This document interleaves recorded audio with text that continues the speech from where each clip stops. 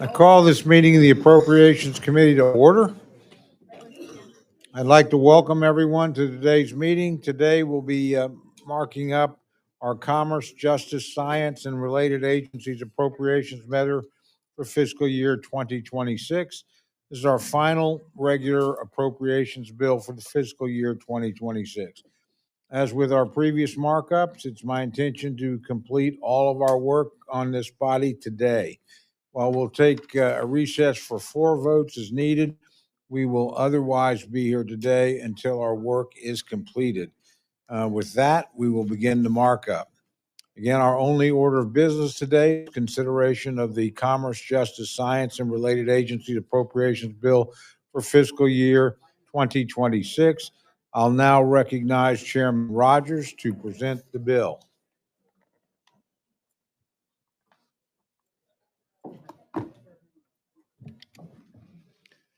Thank you, Chairman Cole, and thank you for the leadership that you bring to the House floor, this committee, and the entire process of appropriately funding our federal government. I also would like to thank Ranking Member Meng, Ranking Member DeLauro, and all members of the committee.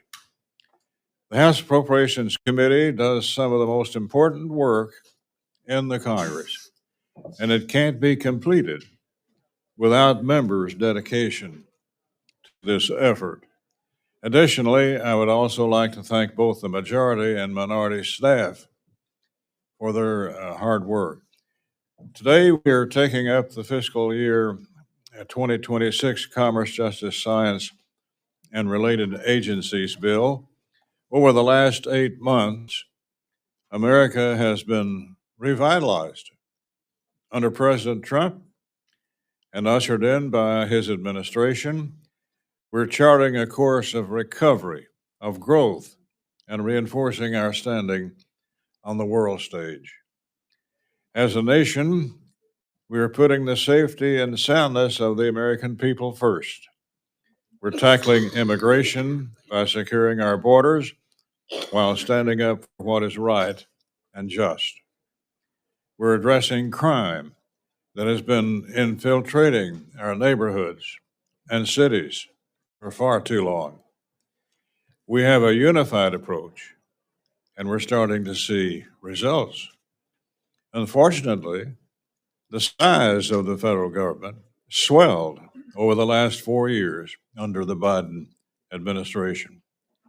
However, we have an answer to the mission creep of many of these agencies and the red tape that has plagued our businesses and prevented innovation.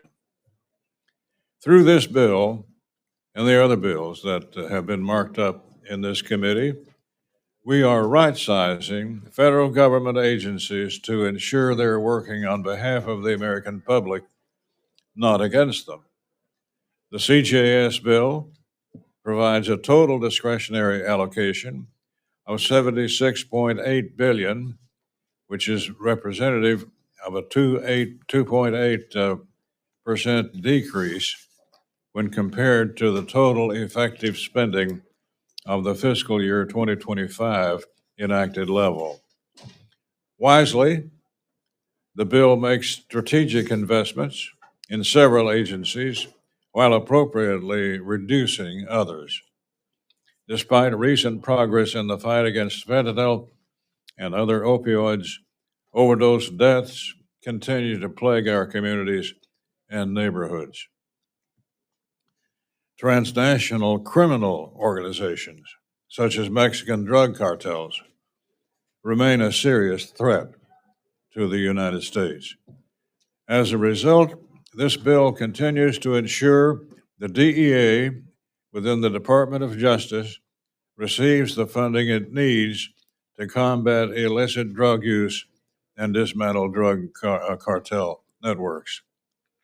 And I'm proud to report that the funding level for the DEA is making a difference. Since January 20 of 25, the DEA seized approximately 246 a million lethal doses of fentanyl. Additionally, the DEA has made over 2,000 fentanyl-related arrests. In August, the Department of Justice secured a guilty plea from the co-founder and former head of the Sinaloa cartel. This is important news, and this fight must continue. Moreover, the fiscal year 2026 bill strongly supports the men and women in blue that protect our families and neighborhoods by increasing funding for state and local law enforcement. This bill includes increased funding levels for the Burn JAG program and COPS hiring program to put our state and local law enforcement first. To ensure America is the leader in space explorations, maintains a competitive advantage over China, the fiscal 26 CJS bill also continues to sustain strong funding levels for NASA and its endeavor to return to the moon and beyond. The legislation also protects and reinforces constitutional rights, such as the Second Amendment, by reining in and refocusing the ATF. As shown by deadly floods in Kentucky and Texas and other places, now is the time to ensure the National Weather Service is equipped with the funding it needs to warn and protect our citizens. This bill does just that by appropriately funding NOAA's weather units. Overall, the provisions and funding levels in the fiscal year 26 CJS bill will protect our children, our families, our neighborhoods, and our country. With that, Mr. Chairman, I yield back. I thank the gentleman. I'd now like to recognize the ranking member, Ms. Ming, for remarks on the bill. Thank you, Mr. Chairman. I would first like to thank the Appropriations Committee staff for all of their work on this bill, Bob Bonner, Jamie Wise, Nora Fay, and Faye Cobb, and my individual office staff, Tom Diniger and Rebecca Lee. I would also like to thank my Democratic colleagues on our subcommittee, Congressmembers Ivey, Morelli, Dean, and Mervan. Mr. Chairman, although I know that you and I share many of the same priorities, I ultimately must strongly oppose this appropriations bill. This bill would abandon small businesses and hardworking Americans, weaken law enforcement, and surrender our nation's competitive edge. My hope is that we can work together to address my very significant concerns with the bill. As it stands, the $2.1 billion in cuts proposed today would be a betrayal of our fundamental responsibility to keep Americans safe and our economy strong. This bill does not fix the many problems caused by this administration's failures and Elon Musk's Doge team this year. In fact, it exacerbates many of these problems. Most importantly, we must address the high cost of living and stop the weakening of our economy. As last week's jobs data shows, the economy is weakening. We have lost 42,000 manufacturing jobs since April, when the Trump administration's tariffs first took effect. Layoffs are on the rise in almost every part of the economy, including a 40% increase last month. And for the first time since the pandemic, more Americans are looking for work than there are jobs available. Even for those who still have a job, wages are not keeping up with inflation, which is still too high. In New York City, average hourly wages are up only 50 cents since February. We are on the wrong track, and American families are struggling. But this bill sharply cuts funding for the agencies and programs that create jobs, boost American small businesses, and advance our economy. Economic Development Administration grants are cut by 36%, abandoning rural and distressed communities that are desperately in need of economic investment and well-paying jobs. Making it harder to start a new business and create jobs is the worst thing that we can do for our economy right now. Yet, the bill slashes funding for the Minority Business Development Agency, taking away opportunities from American entrepreneurs. It cuts funding for the International Trade Administration by more than 30%, weakening the federal government's ability to help American businesses expand exports and fight unfair trade practices. Americans are not only worried about the economy, folks are also worried about gun violence, hate crimes, and the opioid epidemic. But this bill delivers a devastating blow to the federal law enforcement agencies that protect them.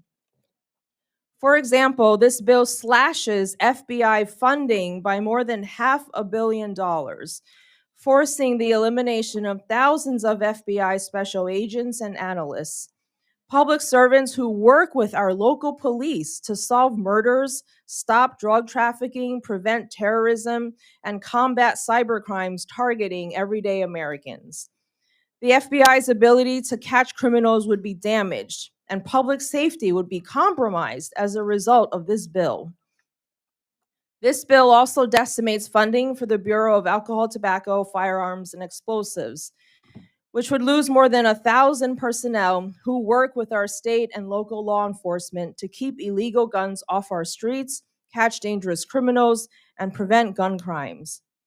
The bill further reduces funding for organized crime drug enforcement task forces, undermining our fight against the cartels and drug dealers that bring opioids into our communities, as well as for the Justice Department's National Security Division, which works to protect the U.S. against terrorism, espionage, and other threats to our national security. The bill also leaves women and children more vulnerable to violence by sharply decreasing funding for juvenile justice and violence against women act grants. It zeroes out community violence intervention and prevention grants, as well as hate crime prevention and prosecution grants. And the Justice Department's Community Relations Service, which for more than 60 years has worked honorably to help mediate and end community conflicts across our country, is eliminated. The Justice Department's OIG, whose work to prevent waste, fraud, and abuse at the department, should have strong bipartisan support, but is also cut by 30%. This cut opens the door to even more fraud and corruption. I believe that all of this is the wrong approach for the CJS Appropriations Bill. We should be investing more, not less, in the safety and security of the American people. Moreover, the Legal Services Corporation, which provides basic civil legal assistance to the poorest American families, seniors, and veterans, is cut by nearly half. Under this funding level, nearly 3 million fewer people will receive help with their legal problems, including over 8,000 in my district alone. This bill abandons our most vulnerable constituents who can't afford a lawyer when they're facing eviction, seeking safety from domestic violence, or are denied benefits that they have earned. Perhaps most short-sighted of all, this bill disinvests in the scientific research drives American innovation, technological leadership, and economic competitiveness. This bill cuts the National Science Foundation by more than $2 billion, including a nearly total decimation of STEM education programs, abandoning the next generation of American scientists and engineers who will shape whether our country continues to be a leader or a follower in the global economy. As other countries are racing forward in space exploration and climate science, this bill would cause the US to fall behind by cutting NASA's science account by over $1.3 billion. The bill also makes massive cuts to the National Institute of Standards and Technology, which has helped American industry overcome technical challenges, innovate manufacturing, and work on the cutting edge of technologies like quantum and artificial intelligence. I disagree with the bill's approach, and as I've said repeatedly, I believe that we should be doubling down on the investments in science that grow our economy and incentivize advancements that improve life for all Americans. Last but not least, this bill contains dozens of harmful policy riders that must be removed from the bill before it's enacted into law. I thank the chairman. However, because of these shortcomings and more, I must urge my colleagues to oppose this bill. I ask my colleagues to work together in a truly bipartisan manner to produce a bill that invests in safety, economic opportunity, and scientific greatness. I don't believe that these are partisan values. They should be our shared goals as Americans. Thank you very much, and I yield back. Thank the gentlelady. I now recognize myself for remarks on the bill. Thank you, Chairman Rogers, and thank you, Ranking Member Ming, Ranking Member DeLauro, and to all our members. The fiscal year 2026 Commerce, Justice, Science, and Related Agencies Bill sets firm priorities, strengthening the safety of our communities, driving American leadership in science and innovation, and expanding opportunity in our economy. These objectives are achieved while enforcing higher standards of government accountability and protecting hardworking taxpayers. Each investment delivers real benefits to our nation and constituents. Our streets are made safer for American families and children.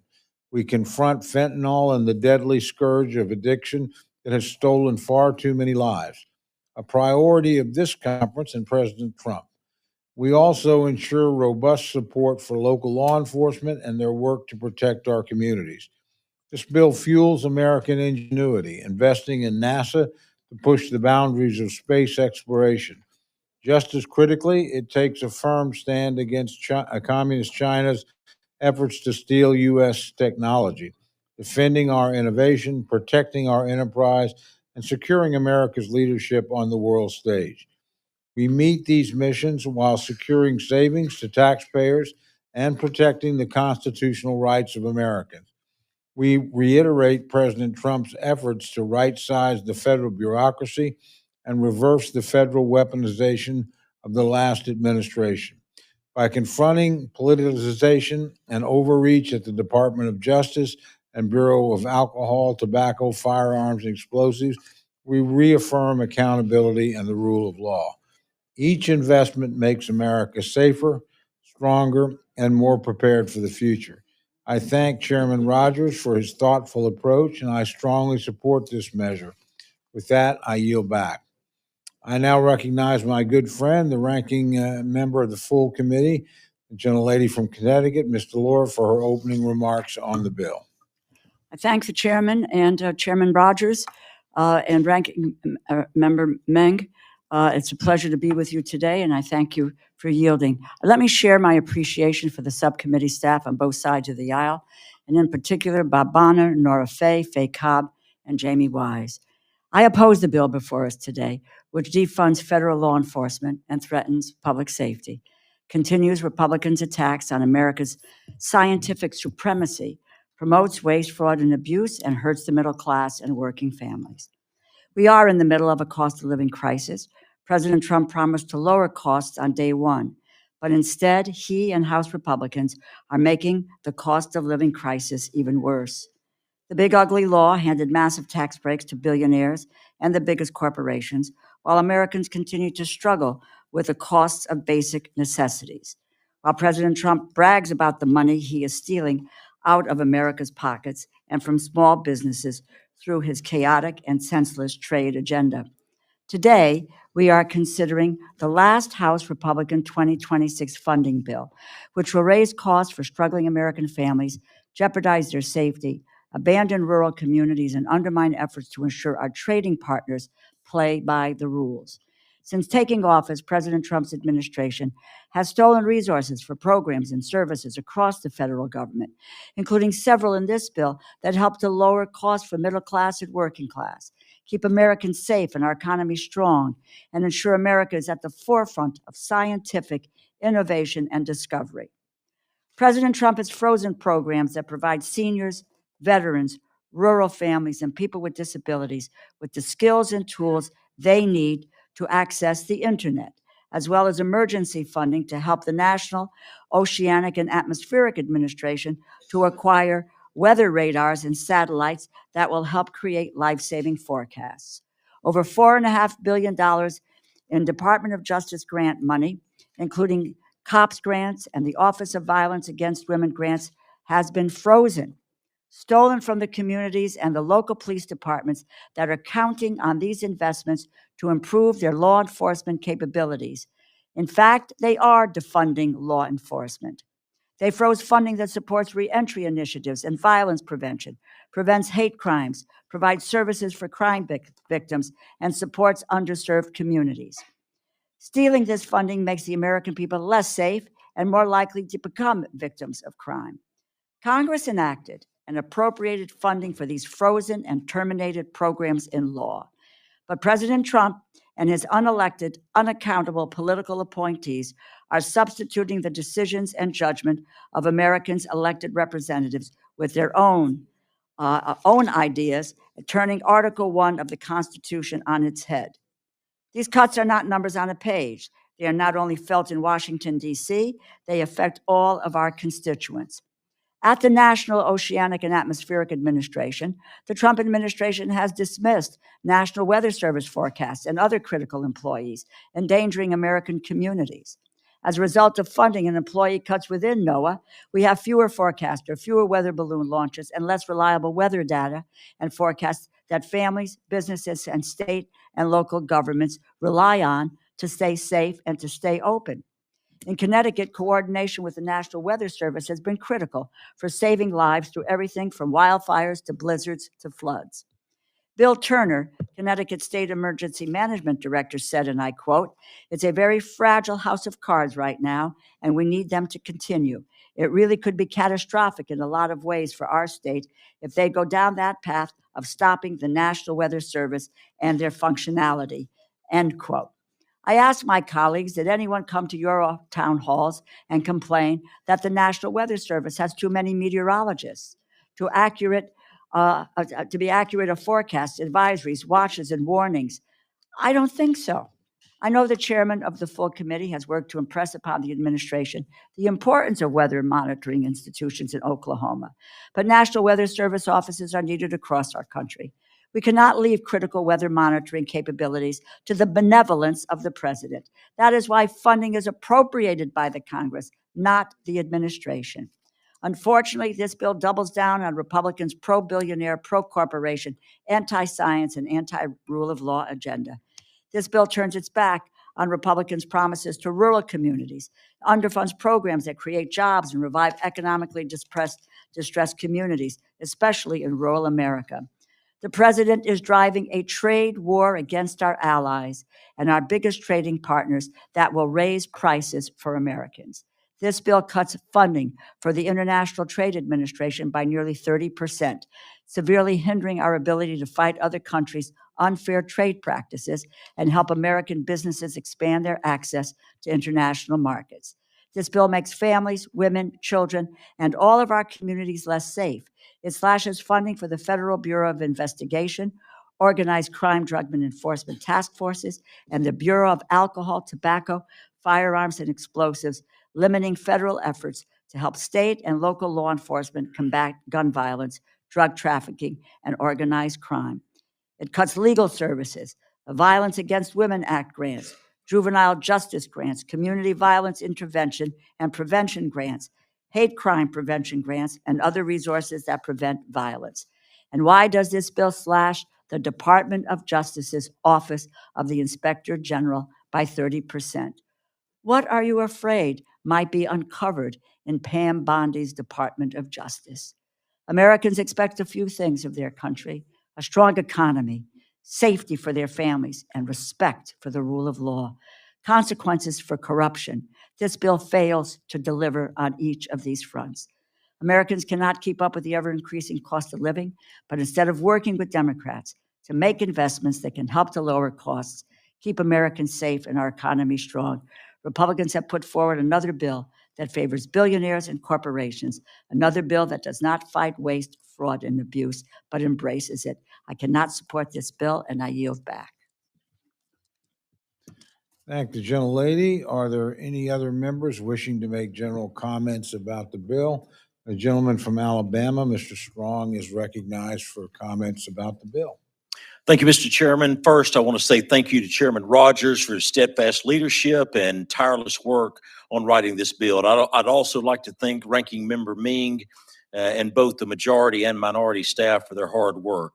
As the Vice Chairman of this subcommittee, it's an honor to speak in strong support of this fiscal year 2026 Commerce, Justice, and Science and Related Agencies Appropriation Bill. This bill makes crucial investments in NASA, the Artemis program, strengthens America's leadership in space.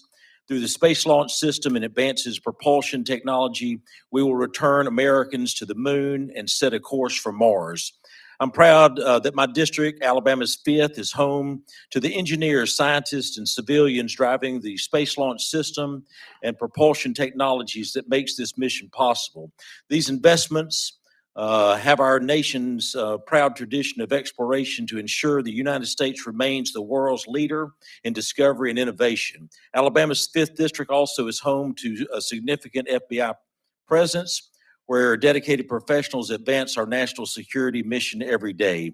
We're proud to have them in our community and grateful for their critical work they do to keep our nation safe. Our time is now. I urge my colleagues to support this bill. Thank you, Mr. Chairman. I yield back.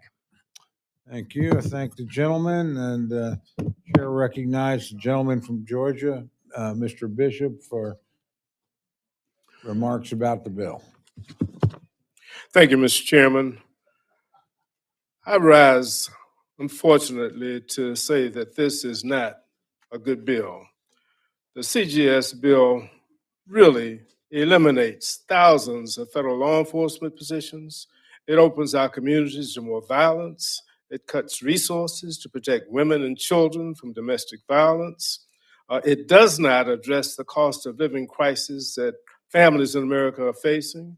It slashes resources to promote economic development and to boost our exports and to fight unfair trade practices.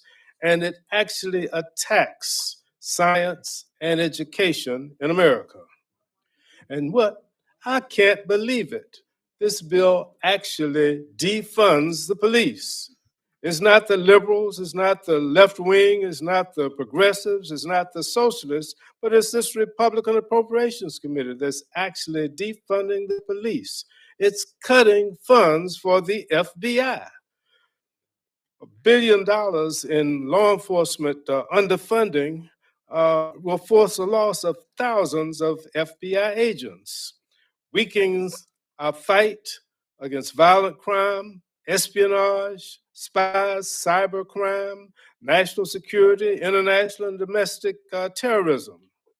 And it cuts thousands of positions from the ATF, which weakens our ability to prevent illegal gun trafficking and to assist state and local law enforcement to capture dangerous criminals in our communities. And it makes our communities and our families less safe. This bill, because of the underfunding, it opens our schools, our grocery stores, our churches, concerts, and our communities, makes them vulnerable to more mass shootings because it makes guns easier to end up in the wrong hands. it cuts juvenile justice grants, hate crime grants, and the other resources that prevent violence in our communities. The bill and this administration says that they want to make our cities safer, clean, and beautiful. Well, it does not do that. It does just the opposite because it guts the Economic Development Administration, which has the programs that create the jobs that revitalize our stressed communities, particularly inner cities and in our rural communities. It slashes funds. Let's say that we want to make America great again. Let's make America great again. They're doing just the opposite in this bill. What we're doing is we are attacking education and attacking science. It cuts billions from science, technology development, STEM education, aeronautics research, and the National Science Foundation. The United States of America is being outmatched by China and India. Over the last 2 decades, China has produced 10 times as many terminal degrees in the STEM disciplines as we have. India has produced 10 times as many as we have. And of course, if we continue this, we will lose the competitive edge that America has had over the years. We are not making America great again. We are making America dumb, and we do not need to do that. I could go on and on about the deficiencies in this bill, but I won't. I'll say this: we can do better. We must do better. We owe it to the American people to do better, and this subcommittee and this bill needs to come together on a pro-America, pro-ordinary Americans basis so that we can truly make America and our communities best. We can lower the costs, and we can make Americans all across this country thrive. With that, I yield back. Thank you, gentlemen. The gentleman from Maryland, Mr. Hoyer, is recognized for opening remarks about the bill. Thank you very much, Mr. Chairman. First, I rise and thank Mr. Rogers for his leadership on this committee for a very long period of time. His picture is right over that door, representing the fact that he was the chairman of this committee and the leader of this committee for many, many years. I believe Mr. Rogers is one of the leaders of this committee who cares deeply about this committee, about its role, and about its independence and its positioning under the Constitution of the United States and its obligations to the people of the United States. It is unfortunate that not only his subcommittee, my subcommittee, on which I'm the ranking member, but many other subcommittees, and we heard it yesterday from Mr. Adeholt in saying we had limited resources.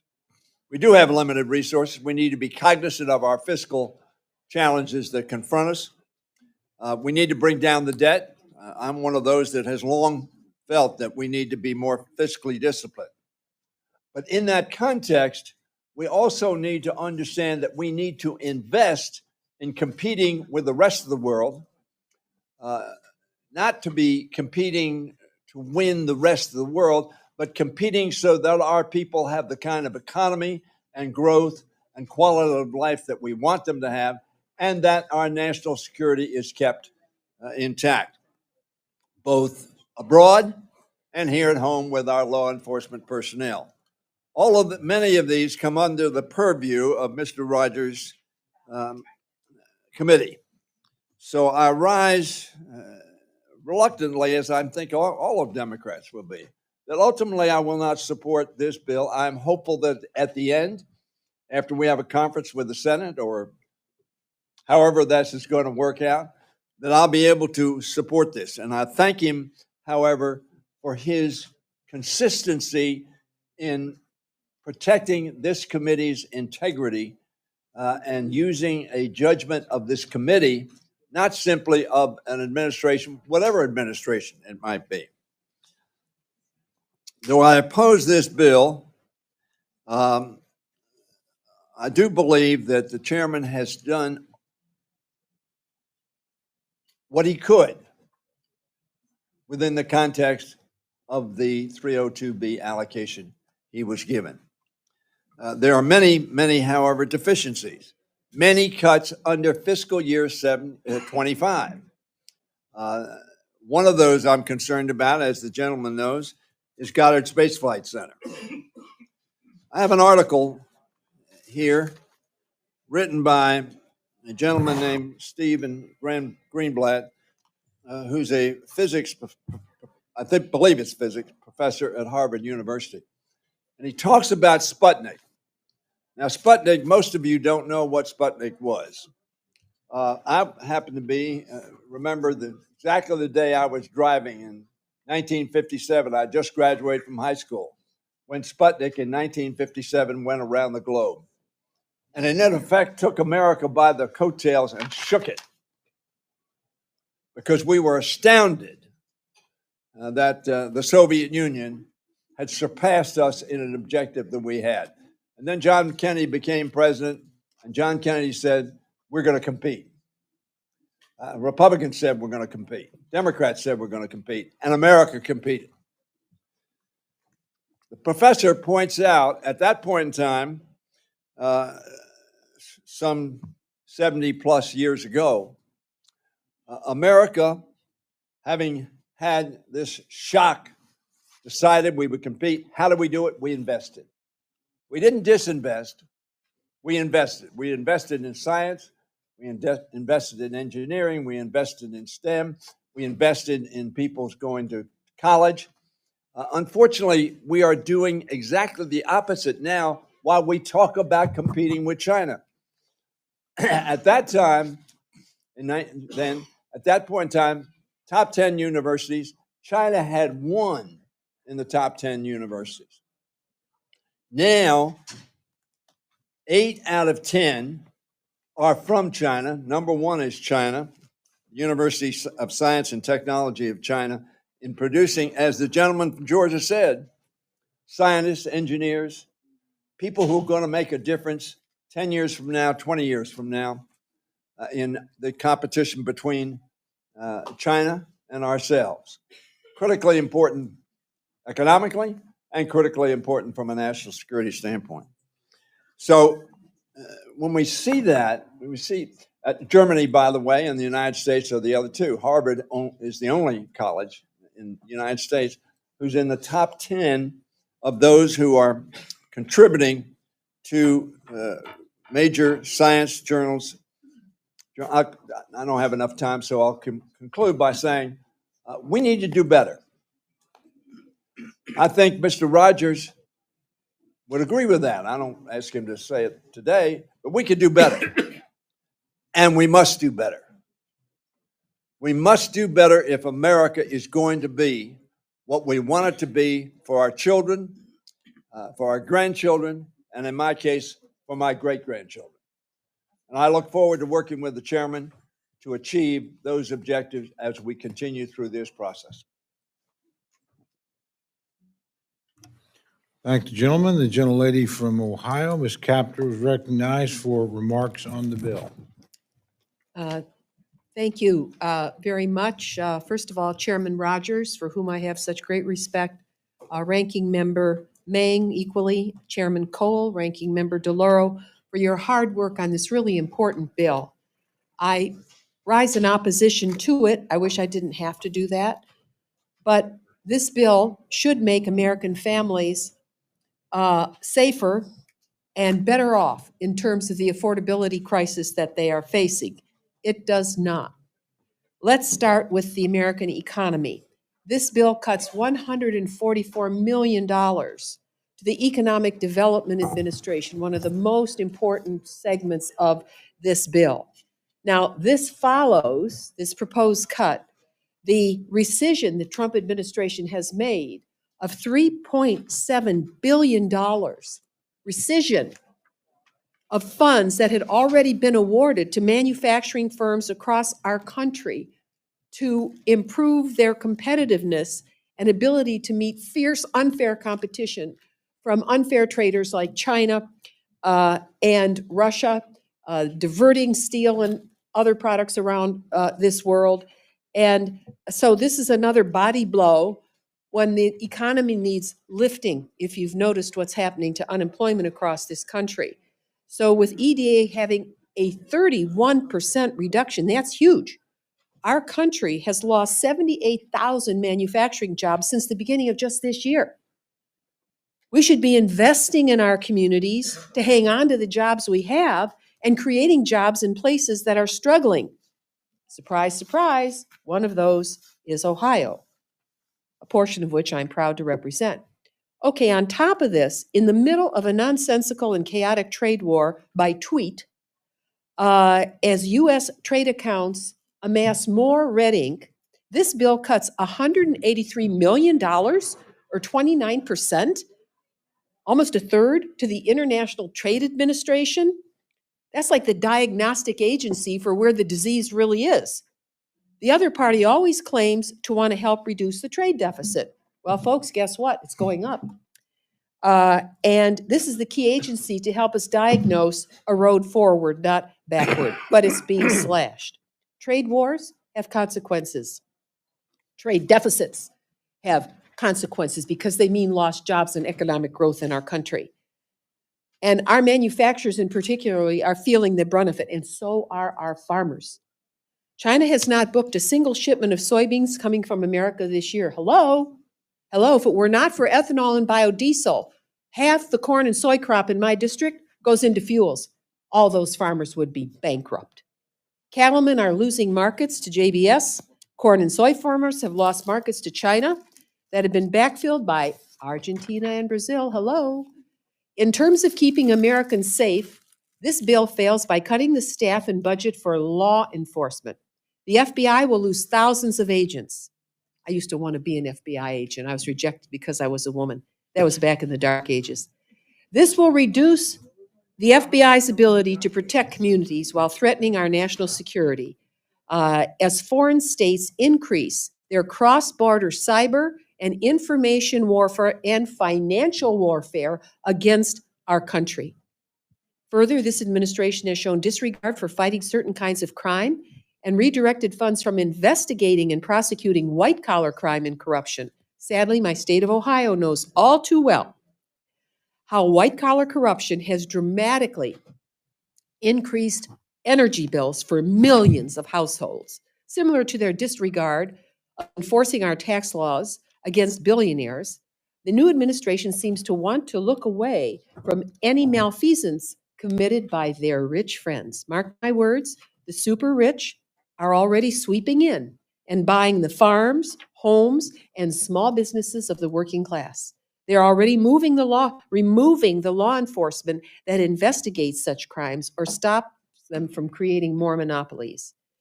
This abandonment of justice for all will only embolden them further. Elon Musk, Mark Zuckerberg, Bill Gates, Tim Cook, they don't donate to our campaign, all dine with the president, make false statements to appease him, offer the occasional gold bar as a gift so they can get their business deals approved, another government contract, and the roadblocks to their oligarchy removed. We already are in the Robin Baron era of our 21st century.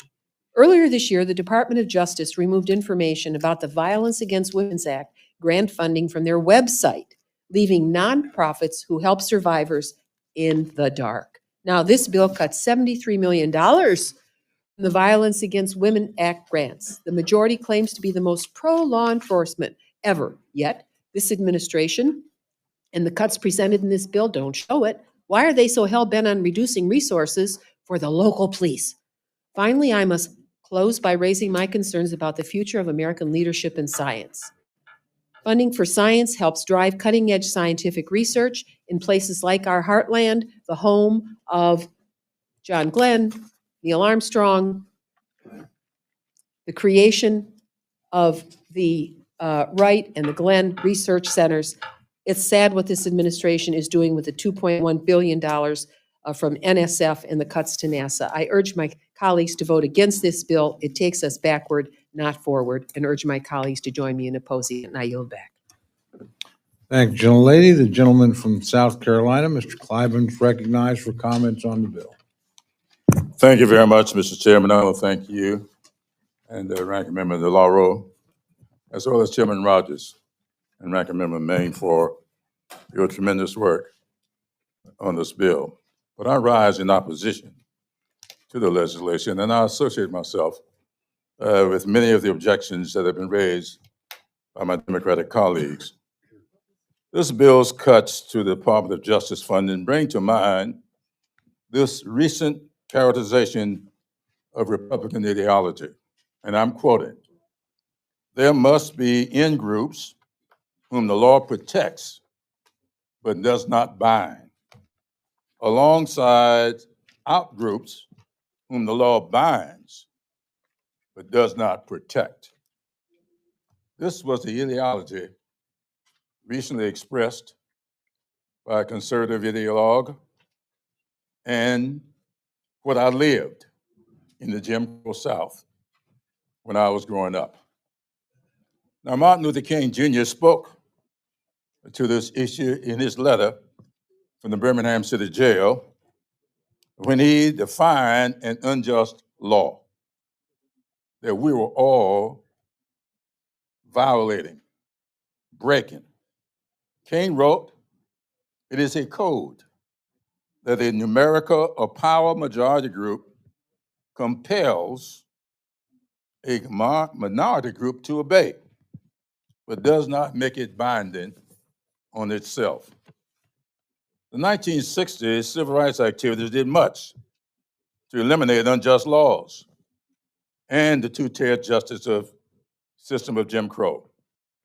Regrettably, just as the progress of the 1860s was reversed by the so-called redeemers and culminated in Jim Crow, I fear that the gains of the 1960s are being jeopardized by the MAGA movement.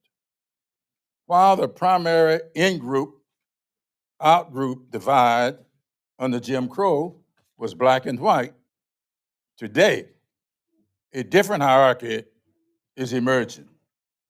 President Trump and his cronies enjoy the law's protection, but are free to break the law without accountability, while everyday Americans are less protected against lawbreakers.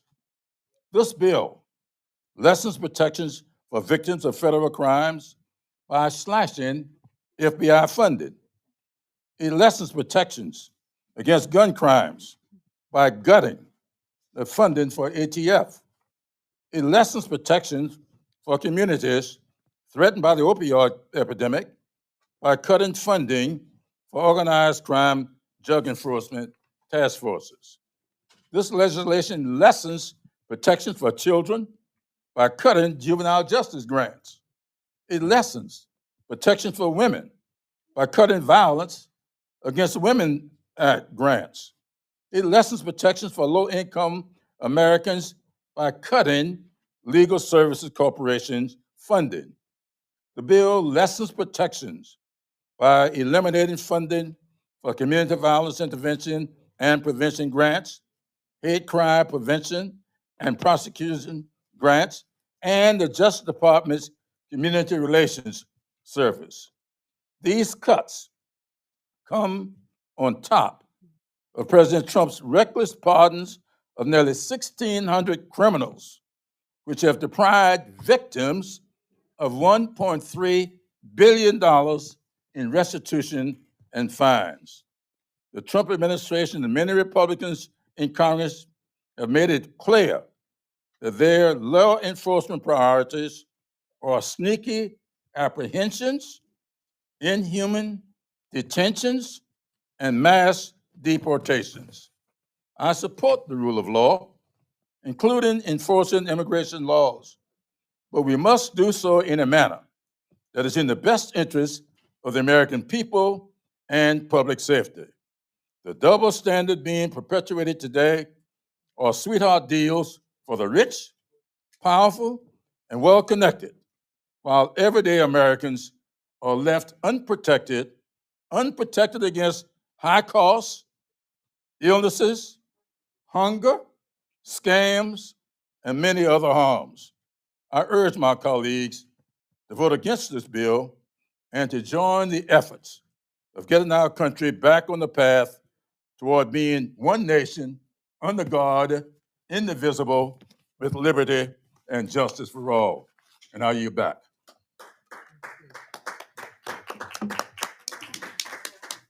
Thank the gentleman. The gentlelady from Florida, Ms. Wasserman Schultz, is recognized for remarks on the bill. Thank you, Mr. Chairman. I want to start by recognizing my friend, Ranking Member Grace Meng, for her first presentation as a cardinal of a piece of legislation being marked up in the Appropriations Committee. It's a long time coming and well-deserved. Colleagues, we are on our last markup for fiscal year 2026, and I held out hope that we could end on a high note. But after reviewing the Commerce, Justice, and Science Appropriations Bill, it's clear we're ending with a bill and a budget request that is not ready for prime time. The cuts the president proposes are outrageous, and this bill attempts to codify them, starting with the deeply disturbing cuts to programs that protect women and girls, and more cuts to programs that combat and investigate hate crimes, including anti-Semitism. After we've all spent days talking about Jeffrey Epstein's victims, this bill shamefully guts or kills programs that could help women like them. To name a few, the Violence Against Women Act grants, cut. The Rape Survivor Custody Act formula grants, underfunded. The Missing and Exploited Children programs, once again, underfunded. Legal services for victims, cut. Protecting funding for the Sexual Assault Victims Hotline, denied. 1 minute, my Republican colleagues pledge to do all they can to help victims, and then this bill leaves them out in the cold.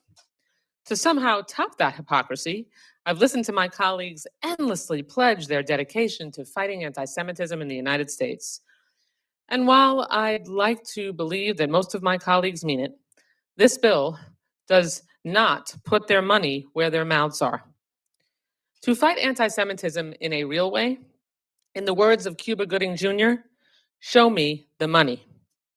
This bill actually eliminates the DOJ's hate crime prevention accounts, including the Shepard Byrd Hate Crime Prevention Act grants. Not a cut, not a limit on the department. This bill gets rid of it, gone. And community approaches to advancing justice grants, they are totally zapped out of this bill too. Even the U.S. Commission on Civil Rights, which I mentioned yesterday, is engaged in a year-long investigation into surging campus anti-Semitism directed by Congress, gets cut. Instead of tackling the problem, this bill acts as if it's all been solved, shamefully jeopardizing their vital work. So if your pledge of support for the Jewish community truly meant anything, please work with me and all of us, either here or in conference, to protect and fund these vital programs. If the House is on fire, this bill just lets the administration turn off the water. The scourge of anti-Semitism and hate won't stop because we want it to.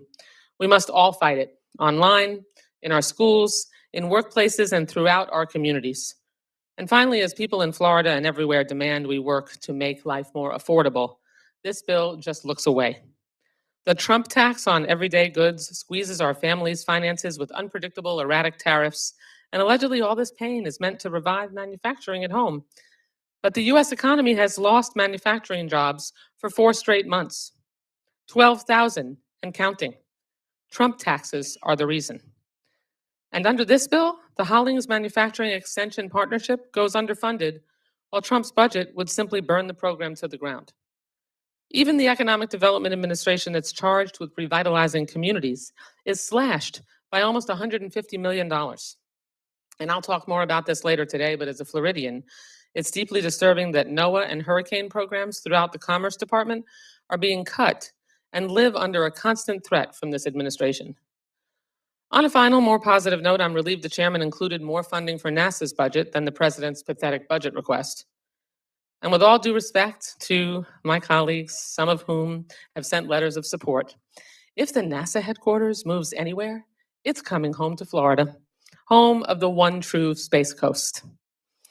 Mr. Chairman, I'm a show me person, not a tell me person, and I'm not much of a poker player, but the tell in this bill shows me that Republicans cannot really be counted on when it comes to fighting anti-Semitism and keeping Jews safe. I'm willing to work and committed to working with anyone to fix the issues in this bill, but for now, I urge my colleagues to vote no, and I yield back. Thank you, gentlelady. The gentlelady from Maine, Ms. Pingree, is recognized for remarks about the bill. Thank you, Mr. Chair. I'm going to join the chorus of many of my colleagues who say, unfortunately, I cannot support this bill, but I do want to congratulate Ms. Ming on her first markup and thank Chairman Rogers and others who've done the work on this bill. It just doesn't end up with a very good result.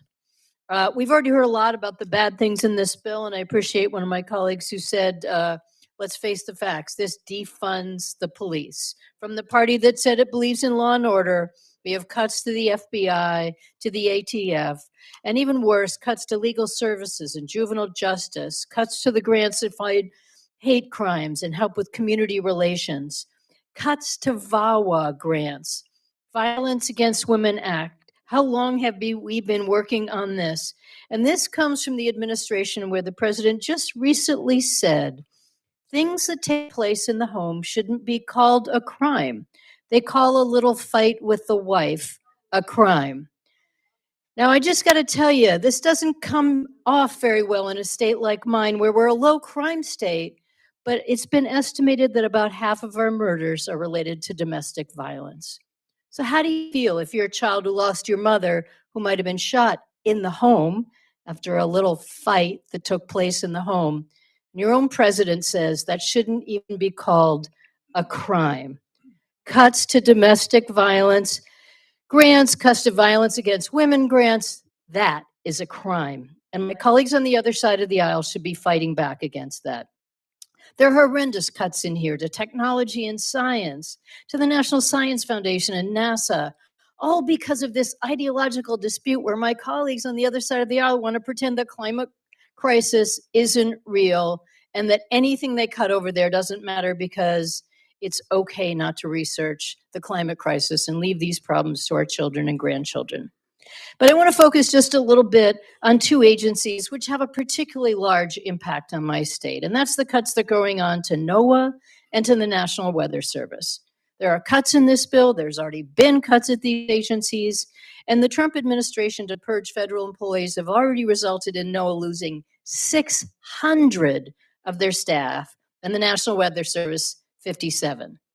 NOAA is our premier environmental intelligence agency. It collects data for public safety, economic development, food and energy security. If you are a fisherman in the state of Maine, you depend on their assessments. And without them, our fishing industry will not have the survey results it needs and will be locked out. The National Weather Service, of course, issues weather and climate reports and warnings to protect lives and protect our economy. You can't fly a plane without a weather forecast. What are you thinking? With the disasters that we're facing, whether they're unpredicted floods in Texas or tornadoes or hurricanes, our citizens need to know that our weather service will be there and be adequately staffed and have the resources that they need. A particular concern of mine is the buoys. Now, you may not know, you hear me talk about, I have to ride on a ferry, and I live in a community where fishermen get up at 4 or 5 o'clock in the morning. They need to know what the weather is going to be. And the buoys, the weather buoys, are a critical source of that. I thought you'd be interested, so I just looked up this morning the West Penobscot Bay buoy. Now, it's telling you that the wind is north-northeast out of the north-northeast with 7.8 knots, wind gusts up to 9. Now, if you're a fisherman, you say, well, that's not too bad. That doesn't look too windy. But north-northeast means it could be some bad weather coming in, and you might want to give that a little thought. Gives you the water temperature, the air temperature, 55. If you were coming to Maine today, you'd all have to put on your down coats because it's a little bit cool out there on the water and probably getting cooler based on the weather prediction. Our buoys used to be serviced annual. Then they went down to 3 years. Now they don't get serviced until they're broken. So that means you got to wait for somebody to come in and fix it. A buoy might be out for a long time. Well, that's critical information for a fisherman or someone who has to travel on the water, as we all do in my area every day. Now, if we don't invest in these things, forecasting the weather, data collection, we will fall behind. About 400 Americans currently die because of extreme weather disasters every year, and we all know they're getting worse. This isn't a problem unique to me. It doesn't matter if you live in Texas or California or anywhere across the country. You need to know that. This bill is horrendously underfunded. It does not fight back against the cuts that have been already made by DOGE and deeply damaging these agencies. It leaves us behind in the science war. It just does not give us the resources that we need to protect our communities and make sure that we're adequately protected in the future. I oppose this bill, and I urge my colleagues to do the same, and I yield back. Thank you, gentlelady. The chair recognizes the gentlelady from New Jersey, Ms. Watson Coleman, for remarks on the bill. Morning, and thank you, Chairman and Ranking Member. I rise today in opposition to this bill because it will make Americans less safe. It will make us less safe from crime, less safe from terrorism, less safe from abuse, and less safe even from severe storms. It is a recipe for American vulnerability. To start, this bill cuts funding for the FBI by $370 million, which would force the Bureau to lay off thousands of agents, analysts, and investigators who monitor ongoing threats to our national security. It cuts funding to the ATF by $420 million, forcing this agency to eliminate more than 1,000 positions across their workforce. That's 1,000 fewer people tracking down illegal arms dealers, gun smugglers, and international criminals. This bill also cuts funding for the DOJ's Office of Inspector General by $42 million. As my colleagues are aware, the Inspector General is an internal watchdog. They make sure nobody within DOJ is abusing their power or breaking the law, so we know they're very busy right now. I can't imagine why this administration would want to defund that particular office. Even as communities across the country continue to recover from severe weather events, this bill cuts funding to NOAA by $390 million. NOAA conducts climate monitoring and research, carries out coastal restoration, tracks severe storms like hurricanes, and distributes information to the public so we can keep our families safe. As these catastrophes become more common as a result of climate change, we should be increasing resources for NOAA, not taking them away. As if making America more vulnerable to storms, to criminals, to terrorists, and to corruptions were not enough, this bill keeps on cutting. It takes $73 million from Violence Against Women Act grants, reducing resources that help victims of domestic violence escape their abusers, secure justice for themselves, and begin to rebuild their lives. It also slashes funding for the Equal Employment Opportunity Commission by $20 million and the U.S. Commission on Civil Rights by $1 million, hollowing out key provisions of the Civil Rights Act and clearing the way for discrimination and abuse in the workplace and beyond. So lastly, this bill cuts $20 million from Legal Services Corporation, which provides legal assistance for victims of abuse and other issues who otherwise could not afford a legal representation.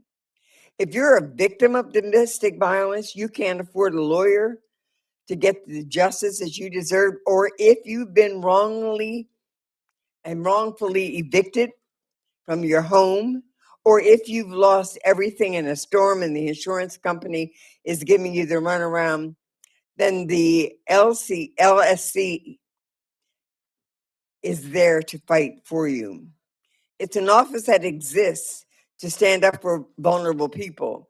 Its mission is to fundamentally protect Americans. Its job is indeed to protect people. I But that is at odds with what seems to be the goal of this legislation we are considering today, which is to make us less safe and less secure. I encourage my colleagues to oppose this bill in its current form and make necessary changes to prevent our country from natural disasters, from crime, and for terrorism, all of which can be avoided. And I thank you and I yield back. Thank the gentlelady. The gentleman from Hawaii, Mr. Case, is recognized for remarks about the bill. Thank you, Mr. Chair. I first want to echo my colleagues' comments of appreciation for both the chair and the ranking member of the subcommittee for your obviously well-meaning efforts on this bill. I also adopt and embrace my Democratic colleagues' concerns with a wide range of areas of this bill, which unfortunately are seriously deficient. The comments of my two colleagues just preceding from Maine and New Jersey on, for example, the National Oceanic and Atmospheric Administration reductions are particularly resonant because you could have just as easily taken your comments on Maine and translated them to the Pacific. Even though our waters are warmer, we have the same basic issues. And for Hawaii, having just dodged 2 bullets in the last 6 weeks. One, a tsunami, which could have done major harm, which we had the ability to detect early and to adjust to, versus being basically blinded in terms of what was out there, as well as the hurricane that just avoided Hawaii. NOAA's efforts and those of other federal agencies are really critical. And any reductions are penny wise and pound foolish. It would come back to haunt us at the end of the day.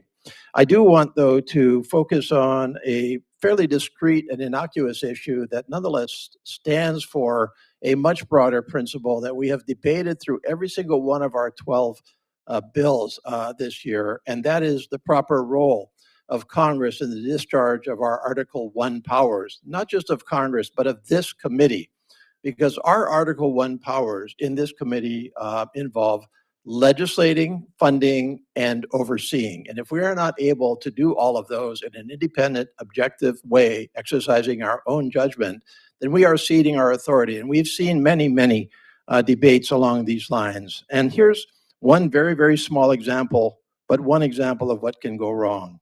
The Bureau of Prisons, the Federal Bureau of Prisons, operates, of course, prisons and detention centers throughout our country.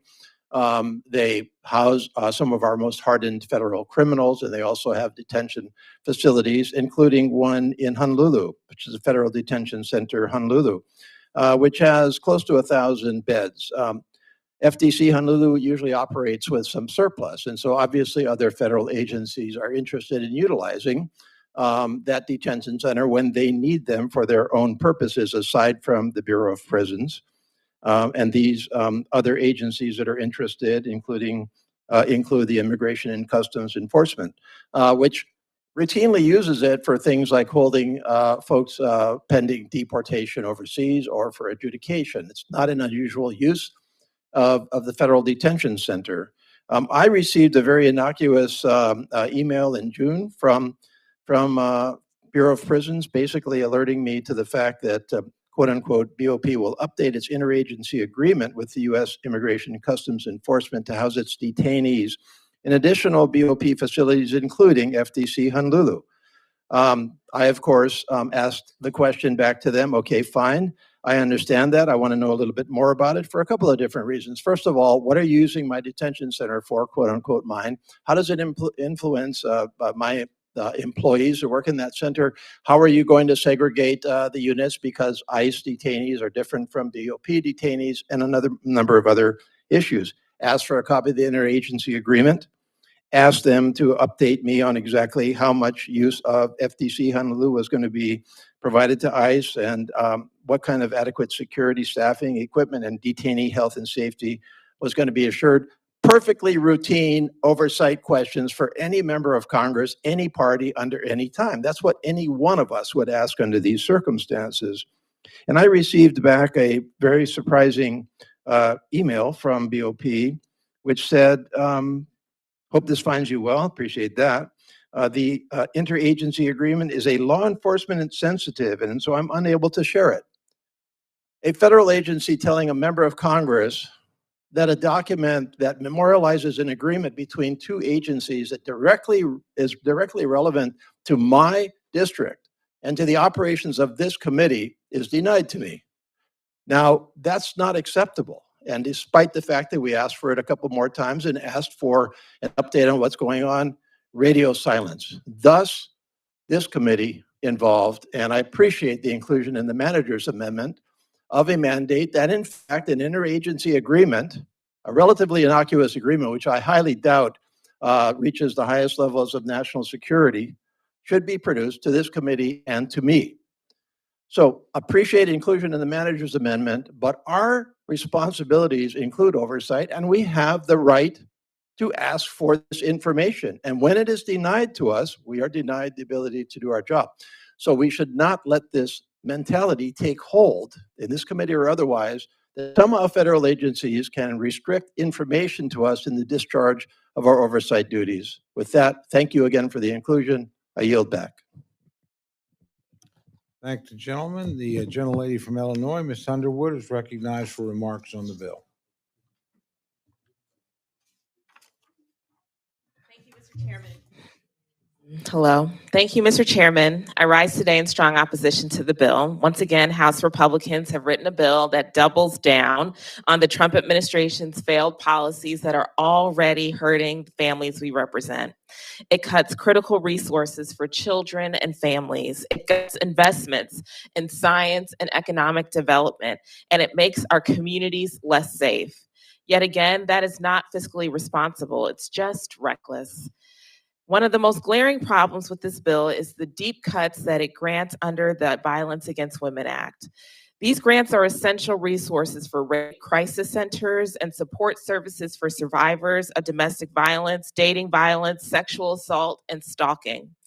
The Trump administration has already created chaos by freezing grants from the Office of Violence Against Women, and now House Republicans are piling on by slashing funding in this bill.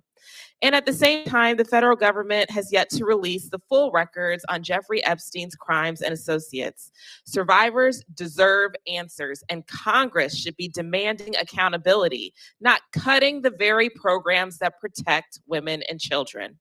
I have heard from organizations in my district that provide desperately needed assistance and resources for survivors, and they have warned that if these cuts are finalized, they will face severe operational challenges and be unable to meet the needs of my constituents. I would urge my colleagues to check on the organizations in their own districts to learn more about how these cuts would endanger their constituents too. We have all heard a lot from House Republicans this year about their alleged concern for women's safety, as long as it can serve as an excuse to limit our right to control our bodies or to attack transgender people. But when it comes to funding these life-saving programs that actually prevent and respond to violence against women, it's clear that women's safety is not a real priority. This bill also strips funding away from community violence intervention and prevention grants. It zeroes out support for hate crime prevention, and it slashes the antitrust division, making it easier for corporate monopolies to steamroll workers and small businesses. This bill also advances a deeply dangerous anti-science agenda. It slashes funding for STEM education programs at NASA and the National Science Foundation, jeopardizing the training and development of thousands of undergraduate, graduate, and postdoctoral researchers at institutions like Northern Illinois University in my district.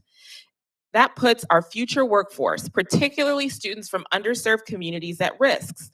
These programs are the foundation of our economic competitiveness and national security. And when we slash science, we surrender our global leadership to our adversaries.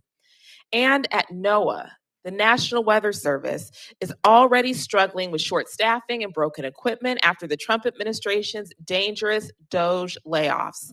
But instead of investing in the tools that help forecast hurricanes, wildfires, and floods, this bill doubles down on the damage by cutting NOAA by hundreds of millions of dollars. Once again, that's not fiscally responsible, it's just reckless. I urge my colleagues to reject this dangerous bill, and I yield back. Thank you, gentlelady. Gentleman from New York, Mr. Morelli, is recognized for comments on the bill.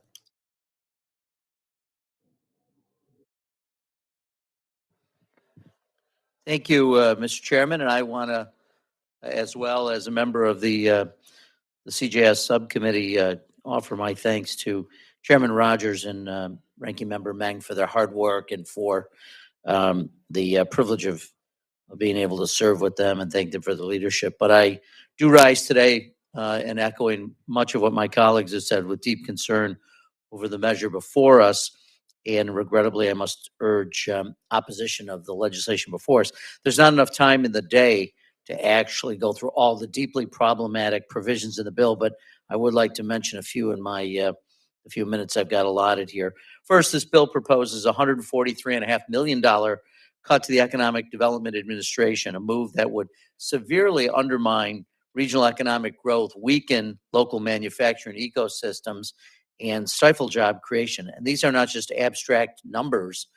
They are lost opportunities for communities such as mine in Rochester, New York. When we shortchange investment at home, we hand our global competitors, particularly the Chinese government, an advantage which they will certainly seize.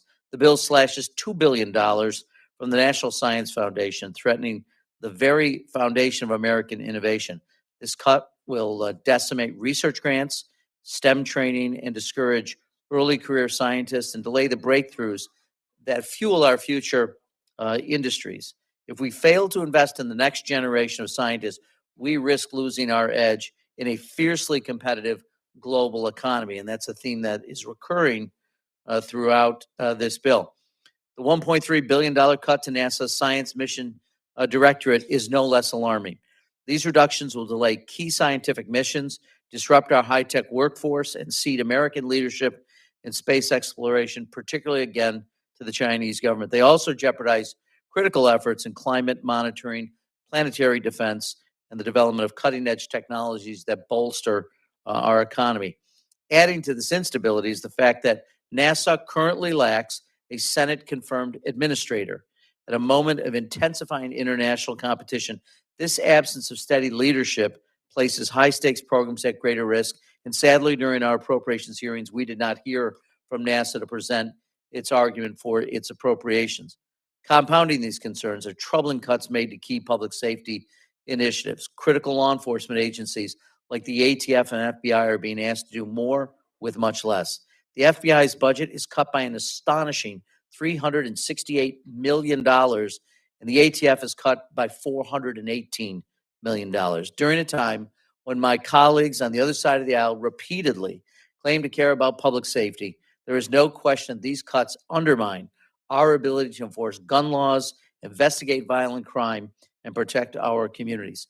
And I'd be remiss if I didn't mention a few of the egregious policy riders included in the bill, like preventing the ATF from regulating ghost guns, which have flooded into states like New York from states without strong laws and weaken ATF's ability to combat firearms trafficking.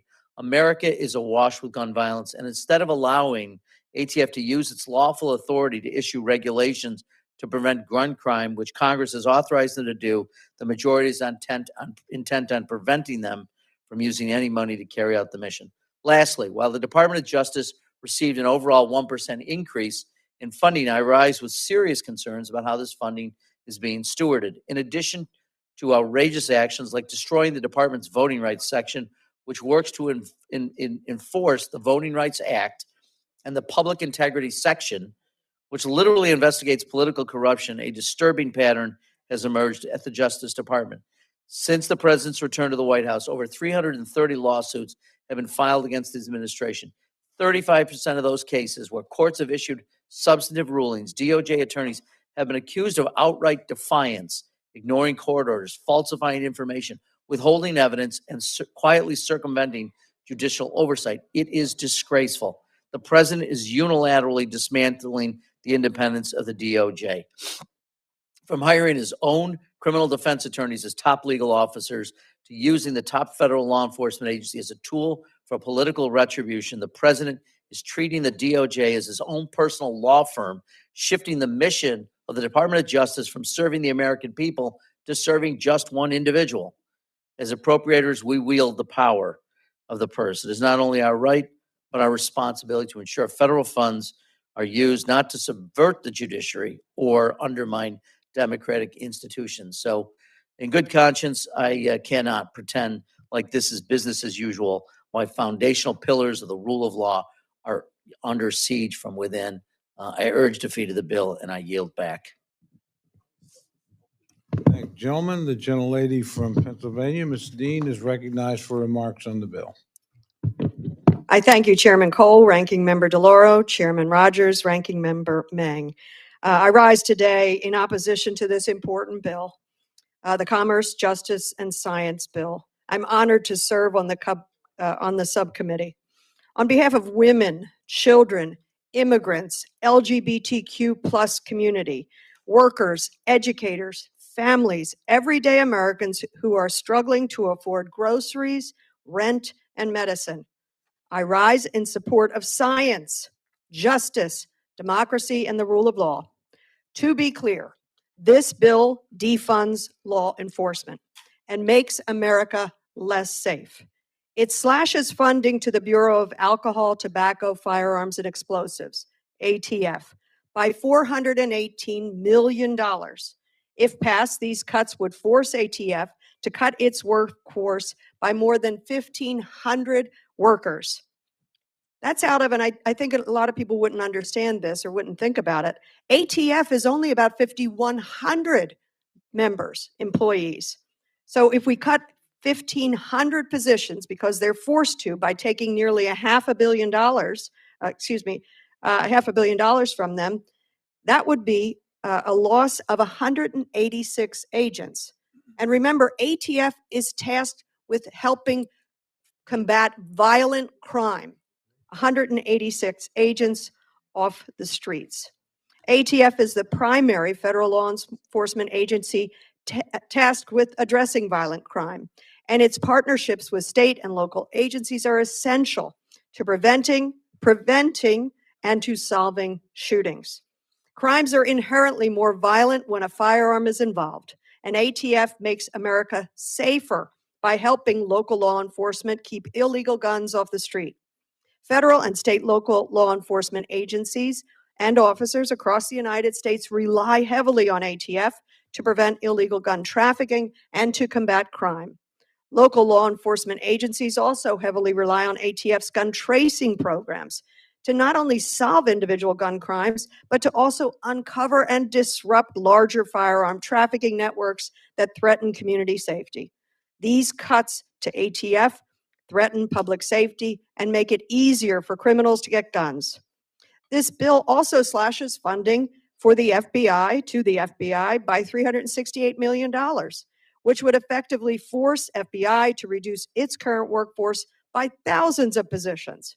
And then there's the cut to state and local law enforcement, which I was so disheartened to see. The bill cuts Violence Against Women Act grants by $73 million, juvenile justice grants by $48 million, and completely eliminates other local law enforcement grants, such as, this is eliminating, community violence intervention and prevention grants, hate crime prevention grants, and juvenile delinquency prevention grants, funding that the local law enforcement relies upon to combat crime. Simply put, this bill, the Republican majority's bill, defunds law enforcement, makes it easier for criminals to get guns, and makes us less safe. I'll be offering amendments today to support local law enforcement and to make Americans safer, but I cannot vote for this bill as written, and I rise today to voice my opposition. I yield back.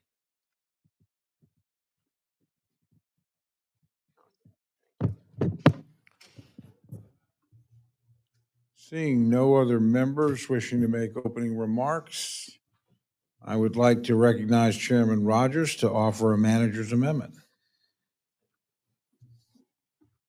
Thank you, Mr. Chairman. I have an amendment at the desk, number 1. And I would also ask unanimous consent to dispense with the reading of the amendment. Without objection, the reading of the amendment is dispensed with, and the gentleman, Chairman Rogers, is recognized. Mr. Chairman, this manager's amendment contains technical and non-controversial changes to bill and report language agreed to by both sides of the aisle.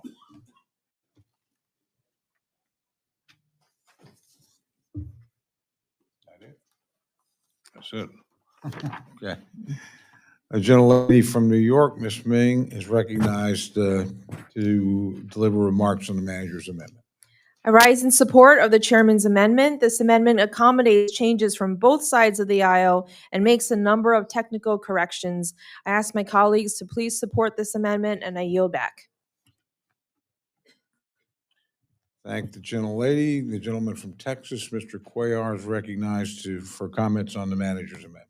Thank you, Mr. Chairman. I want to thank Chairman Rogers and the ranking woman, Ms. Meng, also for this amendment. I support it also. In particular, I want to thank both the chairman and the ranking member for adding a provision that talks about early detection and warning for severe weather and flooding events. In particular, something that would help and would have helped there in the hill country in Texas, the floods that we had where we lost a lot of kids there in the Mystic camp. I went to go visit that camp, and again, if we would have had some of the warning that we had, we would have prevented the issues that we had.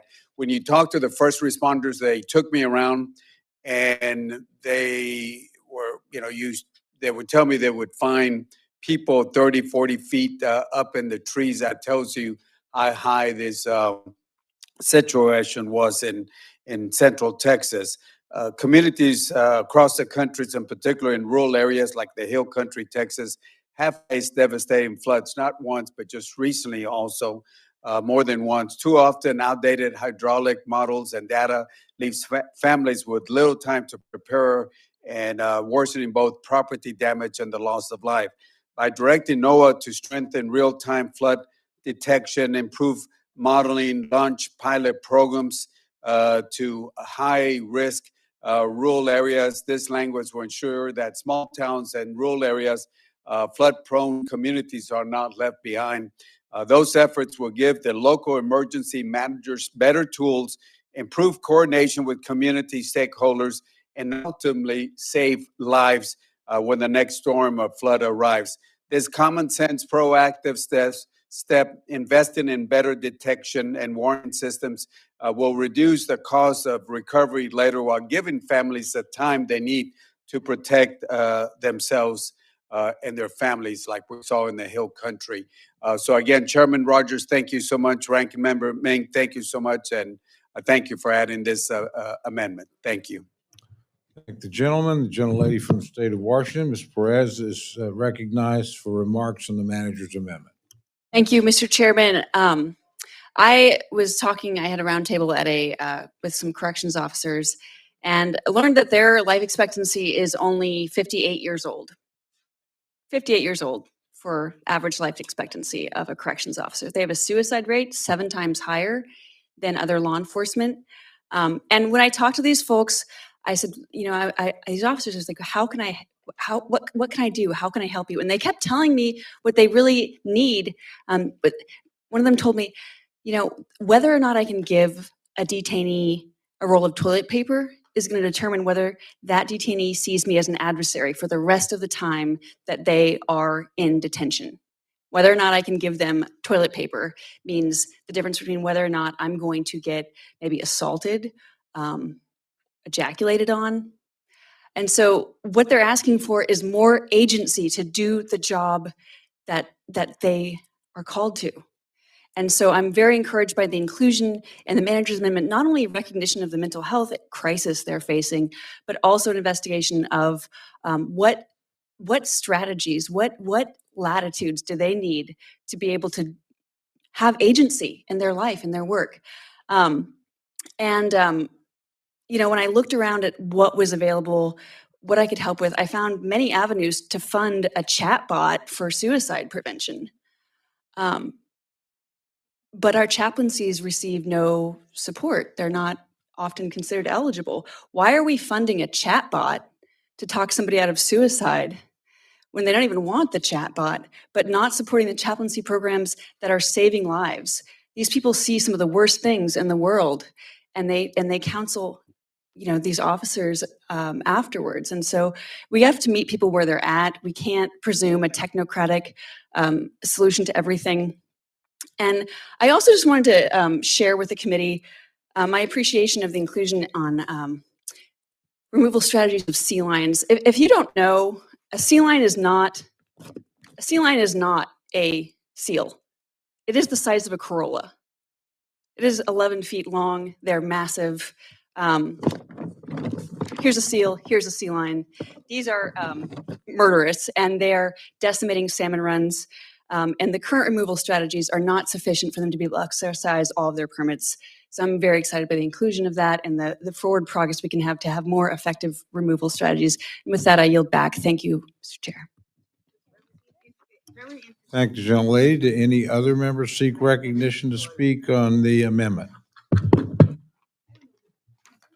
Seeing none, I recognize Chairman Rogers for 1 minute to close.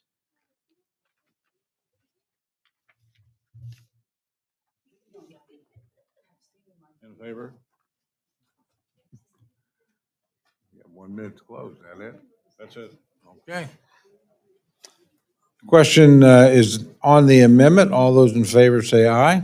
Aye. All those opposed say no. The opinion of the chair, the ayes have it, and the amendment is adopted.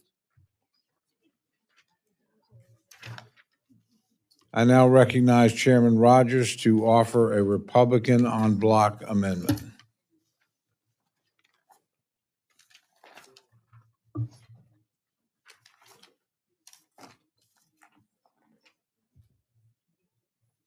Thank you, Mr. Chairman. I have an amendment at the desk, Rogers Amendment number 2. I would ask unanimous consent to dispense with the reading of the amendment. Without objection, the reading of the amendment is dispensed with, and Chairman Rogers is recognized. Mr. Chairman, this amendment includes important additional provisions associated with FBI counterterrorism, opioid, and fentanyl detection, as well as information sharing. These are important updates that will enhance the Fiscal 26 Commerce, Justice, Science, and Related Agencies bill. I would like to thank my Republican colleagues for working on these additional items, and I urge the adoption of the amendment. I yield back. Thank you, gentlemen. Ranking Member Ming is recognized for response to the Republican en bloc amendment. I rise in opposition to this amendment. Unfortunately, it adds to the list of controversial provisions that will move us further away from the bipartisan compromise that will be required to get this bill done on behalf of the American people. For example, this amendment includes even more gun riders that don't belong in this bill, on top of those already in the base bill. I urge my colleagues to reject this amendment. Thank you. Do any other members seek recognition to speak on the en bloc amendment? Seeing none, I recognize Chairman Rogers for 1 minute to close. Thank you, Mr. Chairman. I ask for favorable consideration of this amendment, and I yield back.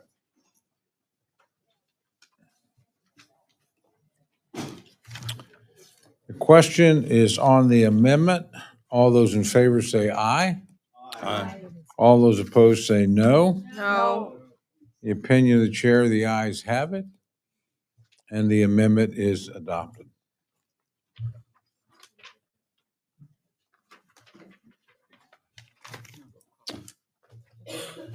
Chair now recognizes the gentlelady from Connecticut, Ms. Delora, for an amendment.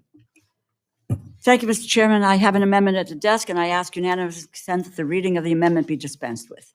Without objection, the reading of the amendment is dispensed with. The gentlelady is recognized for remarks on her amendment.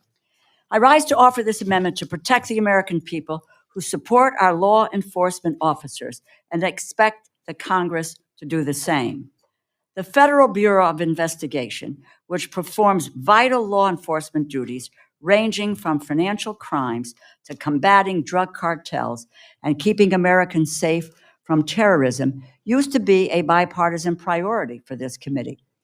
Just to choose a few high-profile examples from the last year, the FBI has saved over 6,475 victims of cryptocurrency investment fraud, totaling nearly $400 million, arrested top leaders of the Sinaloa drug cartel for their role in leading the drug trafficking enterprise, and stopped domestic terror attacks, including plots to target polling centers during the last election and domestic terrorist plans to destroy an energy facility near Nashville. There is no question that the FBI responds to real and pressing threats every day. And yet, this majority has proposed cutting the FBI by more than $500 million, defunding this vital law enforcement agency and taking federal agents away from critical cases that affect Americans' savings, communities, and their very lives. It is impossible to see this cut as anything other than political revenge for the FBI's role in investigating President Trump. This is how democracies die, when certain individuals and groups are seen to be above the law, and when those in power dismantle the ability of law enforcement to hold them accountable. And remember how Republicans howled for years about how Democrats were trying to defund the police?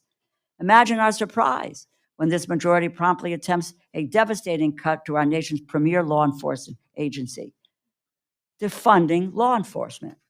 This amendment restores a funding level that the FBI's director, Kash Patel, told the CJS subcommittee would be needed to avoid further FBI staffing losses. Director Patel told us, and I quote, "We need more than what has been proposed." And if I can just, the exchange, the proposed budget that I put forward, this is Patel, is to cover us for $11.1 billion, which would not have us cut any positions. In fact, OMB recommended $10.1 billion. And in a direct question to him, I said, okay, what do you need? Do you need $11.1 billion? He says, approximately. I said, what would happen? So would there be no additional positions deleted from the FBI if you get that amount of money? He said, that is correct. However, we have seen a loss of FBI personnel in 2025 and 2026. And it seems that Kash Patel and Russ Vought were in contradiction of one another. And this is President Trump's handpicked director of the FBI, confirmed on a strictly partisan basis. If there's anyone who would be listening to him, you would think it would be this majority, whose only question the president says jump is how high. Russ Vought may believe that OMB can control the funding for every government agency, but Director Patel evidently feels differently. He sees what we all see. This funding request is insufficient for federal law enforcement officers to be able to do their job. And you know, I applaud his courage in this singular matter. I have a feeling he was taken to the woodshed, but at least he fessed up and spoke directly to us at the CJS hearing. I look forward to hearing their support, my colleagues' support for Director Patel and for our brave law enforcement officers by adopting this amendment. I am proud to propose this amendment, and I urge my colleagues to support it as well. Thank you, and I yield back. Thank the gentlelady. The chairman of the subcommittee, Chairman Rogers, is recognized to respond to the amendment. This amendment would increase the funding level of the FBI, which is funded in this bill at approximately $10.1 billion.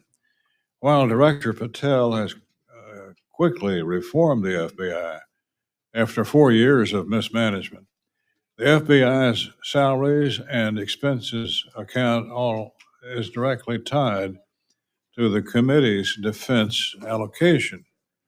Therefore, any increase in the FBI salaries and expenses account would violate the committee's allocation levels. For that reason, I oppose the amendment and urge my colleagues to do the same, and I yield back. Thank the gentleman. The gentlelady from New York, Ms. Ming, is recognized to address the amendment. I rise in strong support of Ranking Member DeLauro's amendment. The FBI has long been a valuable resource to our state and local law enforcement agencies, helping them prevent and solve serious violent crimes. Yet the bill before us today cuts the FBI by more than $500 million below the current level, which would force the FBI to cut its workforce by thousands of positions. This is not a controversial amendment. It merely provides the FBI with the level of resources that FBI Director Kash Patel himself told us is necessary to avoid further reductions in the FBI's workforce. The FBI's special agents, analysts, and other professional and support staff perform invaluable work at the FBI's headquarters, field offices, resident agencies, overseas offices, and other critical facilities. They protect the American people not just from violent crime in their local communities, but from cyber attacks and other threats coming from adversaries outside of the U.S. I urge adoption of the amendment to ensure we are providing our law enforcement with the support they need, and I yield back. Thank the gentlelady. Are there other members wishing to address the amendment? Gentleman from Maryland, Mr. Ivey, is recognized. Thank you, Mr. Chairman. I rise in strong support of the amendment. I too was at the hearing where Director Patel actually told us that he not only needed additional money to maintain the level of agents that he had, but he wanted additional agents. If I recall, it's like 1,300 or something along those lines. So he spoke very strongly in terms of the need for additional resources. And as a former prosecutor who had a chance to work with the FBI, and I did criminal defense work against the FBI in those cases too, I know that it had been anyway, an outstanding investigative office that was doing great work. Unfortunately, there have been a lot of attacks against the FBI during this current administration. I know senior FBI agents were summarily removed. Some were punished and demoted. Some were forced to retire. And I think apparently that is in connection to their involvement with respect to the prosecution of January 6 cases and or investigations with respect to now President Trump. That's not the way this is supposed to work. Law enforcement agents, just like career prosecutors, should not be punished for the work that they do. In fact, they should be commended for the work that they do because they had done outstanding work in those cases. But on this particular issue with respect to the additional funding for salaries, I would note this. We just heard a few weeks ago that the FBI is actually going to lower the standards for hiring FBI agents. And that apparently is because they're having trouble attracting and retaining FBI agents given the turmoil that's going on over there. But by contrast, the Trump administration, in an effort to attract more ICE agents faster and faster for, I think, the type of work that can be less consequential than what the FBI does, especially with respect to the investigations and prosecutions of cartels and gangs here in the United States. They're offering new ICE recruits $50,000 signing bonuses. So, let's get our priorities straight here. And you can't tell us it's about the money because he found the $50,000 per agent. We don't even know what the maximum amount of that's going to be. Pulled it out of nowhere in order to find the money to hire more ICE agents off the top of his head. And the last point I'll make on this too is with respect to law enforcement. The militarization of Washington, D.C., I won't go into particulars of that, just the money, $1 million a day. $1 million a day out of the blue. No particular appropriation designated for that kind of expenditure, especially since it's probably illegal. But, we can find the money when we want to do it. The Trump administration does it on a routine basis. We really ought to do it here. And you cannot tell me that we don't need the number of FBI agents that we have. Allowing this kind of reduction and cut to the FBI at this critical juncture makes absolutely no sense, especially since the FBI, we talked a little bit about the cartels and the gangs, but but think about the impact from the standpoint of national, international espionage that takes place. We rely on the FBI to help us address those kinds of concerns with respect to China stealing our top secrets and information from us here in the United States. Let's not cut those people that keep us safe, not only on the streets every day, but in the suites as well. So I certainly support the amendment. We certainly don't want to be defunding the FBI at this critical time. I think one of my former colleagues, Mr. Gates, was selling T-shirts for defund the FBI. I don't think that's what we want to be advocating right now. I think we want to stand in support of the FBI, give them the resources that they need, because from a law enforcement standpoint and from a national security standpoint, we absolutely need that funding going to them right now more than ever. And with that, I yield back. Thank the gentleman. Are there other members wishing to address the amendment? Seeing none, the gentlelady is from Connecticut is recognized for 1 minute to close. Thank you very much. All right, thank you very much, Mr. Chairman. I want to thank my colleagues, the ranking member and Congressman Ivey, and I appreciate your background in this, which can only help to broaden the scope of this amendment and give it some more depth with your experience. I just think you confirmed a director of the FBI. He came before us with real clarity and courage, I might add, and said $10.1 billion is not enough for me to do my job, for me not to be laying off more FBI personnel when we need to be recruiting more and using the numbers, whether it's 1,000 or 1,300 more, with the work that they do. And we mentioned the cartels was that adding the national and international espionage efforts there, the domestic terror attacks, the broadest base of what the FBI encourages. Let me just remind people, I think the American people want to be confident that criminals and fraudsters and gangs are being shut down. They want to know that our communities are safe. They want elected representatives that support the police and law enforcement in the same way that they do. The amendment gives that certainty, gives my Republican colleagues a clear opportunity to support the law enforcement officers that they claim to care so much about. Urge your support for the amendment. I yield back. Thank the gentlelady. The question's now on the amendment offered by the gentlelady from Connecticut. All those in favor say aye. Aye. All those opposed say no. No. The opinion of the chair, the noes have it. Roll call has been requested. Sufficient report has been shown, and the clerk will call the roll. Mr. Adderholt. Mr. Adderholt, no. Mr. Aguilar. Mr. Aguilar, aye. Mr. Alford. Mr. Amadei. Mr. Amadei, no. Mrs. Bice. Mrs. Bice, no. Mr. Bishop. Mr. Bishop, aye. Mr. Calvert. Mr. Calvert, no. Mr. Carter. Mr. Carter, no. Mr. Case. Mr. Case, aye. Mr. Siscomani. Mr. Siscomani, no. Mr. Klein. Mr. Klein, no. Mr. Cloud. Mr. Clyburn. Mr. Clyburn, aye. Mr. Clyde. Mr. Clyde, no. Mr. Cole. No. Mr. Cole, no. Mr. Cuellar. Mr. Cuellar, aye. Ms. Dean. Ms. DeLauro. Aye. Ms. DeLauro, aye. Mr. Diaz-Balart.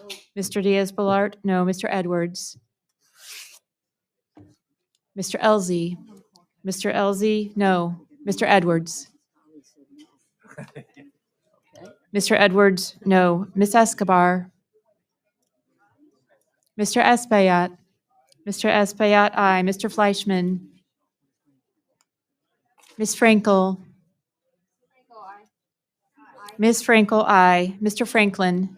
Mr. Franklin, no. Mr. Gonzalez. Mr. Guest. Mr. Guest, no. Mr. Harder. Mr. Harder, aye. Dr. Harris. Dr. Harris, no. Mrs. Hinson. Mr. Hoyer. Mr. Ivy. Mr. Ivy, aye. Mr. Joyce.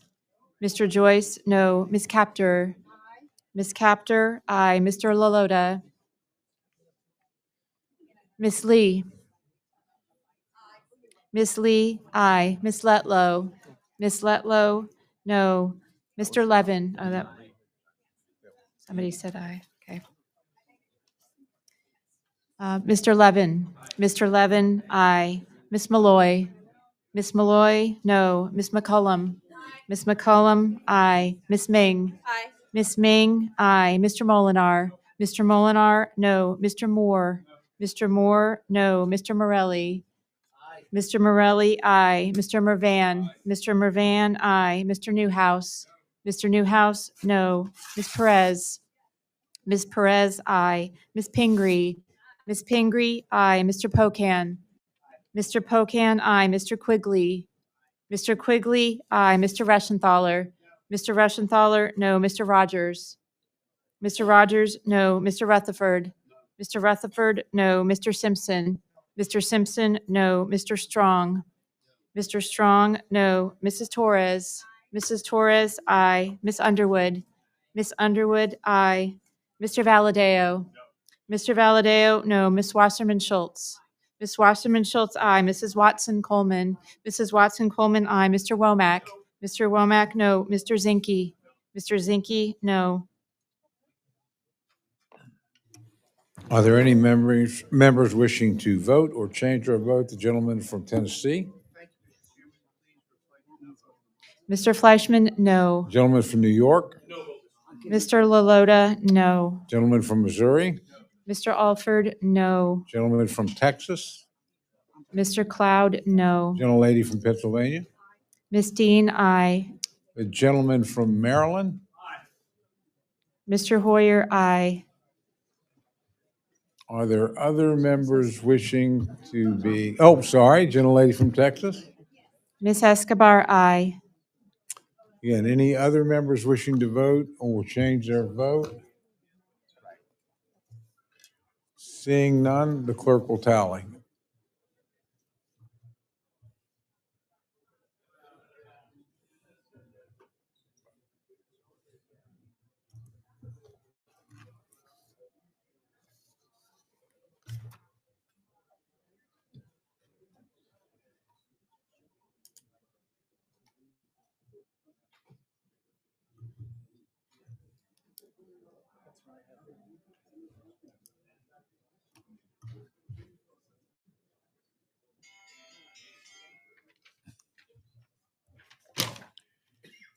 On this vote, the ayes are 27, the noes are 33. The amendment is not adopted. Gentlelady from New York, Ms. Ming, is recognized for the purpose of an amendment. Mr. Chairman, I have an amendment at the desk and request unanimous consent that the amendment be considered as read. Without objection, the reading of the amendment is dispensed with, and the gentlelady is recognized for remarks on her amendment. I rise to speak in support of my amendment, which would strike Section 543, an extreme policy rider that would make Americans less safe. Section 543 would prevent the ATF from regulating ghost guns, which are untraceable firearms that any member of the public can build just from kits or separate pieces. Ghost guns have been used in school and mass shootings, domestic violence, domestic terrorism, and police shootouts. This policy rider would endanger law enforcement. It would allow anyone to purchase all the pieces needed to easily assemble a gun. And because these guns can't be traced, they make it harder for our police to solve crimes and catch the bad guys.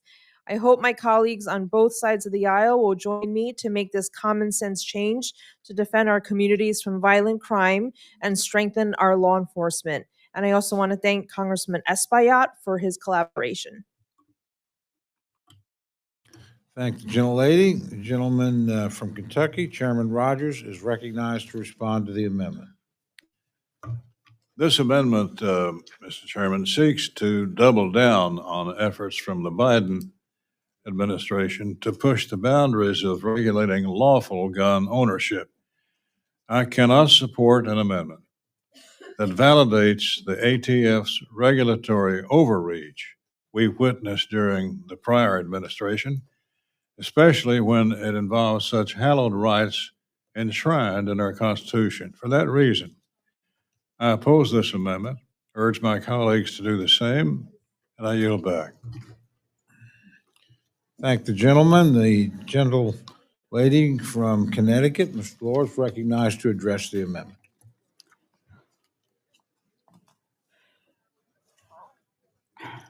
Rise in support of this amendment, which takes a stand against the continued proliferation of, quote, ghost guns. I didn't know that ghost guns were lawful.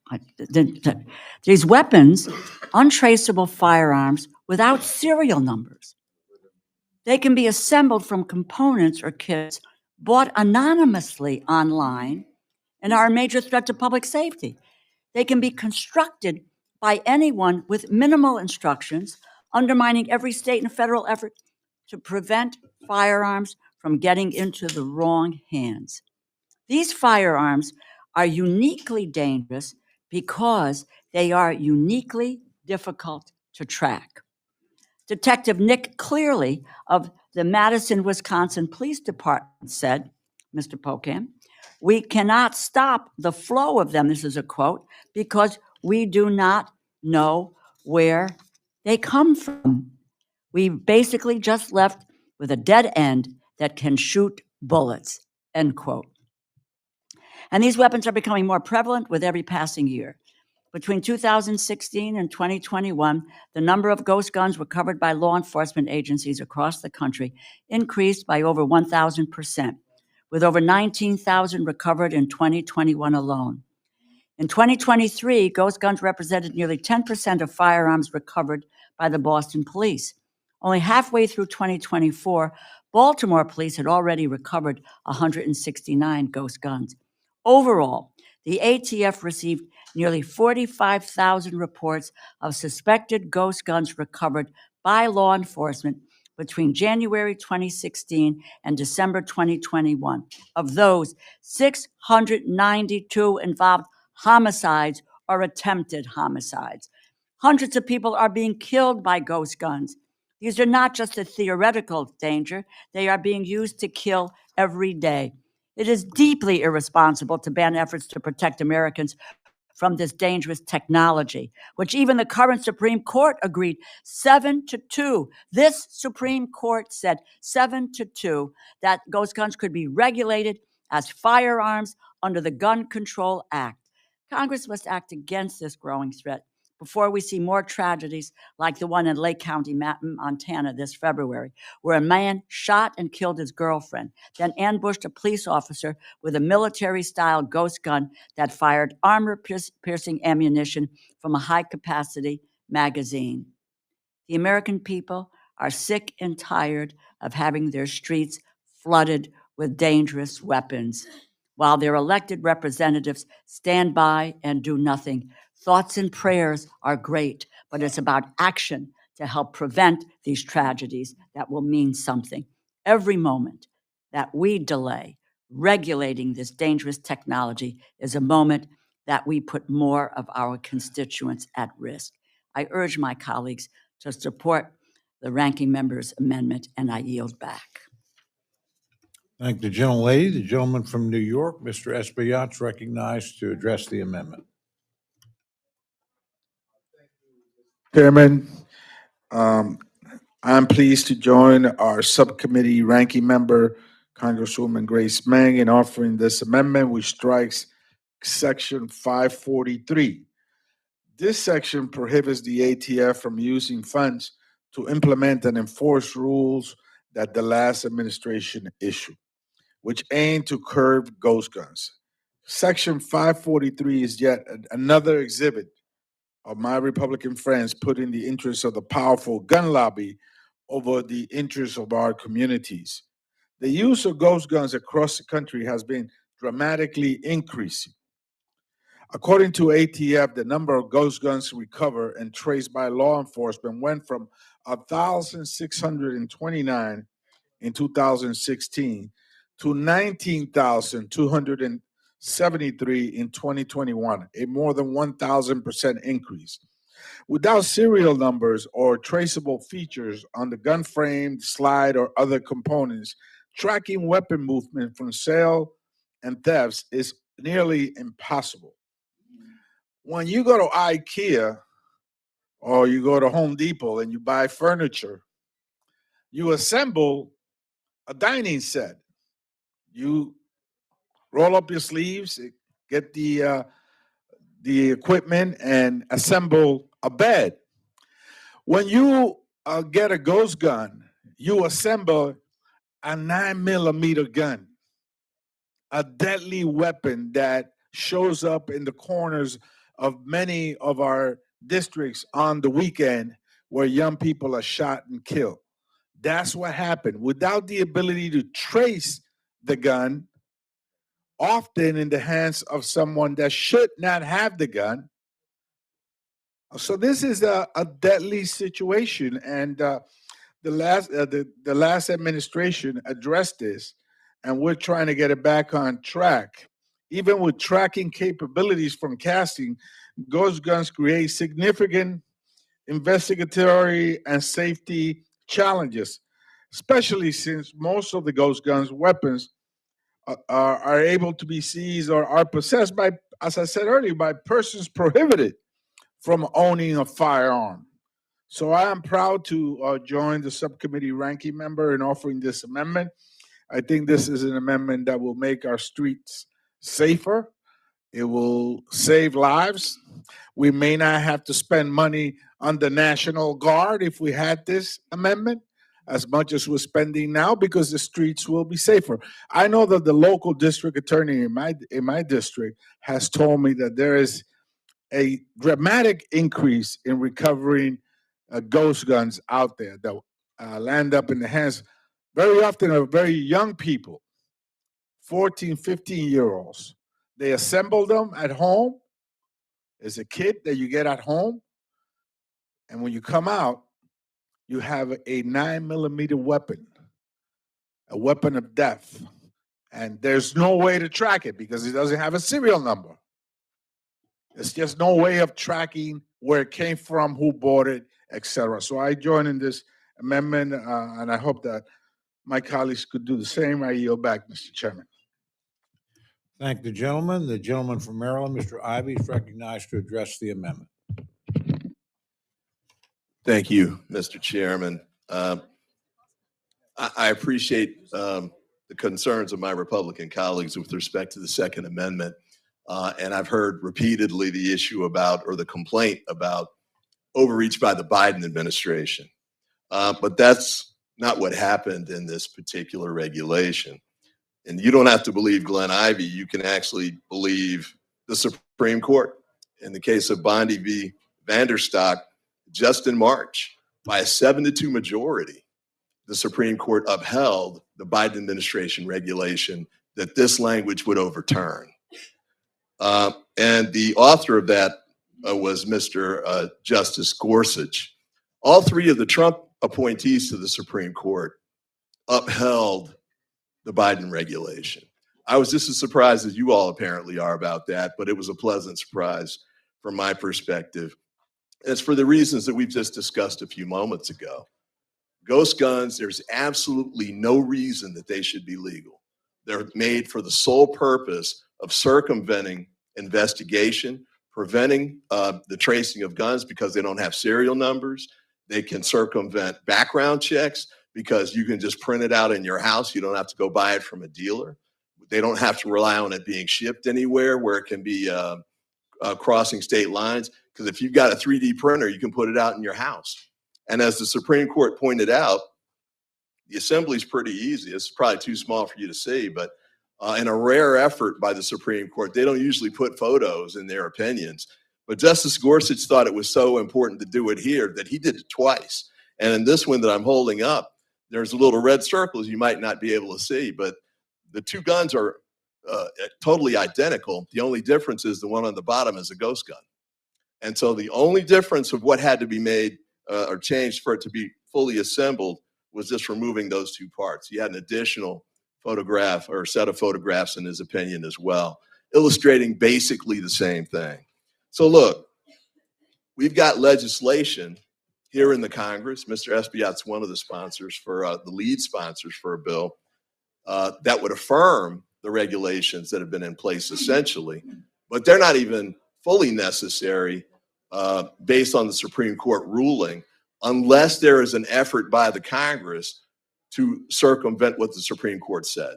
The Supreme Court upheld the regulation that was drafted and published by the Biden administration. I think the Supreme Court, if you look at their opinion, goes through the rationale behind that and says it was done with good reason. It's clearly grounded well in the Gun Control Act, which was produced 50 years ago, right on the heels of the Martin Luther King and Bobby Kennedy assassinations. The Gun Control Act was passed by the Congress and signed by the president to try and address these exact types of problems that we're facing today, times 10. Because even back in 1968, tumultuous year, the stuff that started going on the streets after that, especially during the crack era, unimaginable at those times. And what is, I think, shocking from the standpoint for most Americans is that Congress would actually try and take steps to legalize these types of firearms being readily available here on the streets of the United States. Makes absolutely no sense. It totally undermines public safety, and there's no rational basis for it. Last point, a court in Baltimore, just I think a week and a half ago, found in favor of the plaintiffs who sued one of the companies that makes this product. I believe it was Polymer 80, and won a $62 million verdict against them. That's where that community feels about it. I know the president's been pointing at Baltimore, saying they're not doing enough to make their streets safe. Safe. This is one of the steps to try and do that.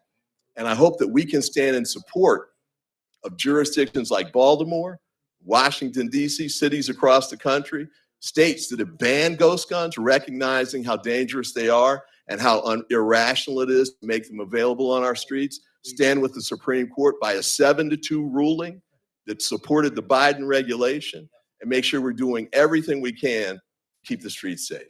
And with that, I yield back. Thank the gentleman. The gentlelady from Pennsylvania, Ms. Dean's recognized to address the amendment. I thank you, Chairman. I'm so enlightened. Thank you, Representative Ivy, for adding to the conversation. I was not aware of the Supreme Court support in this way, majority Supreme Court, even including illustrations. But that goes to show you that what happened when the framers wrote the Second Amendment didn't anticipate ghost guns. As technology changes, deadly technology changes, we have to change. It is upon us in Congress to make sure we do something about it. And so I want to be really clear. In my own community, suburban Philadelphia, my local police departments are calling me, are talking to me, and telling me that ghost guns are prevalent.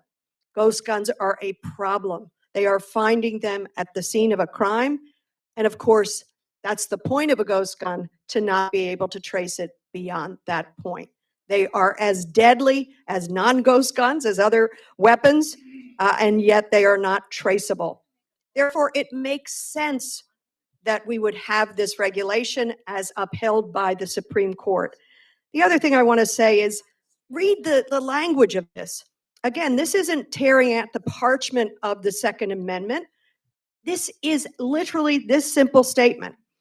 Section, and of course this amendment would strike out this bad language.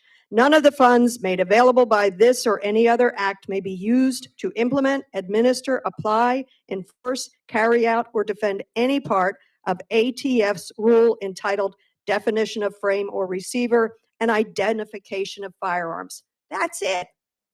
It is not tearing up the Second Amendment. It is simply saying, of course, it is appropriate that we have to update regulations around firearms that are dangerous and deadly in the hands too often of children in our communities. It is appropriate that Congress do this. And why in God's name would we want to say, sure, more ghost guns on the street, more crime that we cannot trace? I yield back.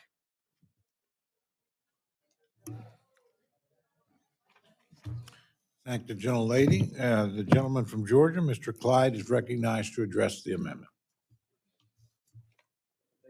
Thank you, Mr. Chairman. First, the term ghost guns is a terrible term. It's an attempt to try and redefine what are actually privately made firearms. These are firearms that have been legal ever since the entire Second Amendment of the Constitution was written in the 1790s. I mean, if you do not allow privately made firearms, then you eviscerate the Second Amendment of our Constitution. Because this right of self-defense, otherwise, because of the Gun Control Act of 1968, would be totally and completely regulated by the federal government. So we would have a constitutional right, the Second Amendment, all right, having to ask permission of the government in order for firearms to be transferred from manufacturers to individuals. And that can never be allowed. We never should have to ask permission of the government in order to exercise an unalienable, God-given constitutional right. So for the folks in this room to say that ghost guns, all right, or the term ghost guns, privately made firearms, do not, and banning them does not affect the Second Amendment is simply not true. And then to say that that they're untraceable. There's all sorts of means to trace firearms today. You've got tracing by rifling, tracing by firing pin imprint, tracing by imprint on the breech face of a firearm, on the cartridge. There are all sorts of ways. You don't need a serial number, not for guns involved in crimes. So I stand against this amendment, and I ask all my colleagues to stand against it as well. Thank you, and I yield back. Thank you. I thank the gentleman. A gentleman from Georgia, Mr. Bishop, is recognized to address the amendment. Thank you. I rise in support of this amendment, and I'd like to yield my time to the gentleman from Maryland, Mr. Ivey. The gentleman's recognized. Thank you to my colleague. I just want to be clear about what was just said. That's totally contradicted by the Supreme Court, even under the new version of their constitutional interpretation. So if you go back to Brewer, where they changed the rule and said basically the Second Amendment only applies where there's a historical antecedent to one of the gun regulations. So they were marking these guns back before 1791.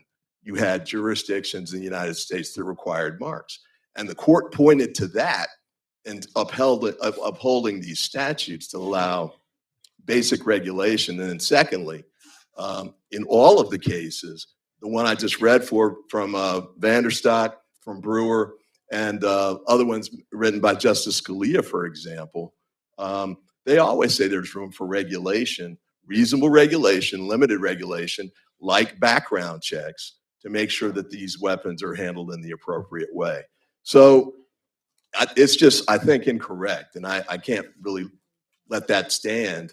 According to the Supreme Court that Donald Trump put in place, basically, it's clear that regulations are permitted. It's clear under Vanderstock that ghost guns can be regulated by the regulation that was passed by the Biden administration under the Gun Control Act, which has been upheld over and over and over again. As I said, it's half a century old, and it's withstood constitutional challenges over and over and over again. So it's clearly incorrect to say that ghost guns, that basic gun laws don't apply to ghost guns. And then the last point about the serial numbers issue, that's the thing. There are no markings on these ghost guns, and intentionally so. They send the pieces separately. None of the pieces have markings, like the frame, for example.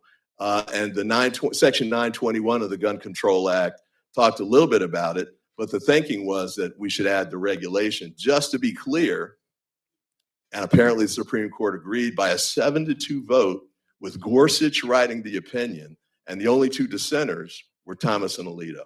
So I think it's very clear the regulation that's in place is constitutional according to the United States Supreme Court just in March.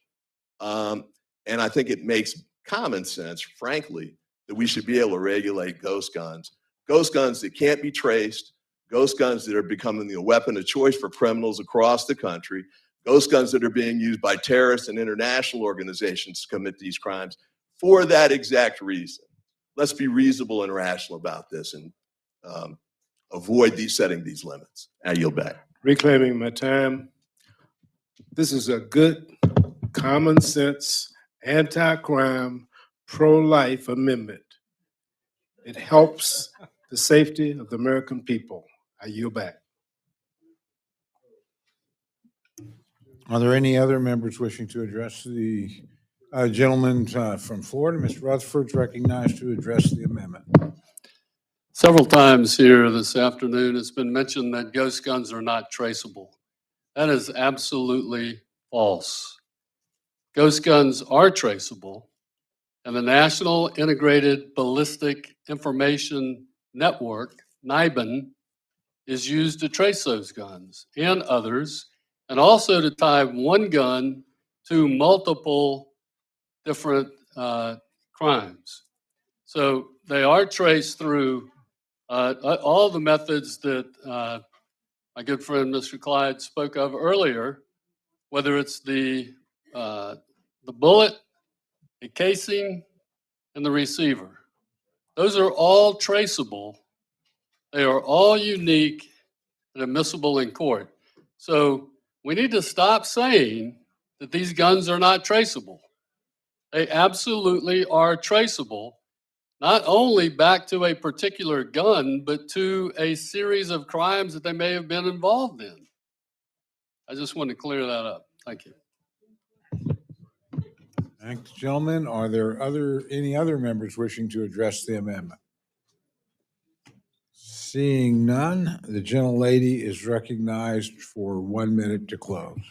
Thank you, Mr. Chairman. And I, again, want to urge my colleagues to help us to prioritize the safety of our law enforcement officers, to prioritize public safety and our constituents from getting hurt over protecting ghost guns, which, according to the Supreme Court, can be constitutionally regulated. And even if some are traceable, there are at least some that are not. And that's why regulation is needed. And that's why this amendment should be passed. Ghost gun owners should adhere to the Supreme Court decision and follow the same rules as other gun owners. I urge a yes vote on this amendment. Thank you. Thank the gentlelady. The question is now on the amendment offered by the gentlelady from New York. All those in favor say aye.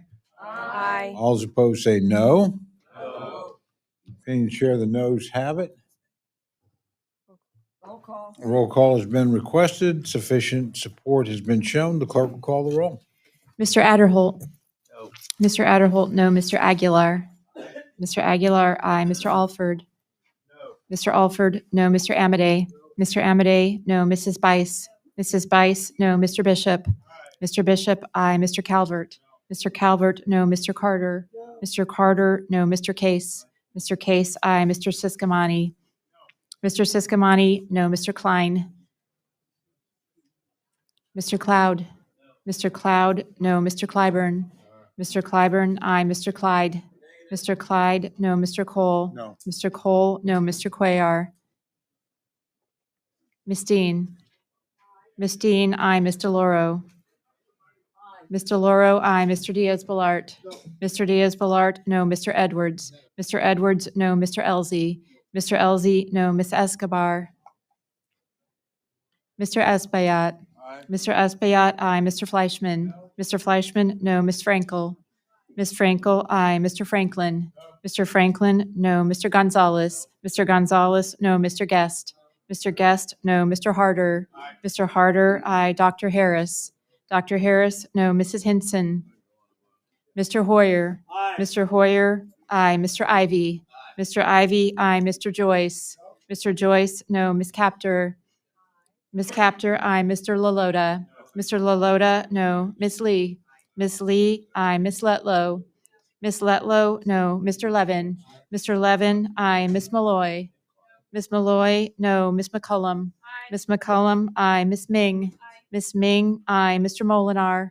Mr. Molinar, no. Mr. Moore. Mr. Moore, no. Mr. Morelli. Mr. Morelli, aye. Mr. Mervan.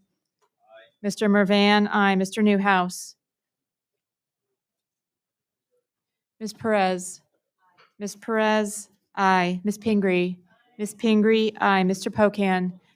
Mr. Pocan, aye. Mr. Quigley. Mr. Quigley, aye. Mr. Reschenthaler. Mr. Reschenthaler, no. Mr. Rogers. Mr. Rogers, no. Mr. Rutherford. Mr. Rutherford, no. Mr. Simpson. Mr. Simpson. Mr. Simpson, no. Mr. Strong. Mr. Strong, no. Mrs. Torres. Mrs. Torres, aye. Miss Underwood. Miss Underwood, aye. Mr. Valadeo. Mr. Valadeo, no. Miss Wasserman Schultz.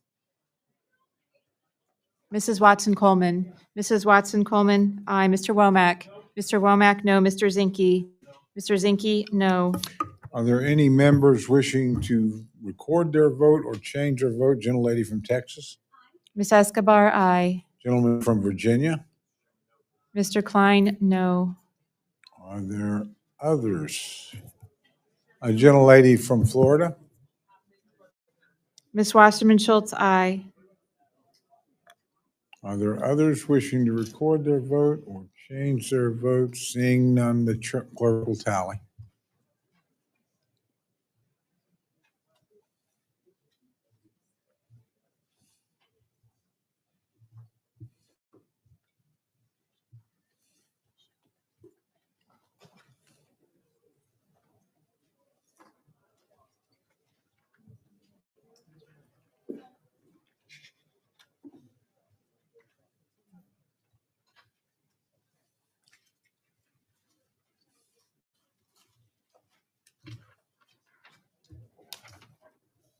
On this vote, the ayes are 27, the noes are 33. The amendment is not adopted.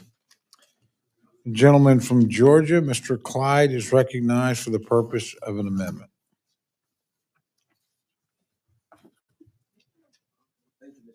Thank you, Mr. Chairman. I have an amendment at the desk, and I ask unanimous consent that the clerk dispense with the reading. Without objection, the reading of the amendment is dispensed with, and the gentleman is recognized for remarks on his amendment. Thank you, Mr. Chairman. I rise in support of my amendment that would strike the funding carve-out for the campus grant program authorized by the Violence Against Women Act. I want to be clear. This amendment is not about reducing funding for the campus grant program. It is not about reducing funding for stopping violence against women on campus. In fact, my amendment keeps the grant program funded at exactly the same level. Furthermore, it is not about denying resources to any category of schools. Rather, it is about ensuring that every dollar Congress appropriates is distributed based on need and merit, not by congressional earmark.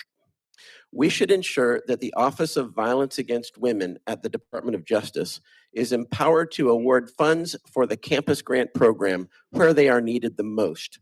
By carving out half of the available funds for only 2% of the institutions, we risk denying support to other campuses facing equally urgent violence against women challenges.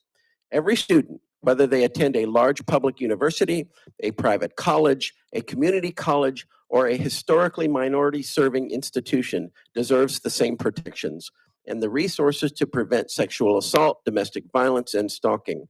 My amendment restores fairness and flexibility to this program so that no campus is excluded from equal consideration. I urge adoption of this amendment so that funding is fairly and equally distributed based on need rather than by predetermined carve-out or earmark. Thank you, and I yield back. Thank the gentleman. The gentlelady from New York, Ms. Ming, is recognized to respond to the amendment. Mr. Chairman, I oppose this amendment. This campus program supports historically Black colleges and universities, Hispanic serving institutions, and tribal colleges and universities to strengthen their institutional response to domestic violence, dating violence, sexual assault, and stalking on campus. This program helps give all college students access to critical support services. Students at these institutions often face unique barriers to reporting and receiving support for domestic violence, sexual assault, and stalking. Many of these schools operate with limited resources compared to larger or wealthier institutions. This grant program helps to close those gaps. By making campuses safer and more responsive, students stay in school, graduate, and thrive, particularly those from historically underrepresented communities. Just to take a look at some statistics, Latina women aged 18 to 24 have a higher prevalence of physical violence, 29.7%, rape 6.2%, and stalking 6.8% in their lifetime. Nationally, 45% of Black women experience sexual violence, physical violence, and or stalking in their lifetime. We should not roll back the progress that we have made to ensure equal opportunity for all. I urge my colleagues to vote no on this amendment. I yield back. I'll just quickly recognize you, say it's brief to me, real brief. Okay. The chair recognizes the chair of the subcommittee, Mr. Rogers, to address the amendment. I urge a yes vote. Are there other members wishing to address the amendment? Seeing none, the gentleman is from Georgia is recognized for 1 minute to close. Thank you, Mr. Chairman. I urge a yes vote on this amendment to ensure that all women on campus are treated equally. It's a terrible thing when there's violence against women on campus. And I think that every campus, regardless of the institution, should have these funds available in an equal way. And I yield back. Thank the gentleman. The question is now on the amendment offered by the gentleman from Georgia. All those in favor say aye. Aye. All those opposed say no. No. Opinion of the chair, the ayes have it. Roll call has been requested. Sufficient show of support has been demonstrated. The clerk will call the roll. Mr. Adderholt. Aye. Mr. Adderholt, aye. Mr. Aguilar. No. Mr. Aguilar, no. Mr. Alford. Aye. Mr. Alford, aye. Mr. Amade. Mr. Amade, aye. Mrs. Bice. Mrs. Bice, aye. Mr. Bishop. No. Mr. Bishop, no. Mr. Calvert. Mr. Calvert, aye. Mr. Carter. Mr. Carter, aye. Mr. Case. Mr. Case, no. Mr. Siscomani. Mr. Klein. Mr. Cloud. Mr. Clyburn. No. Mr. Clyburn, no. Mr. Clyde. Aye. Mr. Clyde, aye. Mr. Cole. Aye. Mr. Cole, aye. Mr. Cuellar. Ms. Dean. Ms. Dean, no. Mr. Loro. Mr. Diaz-Balart. Mr. Edwards. Mr. Edwards, aye. Mr. Elzey. Mr. Elzey, aye. Ms. Escobar. Mr. Espaillat. Mr. Fleischman. Mr. Fleischman, aye. Ms. Frankel. Ms. Frankel, no. Mr. Franklin. Mr. Franklin, aye. Mr. Gonzalez. Mr. Gonzalez, aye. Mr. Guest. Mr. Harder. Dr. Harris. Dr. Harris, aye. Mrs. Hinson. Mr. Hoyer. No. Mr. Hoyer, no. Mr. Ivy. Mr. Ivy, no. Mr. Joyce. Mr. Joyce, aye. Ms. Capter. Ms. Capter, no. Mr. Lalota. No. Mr. Lalota, no. Ms. Lee. Ms. Letlow. Ms. Letlow, aye. Mr. Levin. No. Mr. Levin, no. Ms. Malloy. Ms. Malloy, aye. Ms. McCollum. Ms. McCollum, aye. Ms. Ming. No. Ms. Ming, no. Mr. Molinar. Mr. Molinar, aye. Mr. Moore. Mr. Moore, aye. Mr. Morelli. Mr. Morelli, no. Mr. Mervan. No. Mr. Mervan, no. Mr. Newhouse. Mr. Newhouse, aye. Ms. Perez. Ms. Pingree. Ms. Pingree, no. Mr. Pocan. Mr. Pocan, no. Mr. Quigley. Mr. Quigley, no. Mr. Reschenthaler. Mr. Rogers. Mr. Rogers, aye. Mr. Rutherford. Mr. Rutherford, aye. Mr. Simpson. Mr. Simpson, aye. Mr. Strong. Mr. Strong, aye. Mrs. Torres. Mrs. Torres, no. Miss Underwood. Miss Underwood, no. Mr. Valadeo. Mr. Valadeo, aye. Miss Wasserman Schultz. Mrs. Watson Coleman.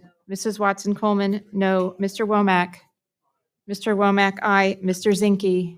Mr. Zinke, aye. Are there any members wishing to vote or to change their vote? The gentleman from Florida, Mr. Diaz-Balart, aye. the gentleman from Texas, Mr. Cloud, aye. the gentleman from Virginia, Mr. Klein, aye. gentlelady from Minnesota, Off aye, on no for Miss McCollum. gentleman from Mississippi, Mr. Guest, aye. gentlelady from Texas, Miss Escobar, no. gentlelady from Pennsylvania. No. Go girl. Okay. Gentleman from California. Mr. Harder, no. Are there other members wishing to record their vote or change their vote? See, a gentlelady from Florida. Gentlelady is not recorded.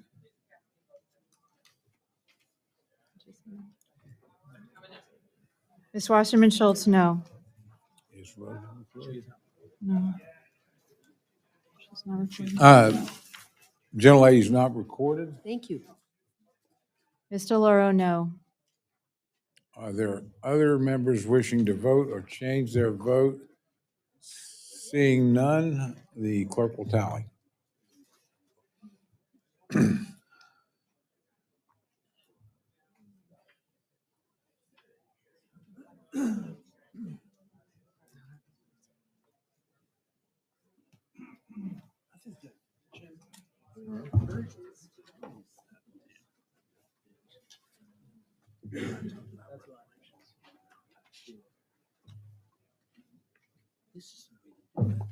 Oh, yeah.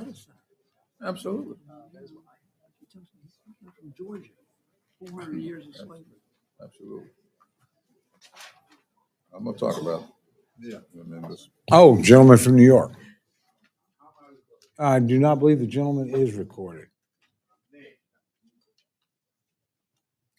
Mr. Espaillat votes no.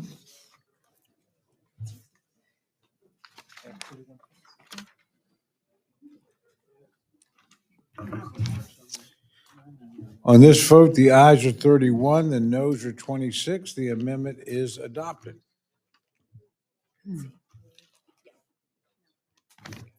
Before the chair moves to the next amendment, he'll just note for the record that thanks to the gentlelady from New York, she put out a plaintiff plea, New Jersey, put out a plaintiff plea yesterday for American food for lunch. Oh. You owe her a thanks, and then you owe the Chairman Rogers, who responded nobly to that plaintiff plea, a thank you as well.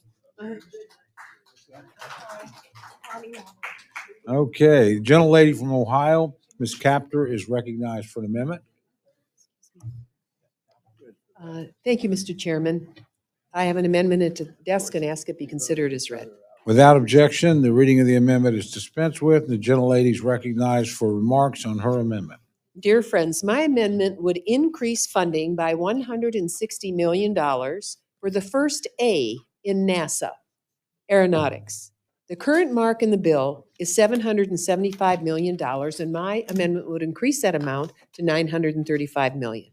I chose that figure because it's the same amount that was included in fiscal 2024 budget, and then, of course, that was repeated in the FY25 continuing resolution. My goodness, somebody's calling us right there. She's speaking. I'll never call you back. Please don't take that away from my time. Now, also as a percent of the amount of debt that the President Trump's budget added to the U.S. debt in the billionaire bonanza bill, what I'm proposing is 0.00004% of that 4 trillion that he added to the national debt. It's so teeny weeny, it doesn't even show up on my screen when I start dividing it.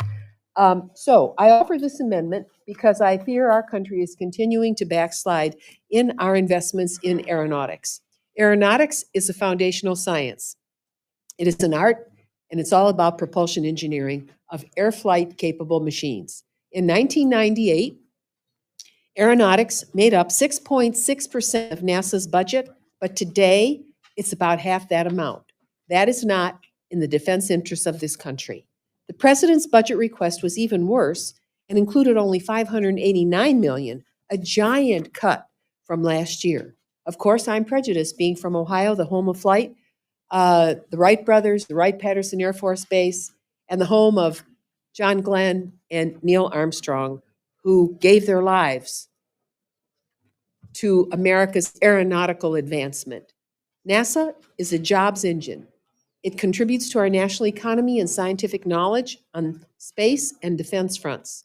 The aerospace industry employs around 2.2 million highly skilled Americans in living wage jobs, and it generates over $125 billion to our export economy to maintain global advantage and strong capability here at home.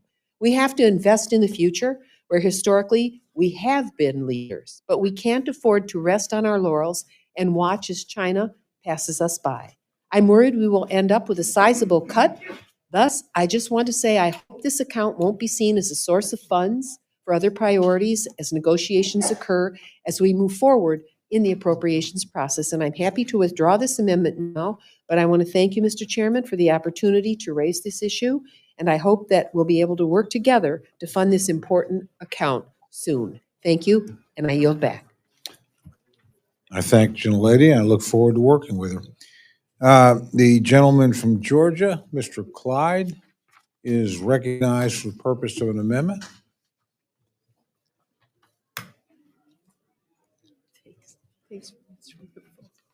Francine. Oh, okay. See it. Yeah. Oh, my goodness. Thank you, Mr. Chairman. I have an amendment at the desk, and I ask unanimous consent that the clerk dispense with the reading. Without objection, the reading of the amendment is dispensed with, and the gentleman is recognized for remarks on his amendment. Thank you, Mr. Chairman. I rise in support of my amendment to reduce the Equal Employment Opportunity Commission EEOC account back to fiscal year 19 funding levels to address the weaponization of this agency against my constituents. While the EEOC was created to help make employment fair, I have serious concerns that the agency has been weaponized against businesses through its lack of transparency, bureaucratic overreach, and deep-seated DEI practices. This is evident in the story of a constituent company in my district that has been unfairly targeted in an ongoing EEOC investigation. This thriving family-run business employs many men and women and upholds a high standard of excellence in the community. They frequently hire new drivers, and that hiring is based on merit, which I think should be the basis of all employee hiring at every business that wants to be successful. They also require every applicant to have a CDL, commercial driver's license, driving experience, and no at-fault accidents, which disqualify candidates due to strict insurance requirements and simply common sense. In 2021, the company did not hire a female CDL applicant because of her recent at-fault accident record. Following this denial, the applicant filed an EEOC complaint alleging sex discrimination, and the case was taken up by an Atlanta-based investigator. The company quickly provided a detailed position statement and supporting documents showing the objective basis for the non-hiring decision. However, the investigator ignored this and expanded the investigation, requiring them to provide all driver applications from 2019 to 2022. Out of the hundreds of applications, only 12 women applied, and none of them were qualified for the position. Despite the detailed documentation proving otherwise, the EEOC determined in 2024 that the company discriminated against women, yet the agency never provided any meaningful explanation or summary of evidence supporting that conclusion, as required by its own compliance manual. They even accused the company of discrimination against one female driver who had never even applied for a job at the company. The EEOC falsely created that charge out of thin air and was eventually forced to retract it. Then in December 2024, under a new investigator, a conciliation agreement was reached requiring the company to pay over $1 million to the class of female applicants for lost wages and to compensate for vague emotional distress harm. Additionally, they implemented an unlawful quota of hiring 4 female drivers per year. This quota ignores the reality that very few women pursue CDL licenses or apply for these positions to drive big, heavy vehicles. Once again, the EEOC failed to explain how damages were calculated or how the hiring quota was determined. So this fabricated issue crossed multiple investigators and management at the EEOC and was not limited to one rogue individual. Despite the company's efforts to litigate and comply with the EEOC's demands, in July 2025, the EEOC declared that it had failed conciliation, again with no explanation. This pattern of secrecy and arbitrary decision-making made it impossible for the business to even understand how it had violated the law. But I believe that was the whole point. The business had not violated the law at all, but the EEOC was using the process as the penalty. These unlawful hiring quotas, lack of transparency, and DEI-driven allegations violate President Trump's Executive Order 14173 and undermine the stated priorities of the acting EEOC director. As this company now faces mounting legal fees and an uncertain path forward, the very existence of this family-run business is now threatened. It's past time to teach the EEOC a lesson. You cannot violate an agency's own stated priorities and expect funding increases every year. I would hope that this very modest budget cut would get their attention. Mr. Chairman, I stand for fairness. But without transparency and reasonable explanations, the weaponized EEOC is wasting our taxpayer dollars to promote woke ideology and issue standards that are both impossible and unfair to small businesses across our nation. The business in my district is a prime example. For now, I withdraw this amendment. But I will bring it back and bring it to the House floor should the EEOC not immediately make a course correction to follow the actual facts and stop making the process into the punishment. And I yield back. The amendment's been withdrawn. I thank the gentleman. The gentlelady from Florida, Ms. Wasserman Schultz, is recognized for the purpose of an amendment.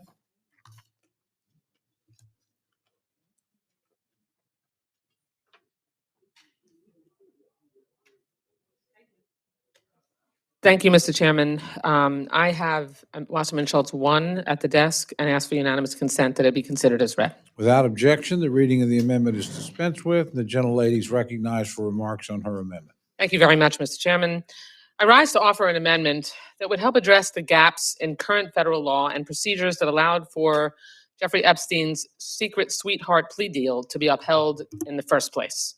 Specifically, this amendment would insert report language directing the Department of Justice to assess their compliance with the Crime Victims' Rights Act that passed in 2004.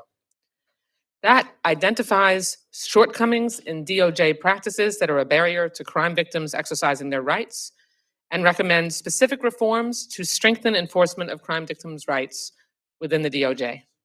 It also requires DOJ to report these findings to Congress to provide us with a clear understanding of how we can strengthen victims' protections and rights, especially in cases like Epstein's where charges aren't formally filed in court.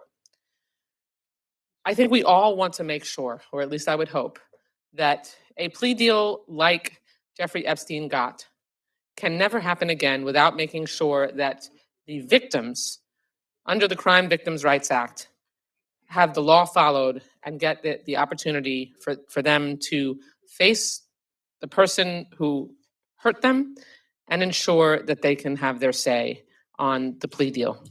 I have long fought for Epstein survivors to get justice and to ensure future survivors don't face similar mistreatment.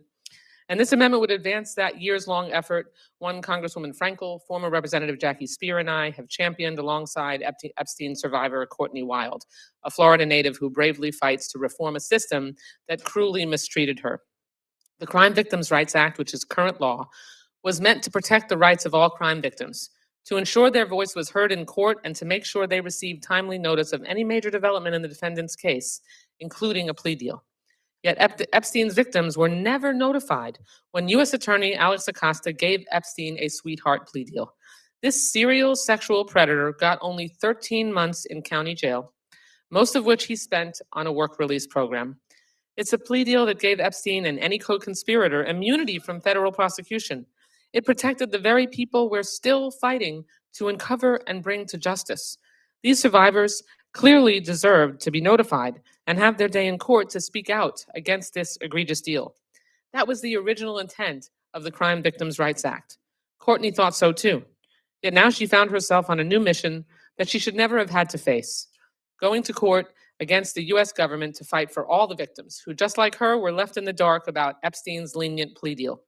She fought for decades, only to have the court rule that because Epstein's charges had not been formally filed, she and his other victims were not guaranteed the rights outlined under the CVRA. As she still fights for this justice, I commend Courtney's unwavering determination. She's shining a light on these ambiguities in current law. And we all know that more survivors, far more than the ones Epstein preyed on, they also fight for the same right. Volare, a victims' rights advocacy group here in DC, documented various situations where prosecutors provide only vague mentions that a plea is under consideration. And again, it happens without victims being informed of all terms, timing, or the possibility of restitution. These victims then lose the chance to fight for agreements that reflect their needs and interests, just like Epstein's victims. This just shows us that unless the law is clarified to require meaningful and timely consultation on pleas, more victims will be marginalized at critical stages of criminal cases. But until we change the law, which my bill, the Courtney Wild Reinforcing Crime Victims' Rights Act, would do, we can pass this amendment to at least get a more clear picture of the scope of this problem and whether DOJ policies uphold the intent of the Crime Victims' Rights Act. Does it really protect all victims? And in what way should these protections be expanded? Because all survivors deserve transparency. They deserve justice. The immense strength of survivors like Courtney to share their stories and fight for accountability should encourage all of us to muster up just a fraction of their courage. No survivor should have to tell their story over and over again, like many of the Epstein survivors have. They have been forced to do it under intense scrutiny from the public just to try to get the justice that the law owed them in the first place. Please stand with them today and stand up for those who suffered a terrible injustice by the ambiguity in current crime victims' rights law. I urge all of my colleagues to vote yes. I yield back the balance of my time. Thank the gentlelady, and the gentleman from Kentucky, distinguished Chairman Rogers, is recognized to respond to the amendment. Thank you, Mr. Chairman. The House Oversight Committee is currently investigating this matter. The Department of Justice is complying with the investigation and has given every commitment to continue doing so, and the White House is also moving forward. Transparency is in motion. The Oversight Committee's initial August 5, 2025 subpoena to the department was broad. The Justice Department provided the first round of documents on August 22nd of 25 and indicated more are on the way. In fact, the Oversight Committee is pursuing and receiving information beyond the Justice Department, including records in the Epstein estate's possession, custody, or control. Not only must we allow sufficient time for the department to fully comply with the oversight subpoena, but we must also give the Oversight Committee a chance to investigate everything it requests. Take the time to do this investigation thoroughly and discover the truth. For these reasons, I oppose the amendment and urge my colleagues to do the same, and I yield back. Thank the gentleman. The gentlelady from New York, the ranking member of the subcommittee, Ms. Ming, is recognized to respond to the amendment. I rise in strong support of this amendment. As my colleague noted, the DOJ failed the victims of Jeffrey Epstein and Ghislaine Maxwell. In 2007, the DOJ failed to adequately notify victims as it cut a sweetheart deal with Epstein, allowing him to serve only 13 months in jail for his crimes and giving victims no opportunities to be heard. And while the Epstein case is now an infamous example of the federal government failing to protect victims and keep them informed about the prosecution of those who harmed them, it is very likely not the only case. This amendment begins to force the DOJ to account for where it has failed so that survivors of crime can be active participants in seeking justice, and so that our country does not once again fail the victims of some of the most heinous crimes imaginable. I urge my colleagues to support this amendment, and I yield back.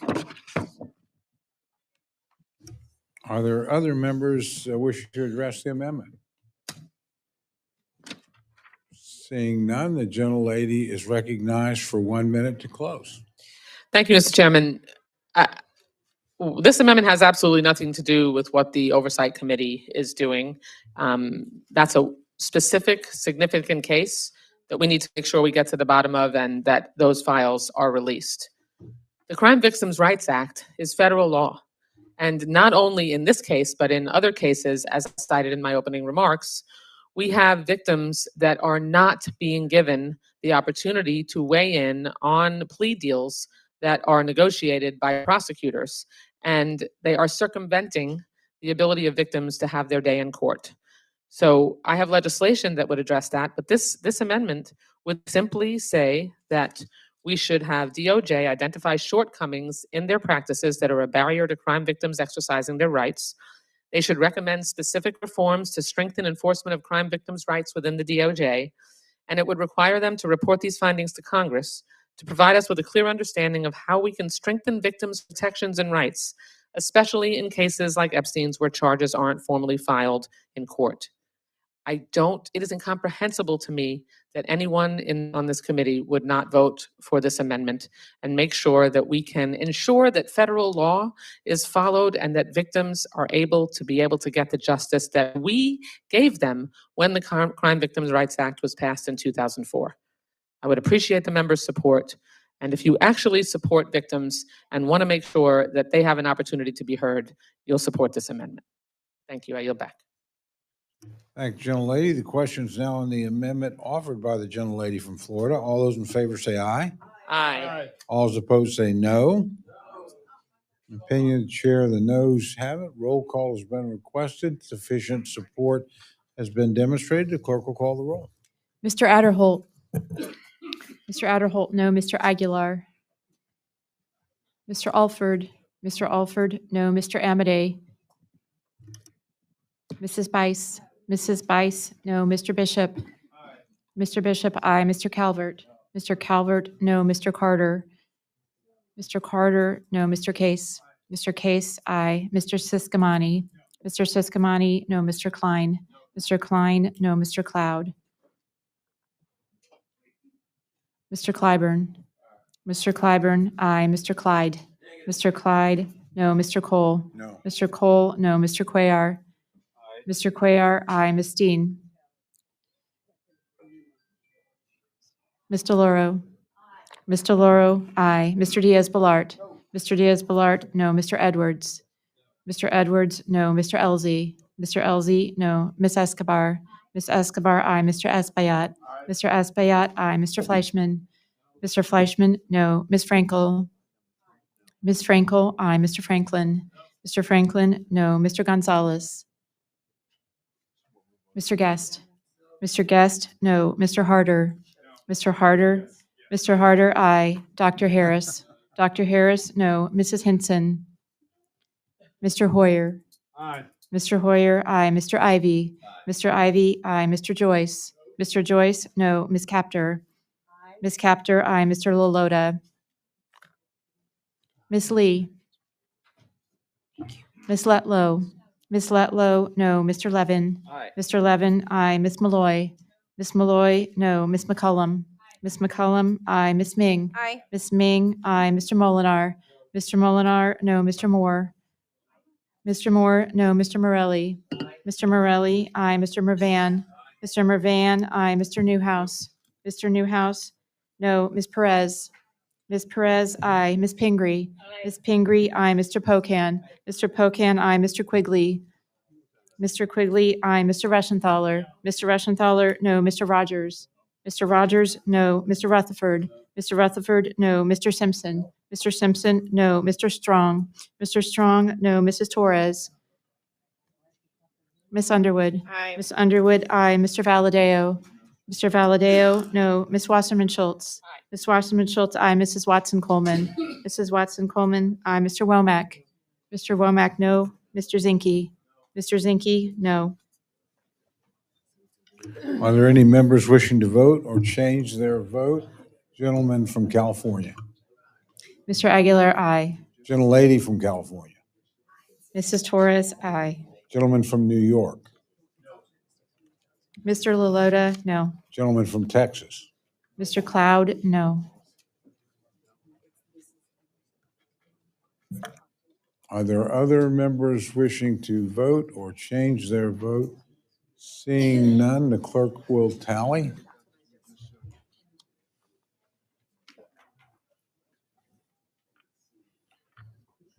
The gentleman from Nevada? The gentleman from Nevada wish to vote? Mr. Amade votes no.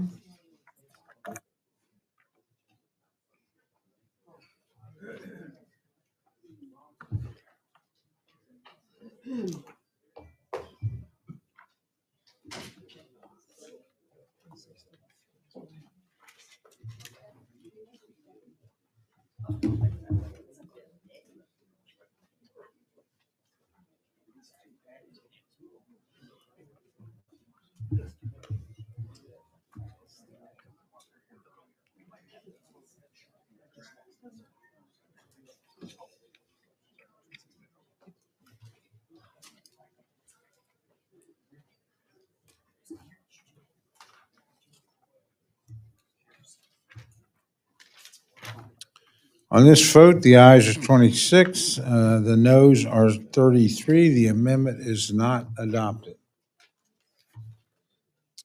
The gentleman from Georgia, Mr. Clyde, is recognized for an amendment. Thank you, Mr. Chairman. I have an amendment at the desk, and I ask unanimous consent that the clerk dispense with the reading. Without objection, the reading of the amendment is dispensed with. The gentleman is recognized for remarks on his amendment. Thank you, Mr. Chairman. I rise today to offer an amendment to the committee report accompanying the FY26 Commerce, Justice, Science, and Appropriations Bill. This amendment provides a sense of Congress regarding the definition of an interstate sale. Specifically, it states that an interstate sale will be considered as occurring at the location of the place of business where the payment is received and accepted, or from where the product is shipped at the choice of the business if those are different locations. This language is guidance to help clarify congressional intent. Since the Supreme Court's Wayfair decision in 2018, small businesses have faced significant compliance burdens from a patchwork of state and local sales tax regimes. A clear and consistent understanding of where an interstate sale occurs would help reduce confusion and help ensure that small businesses are not forced to shoulder disproportionate costs just to remain compliant. Sales occur at the place of business and not some nebulous place across the country. This language reflects Congress's commitment to foster clarity and fairness in an interstate commerce while recognizing the realities faced by small businesses across state lines. Interstate authority was ceded by the states to the federal government in Article 1, Section 8, Clause 3 of the Constitution. So I urge adoption of this amendment to the report. Thank you, and I yield back. Thank the gentleman. The gentlelady, yes, sir. I don't know. Has a copy been distributed? Well, gentlelady over here does. Well, evidently the gentlelady from Minnesota does. Thank the gentleman. That's quite all right. Thank you for bringing it up. Gentlelady from New York is recognized, Ms. Ming, to address the amendment. Sorry to say I rise in opposition to this amendment. I'm not sure this is appropriate in an appropriations bill, and I yield back.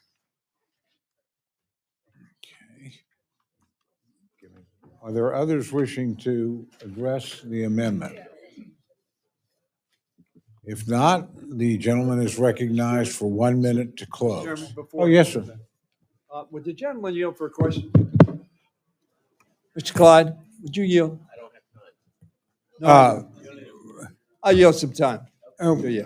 okay. I have time. Will you yield for a question? Well, let me recognize the gentleman from I'm Maryland sorry. first, who's requested recognition. You can go ahead and ask the gentleman if he wants to yield for a question. Thank you, Mr. Chairman. Mr. Clyde, would you yield? What is the impact of this? I've read the language, and what engendered the language that you want clarified, or the issue that you want clarified? I heard your explanation, but I want to, is there a case that you're particularly interested in? Did something happen?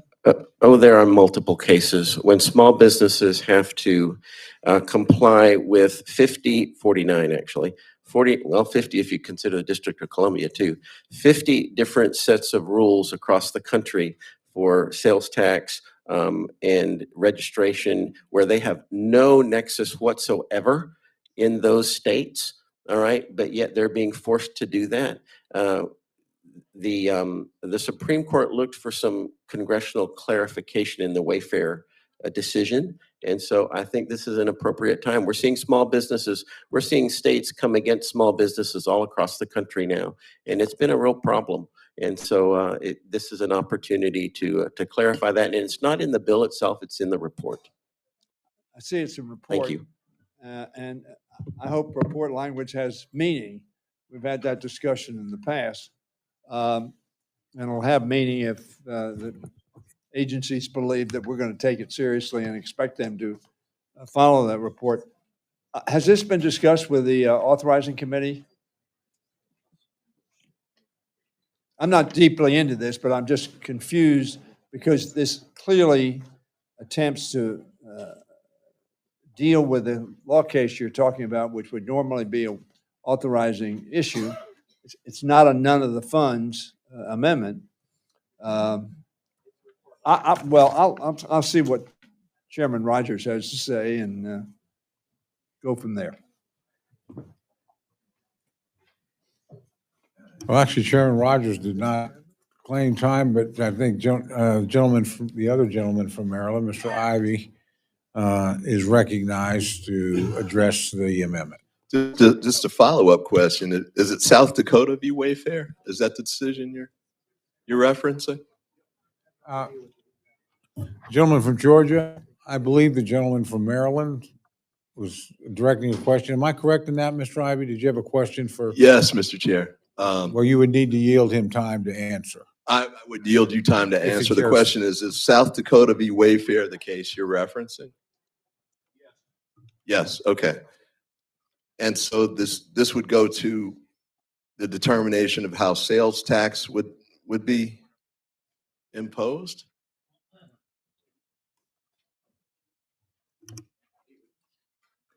It would be the authority of the Judiciary Committee on the authorizing side.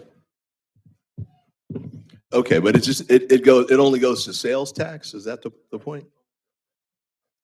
Okay. All right. I yield back. Are there other members wishing to claim time to address the amendment? Seeing none, the gentleman is recognized for 1 minute to close. Mr. Chairman, I encourage a yes vote on this amendment, and I yield back. Questions now on the amendment offered by the gentleman from Georgia. All those in favor say aye. Aye. All those opposed say no. No. The opinion of the, in the opinion of the chair, the ayes have it. And the gentleman's amendment is accepted. Gentlelady from Florida, Ms. Wasserman Schultz, is recognized for an amendment. Thank you, Mr. Chairman. I have an amendment in your desk. This is an amendment that was filed as a result of conversations, so I want to just make sure the right one is pulled up, and I ask unanimous consent that it be considered as read. Without objection, the reading of the amendment is dispensed with. The gentlelady is recognized for remarks on her amendment. One quick question. I want to make sure we've got the right amendment. Yeah, me too. We got it? Okay. No, Gentlelady, yeah, let me just look. just make sure. Yes, that's it. Okay, gentlelady's recognized. Thank you very much. Colleagues, I think that we all can remember the reporting that occurred on the president's plan to close nearly all weather research labs across the country, including significant hurricane research labs. I'll just quote one article from The Hill several months ago. The Trump administration wants to zero out climate research at the National Oceanic and Atmospheric Administration, according to a newly released budget document. The document calls for no funding to go to the agency's climate laboratories or regional climate data and information. It also wants to zero out research at NOAA's weather research program and weather laboratories, as well as its tornado and severe storm research. The budget document also calls for a shutdown of weather and climate laboratories around the country, including a lab in Mauna Loa, Hawaii. Sorry, apologies to Ed Case, that tracks greenhouse gas emissions, and another in Miami, whose research includes hurricane studies. Our bill before us does not reflect those requests in the president's budget, but it is there are significant cuts, but they don't follow the president's budget, thankfully. But the risk is real, given that the president has pretty indiscriminately decided to withhold funds and fire individuals and make closures without consultation with Congress. So I rise to offer an amendment with my colleagues, Mr. Alford, Ms. Frankel, and Mr. Diaz-Balart, that directs NOAA to maintain their current facilities and capabilities so we do not erode the safety and security of all our families facing deadly hurricanes or extreme storm threats, floods, and other natural disasters. Because too many of us here do not need me to detail the horrors that our overheated climate can inflict on a community. Texas appropriators are still mending broken hearts from the deadly floods that Tropical Storm Barry left behind. And our Carolina and Gulf Coast colleagues likely still nurse storm-inflicted wounds, not only from years gone by, but from Milton and Helene that devastated across the coastline and our region last year. I know we all heard those cries of pain coming up from Camp Mystic. Just Monday, I visited communities on Florida's Suncoast who withstood the worst that our state has seen in recent years. And not one of them stood up to say, we sure could have used less data and less information before those storms. Not one person demanded we dial back, dilute, or destroy the timely research that NOAA gives us to brace for these extreme storms. In fact, they all wanted just the opposite. They all knew every minute of warning means thousands of lives saved. As these storms prowl our coasts and stalk the Gulf of Mexico, our neighbors want every data point they can get. Just that few extra hours of warning means hundreds fewer funerals. More accurate cones of impact will allow more families to put smarter prep and evacuation plans in place. And that's exactly what NOAA provides for all of us and has provided much, much more predictable pathways for these storms and disasters. Look, it's peak hurricane season right now, and while it's calm right now, we know deadly storms are brewing in the Atlantic. Yet even as these threats loomed, we were losing top researchers, and there were serious proposals to close over a dozen weather and climate sites. Even Miami's Atlantic Oceanographic and Meteorological Laboratory and NOAA's Hurricane Research Division. At the start of this hurricane season, South and Central Florida NOAA facilities were understaffed by 20 to 40%. John Morales, our most senior meteorologist in South Florida, raised doubts on air that he may be unable to provide accurate forecasts due to a lack of critical data. What a horrible thing to have to tell your community. And you can't look at any of this in isolation. That's why I'm proud to work with my colleagues in a bipartisan way here in the committee to protect the vital mission that NOAA has. Look at that. We're being appropriators, not Republicans and Democrats. Another example of why this amendment is vital is the Miami lab, which provides the scientific backbone that we rely on back home to forecast storm intensity and paths. This would be a generational loss in public safety and science. To shutter any of these world-class weather and climate labs would risk losing 75 years of research history. And we know what happens when we silence these early warning systems. And I know we all see the value of NOAA and the life-saving work the facilities and its employees conduct. Supporting this amendment will help protect these critical assets. I'm thankful to have worked with my colleague, Mr. Alford, Mr. Diaz-Balart, and Ms. Frankel has joined us to ensure that we can continue to get our constituents all the information they need to keep themselves safe. I know I won't give up the fight to protect vital programs and work like the work that NOAA performs for our communities. And I urge all of my colleagues to vote yes, extend my appreciation to Mr. Alford and my friends on the other side of the aisle. And I yield back and urge members' support of the amendment. Thank the gentlelady. And the gentleman from Kentucky, Mr. Rogers, distinguished chair of subcommittees, recognized to address the amendment. I want to thank gentlelady for working with Mr. Alford on this matter and coming to a good conclusion, and we urge a yes vote. Thank the gentleman. The gentlelady from New York, Ms. Ming, is recognized to address the amendment. Mr. Chairman, I strongly support this bipartisan amendment. NOAA's labs and cooperative institutes conduct work that is important to our economy and public safety. These labs and cooperative institutes help us to plan and prepare for changes in the Earth's climate and help to improve our country's weather forecasting. This gives emergency managers and the general public more time to prepare for and respond to severe weather events such as hurricanes, floods, and wildfires. This proposal is bipartisan, and I urge adoption of this amendment and yield back.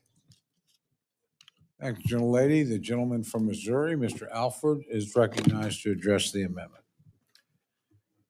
Well, thank you, Mr. Chair. It seems we have 3 Floridians and 1 Missourian teaming up together. This ought to be good.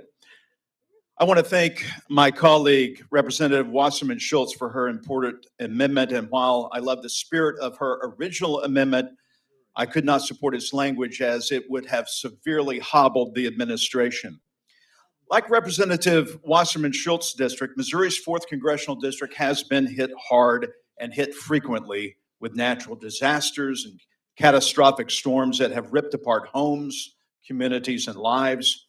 I personally, in 2011, covered the Joplin tornado that killed more than 160 Missourians. You know, for many of my constituents, the difference between life and death is the life-saving alerts and up-to-date information that the National Weather Service through NOAA provides, and the professional relationship that the meteorologists in these offices have with the meteorologists at television stations, many of whom I worked with in my career, and radio stations. I share Ms. Wasserman Schultz's deep concerns about ensuring that NOAA remains able to provide the best possible service for our constituents and keeping offices like the one in Pleasant Hill, Missouri, in my district, open and operating with humans and not just artificial intelligence. Again, I thank the gentlelady from Florida for her passion and for working with us to negotiate an amendment that will not hobble Secretary Lutnick, but give direction to protect the integrity of NOAA to continue to save lives. Mr. Chairman, I yield back. Thank you, gentlemen. It sounds, the chair, like we've had 3 hurricanes and 1 really big tornado work together for good. The gentleman from Maryland is recognized to address the amendment. Thank you, Mr. Chairman. I thank the gentleman from Missouri, and I congratulate Ms. Wasserman Schultz on her amendment.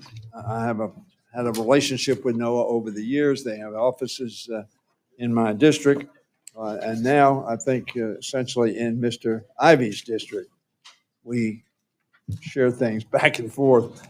I rise in strong support of this report language.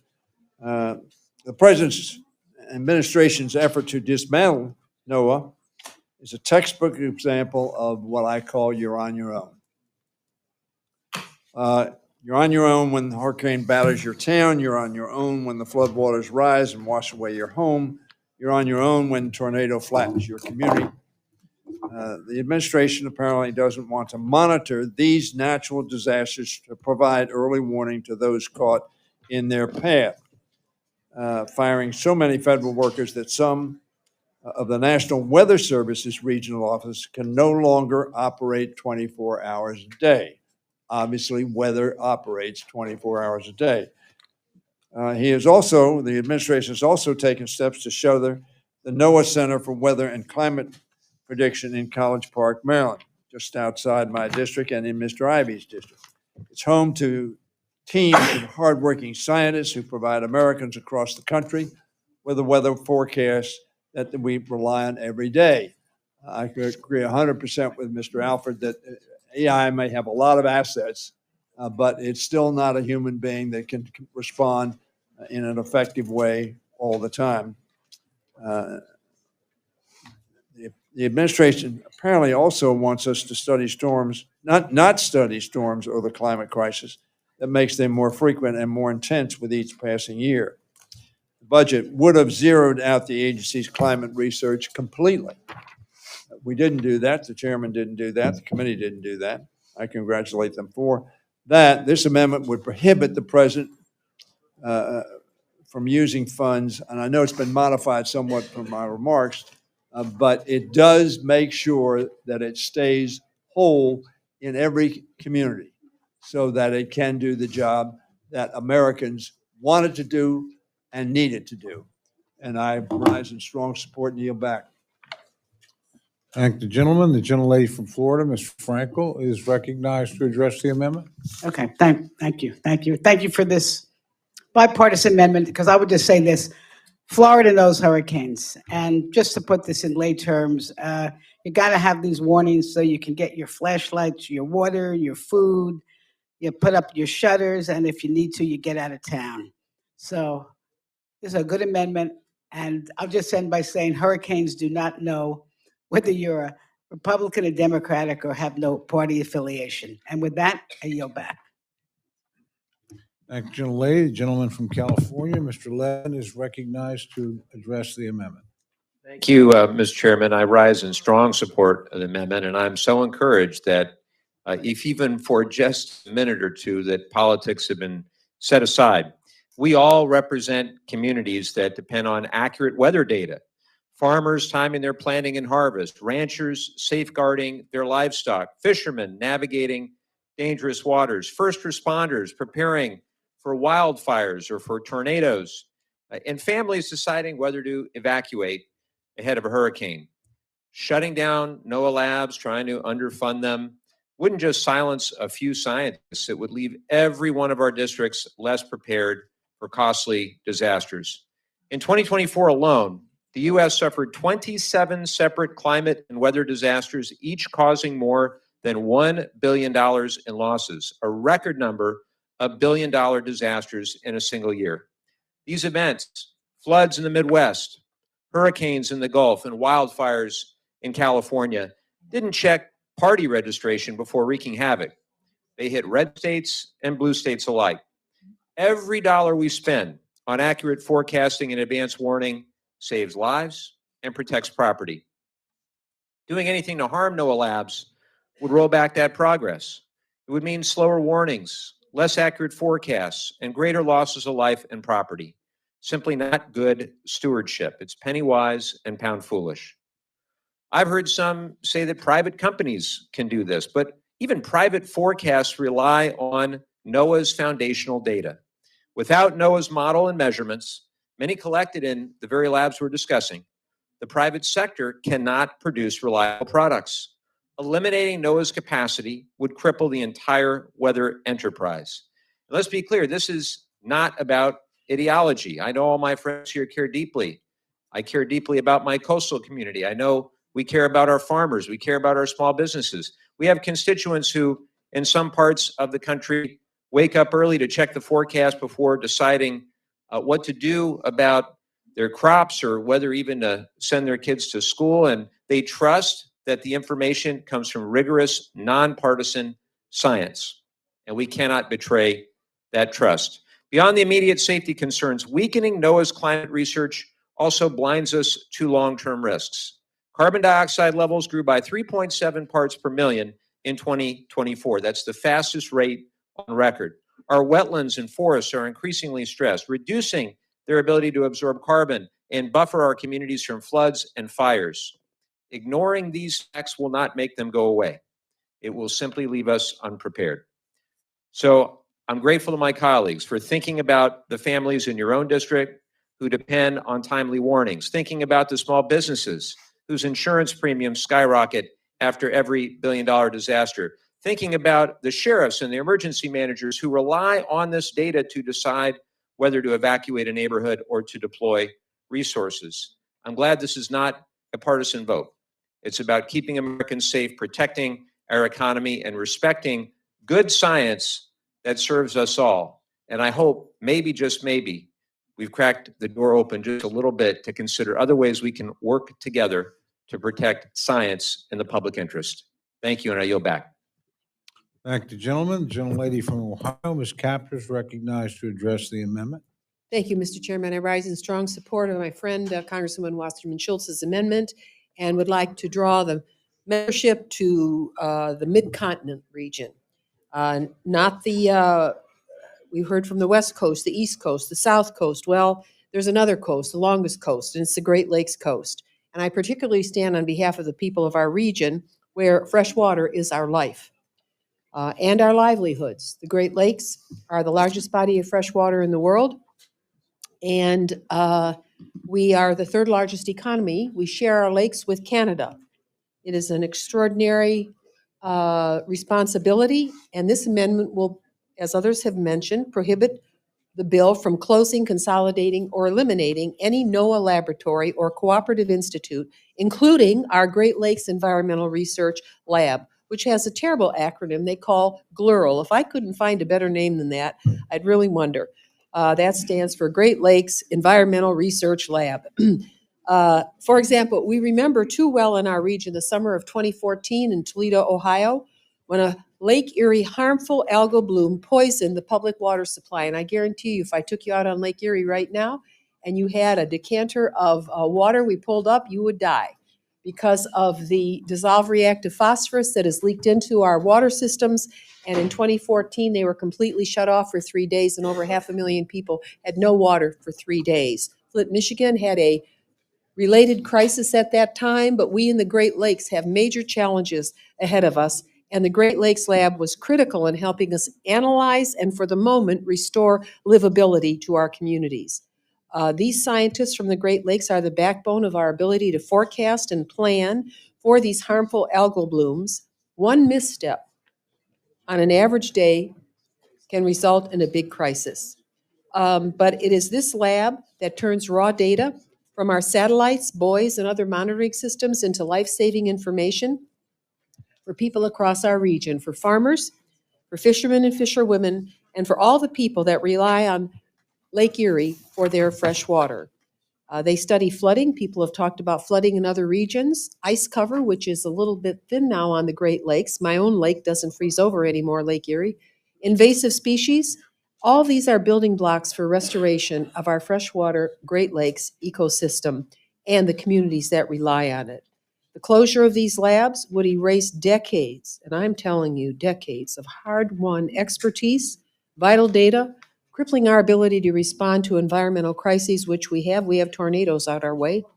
Abandoning the 40 million Americans who depend on this irreplaceable, life-giving freshwater resource.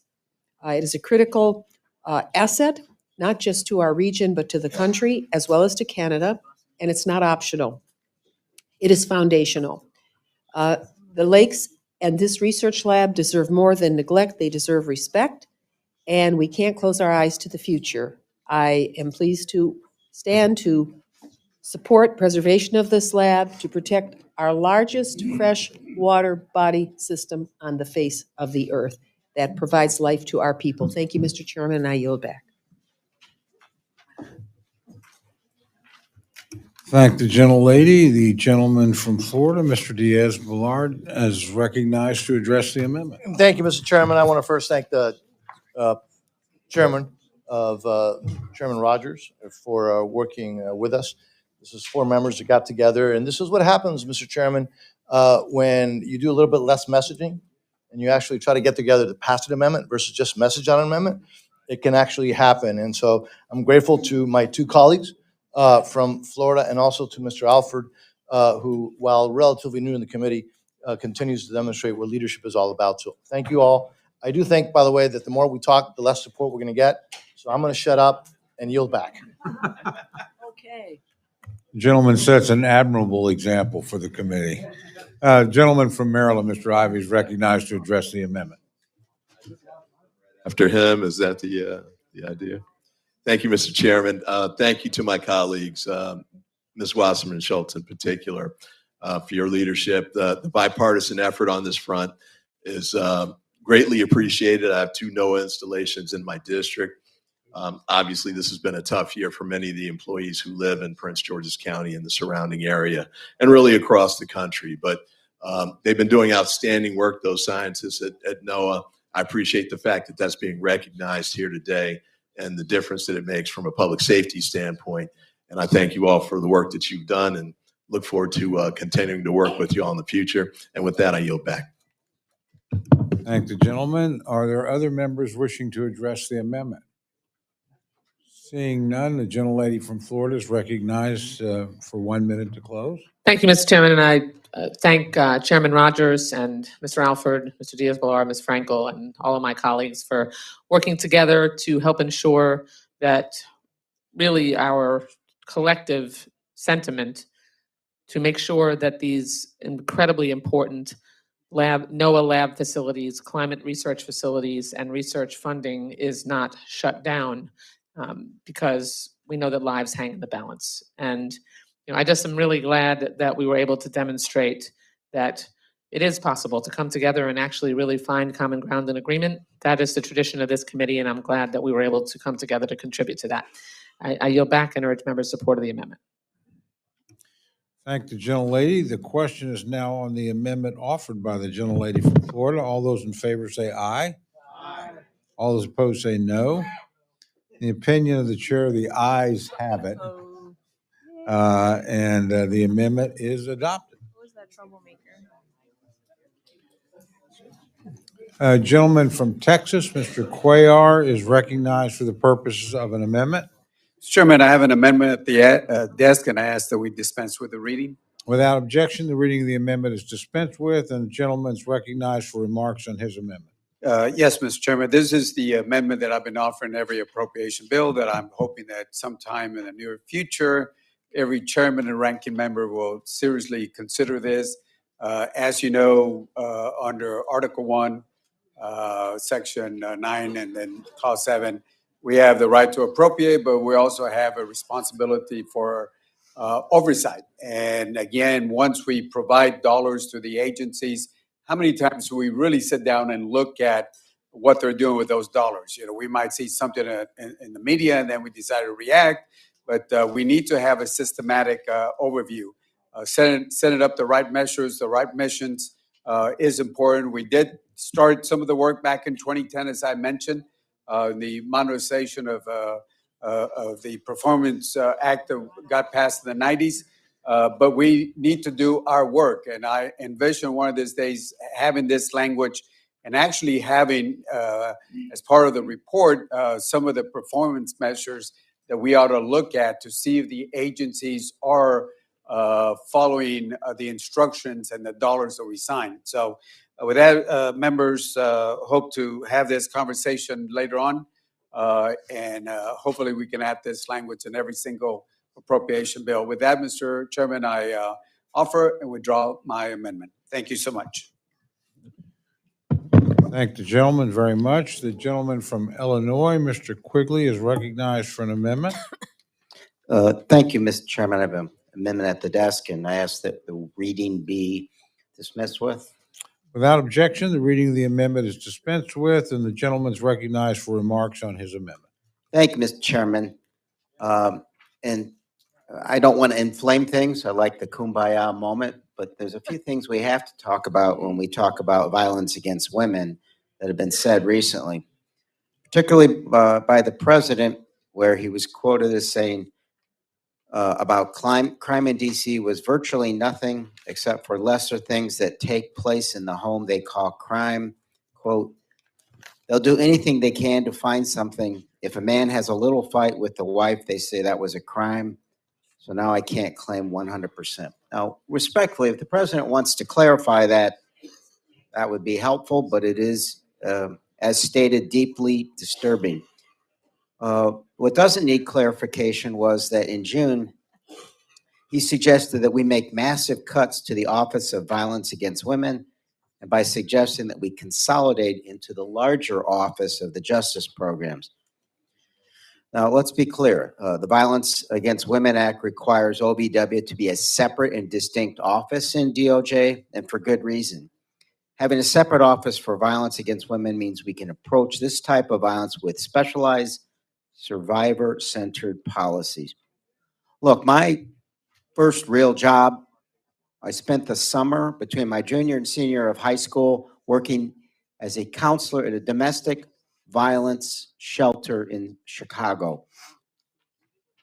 So I lived there, and in the middle of the night, a woman would come in with her traumatized kids, and she was beaten severely and carrying things in bags and cardboard boxes. And you saw just what the devastation was. And I guess what I learned was you really have to have a safe place for women to go when someone is experiencing this kind of crisis. And when I became a Cook County Commissioner, one of the first things I was able to get done was a separate courthouse for domestic violence victims so they could be isolated from their abusers as they entered, and they weren't deterred from coming in. To successfully respond to assault and domestic violence, we need to consider the legal, health, social, and financial impacts. Unfortunately, the bill in front of us today cuts funding for the multi-pronged programs. These cuts include transitional housing, effective policy, policing initiatives, training programs, and services to end violence against older women and women with disabilities. But while this funding is going down, demand for the programs is going up. The National Alliance to End Sexual Violence found that 58% of sexual assault services providers reported an increase in demand. 60% reported an increase in demand for prevention services. Now, like many of you, I've met with local domestic violence service providers, including ones that receive grants through VAWA. Just one story. A woman in Chicago who was in a horrible situation for several years, because she only spoke Mandarin, she didn't think she could go any place for help. A culturally specific service grant through VAWA allowed this organization to hire staff who spoke many languages, including this. So when she found them and reached out, they were able to get her out of the situation. She was able to leave her abusive marriage and is now economically independent. The traditional housing program allowed this woman to leave an unsafe situation, get back on her feet, and even further her career. Without the VAWA program supporting these transitional housing, for example, these survivors would not have been able to leave these situations or rebuild their lives. It's the combination of all these programs that make it possible for survivors to escape violence and heal from it, and reclaim their independence. My amendment adds $100 million to the Office of Violence Against Women and adds language prohibiting the Attorney General from consolidating the office into the rest of DOJ. I'm offering this amendment to make sure that these resources remain available for the people who need them and to make sure that violence against women remains a national priority. Thank you, and I urge your support. Thank you, gentlemen. The gentleman from Kentucky, Mr. Rogers, the distinguished chair of the subcommittee, is recognized to address the gentleman's amendment. Thank you, Mr. Chairman. The House CGS Fiscal 26 bill maintains strong support for programs that support domestic violence victims by providing approximately $641 million for the DOJ Office on Violence Against Women. Additionally, this bill increases the Crime Victims Fund obligation cap, allowing for more grants to go out to state and local domestic violence shelters. This amendment would seek to increase funding for OVW by $100 million without a proposed offset. Additionally, this amendment includes language prohibiting the consolidation of OVW within the Office of Justice Programs. The Fiscal 26 House bill maintained OVW as a separate office and grant-making component at the Department of Justice. I appreciate the intent of the amendment, but I must oppose it. The House bill was strategically crafted with member input, and every funding level has been carefully considered. I urge my colleagues to oppose the amendment, and I yield back. Thank the gentleman, the gentlelady from New York. The ranking member of the subcommittee is recognized to address the amendment. I rise in support of this amendment. The Office of Violence Against Women is the only federal office that directly represents the needs of victims of domestic violence, sexual assault, and stalking. As many of our colleagues have shared with Attorney General Bondi, any delays or reduction in funding for OVW will have devastating consequences for the countless individuals who rely on these resources for safety, legal protection, and recovery. It should also be unacceptable to all of us on this committee that the Department of Justice is unwilling to uphold the law that ensures OVW is managed as a separate entity. I urge my colleagues to support this amendment, and I yield back.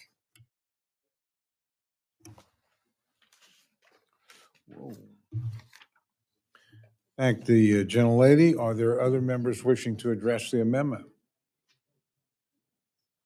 Seeing the gentleman from Maryland, Mr. Ivey, is recognized to address the amendment. Thank you, Mr. Chairman. I stand in support of this amendment. As many of you know, domestic violence is a real scourge that has a corrosive effect across the board in many communities, but especially in families. We talked the other day about trying to figure out red flags for mass murderers and active shooter scenarios, people who commit homicides. When you go back and look at the family history for many of those people, they come from homes where domestic violence was rampant.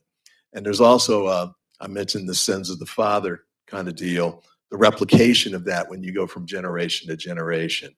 This act and the office that manages it is one of the few that really is aimed at targeting and fixing and addressing that problem. When I was the local prosecutor, we had a clear issue and we really didn't have a unified approach to how to deal with it. I had someone in the office that when I came in who'd been there trying to set up an office for domestic violence survivors, and not just a house where they could come until they had a chance to find somewhere else to go, but a place that provided wraparound services for them from the standpoint of finding whether it was additional job opportunities, educational opportunities, assistance with their children, because many of these domestic violence survivors had young children in tow, and also assistance, whether it was with respect to law enforcement for enforcing stay-away orders that had been put in place. But there's a whole range of services that was needed, and they were all scattered out across the county. Made it difficult for individual women, well, not only women, but primarily women, to get access to those services and ramp them up and use them in a way that could be most effective. With the funds from that program, we were able to establish that unit. And I'm proud to say that 23 years later, it's still up and running and doing great work in Prince George's County. And it was actually modeled after the type of office that is in other states and other jurisdictions, probably like many of yours. But it makes a difference to focus on this program, to target this program, to make sure that we're providing domestic violence survivors, many of them who feel they don't have any place else to turn, the types of support that they need to get through it and find a path forward for themselves and their children and their families. So I thank you for offering this amendment, and I urge my colleagues to vote in support of it. Thank you, gentlemen. Are there other members wishing to address the amendment? Seeing none, the gentleman from Illinois is recognized for 1 minute to close. I've been told they're two separate issues, but in reality, I don't think they are. This amendment stands on its own and deserves support for all those victims and to those that we want to prevent from being victims.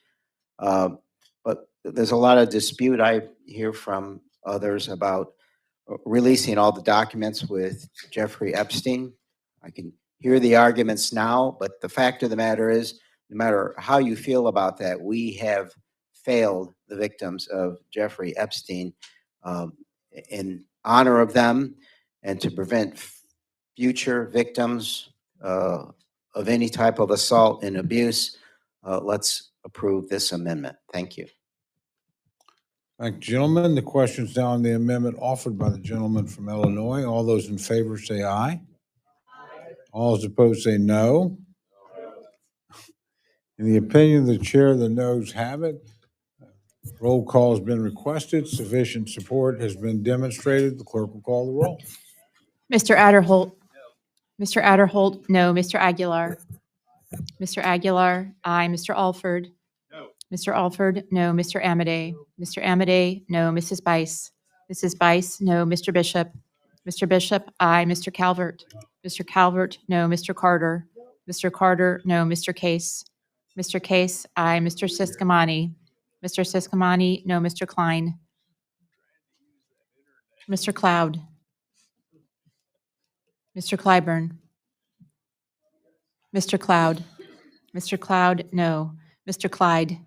Mr. Clyde, no. Mr. Cole. No. Mr. Cole, no. Mr. Cuellar. Ms. Dean. Ms. Dean, aye. Mr. Loro. Mr. Diaz-Balart. Mr. Diaz-Balart, no. Mr. Edwards. Mr. Edwards, no. Mr. Elzey. Mr. Elzey, no. Ms. Escobar. Ms. Escobar, aye. Mr. Espaillat. Mr. Fleischman. Mr. Fleischman, no. Ms. Frankel. Ms. Frankel, aye. Mr. Franklin. Mr. Franklin, no. Mr. Gonzalez. Mr. Gonzalez, no. Mr. Guest.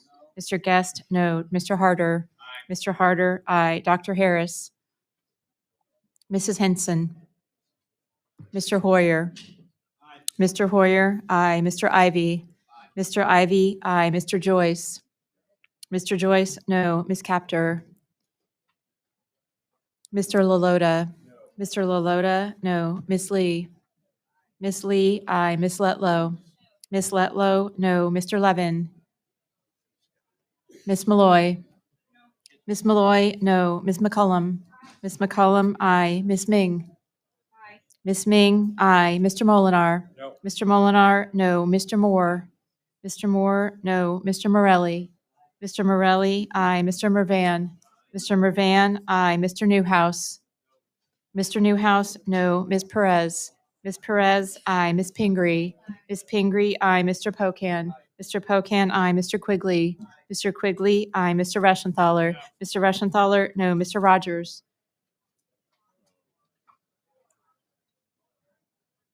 Mr. Rogers, no. Mr. Rutherford. Mr. Rutherford, no. Mr. Simpson. Mr. Simpson, no. Mr. Strong. Mr. Strong, no. Mrs. Torres. Mrs. Torres, aye. Miss Underwood. Miss Underwood, aye. Mr. Valadeo. Miss Wasserman Schultz. Mrs. Watson Coleman. Mrs. Watson Coleman, aye. Mr. Womack. Mr. Womack, no. Mr. Zinke. Are there any members wishing to vote or change their vote?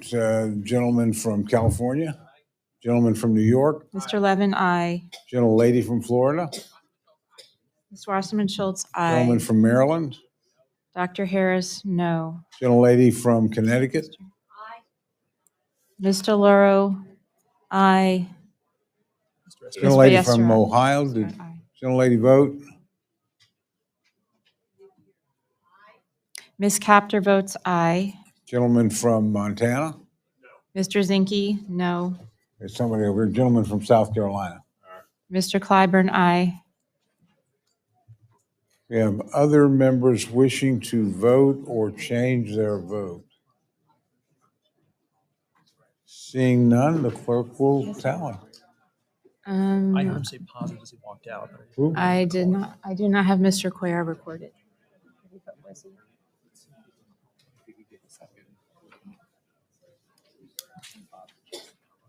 You did? I-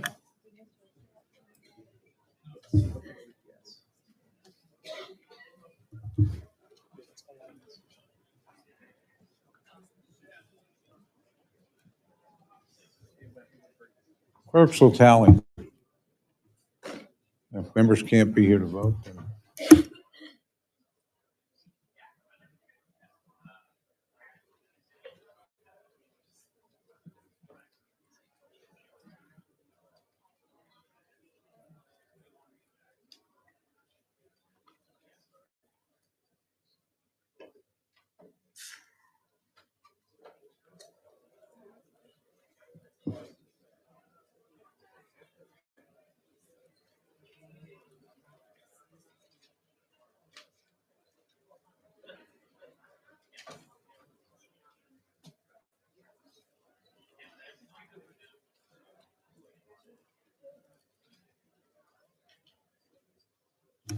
On this vote, the ayes are 28, the noes are 32. The amendment is not adopted. The gentlelady from Florida, Ms. Frankel, is recognized for the purpose of an amendment.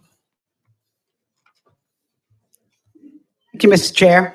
Whoops. I have an amendment at the desk, and I ask unanimous consent that the reading of the amendment be dispensed. Without objection, the reading of the amendment is dispensed with. The gentlelady is recognized for remarks on her amendment. Thank you, sir. The colleagues, the bipartisan, and I want to emphasize the word bipartisan, Pregnant Workers Fairness Act was passed to ensure equality and dignity in the workplace. It says employers must provide reasonable accommodations for pregnancy, childbirth, and related medical conditions unless it causes undue hardship. So and we're talking about simple, common sense things like maybe an extra water break, no heavy lifting, time off for recovery, or leave for medical appointments. The law ensures that no worker has to choose between her health and her paycheck. My amendment strikes Section 602 of this bill, which prohibits funds in this act from being used to enforce the Equal Opportunity Commission's April 19th, 2024 rule that makes it clear that an elective abortion is a related medical condition requiring reasonable accommodation. In other words, this bill unfairly and dangerously carves out abortion care as one medical need where a woman can still be singled out, punished, or denied basic accommodations. And to me, that is cruelty beyond belief. In fact, it's the level of cruelty that defies reason. It's one thing to oppose abortion. It's another thing to punish a woman for having one by damaging her ability to make a living by stripping her workplace rights. And incidentally, the courts have actually ruled that abortion is a medical event. And like any medical procedure, it can involve recovery time, it can involve a doctor follow-ups, and as many of you probably know, in many states, abortion services require travel to distant cities, compliance with mandatory waiting periods, or multiple visits. These realities mean that workers need flexibility with scheduling or short-term leave to safely and legally access care. Now listen, my amendment doesn't force anyone to agree or not agree or agree or not agree with the very personal decision that a woman may need to make to end her pregnancy.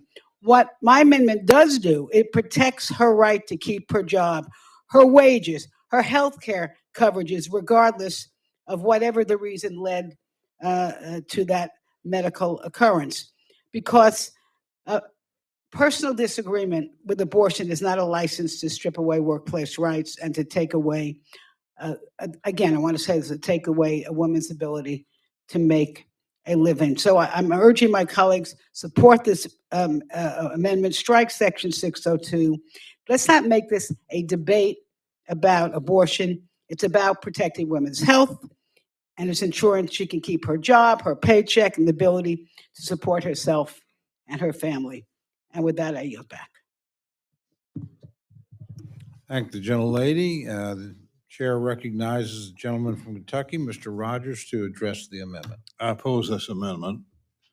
I'm proud that the Fiscal 26 bill rolls back the out-of-control Biden-Harris regulatory agenda. This amendment proposes to let it flourish. This provision prevents the Equal Employment Opportunity Commission from conflating the definition of reasonable accommodation to include abortions. For that reason, I oppose the amendment, urge my colleagues to do the same, and I yield back. Thank you, gentlemen. The gentlelady from New York, the ranking member of the subcommittee, Ms. Ming, is recognized to address the amendment. Mr. Chairman, I strongly support this amendment. I support women and their right to make whatever healthcare decisions are best for them. That is up to them and their doctors, and we should all trust women to make their own decisions in privacy. Through the Bipartisan Pregnant Workers Fairness Act, Congress put laws in place that would prevent discrimination against pregnant women and require companies to make accommodations so that they can continue to do their job while they are expecting. It seems perfectly reasonable that such accommodations would include providing pregnant workers time to obtain necessary health care. Section 602 of this bill undermines that protection and is an insult to the women Congress stood up to protect through the Pregnant Workers Fairness Act.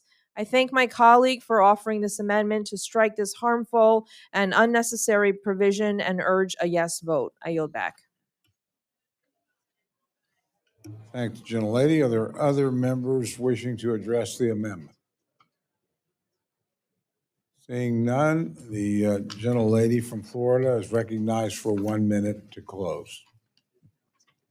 Well, I've said it before, I'm going to say it again. It's a very personal decision that should be made by a woman, not by a politician, whether she should either start or add to her family. Many times, there's not even a decision being made. It's in a medical emergency. But with that said, I do want to say opposition to an amendment that would make it clear that a woman having an abortion still gets the protection of the Pregnancy Fairness Act. It is to oppose that is an insult to the women of this country. Women of this country have a right to make a living, to support themselves and to their family, and that's what this amendment does. And with that, I yield back. Thank the gentlelady. The question is now on the amendment offered by the gentlelady from Florida. All those in favor say aye. Aye. All those opposed say no. No. The opinion of the chair, the noes have it. Roll call has been requested. Sufficient support's been demonstrated. The clerk will call the roll. Mr. Adderholt. Mr. Aguilar. Aye. Mr. Aguilar, aye. Mr. Alford. No. Mr. Alford, no. Mr. Amade. Mr. Amade, no. Mrs. Bice. Mrs. Bice, no. Mr. Bishop. Yes. Mr. Bishop, aye. Mr. Calvert. Mr. Calvert, no. Mr. Carter. Mr. Carter, no. Mr. Case. Mr. Case, aye. Mr. Siscomani. Mr. Siscomani, no. Mr. Klein. No. Mr. Klein, no. Mr. Cloud. Mr. Cloud, no. Mr. Clyburn. Mr. Clyburn, aye. Mr. Clyde. Mr. Cole. No. Mr. Cole, no. Mr. Cuellar. Ms. Dean. Ms. Dean. Ms. Dean, aye. Mr. Loro. Mr. Loro, aye. Mr. Diaz-Balart. Mr. Edwards. Mr. Edwards, no. Mr. Elzey. Mr. Elzey, no. Ms. Escobar. Ms. Escobar, aye. Mr. Espaillat. Mr. Espaillat, aye. Mr. Fleischman. Ms. Frankel. Aye. Ms. Frankel, aye. Mr. Franklin. Mr. Franklin. Mr. Franklin, no. Mr. Gonzalez. Mr. Gonzalez, no. Mr. Guest. Mr. Guest, no. Mr. Harder. Mr. Harder, aye. Dr. Harris. Dr. Harris, no. Mrs. Hinson. Mr. Hoyer. Mr. Hoyer, aye. Mr. Ivy. Mr. Joyce. Mr. Joyce, no. Ms. Captor. Ms. Captor, aye. Mr. Lalota. Mr. Lalota, no. Ms. Lee. Ms. Lee, aye. Ms. Letlow. Ms. Letlow, no. Mr. Levin. Mr. Levin, aye. Ms. Malloy. Ms. Malloy, no. Ms. McCollum. Ms. McCollum, aye. Ms. Ming. Ms. Ming, aye. Mr. Molinar. Mr. Molinar, no. Mr. Moore. Mr. Morelli. Mr. Morelli, aye. Mr. Mervan. Aye. Mr. Mervan, aye. Mr. Newhouse. Mr. Newhouse, no. Ms. Perez. Ms. Perez, aye. Ms. Pingree. Ms. Pingree, aye. Mr. Pocan. Mr. Quigley. Aye. Mr. Quigley, aye. Mr. Reschenthaler. Mr. Reschenthaler, no. Mr. Rogers. Mr. Rogers, no. Mr. Rutherford. Mr. Simpson? Mr. Simpson, no. Mr. Strong?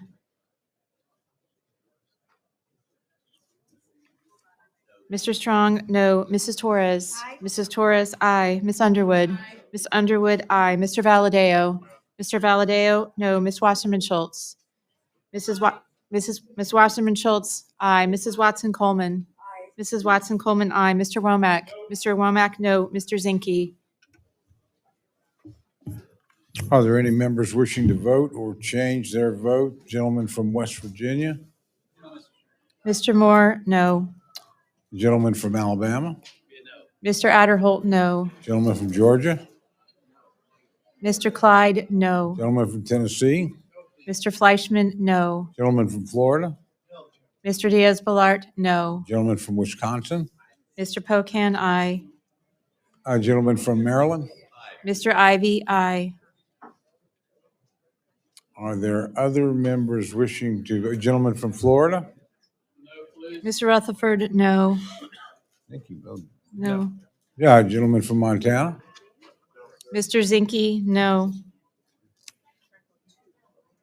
Are there other members wishing to vote or change their vote?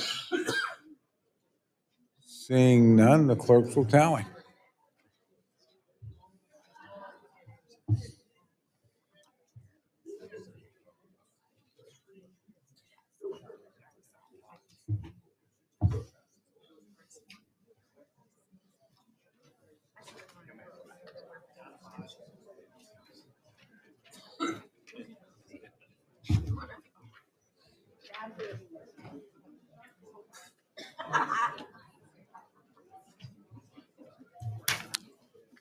On this vote, the ayes are 27, the noes are 34. The amendment is not adopted.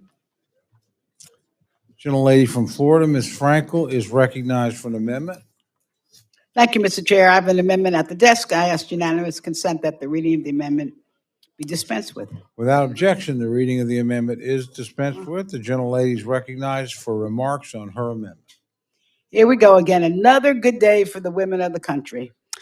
My amendment strikes the poison pill rider that blocks the Equal Opportunity Commission from enforcing its updated workplace harassment guidance. Incidentally, this guidance was the first major update in nearly 25 years, replacing guidance that was written back in the 1980s and 1990s. And the guidance finally reflects today's workplaces. The new guidance addresses harassment tied to pregnancy, childbirth, and related conditions. It gives hundreds of practical, real-world examples of harassment. And it's updated because it talks about now video calls and online chats. The guidance does not write the law. It clarifies it. And it gives employers, it gives employees, and even the courts a roadmap on how anti-harassment protections apply in modern workplaces. It helps workers understand their rights. It helps employees stop harassment before it starts. And it ensures that every workplace is safe and fair and productive. Because listen, I think we all know harassment is not just immoral, it's costly. A healthy workplace is more productive, it's more engaged, and better for business. The Equal Opportunity Commission is critical in making that possible, issuing guidance, providing technical assistance, and holding bad actors accountable. And did you know, if you don't, I'm going to tell you, sexual harassment is the single most frequently reported form of workplace harassment. 1 in 3 women will face it at some point in their careers. And our bipartisan women's caucus, we've held hearings on this, and the stories we heard were painful. Hotel housekeepers forced to carry panic buttons to protect themselves from assaults by guests. A welder who walked away from her trade after constant barrage of crude jokes and comments. A waitress who endured humiliating remarks and pinches just to earn tips. A Silicon Valley executive who left her own startup after repeated derogatory comments in the boardroom. It doesn't matter, all walks of life, harassment is occurring. And workforce harassment forces people to make heartbreaking choices, sometimes to turn down promotions, sometimes to leave jobs, sometimes to entirely abandon careers. It damages health, it damages livelihood, and it ripples into their families and communities. The EEO guidance, EEOC, that's the commission which the Republicans are blocking, designed to prevent the harms. I think I'm going to say that again in just logical terms. The Republicans are blocking guidance to stop the protection of our workers. That's why I'm going to ask a question. You know something? You always ask the question, right? You're always Mr. Pocan's always asking the question. So I'm going to ask the question. Here's the question. Why in the world would anybody in this room want to push an agenda that would make workplaces more hostile and more difficult for hardworking men and women to make a living? Why? Can anybody tell me that? If you could tell me that, I'll even yield my mic. I have 1 minute and 6 seconds. Listen, I urge my colleagues support this amendment, strike down the dangerous rider in the bill, stand up for safe, fair, and workplaces for all Americans. And with that, I yield back. Thank the gentlelady. The chair recognizes the gentleman from Kentucky, Mr. Rogers, to address the amendment. This amendment would increase the funding level of the Equal Employment Opportunity Commission, which is funded in the bill at about $435 million without an offset. Despite this tight budgetary environment, the fiscal year 2026 recommendation is about $15 million more than this committee's recommendation in fiscal year 25. The recommendation balances the needs to sufficiently fund agencies to do their jobs and cut government spending. For that reason, I oppose the amendment, and I urge my colleagues to do the same, and I yield back. Thank the gentleman. Chair recognizes gentlelady from New York, Ms. Ming, to address the amendment. Mr. Chairman, I strongly support this amendment. In 1986, the U.S. Supreme Court held that workplace harassment can constitute unlawful discrimination under Title VII of the Civil Rights Act. Decades later, as noted by the EEOC, harassing conduct remains a serious workplace problem. Between 2019 and 2023, more than a third of the charges of employment discrimination received by the EEOC included an allegation of unlawful harassment based on race, sex, disability, or another statutorily protected characteristic. The actual cases behind these numbers reveal that many people experiencing harassing conduct at work that may be unlawful, as the EEOC pointed out in its enforcement guidance on harassment in the workplace issued last year.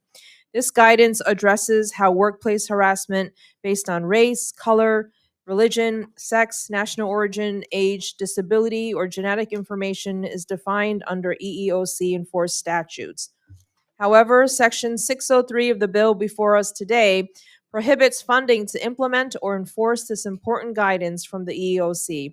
This rider absolutely does not belong in this bill. I urge adoption of my good friend's amendment to remove this harmful rider from the bill. Are there other members wishing to address the amendment? Seeing none, the gentlelady from Florida is recognized for 1 minute to close. Thank you, Mr. Chair.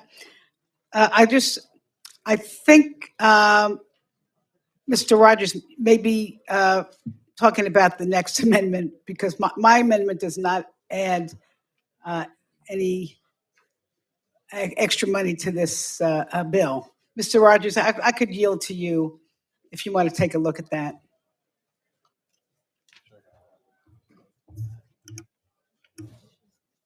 Well, in any event, here's the thing. I'll tell you again what my amendment does. What my amendment is striking a rider that blocks the commission from enforcing guidance. Very, very good guidance. Modernizes really what's going on in the workplace. It's guidance to both employers and employees on how to protect and keep workplaces safe. That's what it's about. I think it's the, with no disrespect to the next amendment that Mrs. Coleman will have, I think that is the one that puts a little bit more money. It's a good one, but it's not mine.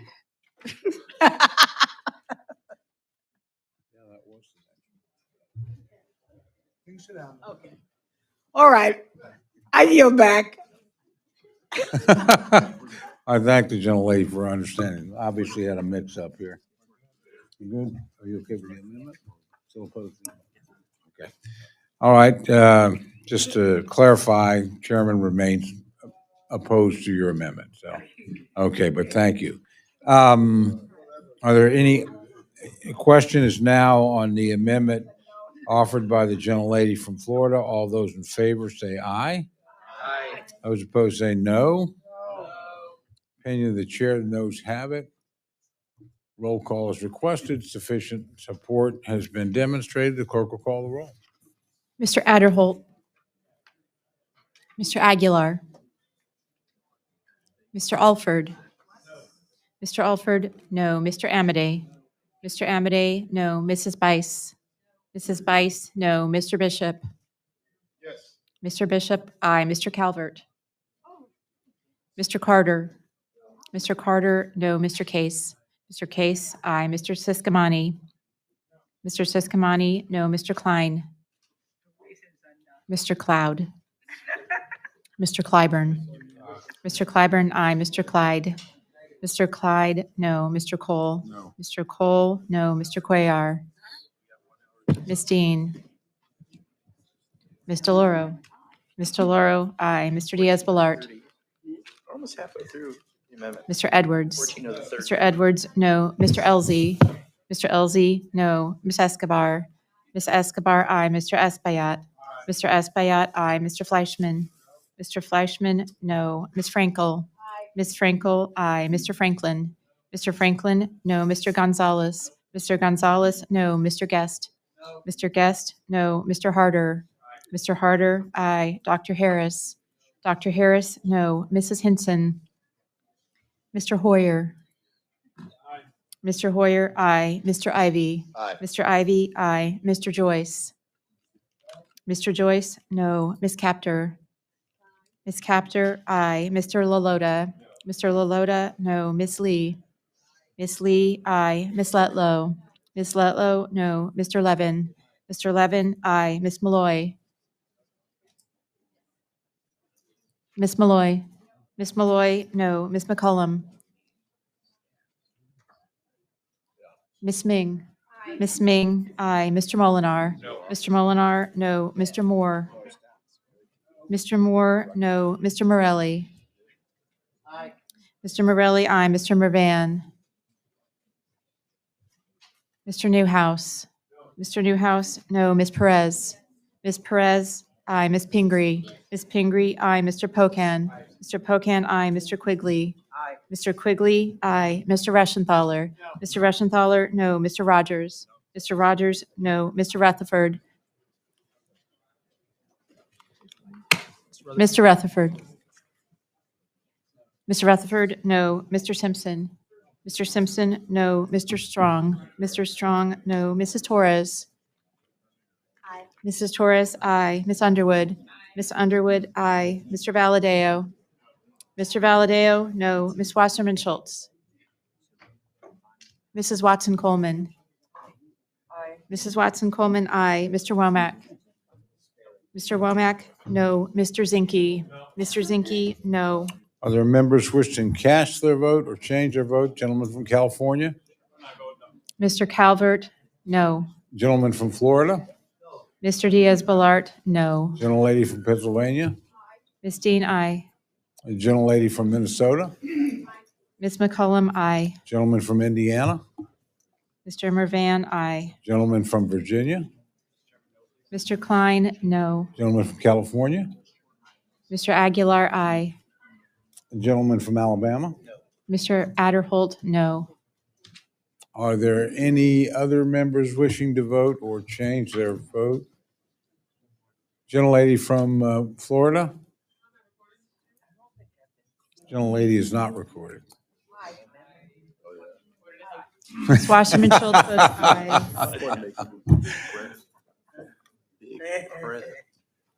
Are there any others? Seeing none, the clerk will tally.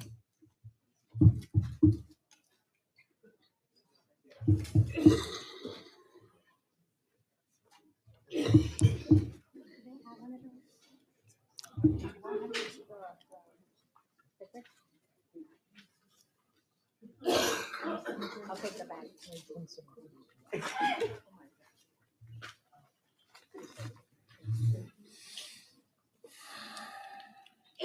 That's when I switched to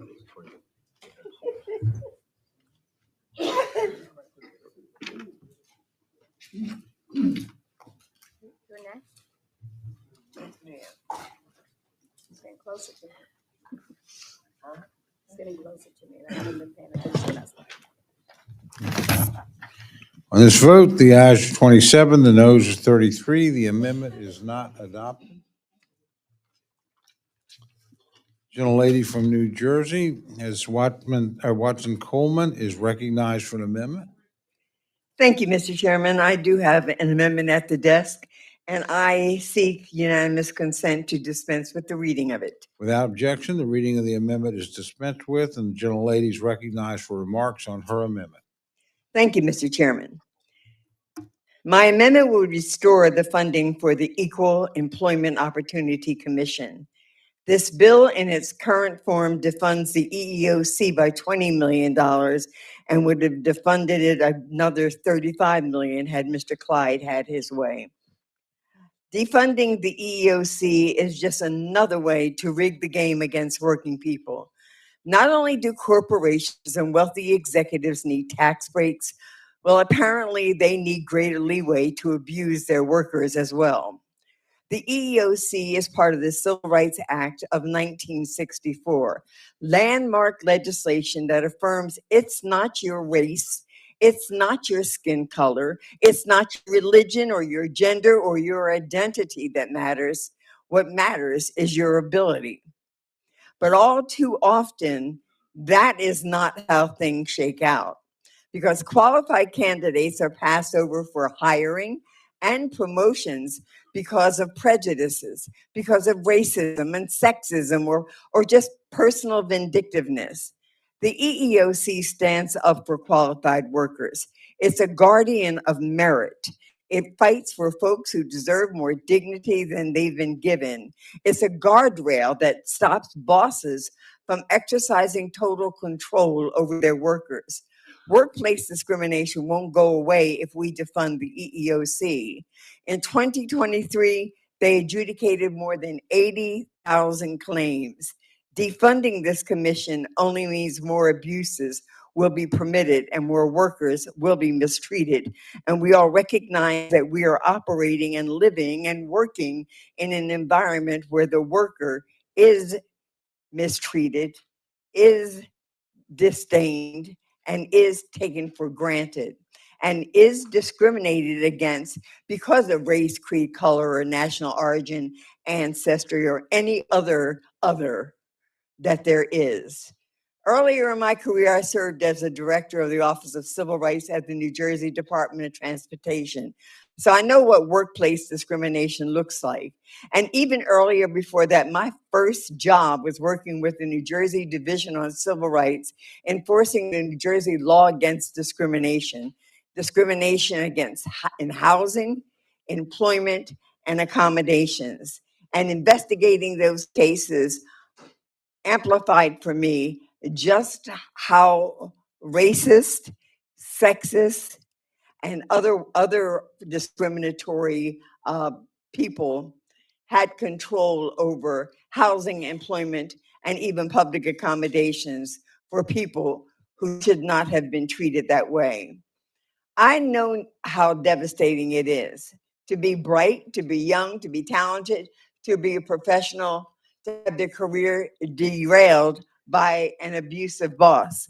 I even know what it feels like to be a person who's filed a discrimination complaint because of my sex against an attorney general and a director of a division on civil rights, which was created to protect those rights. And I want to let you know I won that case. So I wholeheartedly want to support this additional $20 million to the EEOC.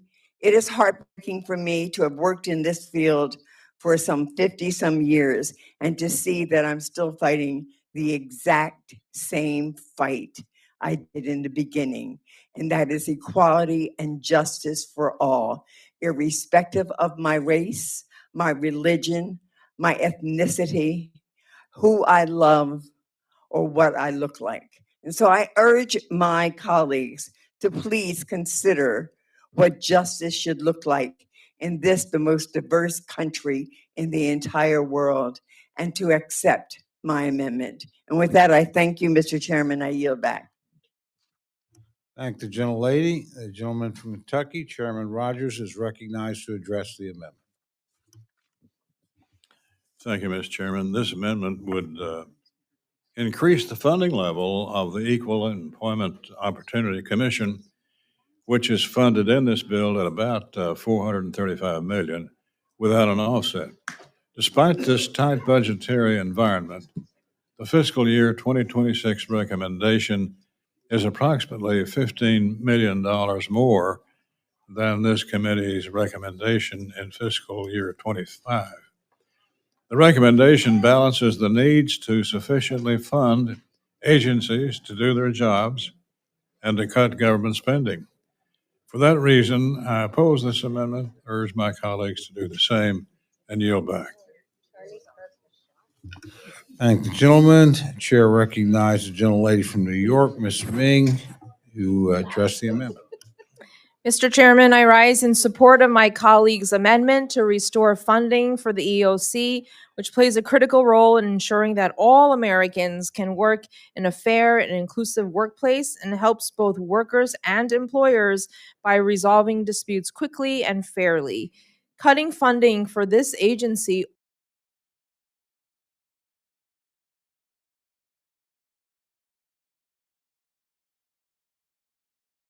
Are there others wishing to address the amendment? Seeing none, the gentlelady is recognized for 1 minute to close. Thank you, Mr. Chairman. You know, I believe in you have not because you ask not.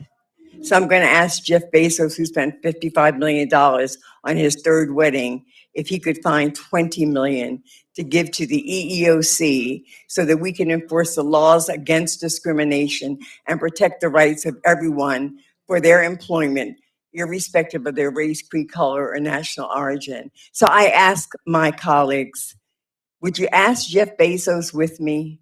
Let's send him a letter and ask him. He's very generous, and if he isn't, his first wife is. So with that, I ask that you would support this amendment. Thank you, Mr. Chairman. I thank the gentlelady. Questions now on the amendment offered by the gentlelady from New Jersey. All those in favor say aye. All those opposed say no. Opinion of the chair, the noes have it.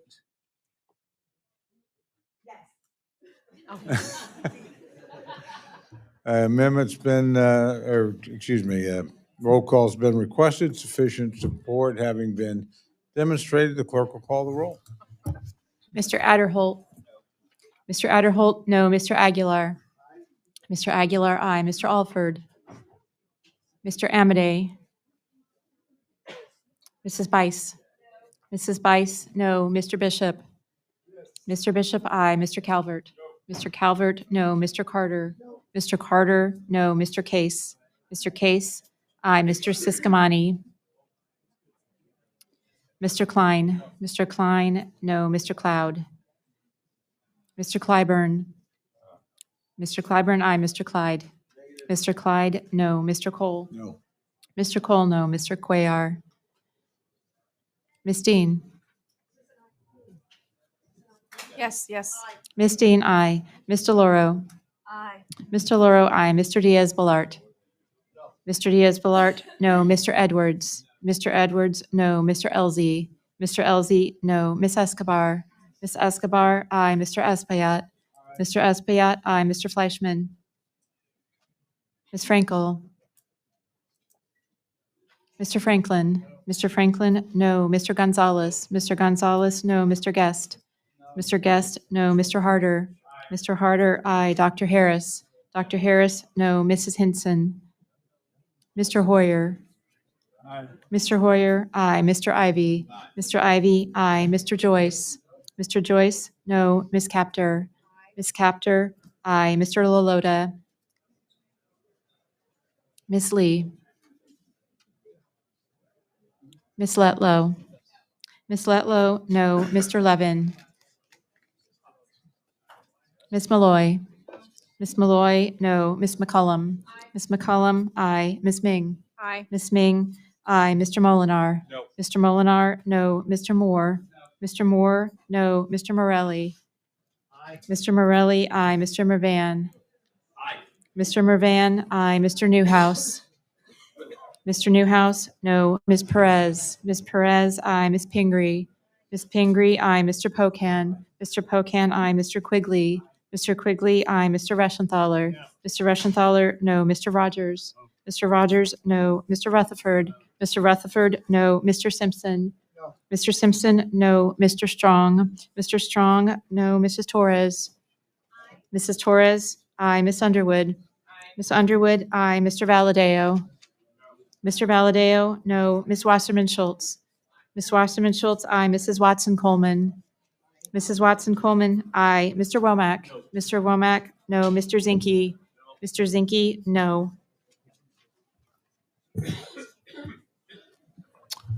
Are there any members wishing to vote or change their vote? Gentleman from Texas, Mr. Cuellar, aye. gentlelady from Florida, Ms. Frankel, aye. gentlelady from Nevada, Ms. Lee, aye. gentleman from California, Mr. Levin, aye. gentleman from New York, Mr. Lalota, no. gentleman from Arizona. Mr. Siskamani, no. Are there others wishing to record their vote or change their vote? Gentleman from Missouri, Mr. Alford, no. are there others wishing to change or record their vote? Not, the clerk will tally.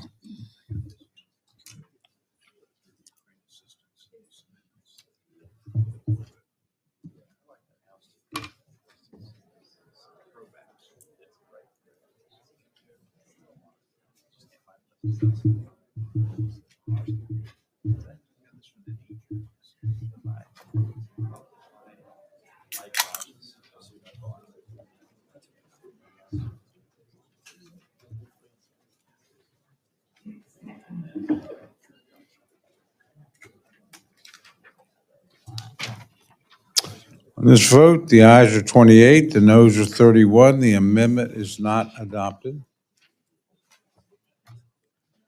Gentlelady from New Jersey, Ms. Watson Coleman, is recognized for an amendment. Mr. Chairman, I have an amendment at the desk and I ask unanimous consent to dispense with the reading of it. Without objection, the reading of the amendment is dispensed with. The gentlelady is recognized for remarks on her amendment. Thank you, Mr. Chairman. I won't be asking for a roll call vote for this, but I do want this to be part of the record. My amendment would reverse dramatic cuts to the Legal Services Corporation that are included in this bill. The Legal Services Corporation, or LSC, is an indispensable resource for low-income Americans who need legal services but cannot afford them. Let me be clear about who the LSC is serving. Their clients are victims of domestic violence, seniors, veterans, children, survivors of natural disasters, etc. These are folks living on less than $19,000 a year. In 2024 alone, the LSC helped 6.4 million people with legal services.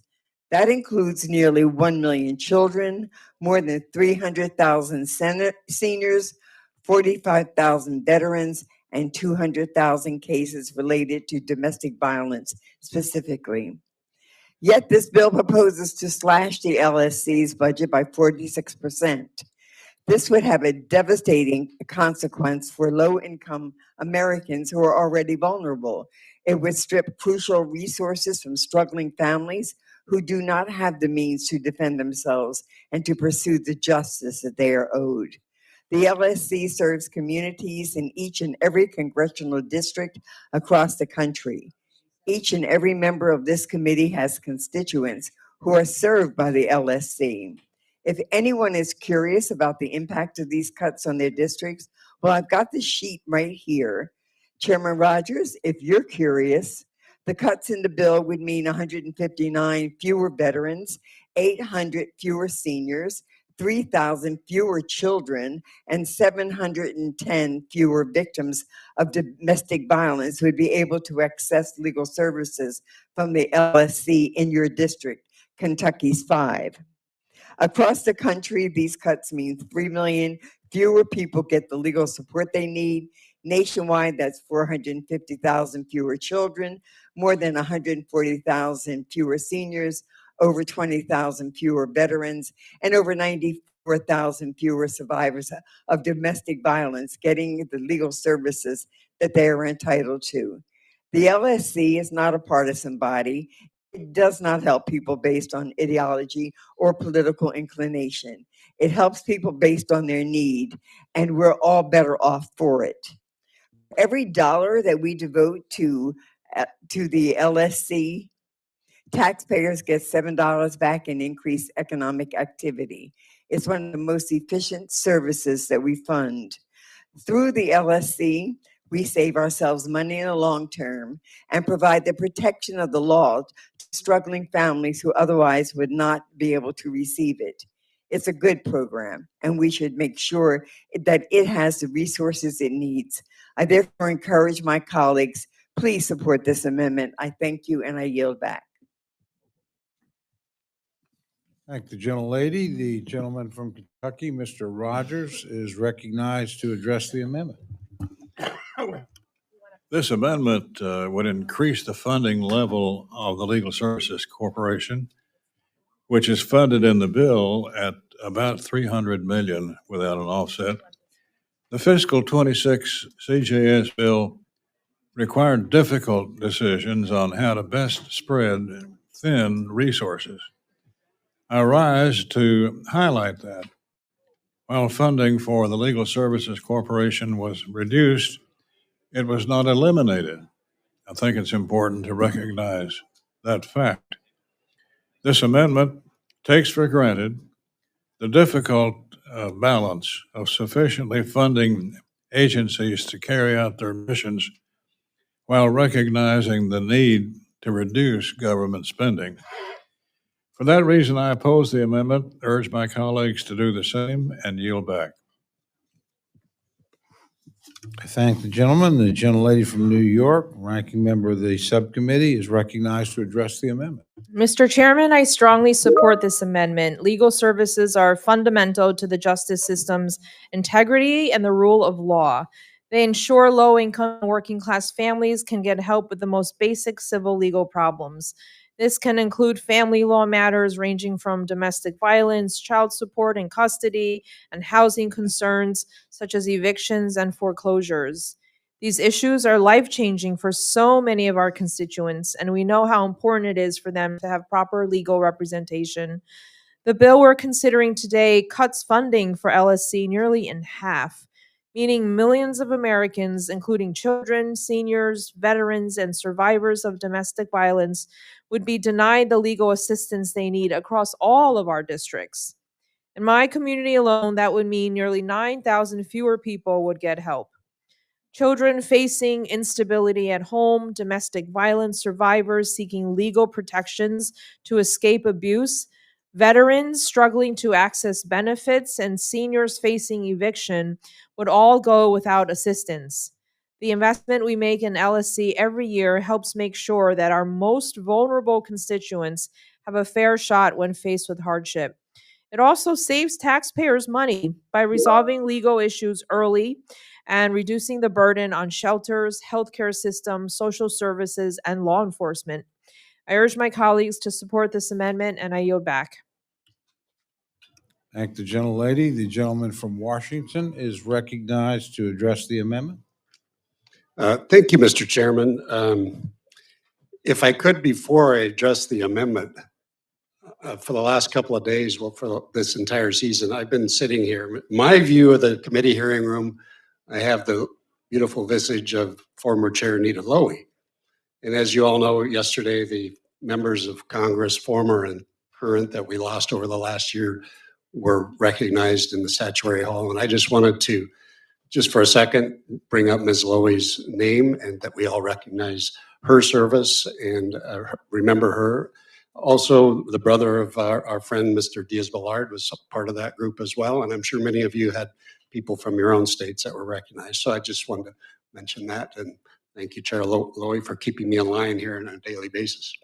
But I do want to address the Legal Services Corporation. And I'm sure everybody is familiar with the program, and you know, as the fine sponsor of the amendment talked about, it ensures that Americans in every corner of our country have access to civil legal services, which truly is a fundamental tenet of the American society. 130 LSC grantees provide civil legal services to over 2 million Americans every year. They help homeowners and renters avoid wrongful eviction or foreclosure.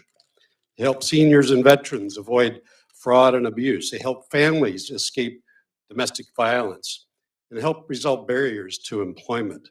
And I would note as well that federal law restricts LSC-funded programs and organizations from providing legal assistance to non-citizens, with certainly some statutory exemptions.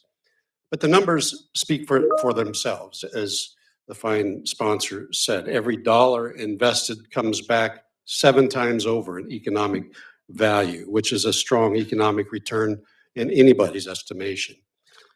The need for these services is real. To meet the urgent needs of the low-income Americans, LSC's fiscal year 26 budget request seeks an increase of $335 million over last year's fiscal year, all of which goes to organizations in our communities that provide civil legal services to these eligible Americans. Even with that increase, the need is much greater than the resources provided. The unaddressed legal issues resulting from a lack of access to legal resources lead to economic instability, which negatively affects families, businesses, and I would say all of our communities. So certainly I appreciate and understand that the fiscal constraints that we are working under, and we must be responsible. But I just want to say there's value to these programs, and I certainly look forward to working with the sponsor, with the chairman, to ensure that LSC has the resources necessary to ensure that all Americans have access to civil legal services. Thank you, Mr. Chairman. I yield back. Thanks, gentlemen. Are there other members wishing to address the amendment? Seeing none, the gentlelady from New Jersey is recognized for 1 minute to close. Thank you, Mr. Speaker. I have tremendous respect for my colleague who spoke on behalf of LSC. We worked together on some other things. He's just a good guy, and I appreciate it. And I hope that he has the kind of influence that he should have because of his wisdom and his righteousness with his colleagues. With that, I ask for support of this amendment, and I yield back. Gentlelady inadvertently called me Mr. Speaker. I thought you were my friend.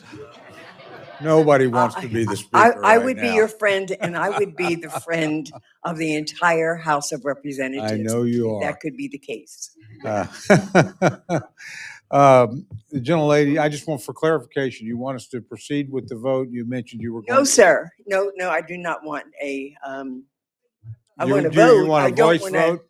Yes, thank you so much. All right. All those in No, I do favor? not want a roll call. Okay. All those in favor of the amendment, say aye. Aye. All those opposed say no. In the opinion of the chair, the noes have it. I have it, right? No, I don't think so. Nice try, though. The amendment is not agreed to, but the debate was appreciated. Gentlelady from California, Ms. Torres, is recognized for an amendment. Thank you, Chairman. I rise to offer an amendment and ask that the reading be dispensed with. Without objection, the reading of the amendment is dispensed with. The gentlelady is recognized for remarks on her amendment. Thank you, Chairman and Subcommittee Chairman. My amendment would prohibit the Department of Justice from using taxpayer dollars to pay settlements to January 6 insurrectionists. It would also prohibit the Department of Justice from negotiating and entering into settlements with insurrectionists. January 6 was a violent attack by a violent insurrectionist mob and an act of treason.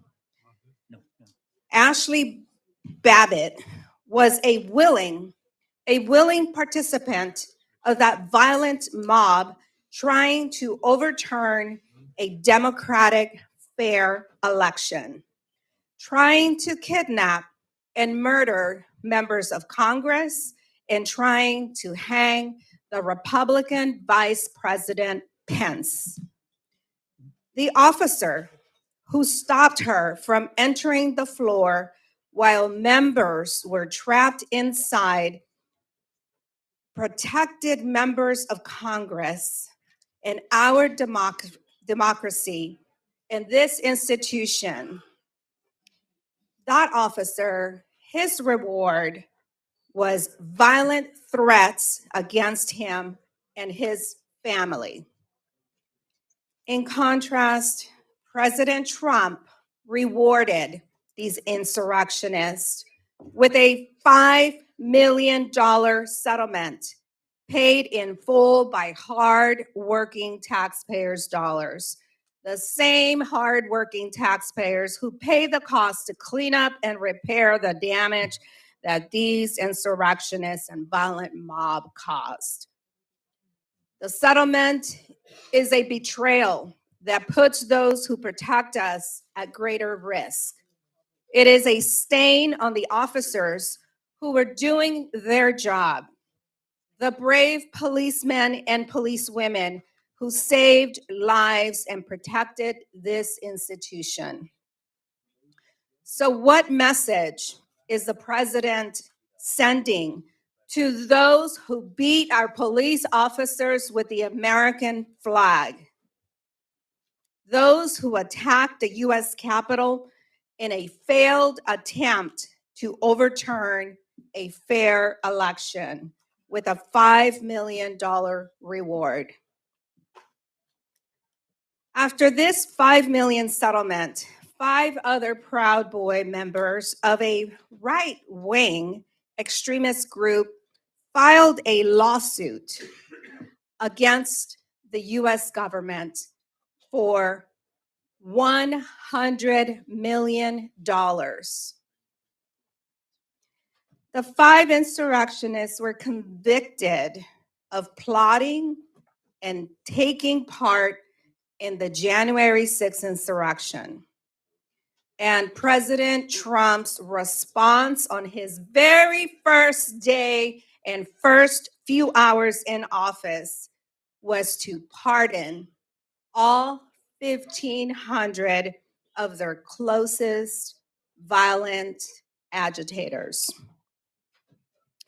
More of these lawsuits are expected, and that is why we must ensure that our constituents, the hard-working, law-abiding taxpayers we pretend to represent, do not have to foot the bill for these violent insurrectionists.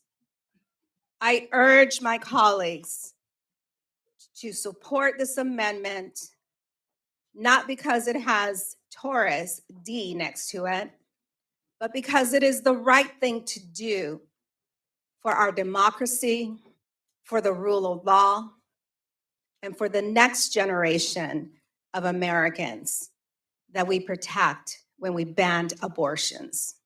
Now yield back. Thank you, gentlelady. The chair recognizes the gentleman from Kentucky, Chairman Rogers, to address the amendment. This amendment ties the hands of prosecutors by limiting their discretion to settle cases when justice may require it. I can't support an amendment that categorically limits the abilities of some defendants, but not others. For that reason, I oppose the amendment, urge my colleagues to do the same, and I yield back.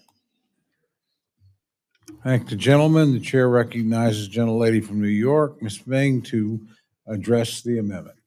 Mr. Chairman, I rise in strong support of this amendment, which simply says that we will not pay the people who attacked our U.S. Capitol on January 6th. On that dark day, our democracy itself was attacked, as were many of the people on both sides of the aisle in this room. It is bad enough that the president chose to pardon the criminals who rioted, trespassed, destroyed property, and violently attacked our Capitol police officers. It would be an even more serious mistake to allow the Justice Department to compensate them for the consequences of their decision to attack our Capitol and threaten the peaceful transfer of power. I urge my colleagues to support this amendment, and I yield back. Thank the gentlelady. The gentleman from New York, Mr. Morelli, is recognized to address the amendment.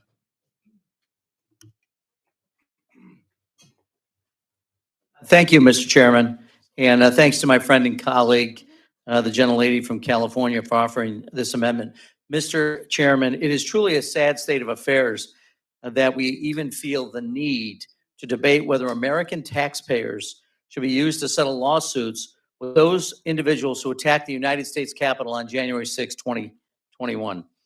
These individuals who attempted to overturn the 2020 election and in many cases violently assaulted the law enforcement officers protecting us are now suing the federal government, claiming they were the ones who had been wronged.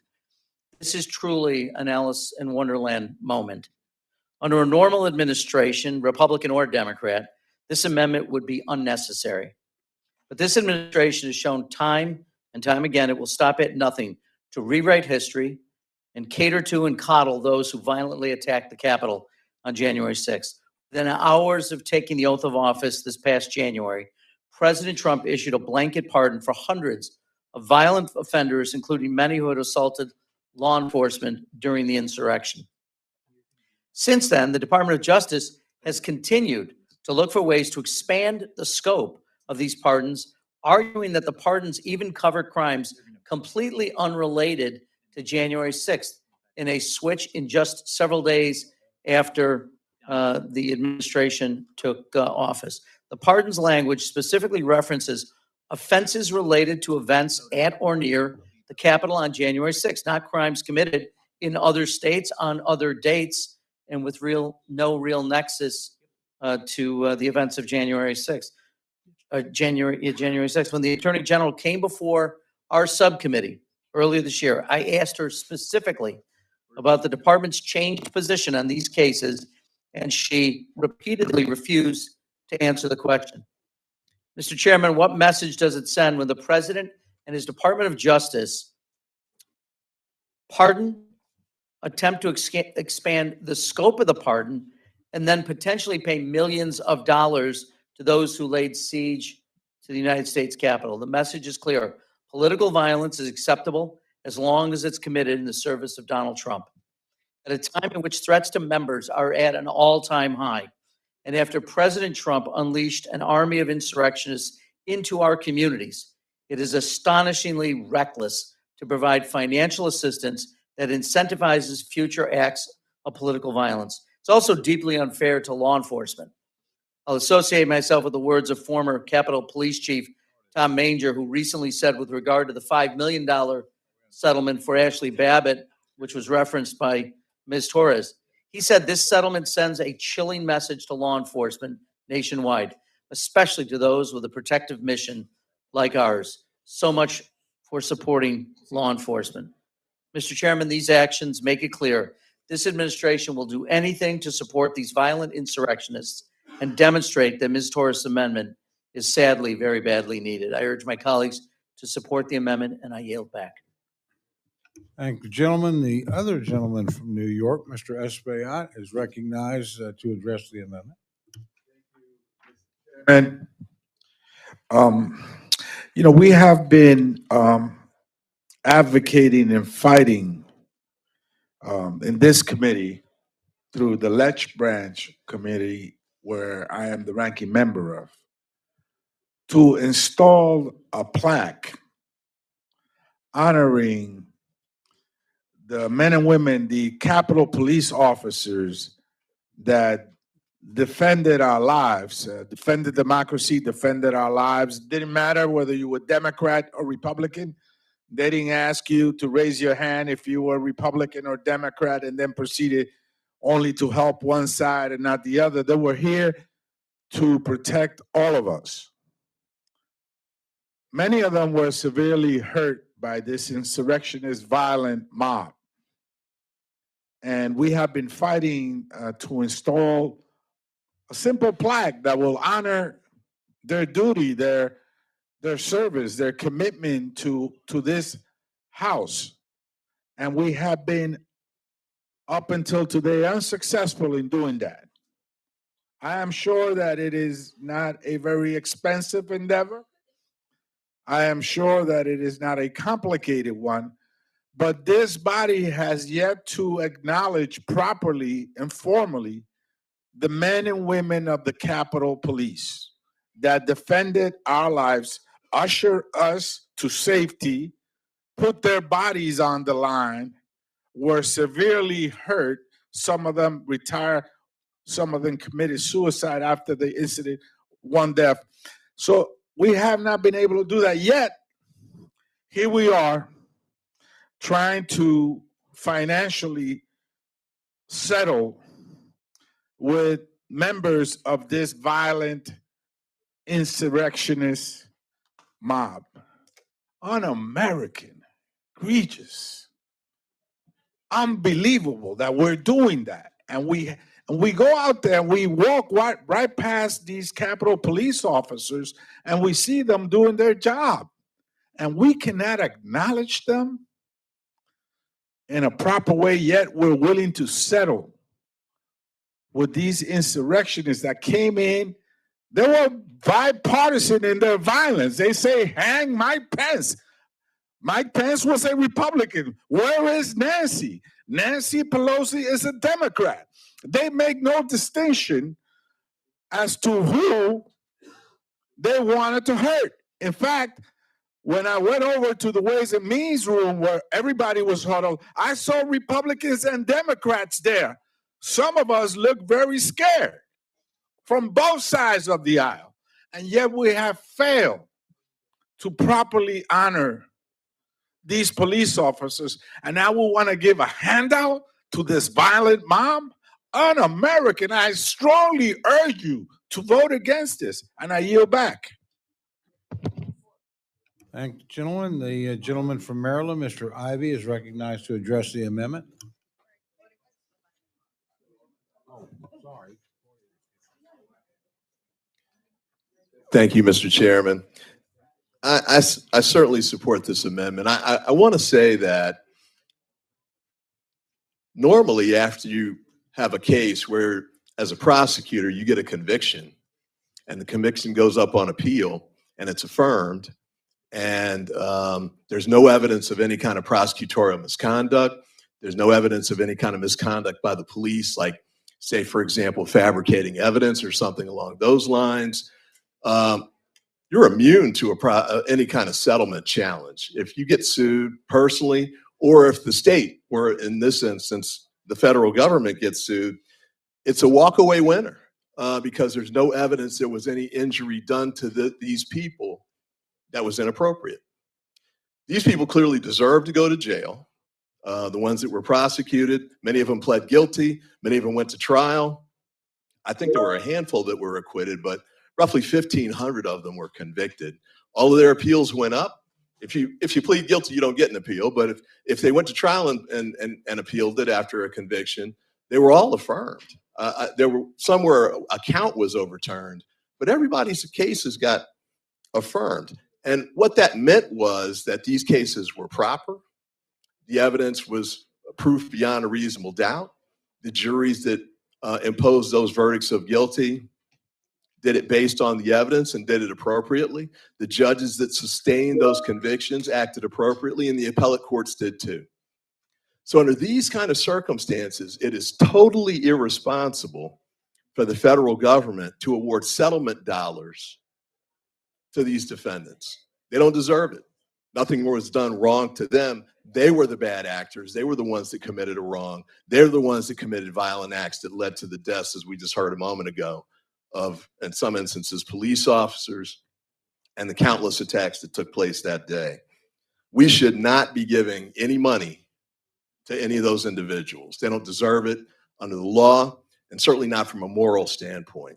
So why we're doing this is unclear, I think, on those grounds. But, you know, I think it's pretty clear that President Trump really wants to try and change the history of this. He's concerned about how it'll look down the road. He's tried to make every kind of argument you can to pretend like it's something different than what it actually was. And the reason they want to do these settlements without going to court is because if it went to court and the government moved to throw these out on summary judgment, they'd win every time. So giving the money away, and that's exactly what this is, giving away money, millions of dollars, and creating a precedent for this going forward is a problem not only for the Treasury, and you know, we've been talking about many of the amendments you guys object to is based on a lack of funds. This would actually save money for the federal government, and rightly so. Save it from people that don't deserve to have it and shouldn't be getting it under any circumstances. So I urge you all to support this amendment. It's the right thing to do. It sends the right message with respect to the prosecutors and police who are out there working these cases. Frankly, the judges who were probably mystified about the pardons that were given here, and to the American people, folks like the folks in my district who look on this and just kind of wonder what the hell went on with this. There was a stretch there before President Trump got reelected where he kept talking about 2 tiers of justice and complaining that he was getting some kind of lower standard of justice. Well, the fact of the matter is he got more justice than anybody deserves or ought to get by far. He still got convicted on the 34 criminal counts. But the folks who got convicted on these cases and the people who were victimized by these attackers on the Capitol, they didn't get the justice they deserve. With that, I yield back. Thank the gentleman. The other gentleman from Maryland, Mr. Hoyer, is recognized to address the amendment. I agree emphatically with my colleague from Maryland, who's an outstanding prosecutor, but more than that, views fairly justice. I think we're about to see again the rationalization of criminal insurrection. I don't know how people who rationalize what happened on January 6th can look at themselves in the mirror. I was outraged. I am outraged today at the actions of the President of the United States in pardoning insurrectionists. I am convinced that the reason he did it is because they did exactly what he asked them to do, which means he was a co-conspirator and is equally guilty.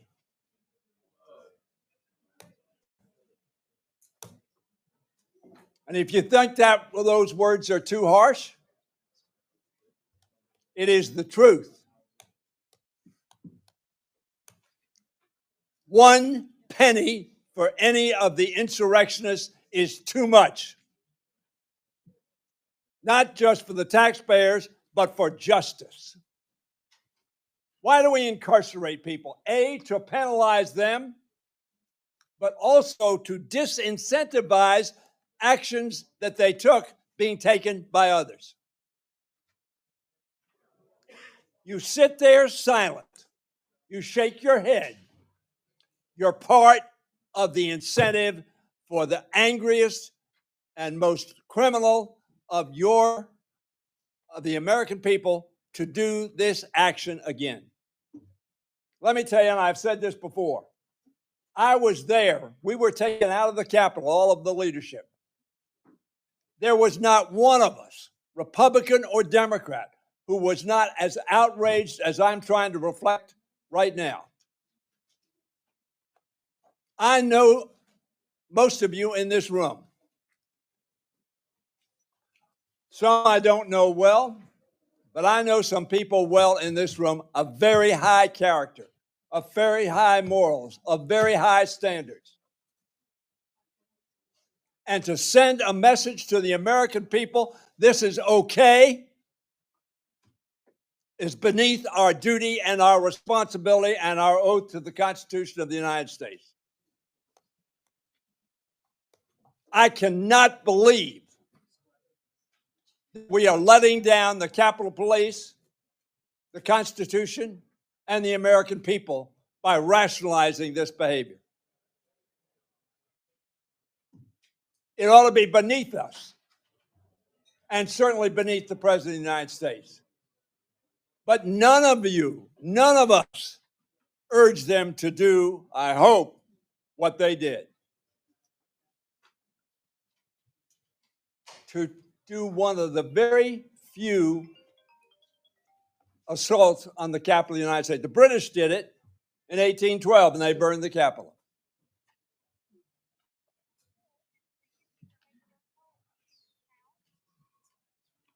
This is going to be a big vote. Not because politically, but morally and ethically, in terms of what we're going to say to the American public about their conduct. Both sides have very angry people on each side.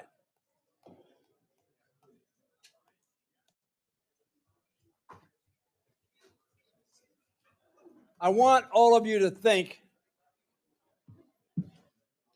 about the consequences of the vote you're about to take and the message it sends to people who will march down Constitution Avenue, come on the Capitol grounds, assault police officers, protecting not us per se, but democracy, the right of a government to act freely and within the law.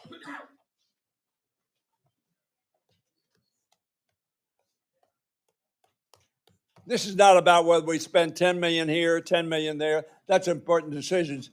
This is about who we are as a Congress representing the Constitution and laws of our country.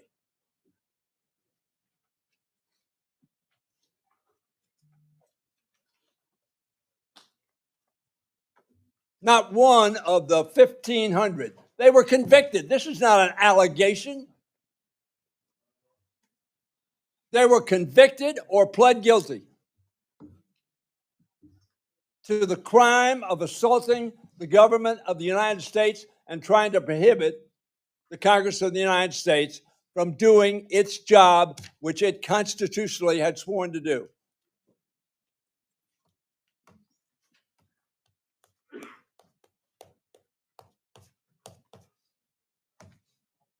Now, colleagues, I have great affection for many of you and respect for all of you as members of Congress, chosen by your neighbors and friends, the only way you got here. Don't let them down.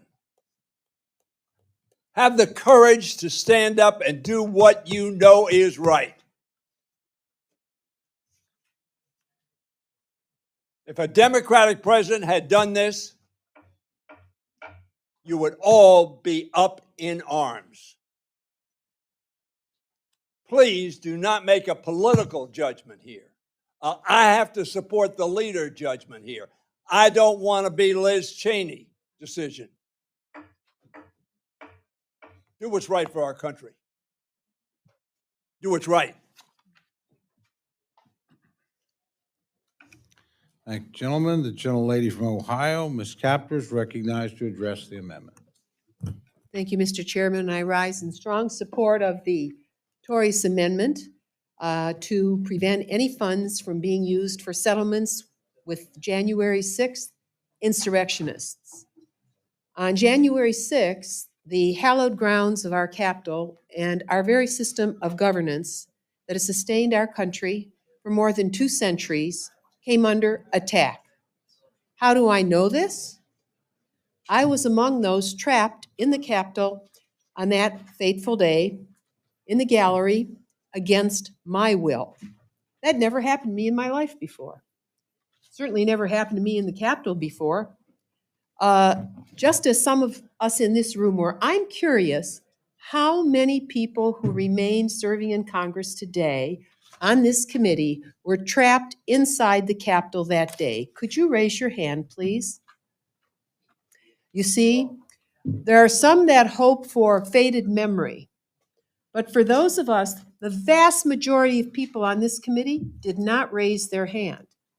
Because you know the truth? The truth is that most members of Congress weren't in the chamber that day. Some had been on the floor and were drawn off into the Rayburn building or other buildings to protect them. But for those of us who were in the Capitol, we represent a minority of those who were serving and responding to our congressional duty to be there that day for the recording of the official count that had come to us from the states. So what shocked me that day was that the majority of members were not on the floor. Now, earlier in the day, when the official proceeding began, the members there, when the insurrection started, were herded off the floor. And so they were put in special rooms. I still don't know to this day where they were. But for those of us who were trapped in the Capitol, friends, it was a complete new experience. And we didn't leave for hours. We were trapped on the floor. The insurrectionists tried to bang in the doors, and the guards on the inside, the police tried to hold them back. We had some members truly, I think to this day, had PTS. I grew up in a working class neighborhood, so I don't have PTS, but I know what happened up there. We heard when the tear gas went off. If it weren't for Dr. Raul Ruiz, I mean, I didn't know how to use a tear gas mask and all the rest. So he's a hero in my eyes, and how he tried to bring calm to the people in our corner. This was not a walk in the park, and none of you experienced it. So you shouldn't even vote on this. But for those of us who did, we have a responsibility to the Republic. All right? So I was stunned at the chaos, at the tear gas, at the wild behaviors. We could hear people. We could hear them coming. They're trying to get through the transoms on the doors. We heard stuff hitting the doors from the outside, and the damaging intent of what was enveloping us, and we didn't really understand what it was. All right? So together, we watched as Capitol police officers defended our Capitol and the thousands of lives inside of it. I can't imagine what happened to the people who were in cleaning crews, people who just were wandering in the Capitol that day. I have no idea what happened to them. So the American people saw more than we did, what was on the outside. And what is very telling to me, because I've read every word in the record, and I recommend you do that too, for the people who spoke right before hell broke loose, see who they were. Look who was on the floor. And some of what they said indicated they knew exactly what was going on outside. Okay? So it's in the record. I say that to all the people who didn't join us that day. All right? So it was the most recorded constitutional crime in our nation's governance in the whole history of the country. It was an insurrection. For those of us who were on the inside doing our job, what do we deserve for the hours that day and for all the harm that could have been done to people? To this day, I know of some of the people that were in that room where we were up in the Capitol, in the gallery, who have remembrances that are not pleasant. They can't sleep at night to this day. What about them? Lots of them left Congress. They said, this is it. I've had enough, right? Okay, is that the attitude that we want, to pay those who did this to our own people, to our country, to our Congress? We're going to pay them? They should do work in service to the country. All right. Now, we know many police lost their lives and had injuries. Many quit. That night, I went back to the place where I'd been held, because I just wanted to see what was there. It was after, I don't know, 10 o'clock at night or something. And I walked over there, and one of the sergeant at arms personnel was sitting outside the door, and he was just staring. He was of age, I would guess at least 60. And I said, "Sir, are you okay?" He said, "Congresswoman," and he just stared straight. He says, "I've never seen anything like it in my 30 years of being an officer." I never saw him again. I never knew what happened to that man. As I was leaving the chamber, all right, what was going on? We were forced to the floor upstairs because we saw the guns on the outside of the chamber and the guns then on the inside of the chamber pointed out, all right? And we were told, "Get down on the floor. We don't know if we can exit you quickly, all right? We don't know who's on the other side of the door." Okay, put your wife in that position. Put your daughter in that position. Think of what I was so afraid for some of our members as we had to evacuate because we were on one side of the gallery, we had to go to the other side of the gallery, and there were a lot of people that couldn't make it under those gold bars, under those brass bars, nor over them. What about them? I worried about them. How were they going to get out? So thank you, Mr. Chairman. I hear the gavel, but I just want to say, I would ask the members in this chamber, if you were not there, if you did not experience this, you shouldn't vote. You shouldn't vote on this because we never, other than recording our experience, okay? If you don't know what happened, really, you shouldn't even vote, all right? And so I just say that it was not a pleasant experience. I urge my members to support this amendment because those who were harmed in one way or another never got justice, and these people shouldn't get money for what they did. I yield back.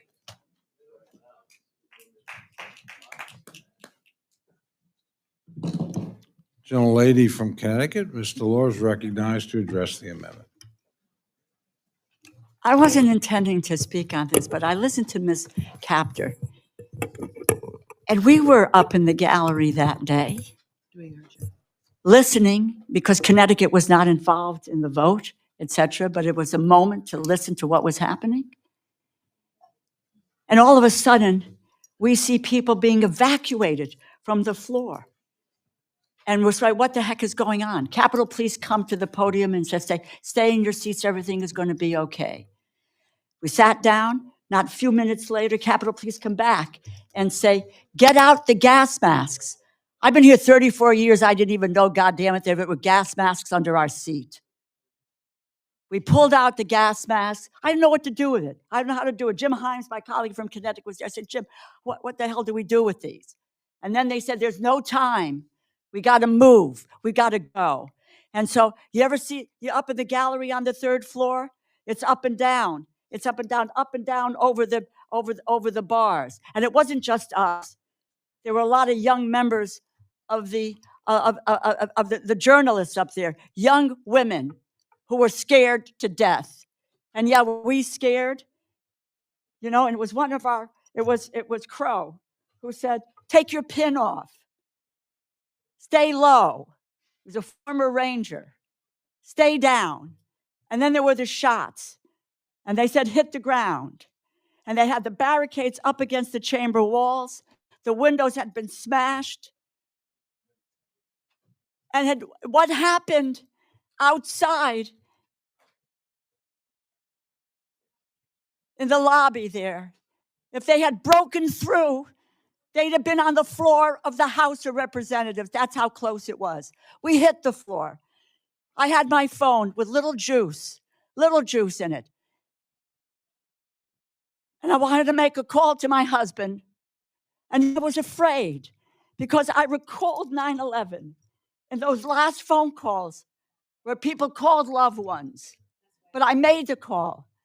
And I just said to him, "Just tell the kids I'm all right. They're going to get us out of here. The Capitol Police will get us out of here." And the Capitol Police got us out. And Marcy says it right. We got to the doors on the other side. And again, it was Crow who stood up. And he said, "Don't move, because we don't know who's on the other side of the door." And we waited until it was safe, and they opened the door. And when we walked out that door, there were all of these insurrectionists on the floor, spread eagle, with the Capitol Police over them, and they got us the hell out of there. Those folks were heroes that day. They saved our lives. My God. Every time we see them, I know every time I see a Capitol Police officer, I say, thank you. Thank you. And to think that we would be willing to compensate people who put not our lives at risk, our staff's lives at risk. One of my staff members was barricaded in the office that I had as a leadership office that now Mr. Cole has. Poor Harper, he barricaded himself in there, and you know he couldn't go into the Capitol for months. He's a young guy. He just couldn't do it to go back into the Capitol. I tried to get him as we were being pushed down the steps to go, and Capitol Police said, no, you can't stop, just keep going. And we weren't able to get him out of there until the end of the day. I don't know where some of you were, because some of you were here. I don't know where you were. I don't know what your experience is. This is our experience. We're personal experience for some of us here, maybe all of us here who were there that day. It wasn't an ordinary day on Capitol Hill. It was a day where people were determined to overturn an election and overturn the government. And I don't care who they are. They should not be rewarded or compensated. As it is, they were pardoned, which is almost, there's a Catholic word, there's a sacrilege that happened. But so be it. But now let's not add insult to injury and compensate them for what they did of nearly taking down the United States government. God help us, who we are, what we stand for. There's more than just being elected to this office. It's about what we hold dear, what makes us do what we want to do, what are the values that we uphold in this institution. That is what is central and what makes this government work. That's what our jobs are, is to make this government work for people. And that day there were those who wanted to destroy the government and not make it work.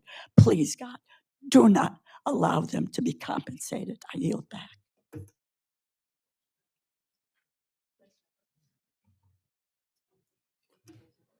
Thank you, gentlelady. Votes have been called. So without objection, the committee stands in recess. We'll obviously resume where we left off, subject to call the chair. Mr. Chairman.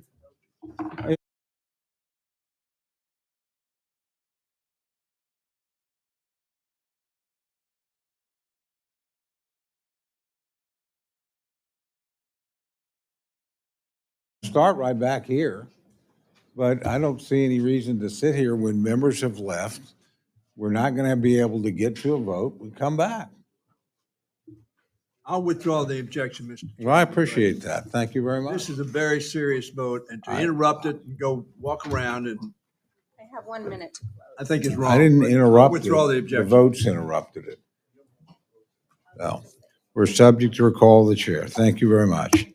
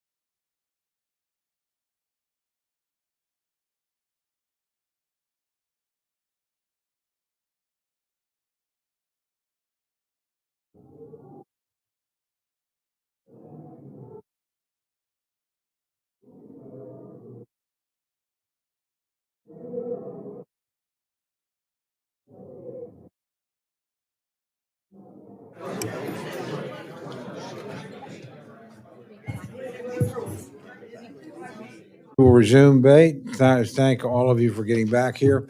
We were on the Torres Amendment. I believe Mr. Levin was next up. Okay. And I believe after that, Ms. Watson Coleman was next up. So the gentlelady is recognized to address the amendment. Thank you, Mr. Speaker. I rise in strong support of my friend and my colleague's amendment because I believe that giving 30 cents of taxpayer dollars to a bunch of insurrectionists who tried to kill anybody they could get a hold of and threaten to hang the Vice President of the United States is abominable. It's awful. It's distasteful, disgusting, indefensible, repugnant, odious, outrageous, vulgar, shameful, objectionable, loathsome, vile, shocking, foul, detestable, ghastly, repugnant, scuzzy, offensive, and downright wrong. And for all of those reasons, I support my colleague's amendment, and I pray that my colleagues across the aisle will recognize just what a terrible precedent this would represent and how they're going to go down in history in supporting people who intentionally try to kill a vice president, kill democracy, and tear down our democracy. I thank you and I yield back. Thank you, gentlelady. Are there others wishing to address the amendment? Seeing none, the gentlelady is recognized for 1 minute to close. Thank you, Chairman. And I think one of my colleagues quoted former Capitol Police Chief Manager when he said, after he found out about the $5 million settlement, he said, "I am extremely disappointed and disagree with this settlement. In 2021, the DOJ investigation determined no wrongdoing by the police. This settlement sends a chilling message to law enforcement nationwide, especially to those with a protective mission like ours. Every single day, we salute our flag. And that salute ends with liberty and justice for all. And all of us here in this room are against political violence. I know that. I've talked to many of you about what happened on that horrible January 6th. Many of you were not here, but it happened. And I can't tell you how difficult that day was. From reverting back to my 911 dispatcher days, ensuring that everything that happened was recorded, was noted, because I wasn't sure if the cameras were still rolling. Running from one side to the other to hold a member's hand who was also shouting at the floor at the vile comments that were being said. Political violence should not be tolerated, not on January 6th and not today. And we should not reward anyone by giving them $100 million for committing political violence. I urge you to vote in support of this amendment, and I yield back. Thank the gentlelady. The question is now on the amendment offered by the gentlelady from California. All those in favor say aye. Aye. All those opposed say no. Opinion of the chair, the noes have it. Roll call has been requested. Sufficient number of hands have been raised. Clerk will call the roll. Mr. Adderholt. Mr. Adderholt, no. Mr. Aguilar.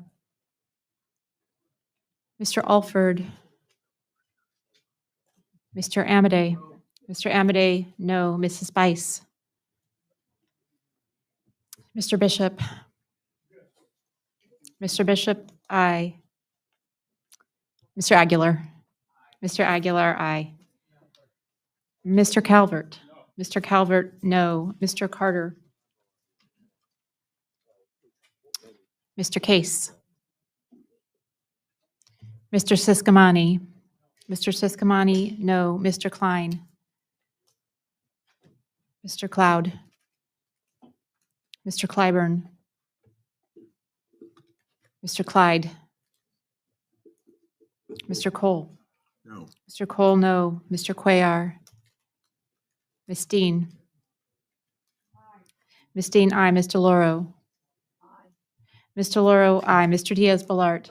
Mr. Diaz-Balart, no. Mr. Edwards. Mr. Edwards, no. Mr. Elzey. Ms. Escobar. Ms. Escobar, aye. Mr. Espaillat. Mr. Espaillat, aye. Mr. Fleischman. Ms. Frankel. Ms. Frankel, aye. Mr. Franklin. Mr. Franklin, no. Mr. Gonzalez. Mr. Gonzalez, no. Mr. Guest. Mr. Guest, no. Mr. Harder. Mr. Harder, aye. Dr. Harris. Dr. Harris, no. Mrs. Hinson. Mr. Hoyer. Oh. Hinson. Oh, Hinson. Mr. Hoyer, aye. Mr. Ivy. Mr. Ivy, aye. Mr. Joyce. Mr. Joyce, no. Ms. Capter. Ms. Capter, aye. Mr. Lalota.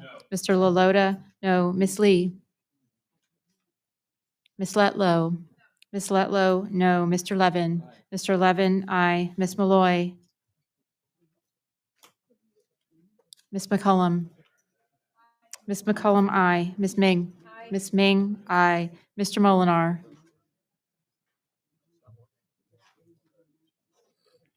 Mr. Molinar. Mr. Molinar, no. Mr. Moore. Mr. Moore, no. Mr. Morelli. Mr. Morelli, aye. Mr. Mervan.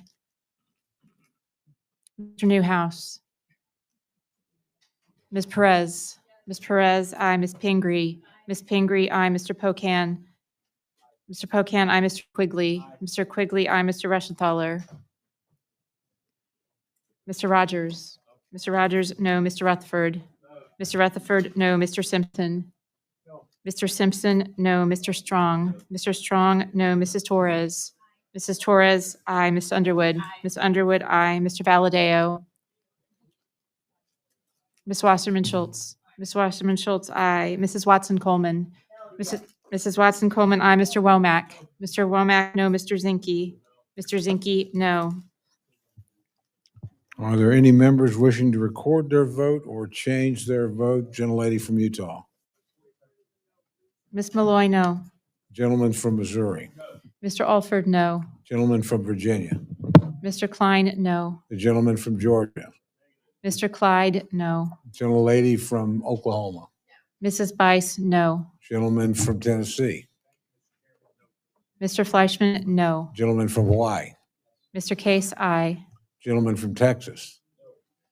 There's actually Mr. another Elzey, no. gentleman in Texas. And then there's yet another Mr. gentleman in Cuellar, aye. Texas.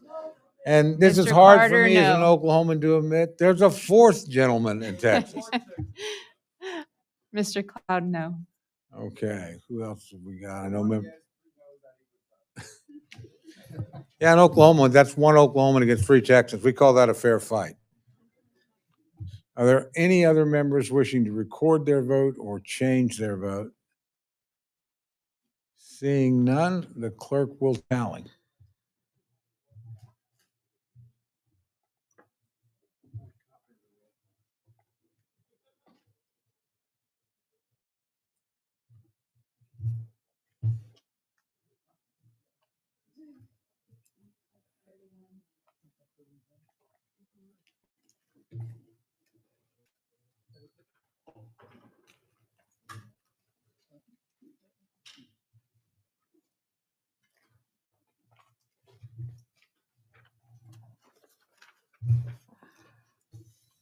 On this vote, the ayes are 25, the noes are 31. The amendment is not adopted. Gentlelady from California, Ms. Torres, is recognized for the purpose of an amendment. Mr. Chairman, I ask that the reading be dispensed with. Without objection, the reading of the amendment is dispensed with, and the gentlelady is recognized for remarks on her amendment. My amendment would reverse the 10 million cut to the transitional housing assistance grants for victims of domestic violence, dating violence, stalking, or sexual assault. 38% of domestic violence victims become homeless at some point in their lives. More than 90% of homeless women have experienced severe physical or sexual abuse at some point in their lives. It takes unimaginable strength to stand up to those abusers. And survivors face significant barriers when looking for housing and support services. This program provides 6 to 24 months of transitional housing with support services for victims who are homeless or in need of a safe transitional place to stay, and for whom emergency shelter services or other crisis intervention services are unavailable. It also funds 3 to 4 months of follow-up support services after they exit the program and provides them with legal assistance. In fiscal year 2024, this program received $50 million in funding. This bill cuts that funding by 20%. I wish that I could stand here and say that the need for this funding has been reduced by 20%, but sadly, that is not the case.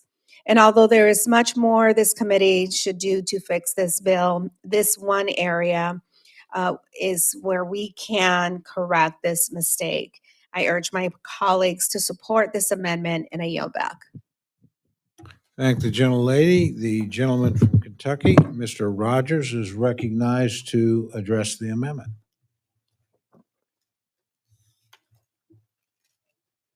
Mr. Chairman, while I appreciate the intent of this, the Fiscal 26 CJS bill required difficult decisions on how to best spread thin resources. Despite this tight budgetary environment, grants administered by the Office on Violence Against Women was approximately $8 million higher than last year. Our House bill, and $135 million above the President's request for fiscal 26. For that reason, I appreciate the amendment, but must oppose it and urge my colleagues to do the same, and I yield back. Thank the gentleman. The gentlelady from New York, the ranking member of the subcommittee, Ms. Ming, is recognized to address the amendment. Mr. Chairman, I strongly support this amendment, which restores funding for programs that provide a critical safety net for survivors of domestic violence, dating violence, sexual assault, and stalking, who are fleeing dangerous situations. These wraparound services are essential to helping survivors rebuild stable, self-sufficient lives. Investment in this program is a cost-effective use of federal funds. This investment reduces the long-term costs associated with homelessness, emergency medical care, law enforcement response, and child welfare involvement. Especially at a time when violence against women is on the rise, we should be doing all we can to help. I appreciate my colleague's amendment to restore critical investments in the Office of Violence Against Women Transitional Housing Program and urge your support. I yield back.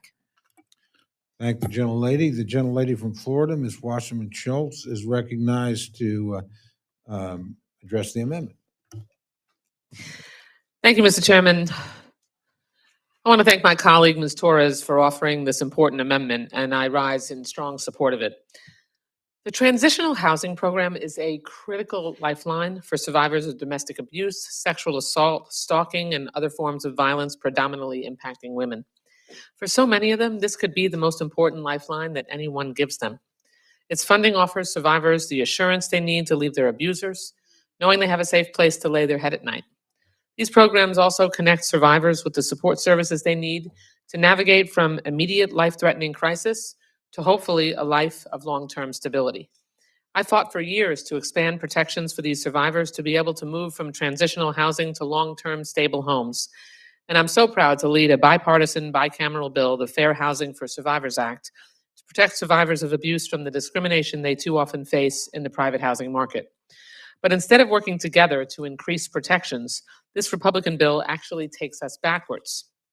It basically abandons vulnerable women. This bill slashes $10 million from this program, right alongside multiple deep cuts to women's safety and anti-discrimination programs. And it happens all while violence against women continues to be a widespread problem in our country. This cut also ignores the fact that there are large gaps in services for these survivors, because even under current funding levels, there is still not enough emergency housing for these survivors and their children. The National Network to End Domestic Violence tells us that during just one day in 2024, over 8,000 women across the country who requested emergency shelter, transitional housing, or rapid rehousing programs were denied that essential housing due to a lack of resources. To put this in perspective, around 15% of survivors who were seeking housing within a 24-hour period were left without a secure place for them and their children. We need to be expanding funding for these programs and protections for survivors, not shrinking them. Because we know that access to shelter is a matter of life and death for those confronting domestic abuse. And especially because we know how closely violence against women and homelessness are linked. I just recently saw, when I went to the Flight Center in my congressional district, a center that helps women who are trying to escape human and sexual trafficking, as well as get services as a result of domestic abuse. I met several different women who at some point in the past year had been living in their car with their children or had been completely homeless and sleeping on park benches with their children. It does not have to be that way, and it should not be that way, ever. Especially because we know how closely violence against women and homelessness are linked. We need to make this a priority. More than half of homeless women have experienced violence at the hands of an intimate partner. That is so often what causes their homelessness. When a survivor makes the brave decision to leave their abuser, it is our job to ensure that they have the support and resources they need to break abusive cycles. Restoring this funding means thousands of survivors will be able to rebuild their lives without worrying if they will have a roof over their head. I thank the gentlelady for introducing this amendment, and I urge my colleagues to vote in favor of it. I yield back. Thank you, gentlelady. Are there other members wishing to address the amendment?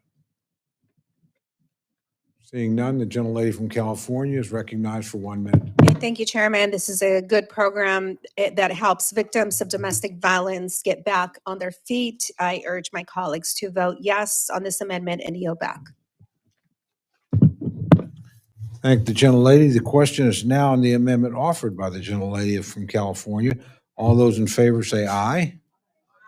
All those opposed say no. No. Opinion of the chair, the noes have it. A roll call has been requested. Sufficient number of hands have been raised. Clerk will call the roll. Mr. Adderholt. Mr. Adderholt, no. Mr. Aguilar. Mr. Aguilar, aye. Mr. Alford. Mr. Alford, no. Mr. Amadei. Mr. Amadei, no. Mrs. Bice. Mr. Bishop. Mr. Calvert. Mr. Carter. No. Mr. Carter, no. Mr. Case. Mr. Case, aye. Mr. Siscomani. Mr. Klein. Mr. Cloud. Mr. Clyburn. Mr. Clyde. Mr. Clyde, no. Mr. Cole. No. Mr. Cole, no. Mr. Cuellar. Ms. Dean. Ms. Dean, aye. Mr. Loro. Mr. Loro, aye. Mr. Diaz-Balart. Mr. Edwards. Mr. Elzey. Ms. Escobar. Ms. Escobar, aye. Mr. Espaillat. Mr. Espaillat, aye. Mr. Fleischman. Ms. Frankel. Mr.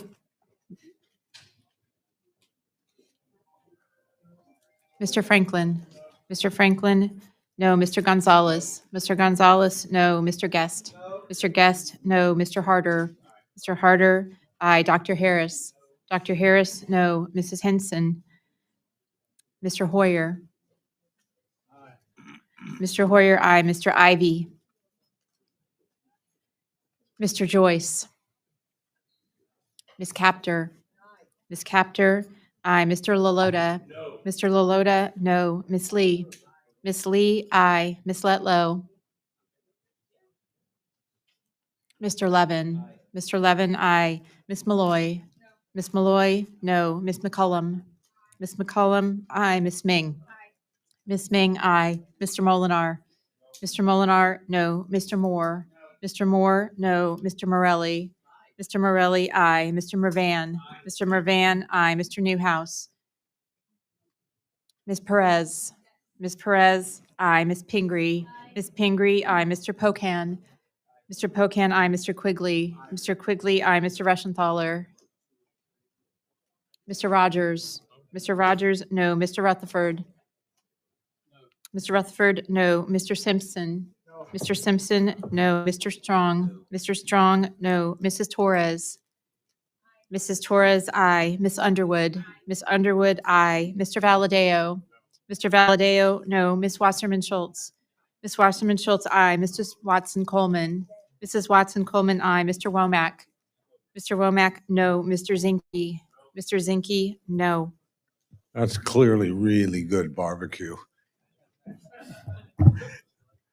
Do any members wish to vote or record their vote or change their vote? Start with the gentleman from Florida, Mr. Diaz-Balart, no. gentlelady from Louisiana, Miss Letlow, no. gentlelady from Oklahoma, Mrs. Bice, no. gentleman from Ohio, Mr. Joyce, no. gentleman from Texas, Mr. Elzey, no. gentleman from Texas, Mr. Cloud, no. gentleman from Virginia, Mr. Klein, no. gentleman from North Carolina, Mr. Edwards, no. gentleman from California, Mr. Carter, Mr. Calvert, no. gentleman from Texas, Mr. Cuellar, aye. gentlelady from Florida, Ms. Frankel, aye. gentleman from Georgia, Mr. Bishop, aye. gentleman from Tennessee, Mr. Fleischman, no. gentleman from South Carolina, Mr. Clyburn, aye. a gentleman from California, gentleman from California. Had you already voted? Okay, I'm sorry. I apologize. Gentleman from Maryland. Mr. Ivy, aye. Are there other members wishing to record their vote or change their vote? Seeing none, the clerk will tally.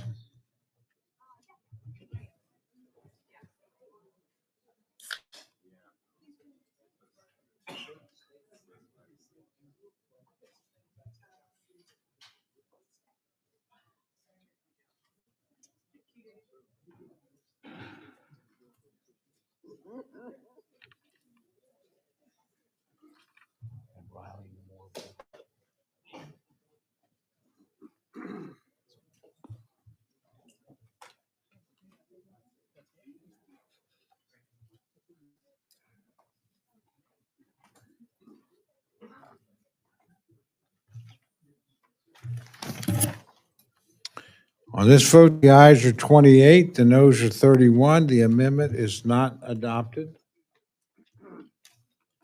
Gentlelady from California, Ms. Torres, is recognized for an amendment.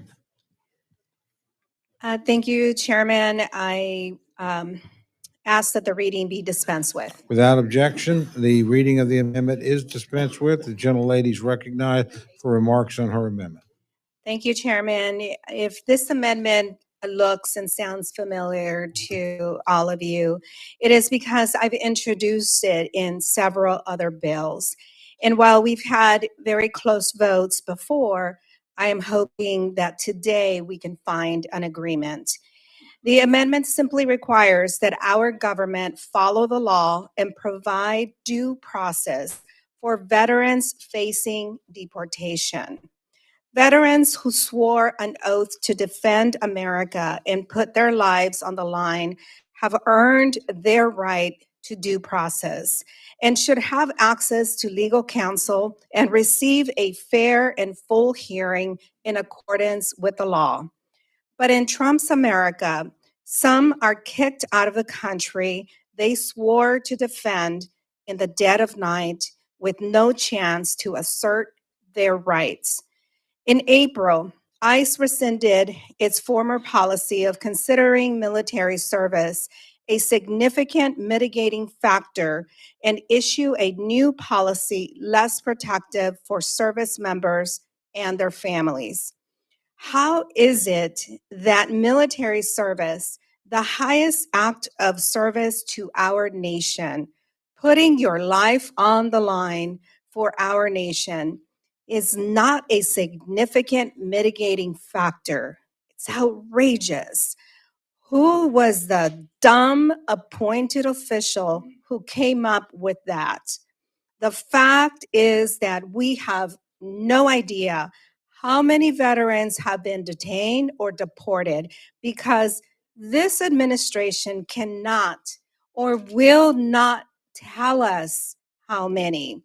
The last time I offered this amendment, I mentioned the Purple Heart Army veteran that is self-deporting to South Korea after living in the US for nearly 50 years. This is US Army veteran Sejun Park. I also want to point out that ICE is doing the same for undocumented or non-citizen family members of American veterans. In June, while conducting a violent raid, federal agents were recorded repeatedly punching in the head and neck, tear gassing the proud father of 3 US Marines. Right here.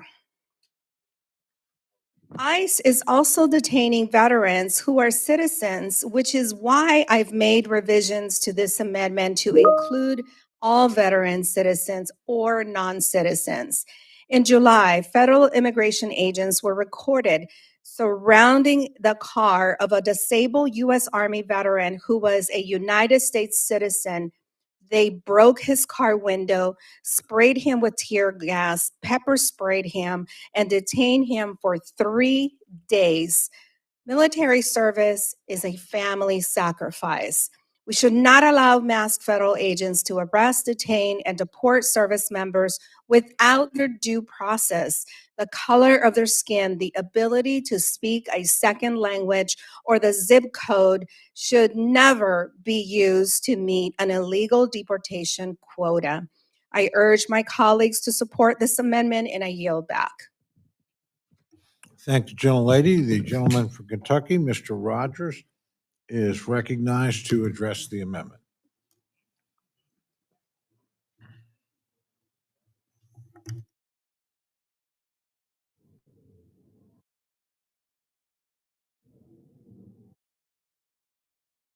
I appreciate this sentiment, but I don't see the necessity for this amendment.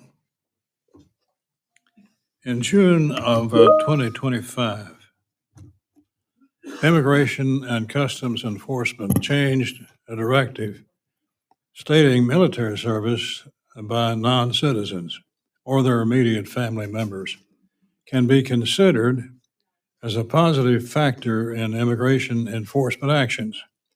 The current administration, as I'm sure we all do, value the contributions of everyone who serves in our armed forces, and their directives are showing it. For that reason, I appreciate this amendment, but must oppose it and urge my colleagues to do the same. I yield back. Thank the gentleman. The gentlelady from New York, the ranking member of the subcommittee, Ms. Ming, is recognized to address the amendment. I support this amendment, which provides constitutional protections for those who have served our country. This amendment does not say people are immune from prosecution should they commit a crime, nor does it say they cannot be deported. But due process is a fundamental right in the U.S., guaranteed by the Fifth Amendment. We must ensure the constitutional rights of the men and women who served our country and who fought to protect all of our constitutional rights. I urge my colleagues to support the amendment. Thank the gentlelady. Are there other members wishing to address the amendment? Seeing none, the gentlelady from California is recognized for 1 minute to close. Thank you, Chairman. Veterans who have served our country with honor deserve more than just empty words. They deserve the protections of due process and access to legal counsel before any deportation. This amendment is the bare minimum, the very, very bare minimum to ensure those who served get due process. We cannot allow a broken system to continue stripping away the rights of veterans who have given so much to our country. I urge every member of this chamber to stand up for our veterans today by voting yes on this amendment, and I yield back. Thank the gentlelady. The question is now on the amendment offered by the gentlelady from California. All those in favor say aye. All those opposed say no. The opinion of the chair, the noes have it. Roll call has been requested. We see a few more hands. Sufficient support has been demonstrated. Clerk will call the roll. Mr. Adderholt. Mr. Adderholt, no. Mr. Aguilar. Mr. Aguilar, aye. Mr. Alford. Mr. Alford, no. Mr. Amadei. Mr. Amadei, no. Mrs. Bice. Mrs. Bice, no. Mr. Bishop. Mr. Bishop, aye. Mr. Calvert. Mr. Carter. Mr. Carter, no. Mr. Case. Mr. Case, aye. Mr. Siscomani. Mr. Klein. Mr. Klein, no. Mr. Cloud. Mr. Cloud, no. Mr. Clyburn. Mr. Clyburn, aye. Mr. Clyde. Mr. Clyde, no. Mr. Cole. No. Mr. Cole, no. Mr. Cuellar. Mr. Cuellar, aye. Ms. Dean. Ms. Dean, aye. Ms. DeLauro. Ms. DeLauro, aye. Mr. Diaz-Balart. Mr. Diaz-Balart, no. Mr. Edwards. Mr. Edwards, no. Mr. Elzey. Mr. Elzey, no. Ms. Escobar. Ms. Escobar, aye. Mr. Espaillat. Mr. Espaillat, aye. Mr. Fleischman. Ms. Frankel. Mr. Franklin. Mr. Franklin, no. Mr. Gonzalez. Mr. Gonzalez, no. Mr. Guest. Mr. Guest, no. Mr. Harder. Dr. Harris. Dr. Harris, no. Mrs. Henson. Mr. Hoyer. Mr. Hoyer, aye. Mr. Ivy. Mr. Ivy, aye. Mr. Joyce. Mr. Joyce, no. Ms. Capter. Ms. Capter, aye. Mr. Lalota. Ms. Lee. Ms. Lee, aye. Ms. Letlow. Ms. Letlow, no. Mr. Levin. Mr. Levin, aye. Ms. Malloy. Ms. Malloy, no. Ms. McCullum. Ms. McCullum, aye. Ms. Ming. Ms. Ming, aye. Mr. Molinar. Mr. Molinar, no. Mr. Moore. Mr. Moore, no. Mr. Morelli. Mr. Morelli, aye. Mr. Mervan. Mr. Mervan, aye. Mr. Newhouse. Mr. Newhouse, no. Ms. Perez. Ms. Perez, aye. Ms. Pingree. Ms. Pingree, aye. Mr. Pocan. Mr. Pocan, aye. Mr. Quigley. Mr. Quigley, aye. Mr. Reschenthaler. Mr. Rogers. Mr. Rogers, no. Mr. Rutherford. Mr. Rutherford, no. Mr. Simpson. Mr. Simpson, no. Mr. Strong. Mr. Strong, no. Mrs. Torres. Mrs. Torres, aye. Miss Underwood. Miss Underwood, aye. Mr. Valadeo. Miss Wasserman Schultz. Miss Wasserman Schultz, aye. Mrs. Watson Coleman. Mr. Womack. Mr. Womack, no. Mr. Zinke. Mr. Zinke, no. Are there members wishing to vote or change their vote? Gentleman from Tennessee. Mr. Fleischman, no. Gentlelady from Florida. Ms. Frankel, aye. Gentlelady from New Jersey. Mrs. Watson Coleman, aye. Gentleman from California. Mr. Harder, aye. A gentleman from Georgia. You're recorded as a no. Are there other members wishing to vote or change their vote? Seeing none, the clerk will tally.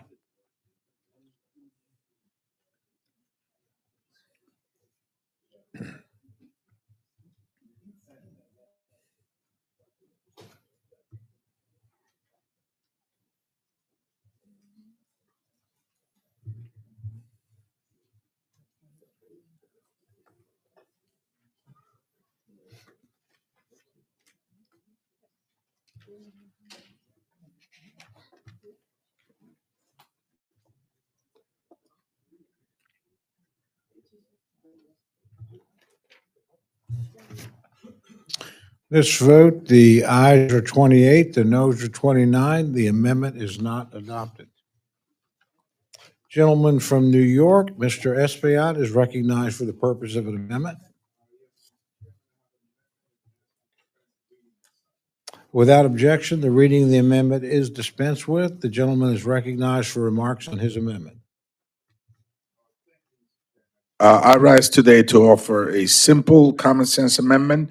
The Department of Commerce oversees a wide range of agencies, including the Patent and Trademark Office, NOAA, the Minority Business Development Agency, the Economic Development Administration, and the National Weather Service, and the Bureau of Industry and Security. These agencies collect an enormous amount of data, some of which names, addresses, and other identifiable information can be incredibly sensitive. My amendment makes clear that none of the funds in the bill may be used to share that identifiable data with the Department of Homeland Security for civil immigration enforcement unless DHS obtains and brings a warrant from a federal judge. This is important because Americans trust these agencies with their personal information for very specific purposes, whether it is applying for a patent, checking the weather, or accessing small business support. That trust is broken if the same data is quietly handed over to one of the other agencies. This amendment is about privacy, due process, and ensuring that personal data collected for legitimate purposes is not turned into a backdoor tool. I urge the adoption of this amendment. I thank the gentleman. The gentleman from Kentucky, Mr. Rogers, is recognized to address the amendment. This amendment is unnecessary and sends the wrong message. Title 13 of the U.S. Code already makes it illegal for the Census Bureau to disclose information that identifies individuals. Title 13 also requires that the data the Bureau collects is only used for statistical purposes. For these reasons, I oppose the amendment and urge my colleagues to do the same. And I yield back. Thank the gentleman. The gentlelady from New York, Ms. Ming, is recognized to address the amendment. Mr. Chairman, I support this amendment, which safeguards the privacy rights of individuals by preventing the sharing of sensitive personal data without judicial oversight. This is a very timely amendment. Sharing names and addresses without a warrant risks violating constitutional protections. People must be able to trust federal government programs like the census.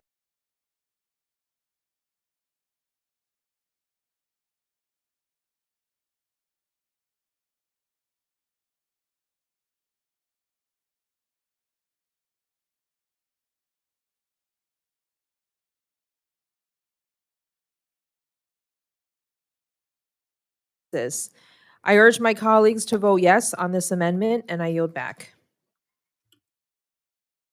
Thank the gentlelady. Are there other members wishing to address the amendment?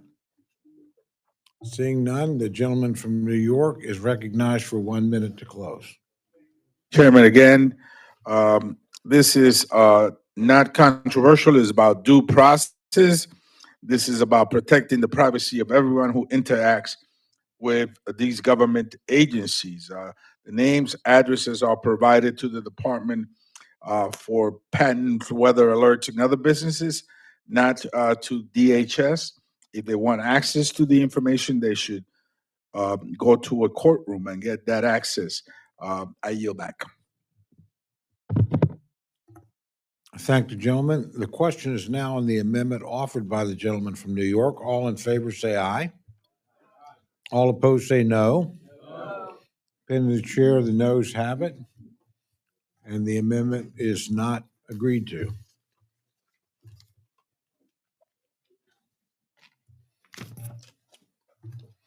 The gentleman from New York, Mr. Morelli, is recognized for the purpose of an amendment.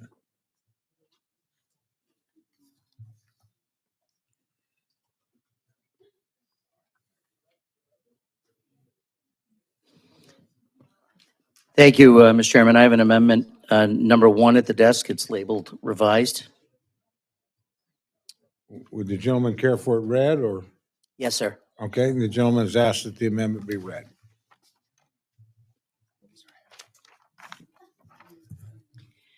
An amendment offered by Mr. Morelli of New York. In the report at the appropriate place, insert the following: releasing the Epstein files. Not later than 30 days after the date of enactment of this act, the Attorney General shall submit a report to the committee, including all records, documents, communications, and investigative materials in the possession of the Department of Justice, including the Federal Bureau of Investigation and the United States Attorney's offices, that relate to Jeffrey Epstein and Ghislaine Maxwell. The report must also include certification that all available information has been provided for, or if not, an explanation of what is being withheld and why. It shall be submitted in unclassified form, but may include a classified annex if necessary. The gentleman from New York is recognized for remarks on his amendment. Thank you, Mr. Chair. I think the amendment, and thank you for reading it, is actually very simple. It merely directs the Attorney General to provide this committee with a full and unredacted report on all files related to the records, documents, communications, and investigative materials of Jeffrey Epstein and Ghislaine Maxwell.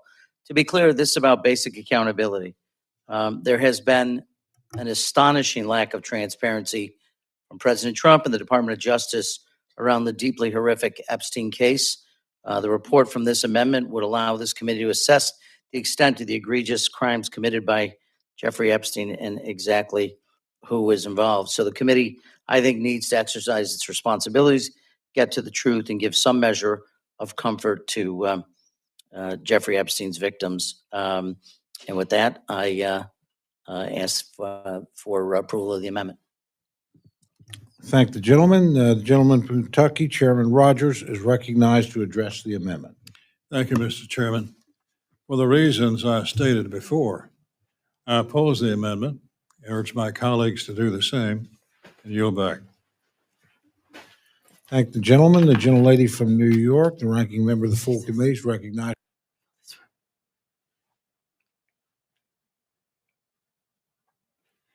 Good evening. My name is Erika Kirk.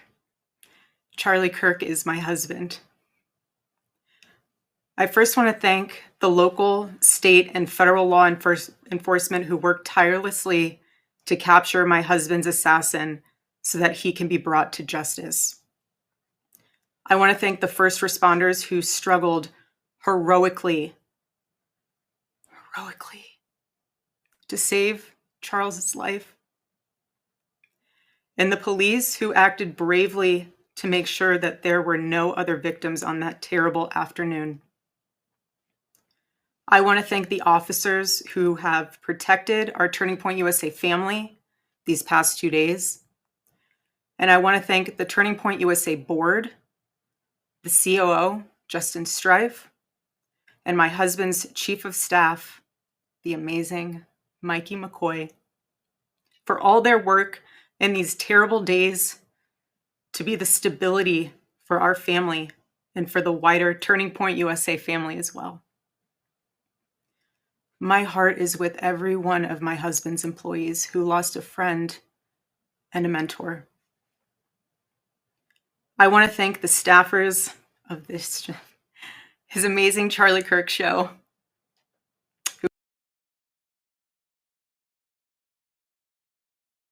who helped him broadcast from the studio, this chair. Every day he loved it. He loved what he did.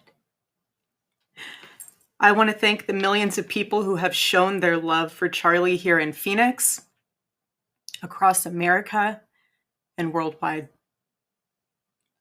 I want to thank my husband's dear friend, Vice President Vance, and his phenomenal wife, Usha, for their love and support. You guys honored my husband so well, bringing him home. You both are tremendous. I want to thank President Trump and his incredible family for the same. Mr. President, my husband loved you. And he knew that you loved him too. He did. Your friendship was amazing. You supported him so well, as did he for you. 2 days ago, my husband, Charlie, went to see the face of his Savior and his God. Charlie always said that when he was gone, he wanted to be remembered for his courage and for his faith. And one of the final conversations that he had on this earth, my husband witnessed for his Lord and Savior, Jesus Christ. Now and for all eternity, he will stand at his Savior's side, wearing the glorious crown of a martyr. Charlie loved life. He loved his life. He loved America. He loved nature, which helped him always bring him closer to God. He loved the Chicago Cubs. And my goodness, did he love the Oregon Ducks. Want me to say go Ducks, so I have to since they play on Saturday. So go Ducks. But most of all, Charlie loved his children. And he loved me with all of his heart. And I knew that. Every day I knew that. He made sure I knew that every day. Every day he would ask me, how can I serve you better? How can I be a better husband? How can I be a better father? Every day. Every day. Such a good man. He still is a good man. He was the perfect father. He was the perfect husband. Charlie always believed that God's design for marriage and the family was absolutely amazing, and it is. It is, and it was the greatest joy of his life. And over, he would tell all these young people to come and find their future spouse, become wives and husbands and parents. And the reason why is because he wanted you all to experience what he had and still has. He wanted everyone to bring heaven into this earth through love and joy that comes from raising a family. It's beautiful. Charlie always said that if he ever ran for office, I know a lot of you asked if he ever was going to, but privately he told me if he ever did run for office that his top priority would be to revive the American family. That was his priority. One of Charlie's favorite Bible verses was Ephesians 5, verse 25. Husbands, love your wives as Christ loved the church and gave himself up for her. My husband laid down his life for me, for our nation, for our children. He showed the ultimate and true covenantal love. I will never, ever have the words to describe the loss that I feel in my heart. I honestly have no idea what any of this means. I know that God does, but I don't. But Charlie, baby, I know you do too. I know you do. So does our Lord. And our world is filled with evil. But our God, you guys, our God is so good. He's so incredibly good. And we know that for those who love God, all things work together for good, for those who are called according to his purpose. Already I have seen the worldwide outpouring of love for my husband.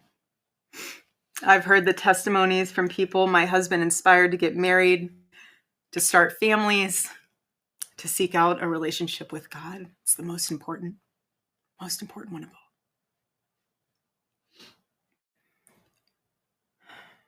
The evildoers responsible for my husband's assassination have no idea what they have done.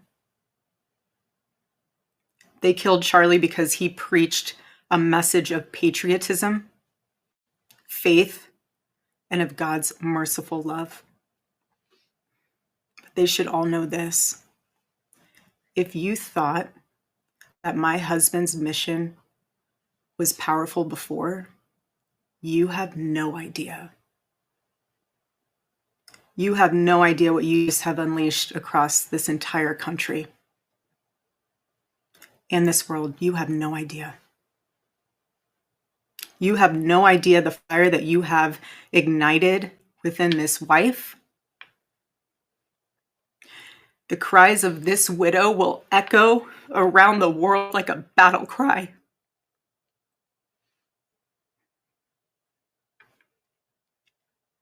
To everyone listening tonight across America, the movement my husband built will not die. It won't. I refuse to let that happen. It will not die. All of us will refuse to let that happen. No one will ever forget my husband's name, and I will make sure of it. It will become stronger, bolder, louder, and greater than ever. My husband's mission will not end, not even for a moment. And one of Charlie's greatest talents was his ability, this phenomenal ability to choose great people to follow him. He could always find the ones who could handle any setback. And it's almost like he knew. He could see it in you. Even when you couldn't see it in yourself, he just knew. He knew you could handle it. You thought you only had 5% left, and he knew you had 15. He knew you were ready to go that extra mile even when you didn't. He always challenged people around him to work harder and to be better. He never gave up. And I love knowing that one of his mottos was never surrender. So I want to tell you that we'll never surrender. We never will. Ever. Ever. Our campus tour this fall will continue. There will be even more tours in the years to come. America Fest here in Phoenix this December will go on. It will be greater than ever. The radio and podcast show that he was so proud of will go on. And in a world filled with chaos, doubt, and uncertainty, my husband's voice will remain. And it will ring out louder and more clearly than ever. And his wisdom will endure. My favorite too, but my husband's favorite word in the English language was earn. He would call all of you to be people of action who earn the future America deserves. So to all of the young people who felt inspired by my husband's faith and hard work, all of you already know what Charlie would want you to do. You know. You know. If you're in high school or if you're in college, go find your local Turning Point USA chapter. Join it. Stay involved. He wants you to make a difference. And you can. You can. The movement's not going anywhere, and it will only grow stronger when you join it. If there isn't a chapter, you can't find one, then start one. There is no excuse. You can start one.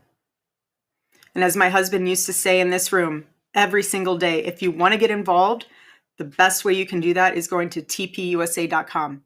That's what he would say every day from this chair. Every single day. I watched his show every day, and he would always say, if you want to get involved, go to tpusa.com. If you're a pastor, join our movement at TPUSA Faith. And if you're a parent, I highly recommend that you come to America Fest in December. Sign up right now for that because we would love to see you. I would love to see you. Charlie would. He'll be there. He'll be there in spirit. Bring your kids, bring your family. But most important of all, if you aren't a member of a church, I beg you to join one, a Bible-believing church. Our battle is not simply a political one. Above all, it is spiritual.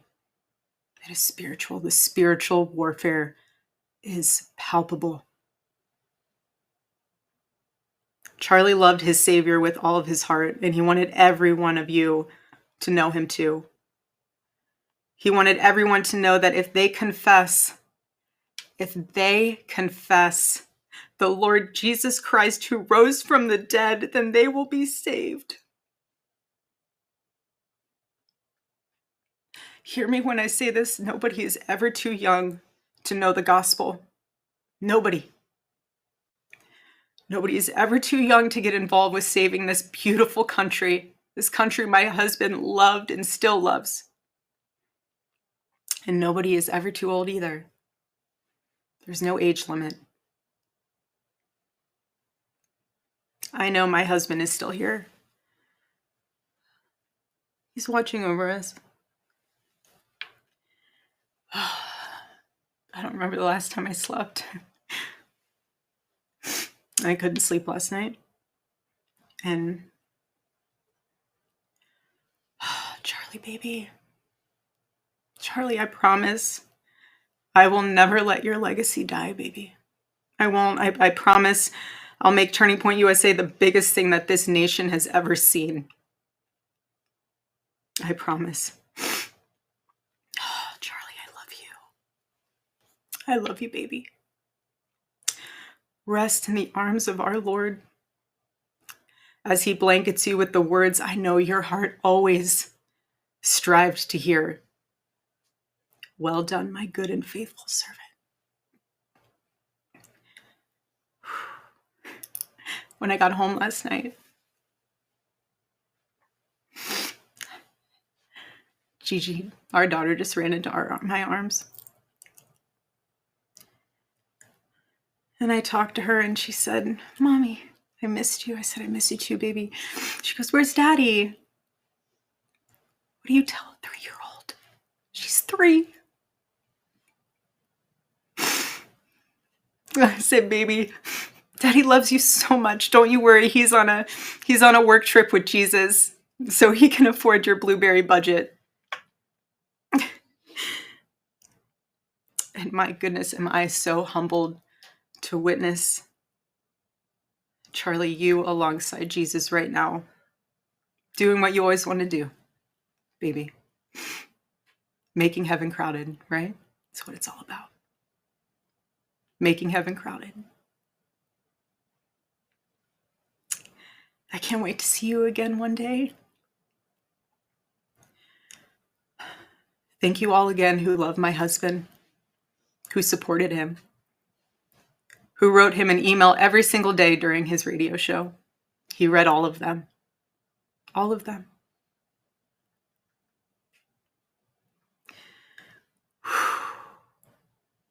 God bless you all. And may God bless America.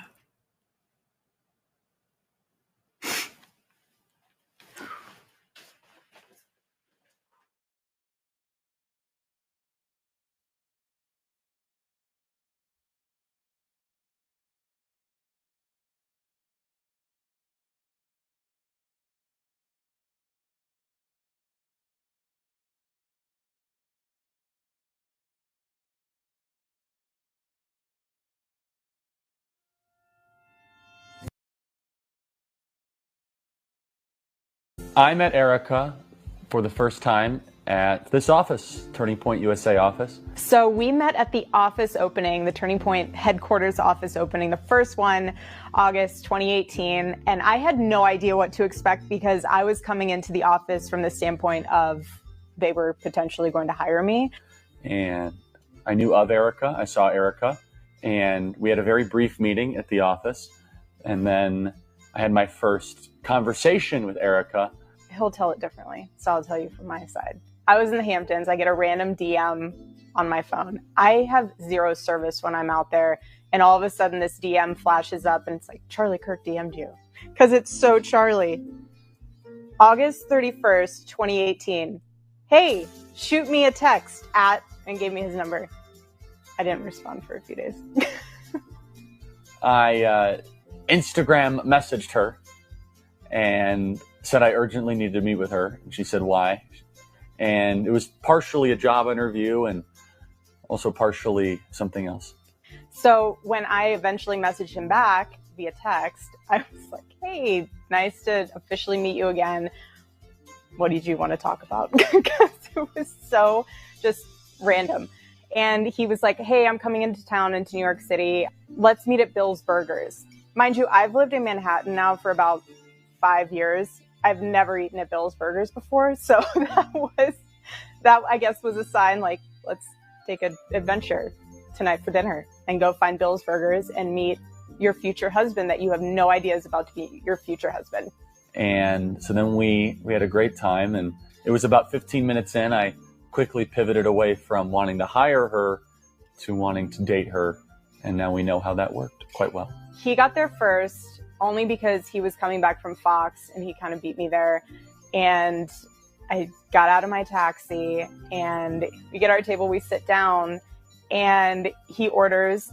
The thing that I love though is he was so sweet to the waitress. So that was something that I immediately noticed, that he was like really kind to them. And we ordered our food, and then that's when the grilling started happening. Like that's when the interview process started happening. So I'm like, okay, this is a legit interview. Like let's go. I'm glad I had my coffee. Like I'm ready to debate you about Aristotle and Socrates, and you want to talk about theology? Let's do it. Well, I'd never met anyone quite like her. I remember I called Tyler and I said he's going to have to find talent somewhere else. And whatever opening he thought she would fill, that was not going to work. And Tyler was trying to coach me down because he said that she was way out of my league. He's still right, by the way. So after we got through literally half of the Constitution, going through why I'm living in New York and how I shouldn't be living in New York, and what my 5-year plan is, what success looks like to me, what I studied in college, why, just like every topic you could imagine that is close to Charlie Kirk's heart is what we discussed and went through. When it was like 3.5 hours and they were starting to close up and he was finished with his burger, just sat there. And I'm like looking around like, okay, did I get the job? Like what's going on? I don't need the job, but did I get it? What's going on? And he goes, I'm not going to hire you. It's like, okay, well, thank goodness I didn't need the job because I'm already doing stuff here in Manhattan. He goes, I'm going to date you. And I kind of just stood, I froze. I mean, wouldn't you? I literally froze. I was just like, okay, I was not expecting this at all. And I was like, do you want to how about we just be friends first? Like see where it goes. And I told her I had enough friends and that I didn't want to be friends with her. So that was kind of a non-starter, but if she wanted to date, that would be great. I had enough friends. And I think she still finds that to be very funny, but I meant it. And without hesitation and like zero hesitation, he goes, I have enough friends in my life. So either we're going to date or we're not. Do I have any time to think about it? Yeah, you have until tomorrow night when I take you out for dinner. And then you can give me your answer at dinner tomorrow night. But know that the offer's on the table and I want to date you. Okay. So then afterwards, it was like, thank you for this meeting. I need to go walk home now so I can process what happened. And I literally remember walking home from like 54th and 5th all the way to 30th and Madison to just kind of process what just happened. And I remember calling my mom. I was like, hey, she's like, hey, how are you? What's going on? How did it go? And I was like, well, I didn't get the job. She's like, oh, that's okay. I was like, but I got a boyfriend. And she's like, oh, that's nice. The first date ended, if I remember correctly, just telling her I needed to see her again very soon, I believe Saturday. And then I guess our second date was basketball date. And then that was a very fun night, long night. And then I said, hey, do you want to go to Hawaii tomorrow? And because I was going anyway. And she said, sure. And so I bought her ticket and she accompanied all of us to Hawaii. And Josh was there and Sarah was there. And we had a great time. God knew I literally needed someone to smack me up beside the head being like, I'm not playing games. I'm not going to play with your heart. I'm a loyal person. I'm a good person. I'm a God-fearing person. I want to date you. I have zero tricks up my sleeve. And he just knew that I needed someone like that. And he literally was like, here's Charlie. And it was just, I think it took me by such surprise in my mind, but in my heart, I was like, no, this is, let's do this. What was it like dating Erika? Very fun. I mean, she's incredibly loyal, a great sport about traveling and about always having my back. You know, for those people that know me, I sit around most times and don't do much and adverse to traveling, very shy, trying to find my purpose in life. So she was obviously very helpful at fixing all those things. I truly feel as if every piece of my life prepared me to date him. And eventually, obviously, marry him, but to date him. And I say that because ever since I was little, and even after college and adult years, I traveled all the time. And I was used to living out of a suitcase. I was used to a very unconventional schedule. I was used to the entrepreneur mindset and just in the mode of building and building and building. And so I got him. I understood that. I understood his sporadic schedule because mine was just as sporadic. And I understood the sleepless nights, and I understood like having to make the time for someone. It doesn't just come to you. You have to work at it. You have to invest into it. And so dating each other, I loved it. I mean, we got to know each other. I tell you what, you learn something about someone a lot more quickly by traveling with them than you do just seeing them on a weekend for just a getaway. When you travel with someone and you have to go through TSA and you have to go through all the different airports and you have to deal with hotel rooms not being ready and car rentals not working out and missing your flight and every logistic you can imagine, because you see every flavor of someone's humanity. And we just, God literally made us for each other. She was always such a great sport with all the chaos that is my life, and Turning Point USA, and my biggest fan and my biggest cheerleader, and always being just so full of grace and wanted to see me succeed. So in November, I was scheduling my photo shoot for Proclaim Streetwear because we were relaunching. And Charlie he's so smart, but he's even smarter that day because he worked a deal with the photographer that apparently that was the day. I had no idea. All I knew is that in the morning, I get a message saying, hey, while you're doing your shoot for Proclaim, I would love to do like Christmas photos. Never take photos together, let alone Christmas photos. I was like, okay. And finally, I was like, oh, let's do pictures together. She's like, you never want to do pictures together. I said, well, today I do. And I'm positioned in a way where like my hand is on his chest. It's kind of like prom picture, but not aggressive like a prom picture. So we're saying, I'm like, babe, your heart is racing. And so I think that cued the photographer to be like, okay, let's speed this up. I stood over there. He was standing there. No idea that when I turned around that he was already on one knee. I turned back around. I see him there. I froze. I just lost it. He was crying. I was crying. It was by far the most beautiful, emotion-filled moment that I had ever experienced.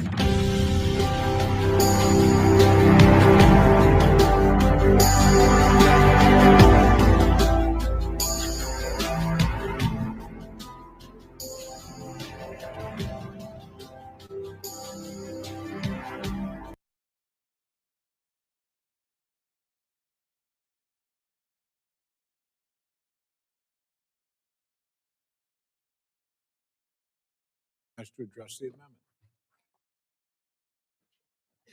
Mr. Chairman, I usually don't like amendments that cut salaries because I think in almost every case, those in public service are genuinely trying to do the right thing. Unless there is fraud or gross incompetence, we should not penalize people financially because we don't like how the decisions they make or the way that they do their job. But I am going to support this amendment because of how disappointing it is that the AG has not taken this issue seriously. On February 21, the Attorney General stated on national TV that Jeffrey Epstein's client list was sitting on my desk right now to review. On February 27, the AG made a show of claiming to release the Epstein files, handing out empty binders.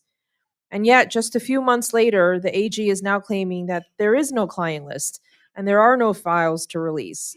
But the AG did, according to multiple news reports, inform the White House about the president's name appearing in the Epstein files. Either the AG is misstating the facts or something much, much worse is happening. Either way, the fact that the majority would shut down the House of Representatives early rather than allow Democrats to get to the truth of this matter raises extraordinarily serious questions. It's critical that we get transparency and accountability on this case. Unfortunately, the Justice Department has failed to deliver either thus far. This amendment will help us get both, and it will help get the American people the answers that they deserve. Are there other members wishing to address the amendment? Gentleman from Maryland, Mr. Hoyer, is recognized to address the amendment. I thank the chairman for recognizing me, and I'll yield to the sponsor of the amendment to clarify. I think the subcommittee chair, ranking member, was thinking about the old amendment, but I think the gentleman has replaced that. Yes, thank you to my distinguished colleague and friend, Mr. Hoyer. And I do just want to point out that the revised language is a report back to this committee within 30 days to get the information. I appreciated what the ranking member and my longtime friend from New York had to say. And I think conversations I had with Mr. Hoyer, Ms. Meng, and others persuaded me to revise the amendment so that it does not reduce the salary or withhold salaries. And I think that's in the longstanding tradition of the members on this side, particularly last year when there was a lot of efforts in this committee to withhold salary. And initially we drafted it, and I thought better of it. This is really just about transparency. So I appreciate the gentleman yielding and appreciate my good friend and colleagues. I thank the gentleman. I may point out to the members on the other side of the aisle that I oppose regularly in the last Congress these reductions to $1. And I talked to my friend and said we need to be consistent. Now, it's somewhat ironic that we just voted down an amendment which would have required accountability from those who committed insurrection. Now we may vote down an amendment that requires greater information on a child molester, a pedophile, if you will.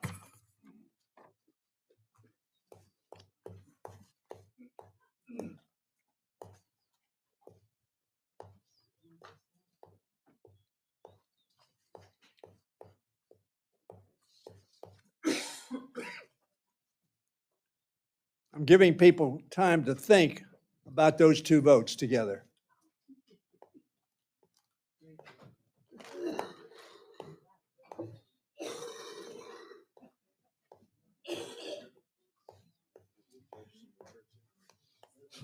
I have 2 minutes and 38 seconds left.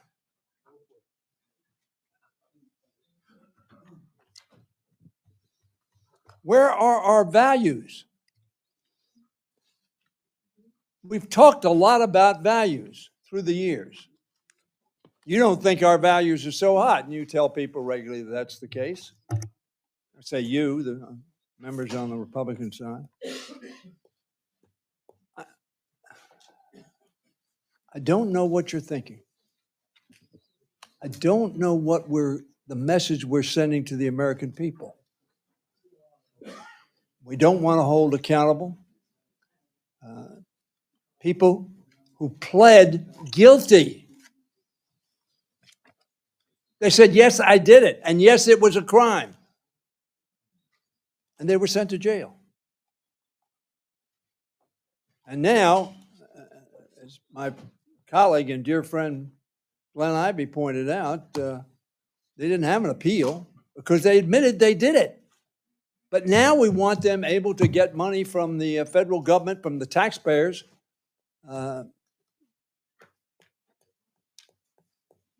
because somehow they've been wronged. You would not do that for any other group of criminals, period.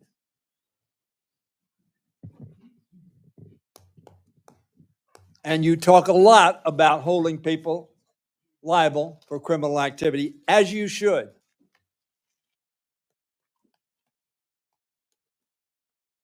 And now we have an opportunity to say, let's see what this guy did. Let's see what others may have done to children, 14, 15, 16, 17 years of age. And you once again are going to vote no on an amendment that tries to hold them responsible and give victims and possible victims information. I suppose you rationalize it somehow, but I can't figure it out.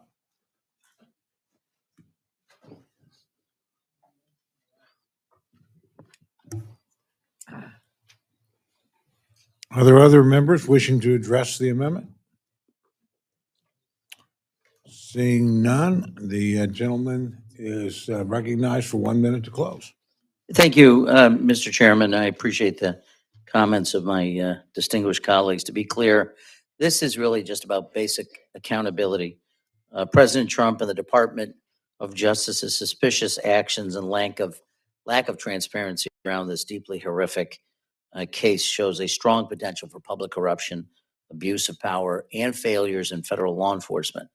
I think at the very least, the Department of Justice cannot be above oversight. That's what the charge of this subcommittee and the standing committee are. The amendment ensures that the department fulfills its most basic responsibility to report facts about the administration's actions, and it not only owes it to this committee and to the Congress, but in a much broader and a much deeper and much more important sense, owes that accountability to the American public. I urge support of the amendment, and with that, I'll yield back, sir. I thank the gentleman. The question is now on the amendment offered by the gentleman from New York. All those in favor say aye. All those opposed say no. Opinion of the chair, the noes have it. Certainly. Gentleman has asked for roll call. Sufficient support is evident. The clerk will call the roll. Mr. Adderholt. Mr. Adderholt, no. Mr. Aguilar. Mr. Aguilar, aye. Mr. Alford. Mr. Alford, no. Mr. Amade. Mr. Amade, no. Mrs. Bice. Mr. Bishop. Mr. Bishop, aye. Mr. Calvert. Mr. Calvert, no. Mr. Carter. Mr. Carter, no. Mr. Case. Mr. Case, aye. Mr. Siscomani. Mr. Siscomani, no. Mr. Klein. Mr. Klein, no. Mr. Cloud. Mr. Cloud, no. Mr. Clyburn. Mr. Clyburn, aye. Mr. Clyde. Mr. Clyde, no. Mr. Cole. No. Mr. Cole, no. Mr. Cuellar. Mr. Cuellar, aye. Ms. Dean. Ms. Dean, aye. Mr. Loro. Mr. Loro, aye. Mr. Diaz-Balart. Mr. Diaz-Balart, no. Mr. Edwards. Mr. Edwards, no. Mr. Elzey. Mr. Elzey, no. Ms. Escobar. Ms. Escobar, aye. Mr. Espaillat. Mr. Espaillat, aye. Mr. Fleischman. Mr. Fleischman, no. Ms. Frankel. Ms. Frankel, aye. Mr. Franklin. Mr. Franklin, no. Mr. Gonzalez. Mr. Gonzalez, no. Mr. Guest. Mr. Harder. Dr. Harris. Dr. Harris, no. Mrs. Hinson. Mr. Hoyer. Aye. Mr. Hoyer, aye. Mr. Ivy. Mr. Ivy, aye. Mr. Joyce. Mr. Joyce, no. Ms. Capter. Ms. Capter, aye. Mr. Lalota. Mr. Lalota, no. Ms. Lee. Ms. Lee, aye. Ms. Letlow. Ms. Letlow, no. Mr. Levin. Mr. Levin, aye. Ms. Malloy. Ms. Malloy, no. Mr. McCullum. Ms. McCullum, aye. Ms. Ming. Ms. Ming, aye. Mr. Molinar. Mr. Molinar, no. Mr. Moore. Mr. Moore, no. Mr. Morelli. Mr. Morelli, aye. Mr. Mervan. Mr. Mervan, aye. Mr. Newhouse. Mr. Newhouse, no. Ms. Perez. Ms. Pingree. Ms. Pingree, aye. Mr. Pocan. Mr. Pocan, aye. Mr. Quigley. Mr. Quigley, aye. Mr. Reschenthaler. Mr. Reschenthaler, no. Mr. Rogers. Mr. Rogers, no. Mr. Rutherford. Mr. Rutherford, no. Mr. Simpson. Mr. Simpson, no. Mr. Strong. Mr. Strong, no. Mrs. Torres. Mrs. Torres, aye. Miss Underwood. Miss Underwood, aye. Mr. Valadeo. Mr. Valadeo, no. Miss Wasserman Schultz. Miss Wasserman Schultz, aye. Mrs. Watson Coleman. Mrs. Watson Coleman, aye. Mr. Womack. Mr. Womack, no. Mr. Zinke. Mr. Zinke, no. Are there any members wishing to record their vote or change their vote? Gentleman from California. Mr. Harder, aye. Gentlelady from the state of Washington. Ms. Perez, aye. Are there other members wishing to change their vote or whose vote has not been recorded? Seeing none, the clerk will tally.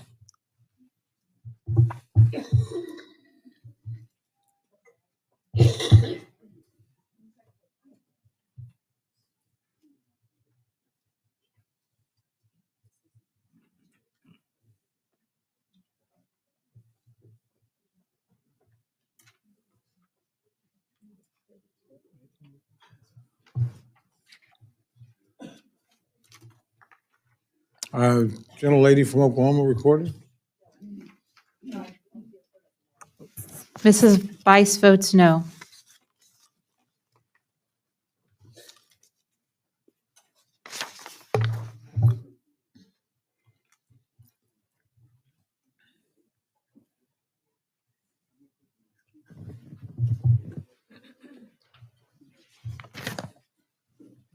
On this vote, the ayes are 28, the noes are 33. The amendment is not adopted. Gentleman from New York, Mr. Morelli is recognized for an amendment. Thank you, Mr. Chairman. I have an amendment at the desk, and I move to dispense with the reading. Without objection, the reading of the amendment is dispensed with, and the gentleman is recognized for remarks on his amendment. Thank you, sir. This amendment would do two things to strengthen the organized crime drug enforcement task force housed within the Department of Justice. First, in response to the more than 20% cut to the OCD ETF, the majority included in this bill, this amendment would restore full funding to the task force. Second, in response to the president's budget request, which completely dissolved the task force, this amendment would ensure that no federal funds may be used to dismantle this critical initiative.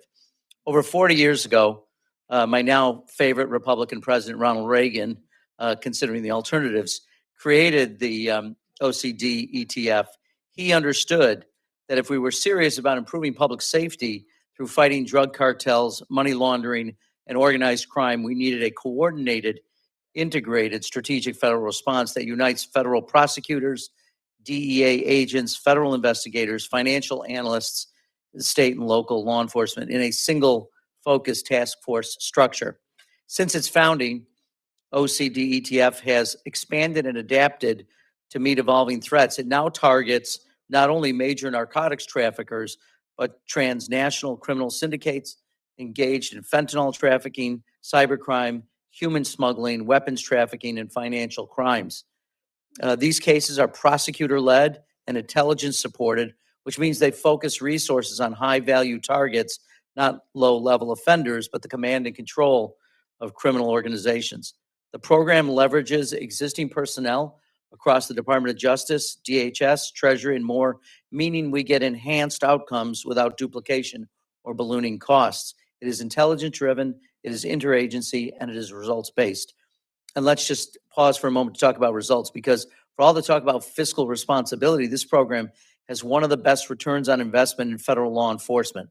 In fiscal year 2022, OCD ETF brought in $524 million in cash and property seizures and forfeitures. In fiscal year 2023, it brought in $423 million, almost offsetting its funding through its own success. It essentially paid for itself. Even FBI Director Patel said during my exchange with him at our budget deliberation just a few months ago, it's good ROI. He directly contradicted the president's budget request, which proposed completely dissolving the task force. But I am grateful for his honesty in talking about OCD ETF's successes. Dismantling this structure would not save money, it would waste it. OCD ETF's role assisting local law enforcement to fight organized crime is absolutely critical to ensuring public safety across the country. Without it, federal and local law enforcement will be extremely hampered in their ability to continue combating criminal activity. At a time when Americans are looking to us for real solutions, the administration is actively dismantling a legitimate and effective initiative that has successfully lowered crime in cities across the United States. Dismantling OCD ETF is not just reckless, it's a betrayal of the very public safety principles this body stands for. I urge my colleagues to support this important amendment. Thank you, Mr. Chairman. I yield back. I thank the gentleman. The gentleman from Kentucky, Chairman Rogers, is recognized to address the amendment. This amendment would increase funding for the Organized Crime and Drug Enforcement Task Forces, OCDF, by $160 million without an offset, and prevent any funds in this bill to eliminate, dismantle, transfer, or dissolve the task forces. Let me take a moment to recognize the success this administration has had so far working with state and local law enforcement partners at dismantling illicit drug networks and having the courage to take the fight to the drug cartels, poisoning Americans across the country with fentanyl and other illegal drugs. Equally important is the fact the House CJS fiscal year bill retains the task forces on its own appropriation. Our commitment to the work of the task forces can't be underestimated or understated. This increased funding in this amendment, however, takes for granted the delicate balance the House CJS bill has struck between sufficiently funding agencies and reducing government spending. The House CJS fiscal year bill already includes increases for both drug enforcement and state and local law enforcement, which further underscores our commitment to these endeavors. I appreciate the intent of this amendment, but must oppose it and urge my colleagues to do the same. I yield back. Thank the gentleman. The gentlelady from New York, Ms. Ming, is recognized to address the amendment. Mr. Chairman, I strongly support this amendment. The Justice Department's organized crime drug enforcement task forces are critical to helping our country reduce the flow of illegal drugs into the U.S. and prosecute the people trying to bring narcotics into our country. States and local governments are up against increasingly sophisticated networks of transnational criminal organizations that traffic drugs, firearms, and people. But the DOJ's organized crime drug enforcement task forces provide vital support to our state and local law enforcement, bringing 1,200 federal agents and hundreds of prosecutors to this important anti-crime effort. Last year, for example, the Department of Justice's Organized Crime Drug Enforcement Task Force co-led a 10-month-long investigation with New York State and our NYPD that led to a drug and firearms bust in New York City that included the recovery of 74 firearms, including 9 assault-style rifles, 8 assault-style pistols, and 4 ghost guns, over 2,100 rounds of ammunition, and 500 grams of cocaine with a street value of over $15,000. In February, the Deputy Attorney General put forward a memo highlighting the importance of the Organized Crime Drug Enforcement Task Force, noting that it helps to surge existing resources to address the DOJ's core enforcement priorities: stopping illegal immigration, eliminating cartels and transnational criminal organizations, and ending illegal trafficking of dangerous drugs and human beings. And yet, just a couple of months later, the administration is trying to end this important resource that makes our streets safer and supports our local law enforcement. The Morelli Amendment will prevent the DOJ from killing this initiative. I urge the committee to send a strong message of support for our state and local law enforcement by adopting this amendment. I yield back. Thank the gentlelady. Are there other members wishing to address the amendment? I'm sorry, the gentleman from Maryland, Mr. Ivey, is recognized to address the amendment. Thank you, Mr. Chairman. I rise in strong support of this amendment. I appreciate the chair's comments with respect to additional funding that's going to state and local entities. I've been a federal prosecutor. I've been a state and local prosecutor as well. And I understand that the difference is that federal prosecutors have tools that state and local prosecutors don't. And that's especially critical with international cartels like the Sinaloa cartel, for example, or multi-state organizations like MS-13, which is international too, but it also crosses multiple states. So, for example, in the county that I was a prosecutor in, we had an MS-13 case that had grown out. I recognized that we could do a RICO prosecution because the scope of what they were doing, the number of murders and the like, the amount of money that was going through the organization and the drugs was bigger than what we could handle. And our local police department didn't have the tools, for example, for things like wiretaps. So I contacted the U.S. attorney at the time, that was Rod Rosenstein, who, as you know, later became the acting attorney general for Mr. Trump in his first administration. We did a joint prosecution there, and he referred and used the tools from OSADEF at Maine Justice, because this is what they do all the time. And they're experts in this area, and they do outstanding work with it. RICO is a very complicated statute. Title III wiretap investigations are very complicated, and if you screw them up, whatever you seize from the standpoint of wiretapped information can get suppressed if you don't do it correctly. It's important to have expert law enforcement efforts leading this operation. And by the way, this can take months. My ranking committee chair mentioned that that investigation took 10 months. Some of these take years. The one in the Eastern District of New York right now with respect to MS-13 began during the first Trump administration. So I don't know why we would want to get rid of this capability to prosecute these organizations that we've all been complaining about, especially with respect to fentanyl importation into the United States. Why don't we fund the prosecutors and allow them to lead the investigations that we know we need to deal with these kinds of crimes and deal with the presence of these international organizations that are doing violent activity, bringing dangerous drugs into our streets, firearms and the like every day. Let's have the tools to fight back with it, because we know, like I said, we have great state and local law enforcement. They do fantastic work, but they don't have the legal tools, and in some instances, they don't have the resources to do what the Department of Justice can do in these kinds of investigations. Let's let them do that work. If you look back at what they've done over time, Mr. Morelli mentioned that they started during the Reagan administration. Their work with RICO helped that the mafia organizations that were so big in the 50s and 60s kind of ground to a halt.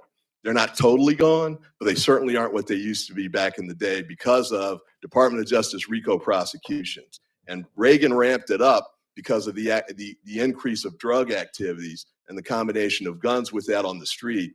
And so that's when we had, for example, in Washington, D.C., 450 to 500 murders in 1 year.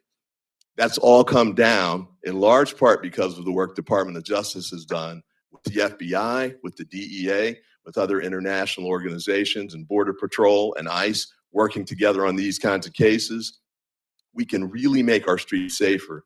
And the real kicker, as Mr. Morelli mentioned, is the amount of money they bring back from these prosecutions pays for the expenditures to cover that department.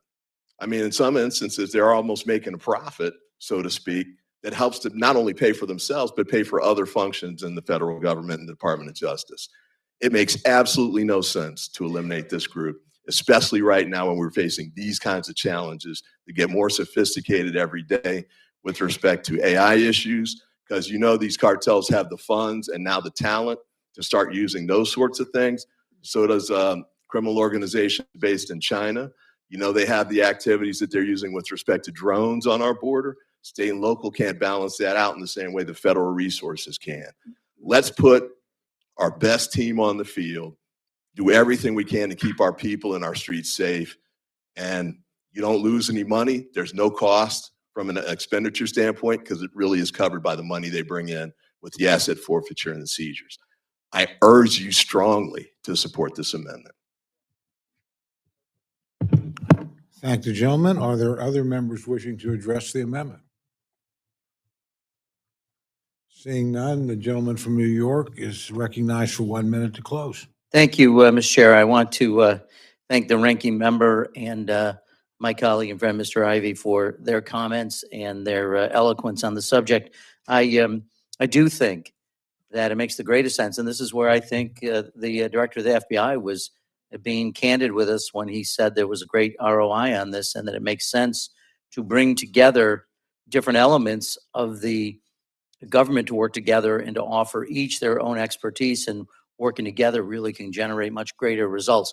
I do want to acknowledge and thank Mr. Rogers for rejecting the president's call to eliminate this altogether. OCDF in your budget, however, is, in my view, dramatically underfunded. So, and a reminder, not only does this restore the 20% cut year over year, but this also prohibits the administration from using any federal funds to dismantle the task force should they choose to ignore the wishes of this Congress. So I hope members will understand the value of this as it relates to public safety of all Americans, and I would urge a yes vote on the amendment. I yield back. Thank the gentleman. The question is now on the amendment offered by the gentleman from New York. All those in favor say aye. Aye. Those opposed say no. The opinion of the chair, the noes have it.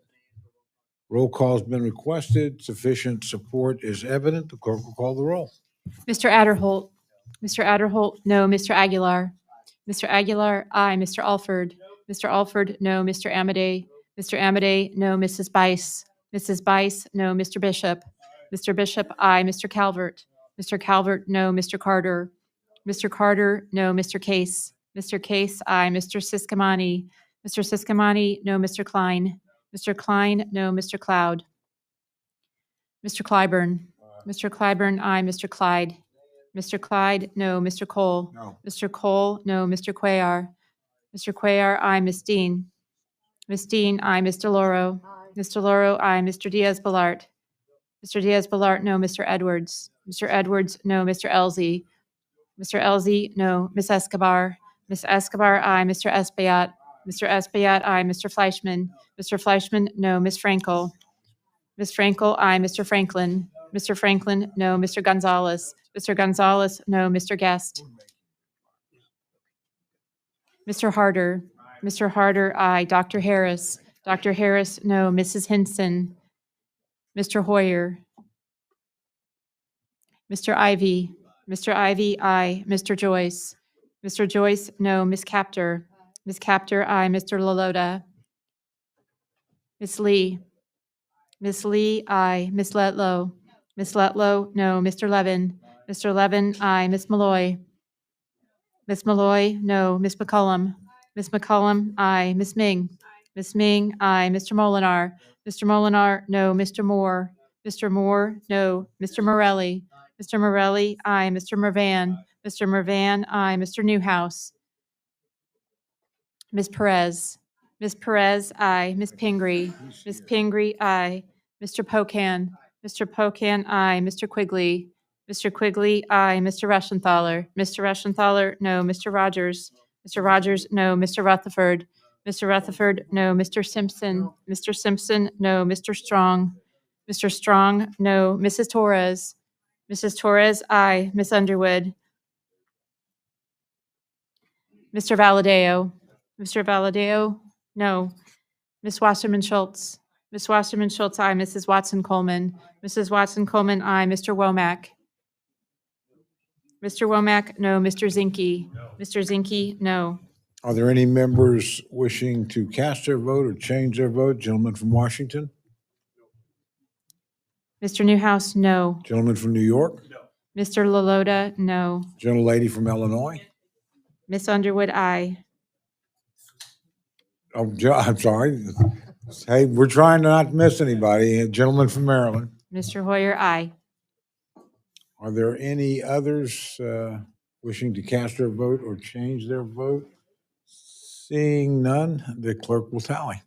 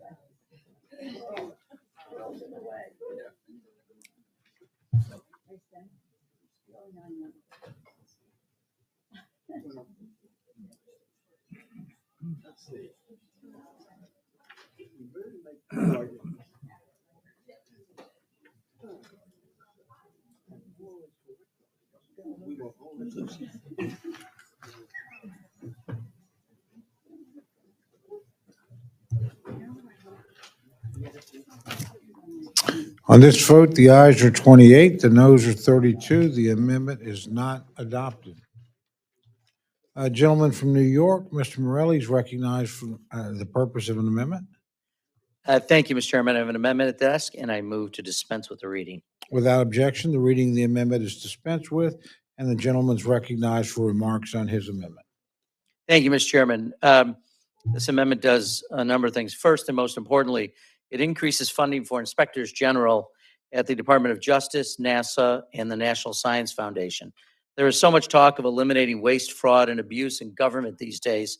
Inspector general offices are on the front lines of preventing waste, fraud, and abuse. And right now, we are placing them in a weakened position as it relates to these agencies. Specifically, the amendment provides a total of $66 million across the agencies to ensure that each IG office receives a 5.1% increase over the FY 2025 enacted level, the same increase already provided for the Commerce Department OIG in the underlying bill. This is a modest, measured investment with a significant return. Consider the contrast at NASA. While the agency is about to receive an additional $10 billion from the reconciliation bill, its inspector general faces a $7 million cut under the bill we're considering here today. The same dynamic applies to the Department of Justice. DOJ is getting an extra $3 billion, including massive increases to the Executive Office for Immigration Review. But again, the IG sees no resources to oversee this dramatic funding increase. Mr. Chairman, the amendment also repeals a provision recently enacted through the reconciliation bill that redirects the Space Shuttle Discovery from its longstanding home in Virginia under the Smithsonian Institution's care to a NASA facility in Texas. While the reconciliation bill provided NASA with $85 million for the move, experts at the Smithsonian estimate the cost of the move to total more than $325 million. It is unprecedented for Congress to remove an object from the Smithsonian collection and send it somewhere else. With this in mind, the amendment strikes the $85 million provided in PL 11921 for this relocation. Back in July, this very committee unanimously approved my amendment prohibiting the use of funds at the Smithsonian to transport the space shuttle. The amendment before us today continues along that path, ensuring this wasteful provision is never implemented. Taken together, the reforms in this amendment strengthen oversight and help safeguard American taxpayer dollars from frivolous spending. I urge support for the amendment, and I yield back. I thank the gentleman. The gentleman from Kentucky, Chairman Rogers, is recognized to address the amendment. Thank you, Mr. Chairman. I appreciate the intent of this amendment to increase funds for the Inspectors General accounts for Department of Justice, NASA, and National Science Foundation. However, this amendment does not include offsets for the increases and would cause the bill to exceed the allocation. Additionally, the amendment strikes a provision providing NASA to move the space shuttle in the newly enacted One Big Beautiful Bill. The ink is barely dried on this new legislation, and already my colleagues are seeking to amend and strike portions of it through the appropriations process. I can't support that effort. I urge my colleagues to oppose the amendment, and I yield back. I thank the gentleman. The gentlelady from New York, Ms. Bing, is recognized to address the amendment. Thank you, Mr. Chairman. I rise. It's actually Ms. Ming first, and then we'll come to the gentlelady. Thank you. I rise in strong support of this amendment. Preventing waste, fraud, and abuse in government is one of our most important responsibilities.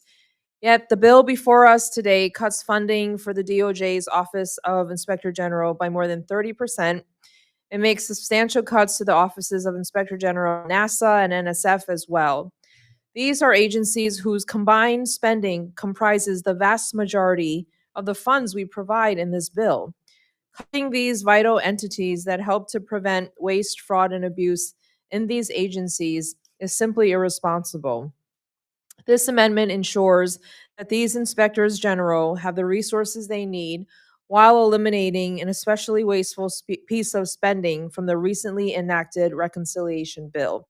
I urge adoption of this amendment. Thank you. I yield back. I thank the gentlelady from Connecticut. Ranking member of the full committee is recognized to address the amendment. Thank you so much, Mr. Chairman. I rise in support of this amendment. Inspectors general provide essential oversight for executive agencies, ensuring that taxpayer dollars are being spent according to Congress's instructions and are not being wasted or redirected for political reasons. While the Trump administration's ongoing war on science and American research capacity, as well as his campaign to weaponize the Justice Department against political enemies, former employees, and anyone else who gets on his bad side, it is more important than ever to keep a close eye on these agencies.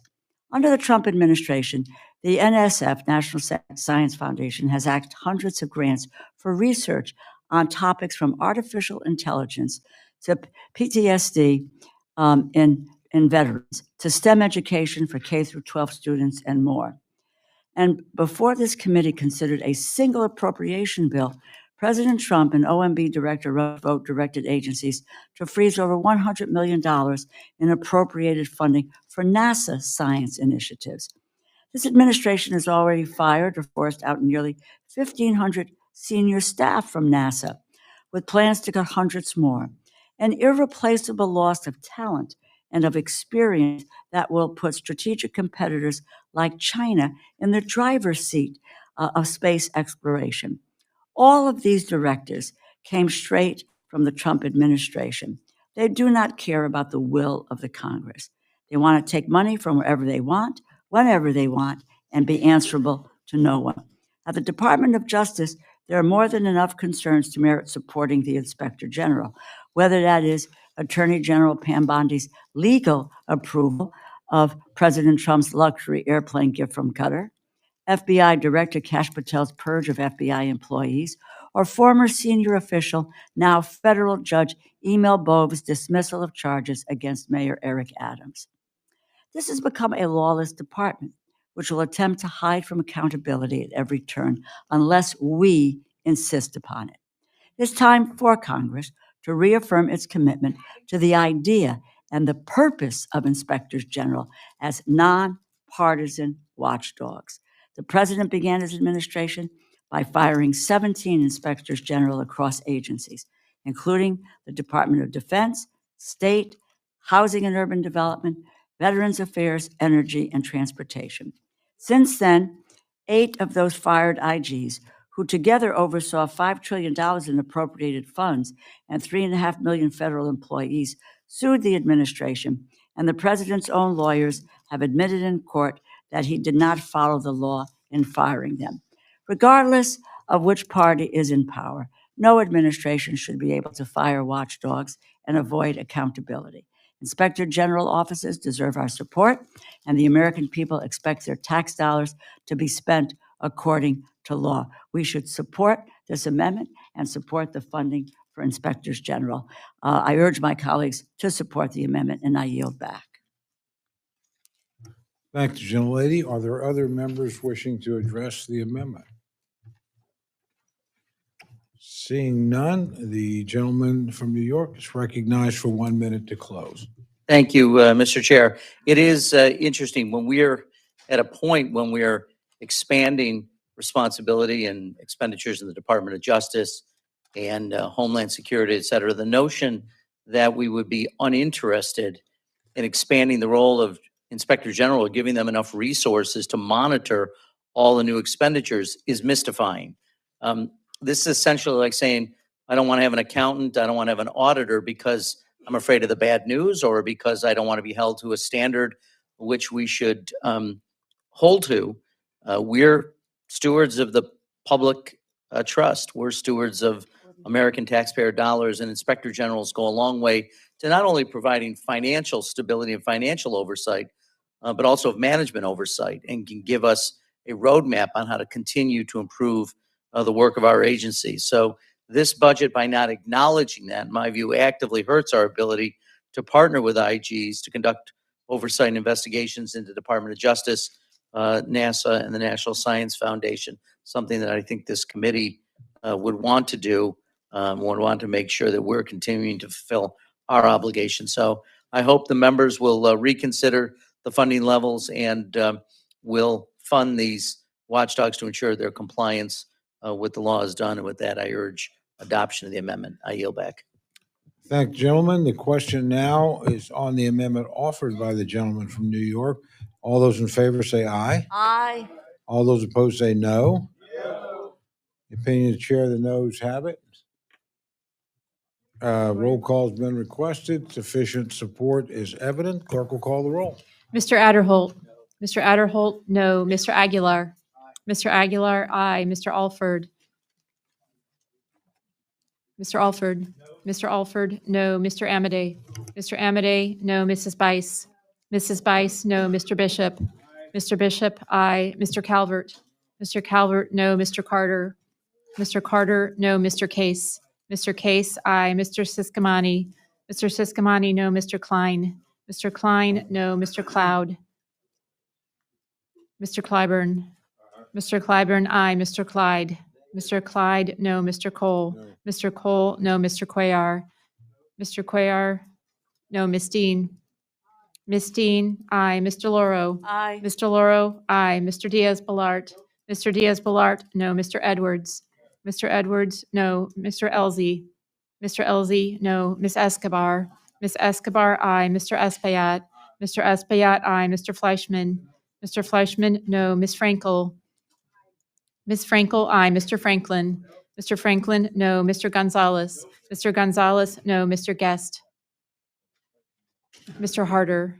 Mr. Harder, aye. Dr. Harris. Dr. Harris, no. Mrs. Hinson. Mr. Hoyer. Aye. Mr. Hoyer, aye. Mr. Ivy. Mr. Ivy, aye. Mr. Joyce. Mr. Joyce, no. Miss Captor. Miss Captor, aye. Mr. Lalota. Mr. Lalota, no. Miss Lee. Miss Lee, aye. Miss Letlow. Miss Letlow, no. Mr. Levin. Mr. Levin, aye. Miss Malloy. Miss Malloy, no. Miss McCullum. Miss McCullum, aye. Miss Ming. Aye. Miss Ming, aye. Mr. Molinar. Mr. Molinar, no. Mr. Moore. Mr. Moore, no. Miss Morelli. Mr. Morelli, aye. Mr. Mervan. Mr. Mervan, aye. Mr. Newhouse. Mr. Newhouse, no. Miss Perez. Miss Perez, aye. Miss Pingree. Miss Pingree, aye. Mr. Pocan. Mr. Pocan, aye. Mr. Quigley. Mr. Quigley, aye. Mr. Reschenthaler.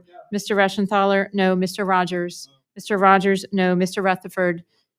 Mr. Rutherford, no. Mr. Simpson. Mr. Simpson, no. Mr. Strong. Mr. Strong, no. Mrs. Torres.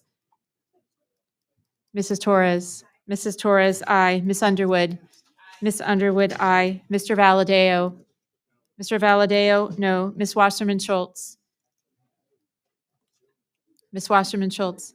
Miss Wasserman Schultz, aye. Mrs. Watson Coleman. Mrs. Watson Coleman, aye. Mr. Womack. Mr. Womack, no. Mr. Zinke. Mr. Zinke, no. Are there any members wishing to record their vote or change their vote? Seeing none, the clerks will tally.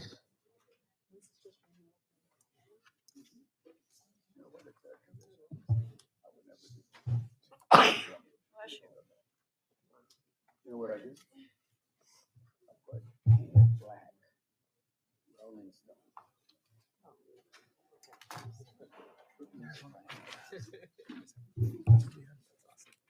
And when I retire, put Barry White. Oh, yeah. Oh, yeah. Here's before Barry went. On this vote, the ayes are 27, the noes are 33. The amendment is not adopted. Gentlelady from Pennsylvania, Ms. Dean, is recognized for an amendment. Thank you, Chairman. I have an amendment at the desk, and I ask that the reading be dispensed with. Without objection, the reading of the amendment is dispensed with. The gentlelady is recognized for remarks on her amendment. Thank you, Mr. Chairman. I rise in support of my number 1 amendment, which would strike Section 568 from this bill. I offer this amendment in support of public safety and victims of gun violence. And like I think everybody in this room, gun violence is on our mind. With the tragic murder of Charlie Kirk, the shooting in a Colorado school, one at Kirk at a university, Colorado school, and I'm sure, sadly, shootings in many of our communities, whether they are rural, suburban, or urban. So I am very mindful that we are all worried about gun violence. As drafted, Section 568 limits ATF's ability to carry out its Demand 2 program. ATF's Demand 2 program was created in 2000 to improve law enforcement's ability to trace guns used in crimes by imposing additional reporting requirements on firearms dealers whose guns have been traced to criminal activity. Since 2000, the year 2000, ATF has regarded a Demand 2 designation as an important indication that a seller might be a popular destination for criminals to purchase firearms. Since the year 2000, ATF has updated its regulation for Demand 2 one time. That was in 2018, during the Trump administration, when the threshold of guns recovered in crimes was raised from 10 in a single year to 25. You can imagine my surprise seeing an amendment about the 2018 ATF regulation being attributed to the Biden administration, as we saw on the updated list of amendments, as it really is not true. It was not a Biden initiative. It's a 25-year-old bill, as I said, revised during the first Trump administration. Under current guidelines for Demand 2, a firearm dealer is subject to the program only if, and let me be clear, within a single calendar year, at least 25 of that dealer's firearms are recovered in crimes, and those guns were sold within the past 3 years. The time to crime, 3 years. Let me repeat that. 25 or more separate firearms sold in a single store found at crimes in a single year. In fact, just so you know, only 2% of gun dealers in the United States are subject to the Demand 2 program. And more than 80% of gun dealers do not have a single firearm traced to their store in any given year. So 25 is quite a threshold. So what happens to the 2% of gun dealers subject to Demand 2? They simply have to file quarterly reports. All they have to do, file the reports of saying what guns, used guns, they bought back into their stores. This allows ATF to trace guns where the original purchaser has sold that gun to another, a different dealer, which in some instances may be done to avoid reporting requirements. That's it. A quarterly report for firearm dealers who have at least 25 of their firearms recovered by law enforcement in criminal activity with a single calendar year.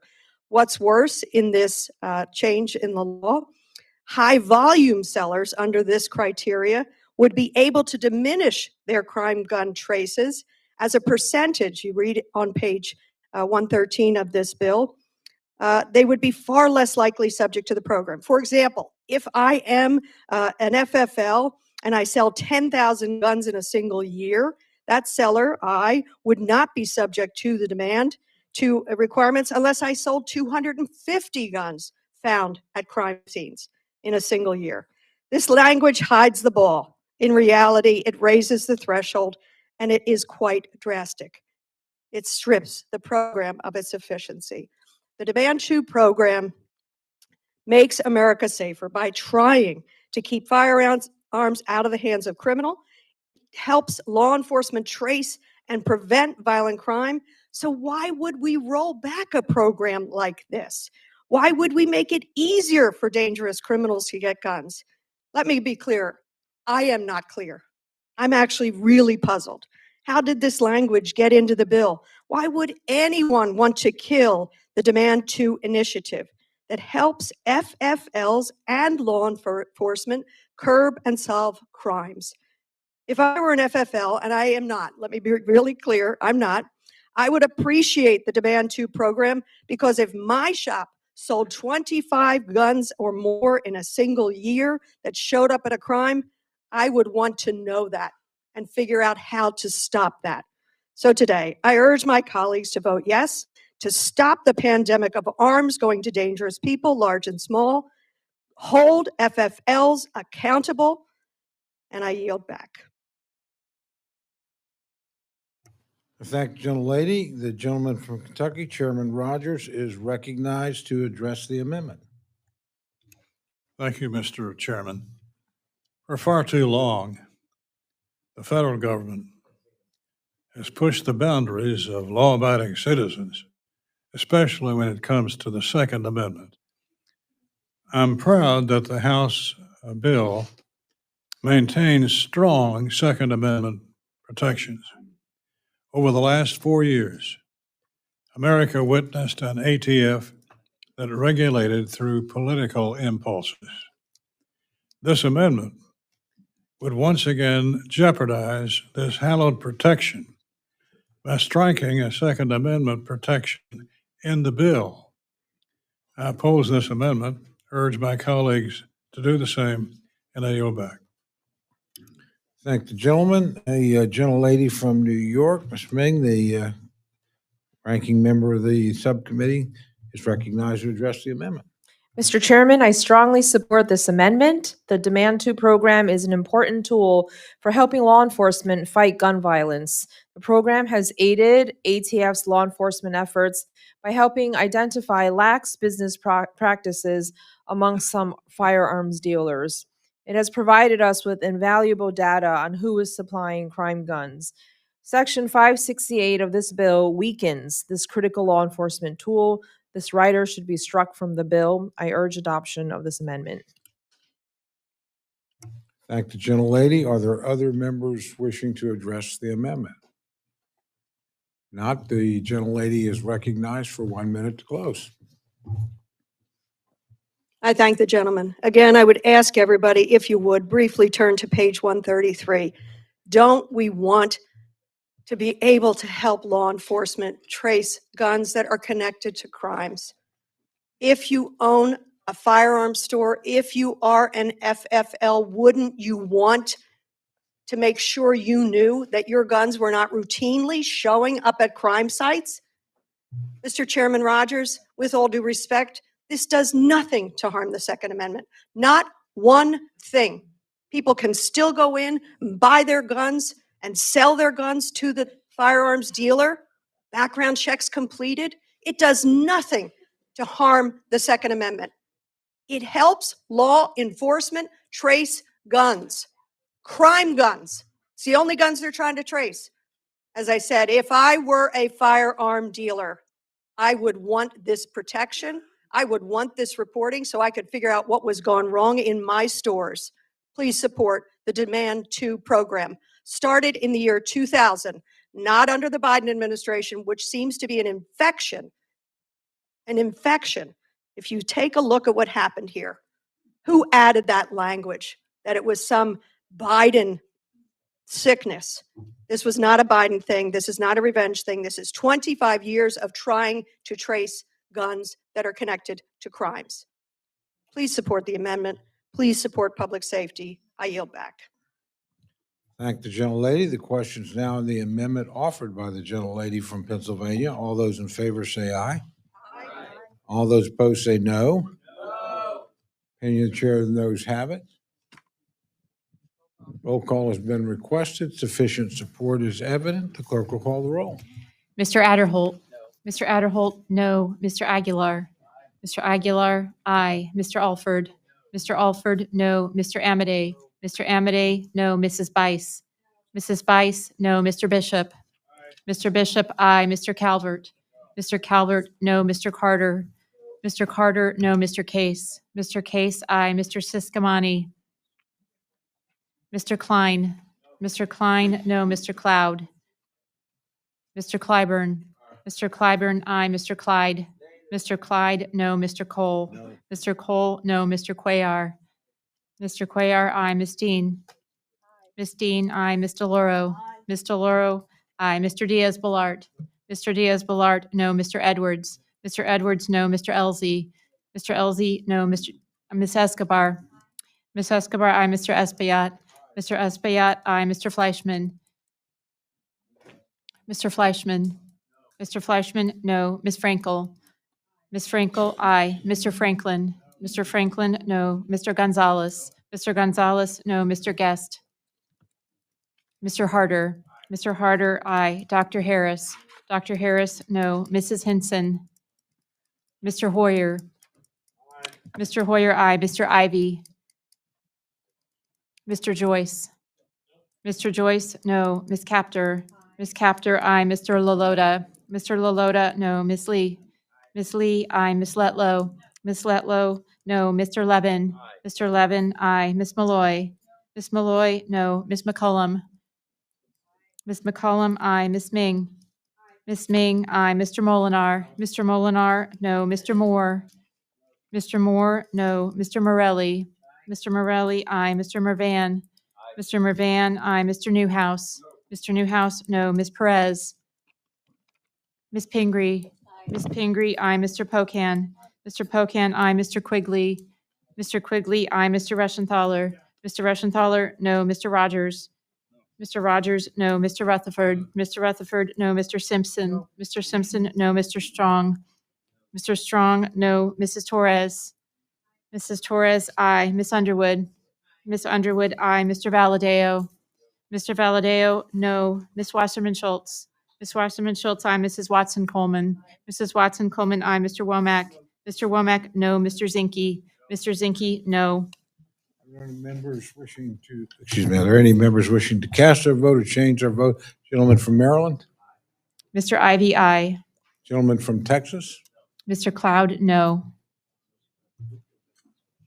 Are there any other members wishing to cast their vote? Gentlelady from the state of Washington? Ms. Perez, aye. Are there any others wishing to cast or change their vote? Seeing none, the clerk will tally.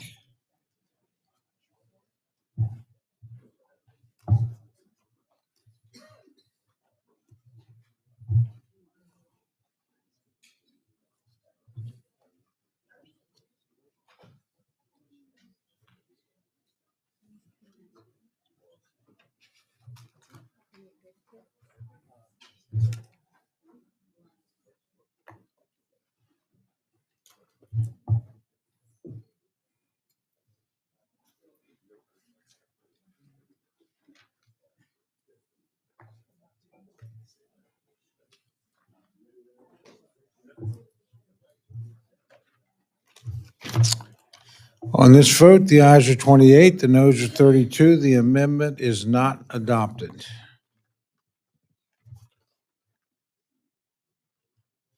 Thank you. Gentlelady from Pennsylvania, Ms. Dean, is recognized for an amendment. Thank you, Chairman Cole. I have an amendment at the desk, and I move that the reading be dispensed. Without objection, the reading of the amendment is dispensed with, and the gentlelady is recognized for remarks on her amendment. Thank you, Chairman. I rise tonight, in support of my amendment number 2, to provide funds for the DOJ's Community Violence Intervention and Prevention Initiative. Community violence intervention and prevention programs are a federalist approach to reducing crime and making America safer.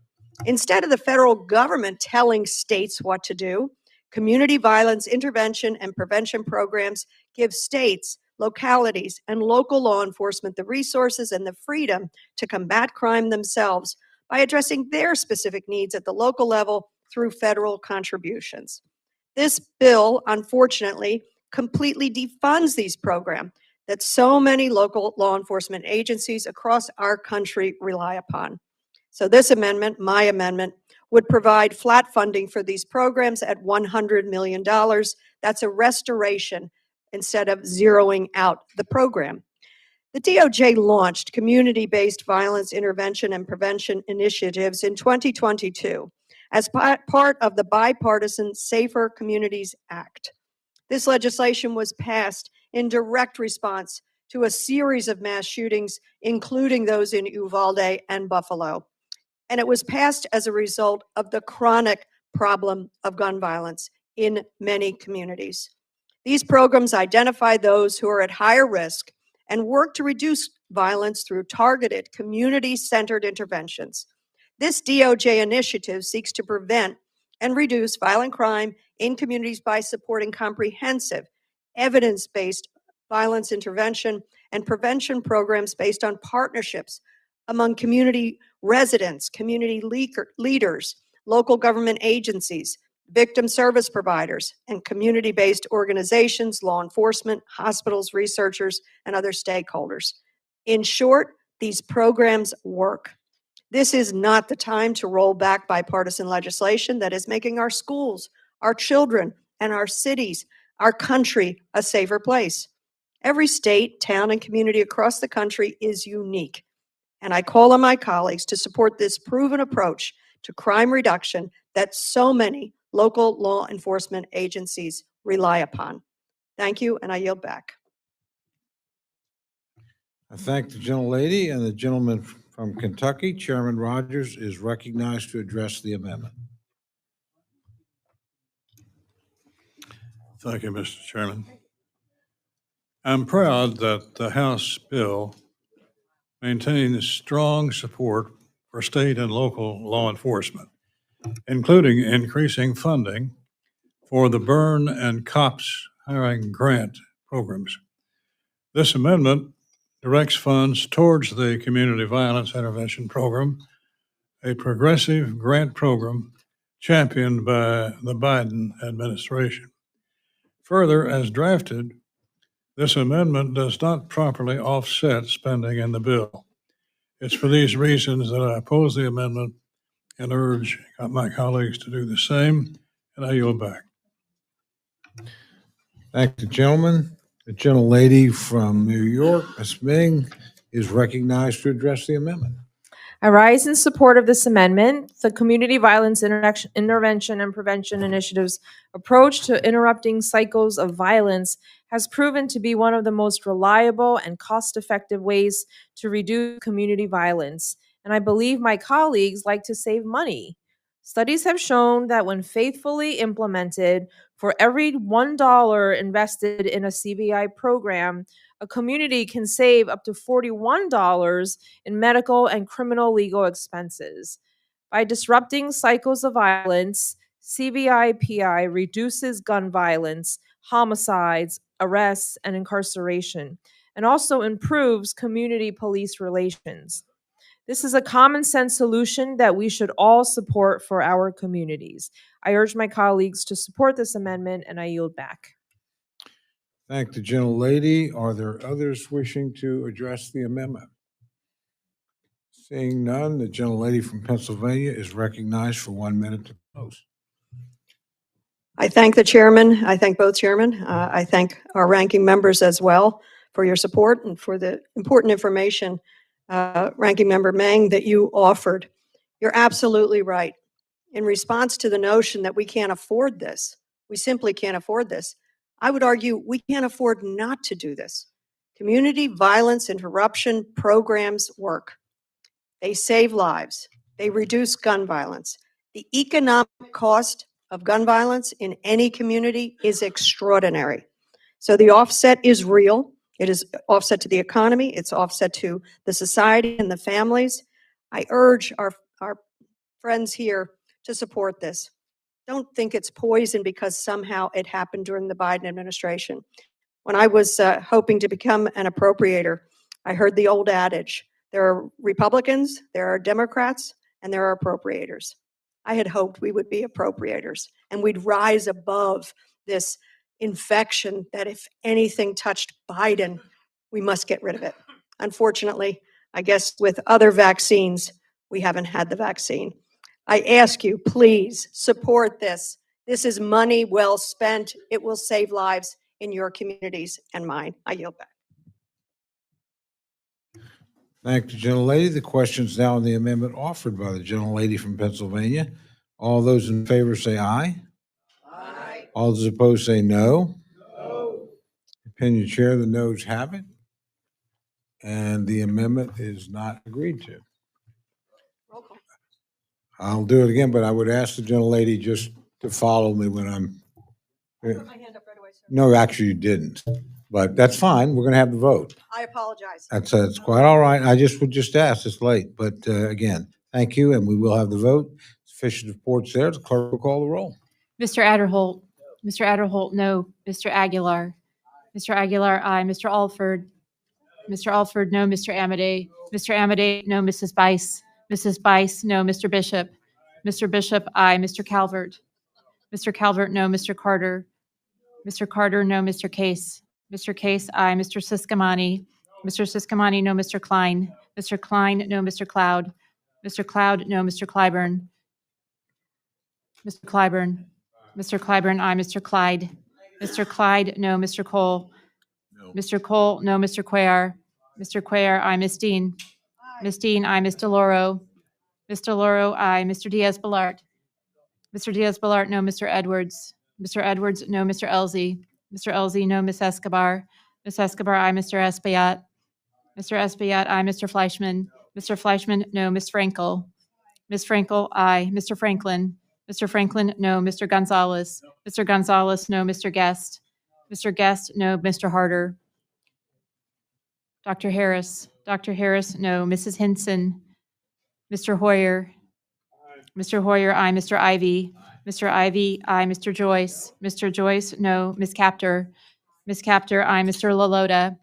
Mr. Lalota, no. Ms. Lee. Ms. Lee, aye. Ms. Letlow. Ms. Letlow, no. Mr. Levin. Mr. Levin, aye. Ms. Malloy. Ms. Malloy, no. Ms. McCullum. Ms. McCullum, aye. Ms. Ming. Ms. Ming, aye. Mr. Molinar. Mr. Molinar, no. Mr. Moore. Mr. Moore, no. Mr. Morelli. Mr. Morelli, aye. Mr. Mervan. Mr. Mervan, aye. Mr. Newhouse. Mr. Newhouse, no. Ms. Perez. Ms. Perez, aye. Ms. Pingree. Ms. Pingree, aye. Mr. Pocan. Mr. Pocan, aye. Mr. Quigley. Mr. Quigley, aye. Mr. Reschenthaler. Mr. Reschenthaler, no. Mr. Rogers. Mr. Rogers, no. Mr. Rutherford. Mr. Rutherford, no. Mr. Simpson. Mr. Simpson, no. Mr. Strong. Mr. Strong, no. Mrs. Torres. Mrs. Torres, aye. Miss Underwood. Miss Underwood, aye. Mr. Valadeo. Mr. Valadeo, no. Miss Wasserman Schultz.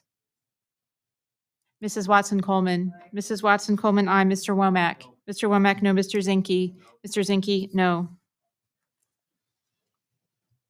Are there any members wishing to cast their vote or change their vote? Gentlelady from Florida.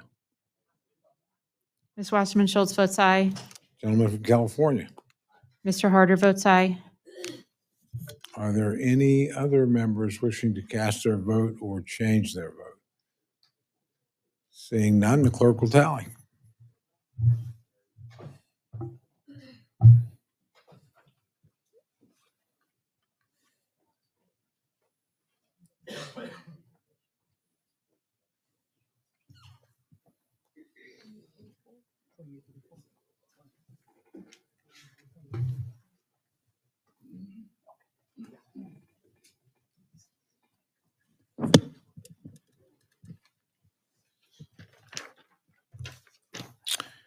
On this vote, the ayes are 28, the noes are 34. The amendment is not adopted.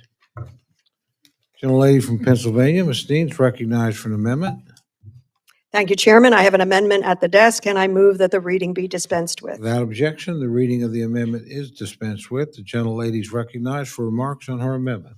I thank you, Chairman Cole. I rise this evening in support of my amendment number 3 to provide justice for the survivors of sexual abuse, and I'm hoping for bipartisan support on this.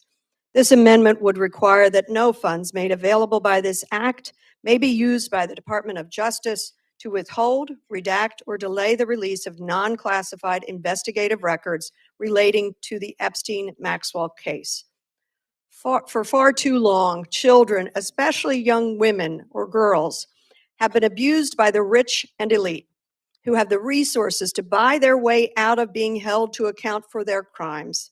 This amendment is about accountability, deterrence, and justice. But accountability, while a necessary first step, is not sufficient. We, members of Congress, must also stand together to meet this moment, to protect our children, and to ensure that nothing like the Epstein affair ever happens again. I'd like to share a lesson from my home state of Pennsylvania. In the wake of the horrific child sexual abuse that came to light with Jerry Sandusky, Pennsylvanians responded with action. Child advocacy centers, which are integral to prosecuting and preventing child sexual abuse, arose throughout our state. 15 years after Sandusky was held to account, Pennsylvania now has 41 child advocacy centers, including one near and dear to my heart, Mission Kids in my own Montgomery County. It is a nationwide leading child advocacy center. Pennsylvanians learned from this tragedy, met the moment, and built the infrastructure necessary to prosecute and prevent our children from being harmed like this. But accountability was necessary for that. I look forward to working with my colleagues to protect our children and to prevent this from happening again. But first, we need accountability. We must bring these abusers to justice. I know everyone in this room wants that. We also need to know how this went on for so long. Without that knowledge, how can we possibly prevent something like this from happening again? I stand today with survivors and offer this amendment in support of justice, deterrence, accountability, and I look forward to working with my colleagues to prevent anything like this from ever happening again. But first, we must hold these child sexual abusers to account. I ask for support for my amendment, and I yield back, Mr. Chairman. Thank the gentlelady. The gentleman from Kentucky, Chairman Rogers, is recognized to address the amendment. Thank you, Mr. Chairman. For the reasons stated before, I oppose the amendment and urge my colleagues to do the same, and I yield back. Thank the gentleman. The gentlelady from New York, Ms. Bing, is recognized to address the amendment. I rise in support of this amendment. Like the other amendments related to this matter, this is about transparency and accountability. To date, this administration has only released documents that are mostly old news and heavily redacted. They are not sufficient to help us get the faux truth of this terrible case. Therefore, I urge my colleagues to support this amendment, and I yield back. Thank the gentlelady. The gentlelady from Florida, Ms. Frankel, is recognized to address the amendment.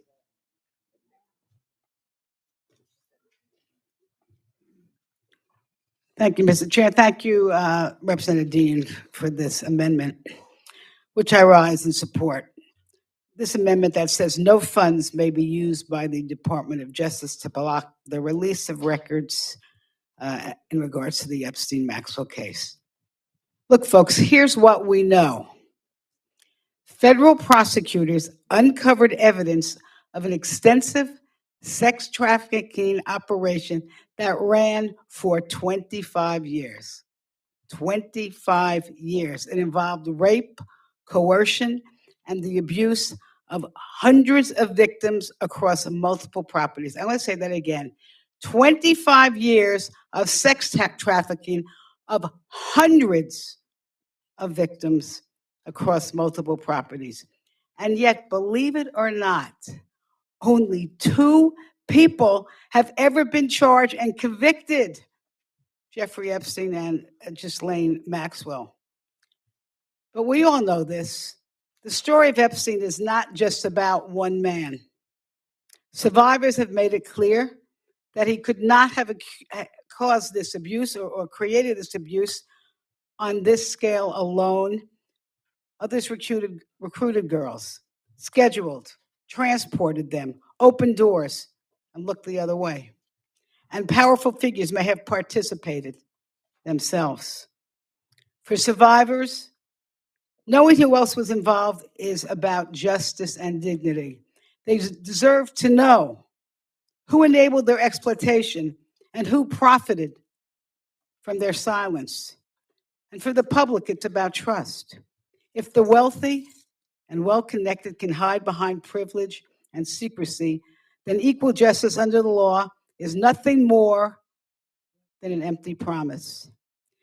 This is bigger than one predator. It is about whether our society will confront systems of power that shield abusers or whether we will continue to let silence buy protection. Survivors need the truth, the public needs transparency, and only with full accountability can justice be done. I hope we will all support this very good amendment. And I yield back. Thank the gentlelady. Are there other members wishing to address the amendment? Seeing none, the gentlelady from Pennsylvania is recognized for 1 minute to close. I thank you again, Mr. Chairman. I thank my colleagues for rising in support of this amendment.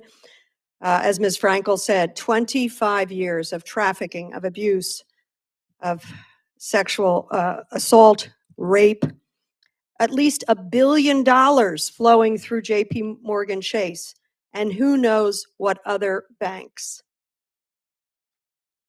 It isn't that Mr. Epstein could have done this all himself or with the aid of Ms. Maxwell.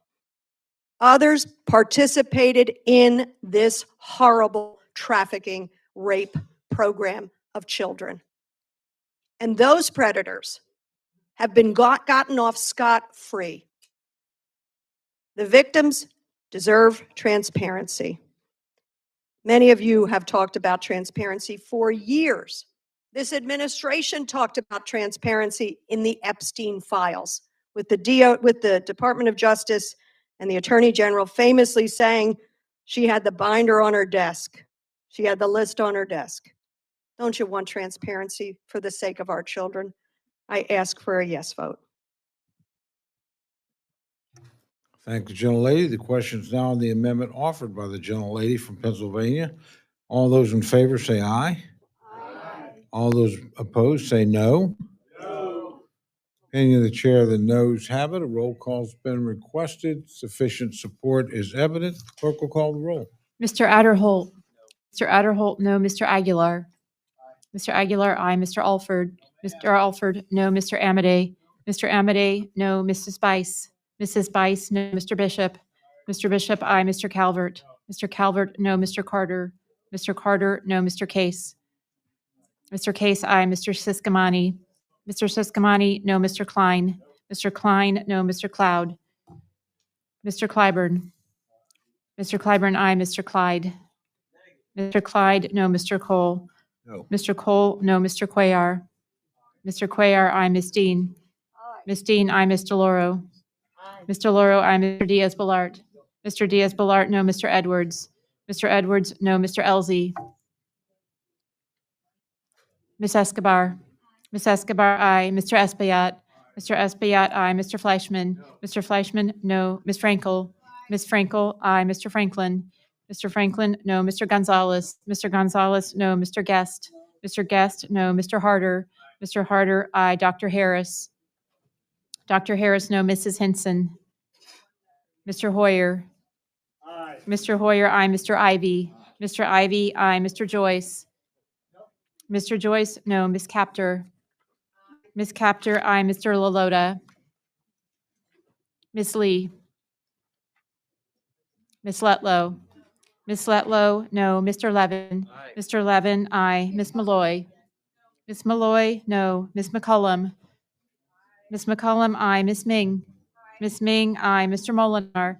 Mr. Molinar, no. Mr. Moore. Mr. Moore, no. Mr. Morelli. Mr. Morelli, aye. Mr. Mervan.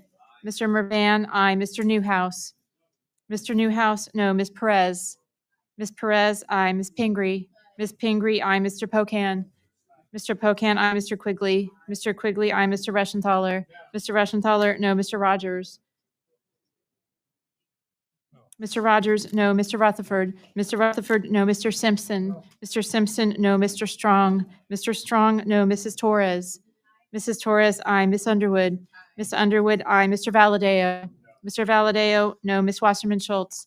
Miss Wasserman Schultz, aye. Mrs. Watson Coleman. Mrs. Watson Coleman, aye. Mr. Womack. Mr. Womack, no. Mr. Zinke. Mr. Zinke, no. Are there any members wishing to vote or change their vote? Gentleman from Texas?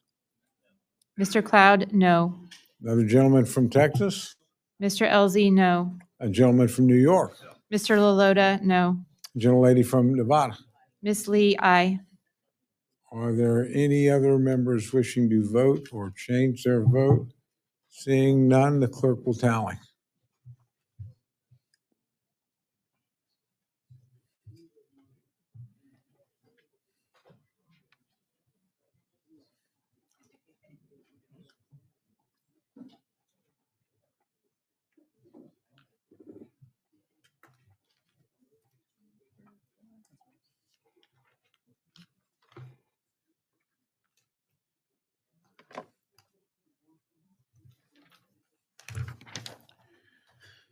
On this vote, the ayes are 28, the noes are 34. The amendment is not adopted. Gentlelady from Pennsylvania, Ms. Dean's recognized for an amendment.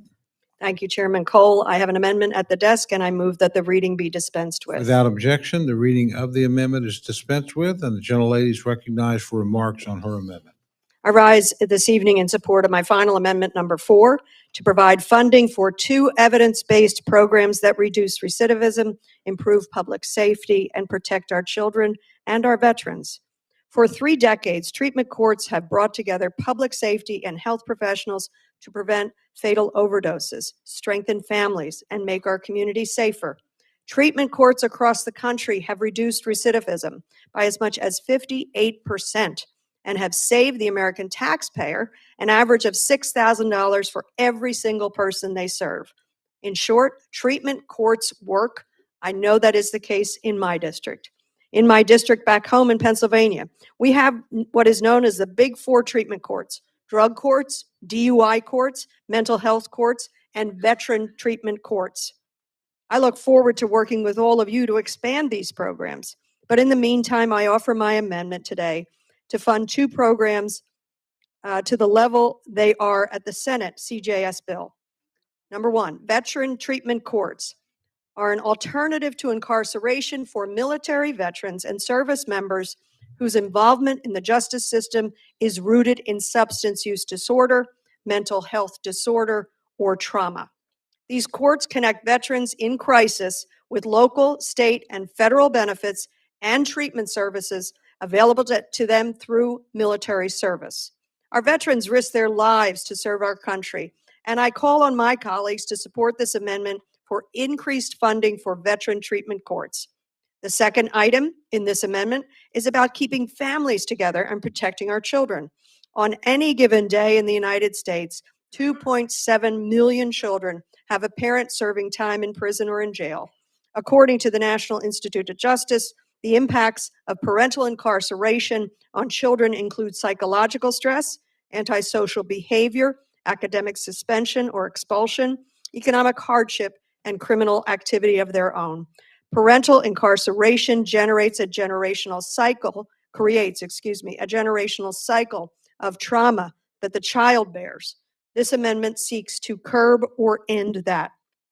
This funding request, which is also in the Senate CJS bill, supports family-based alternative programs that are court-based and designed to prevent separation of parents and children in the first place.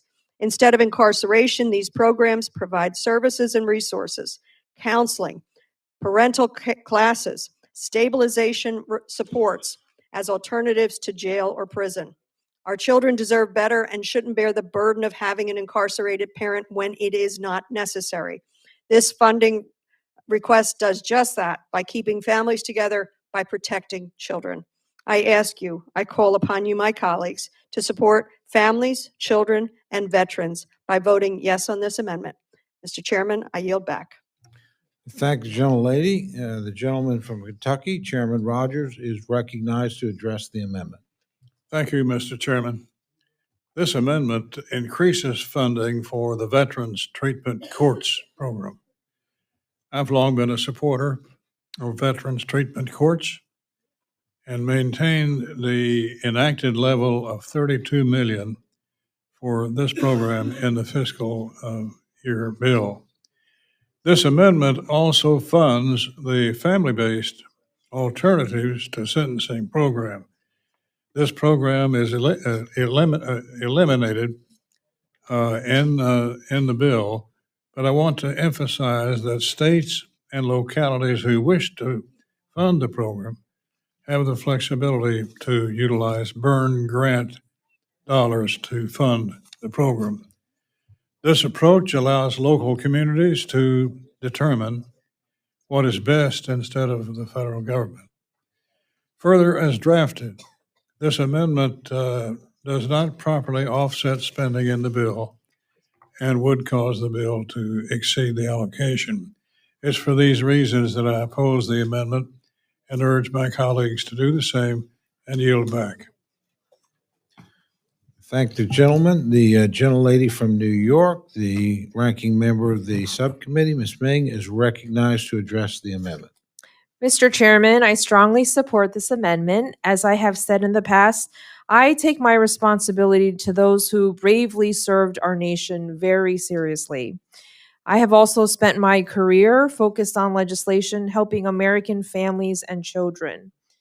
Veterans treatment courts seek to treat veterans suffering from trauma, substance abuse, and/or mental health disorders while helping ensure public safety.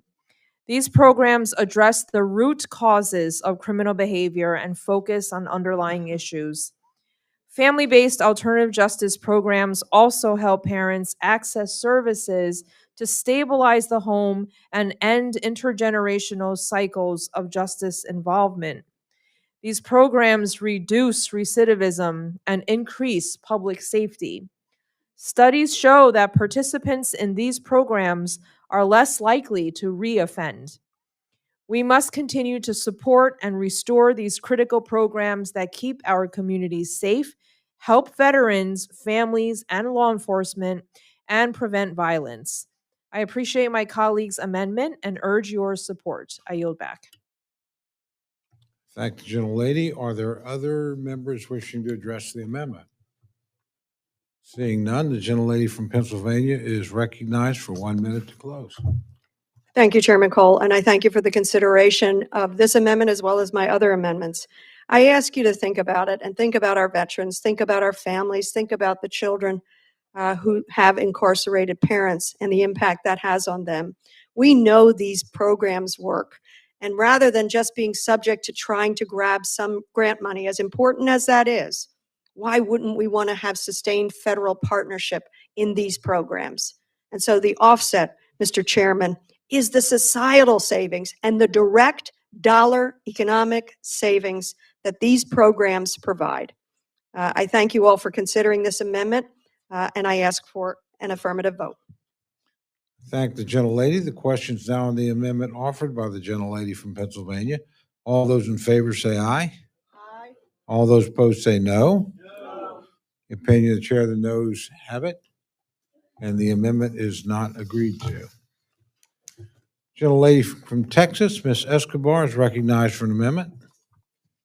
Thank you, Mr. Chairman. I would actually like the amendment read, please. Clerk will read the amendment. Amendment offered by Ms. Escobar in the bill after Section 599, insert section blank. None of the funds appropriated or otherwise made available by this act or any other act may be used in carrying out any federal law enforcement activities unless participants in such an action visibly display their employing agency's name or widely recognized initials, the agent's legible badge or identification number, and last name. Provided, nothing in this section shall be implemented that may compromise the integrity of an ongoing undercover operation. Gentlelady from Texas is recognized for remarks on her amendment. Thank you so much, Mr. Chairman.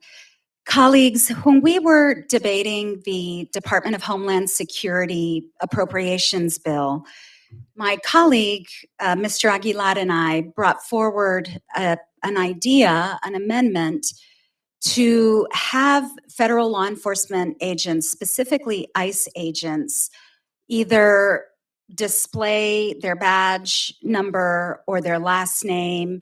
And we were actually hoping to come together in a bipartisan way to find a bipartisan amendment to the bill that would accomplish that kind of identifier.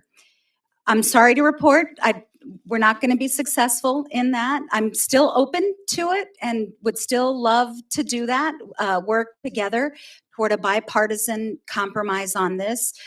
In the absence of that, though, I am using this time so that I can talk about the issue that communities like mine and communities across the country are facing.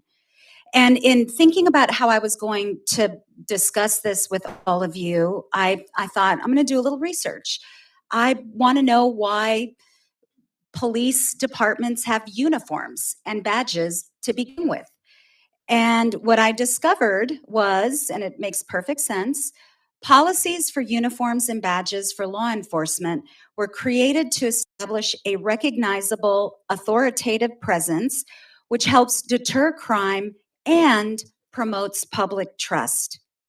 It also promotes coordination, enabling officers to quickly identify each other during enforcement operations. It encourages accountability because officers are identifiable for their actions and their conduct. Badges actually go back to medieval times.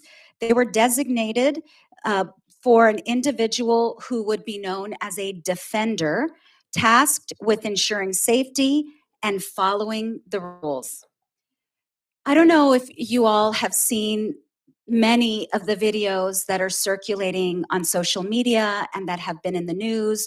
I don't know if you all have heard from your constituents about the way that ICE is engaging in many communities, but there is a real fear and a real terror that is out there in our communities as a result of what is happening with ICE in America today during the Trump administration.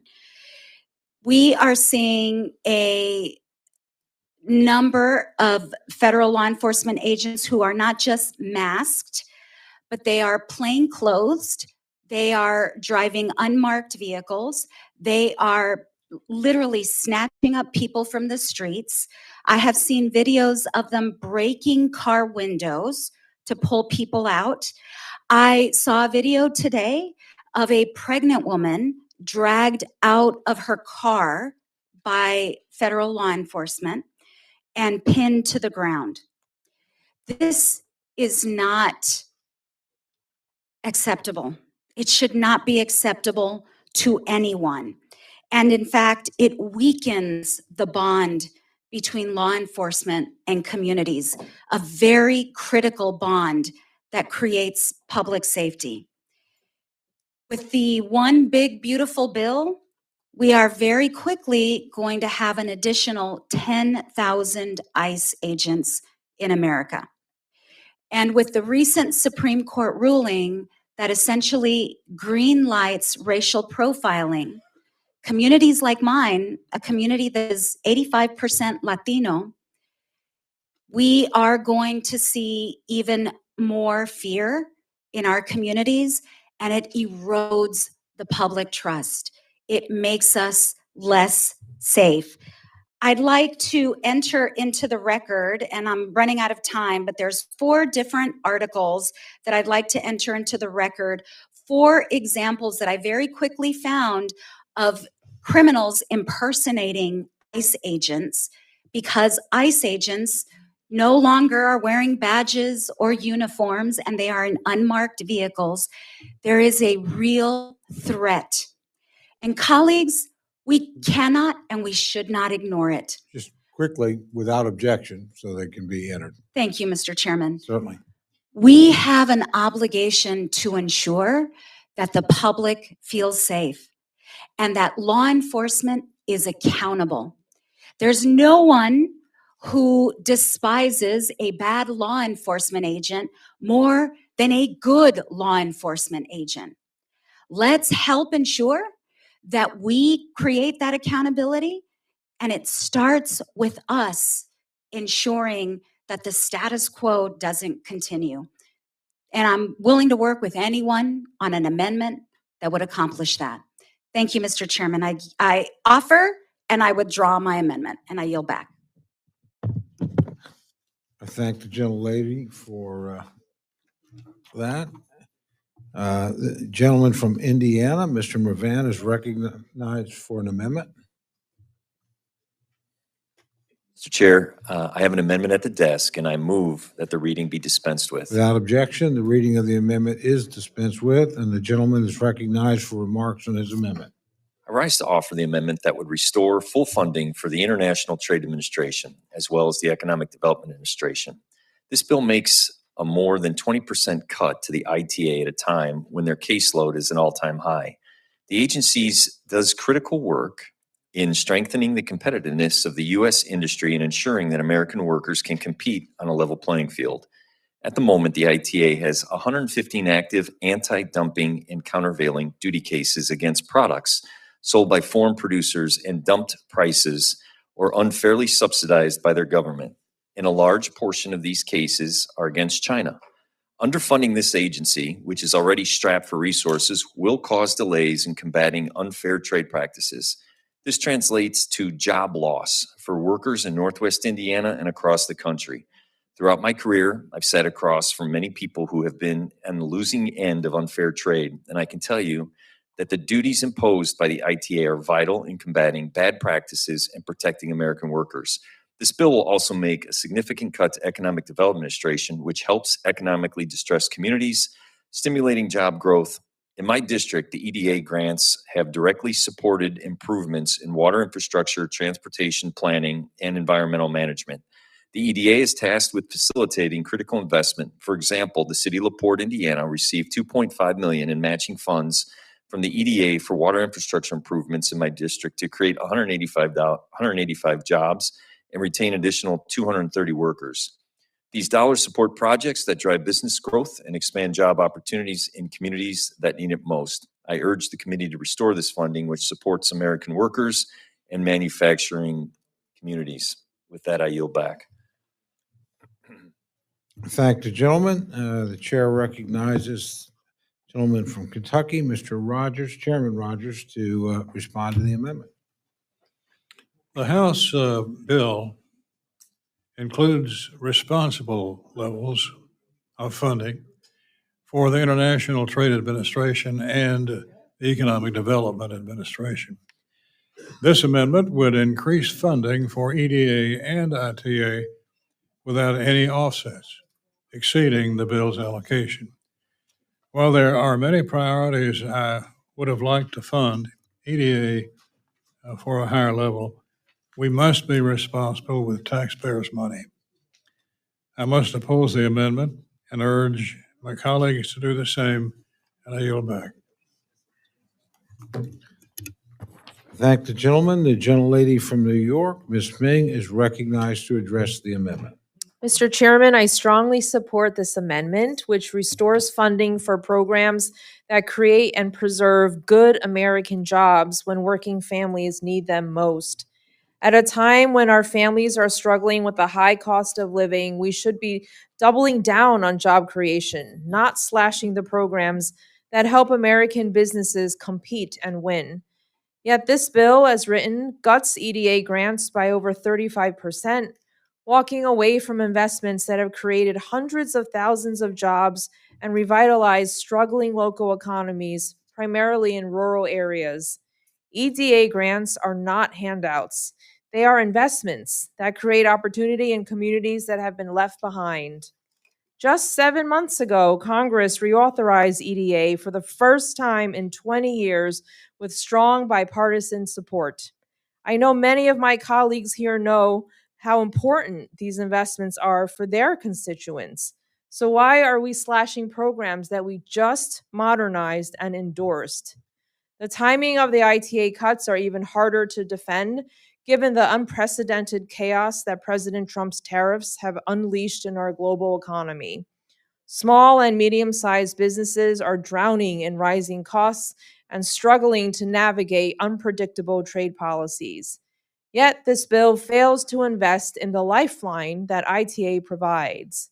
The businesses that ITA helps don't have armies of trade lawyers. They rely on ITA to help them export, understand regulations, address trade barriers, and navigate the global marketplace. ITA's anti-dumping and trade enforcement work also protects American jobs from countries that don't play fair. You can't make America great by making it harder for our American businesses to compete.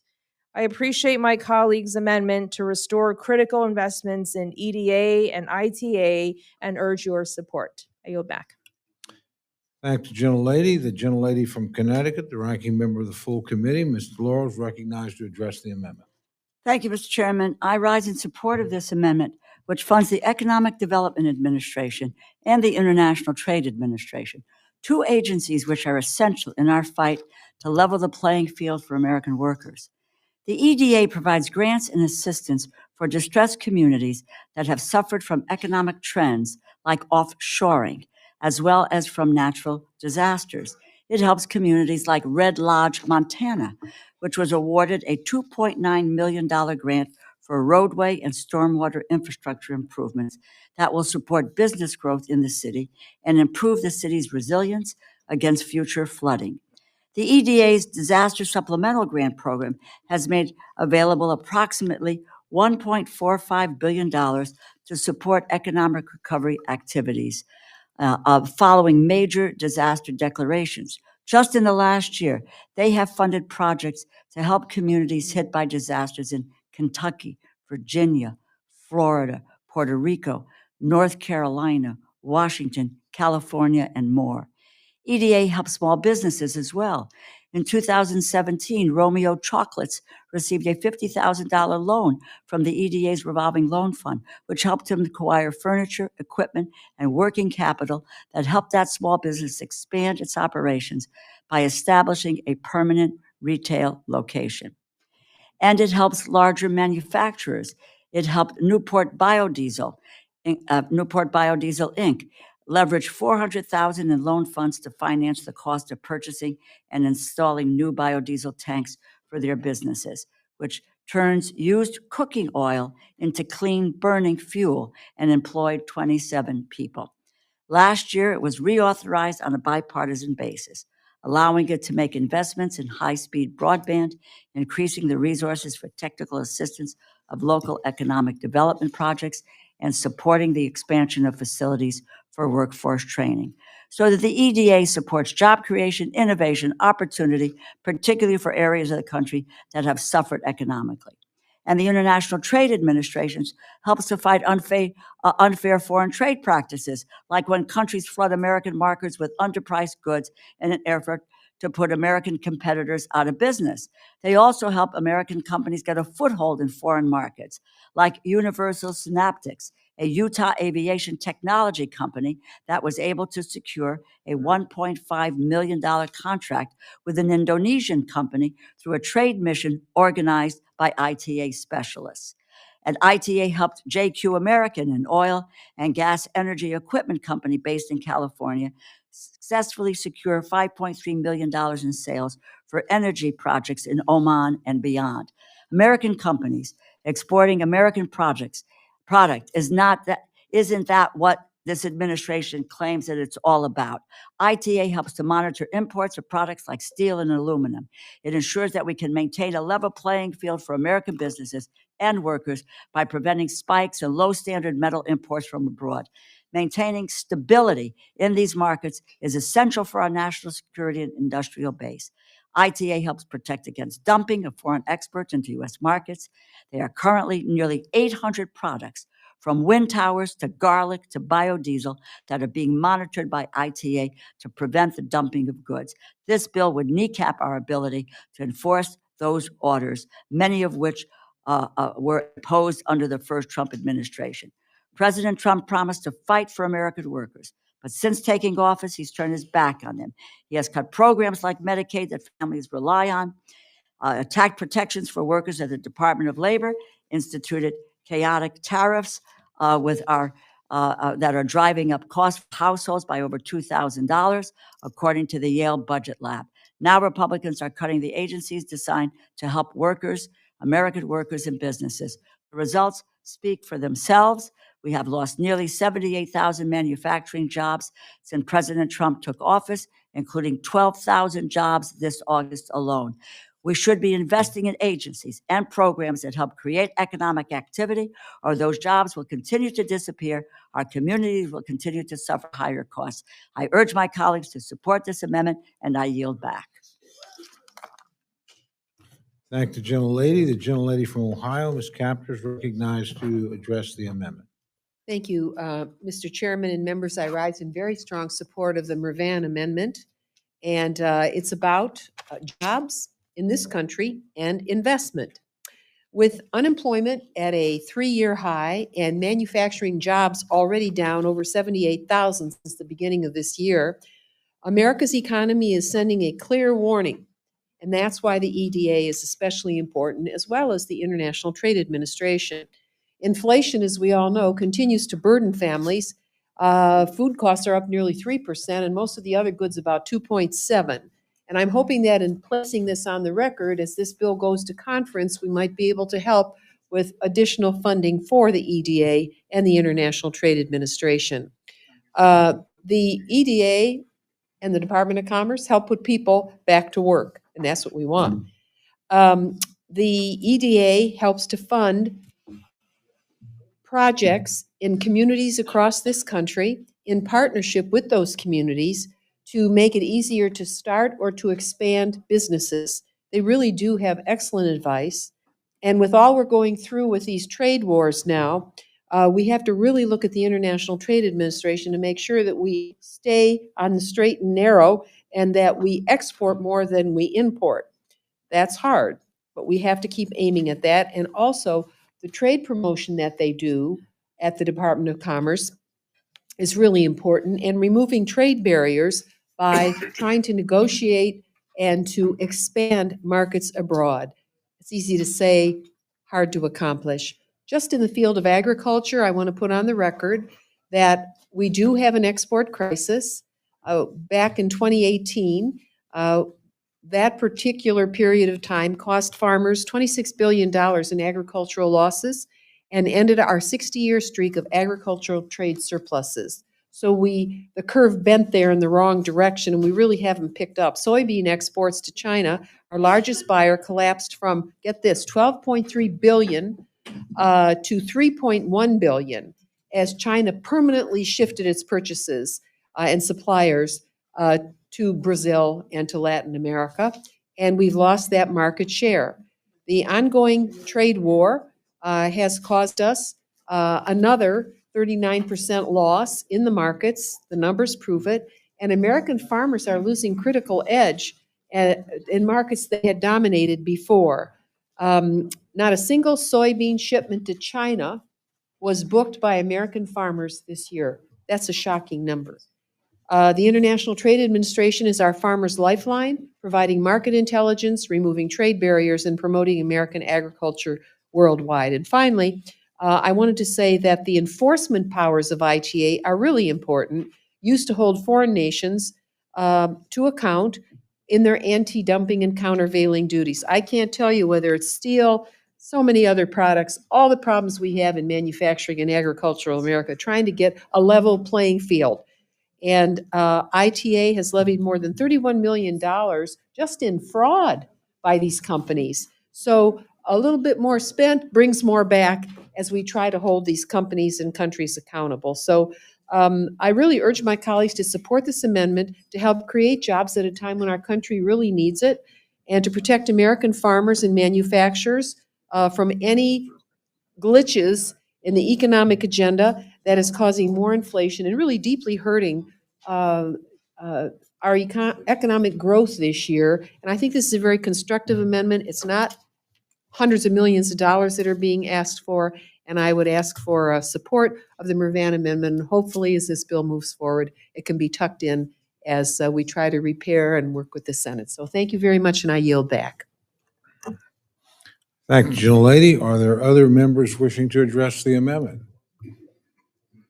Seeing none, the gentleman from Indiana is recognized for 1 minute to close. Mr. Chairman, I just wanted to close in regards to the economy of our nation. And as I mentioned before, for 15 years, I was a township trustee in the region of the largest steel producing area in the nation. And when there are conditions beyond control and people lose jobs because of trade cheats or subsidized steel or aluminum coming into our community, I genuinely sat across from those individuals who lost their job, lost their health insurance, and didn't know what to do next. And so when we talk about reasonable investment, this is a reasonable investment as we go with the new economy of tariffs to understand that you have to have an enforcement agency that protects against our adversary, China, whose Belt and Road philosophy is to outsmart us when it comes to circumventing our trade policies from foreign countries and bringing it into this nation so they could sell their subsidized steel. So bottom line is, if it's not today, maybe tomorrow we can work in a bipartisan way to protect the workers that we all stand for. And with that, I yield back. I thank the gentleman. The question is now on the amendment offered by the gentleman from Indiana. All those in favor say aye. All those opposed say no. The opinion of the chair, the noes have it. Roll call has been requested. Sufficient amount of support is evident. The clerk will call the roll. Mr. Adderholt. Mr. Adderholt, no. Mr. Aguilar. Mr. Aguilar, aye. Mr. Alford. Mr. Alford, no. Mr. Amadei. Mr. Amadei, no. Mrs. Bice. Mrs. Bice, no. Mr. Bishop. Mr. Bishop, aye. Mr. Calvert. Mr. Calvert, no. Mr. Carter. Mr. Carter, no. Mr. Case. Mr. Case, aye. Mr. Siscomani. Mr. Siscomani, no. Mr. Klein. Mr. Klein, no. Mr. Cloud. Mr. Cloud, no. Mr. Clyburn. Mr. Clyburn, aye. Mr. Clyde. Mr. Clyde, no. Mr. Cole. Mr. Cole, no. Mr. Cuellar. Mr. Cuellar, aye. Ms. Dean. Ms. Dean, aye. Mr. Loro. Mr. Diaz-Balart. Mr. Diaz-Balart, no. Mr. Edwards. Mr. Edwards, no. Mr. Elzey. Mr. Elzey, no. Ms. Escobar. Ms. Escobar, aye. Mr. Espaillat. Mr. Espaillat, aye. Mr. Fleischman. Mr. Fleischman, no. Ms. Frankel. Ms. Frankel, aye. Mr. Franklin. Mr. Franklin, no. Mr. Gonzalez. Mr. Gonzalez, no. Mr. Guest. Mr. Guest, no. Mr. Harder. Mr. Harder, aye. Dr. Harris. Dr. Harris, no. Mrs. Hinson. Mr. Hoyer. Mr. Hoyer, aye. Mr. Ivy. Mr. Ivy, aye. Mr. Joyce. Mr. Joyce, no. Ms. Captor. Ms. Captor, aye. Mr. LaLota. Mr. LaLota, no. Ms. Lee. Ms. Letlow. Ms. Letlow, no. Mr. Levin. Mr. Levin, aye. Ms. Malloy. Ms. Malloy, no. Ms. McCullum. Ms. McCullum, aye. Ms. Ming. Ms. Ming, aye. Mr. Molinar. Mr. Molinar, no. Mr. Moore. Mr. Moore, no. Mr. Morelli.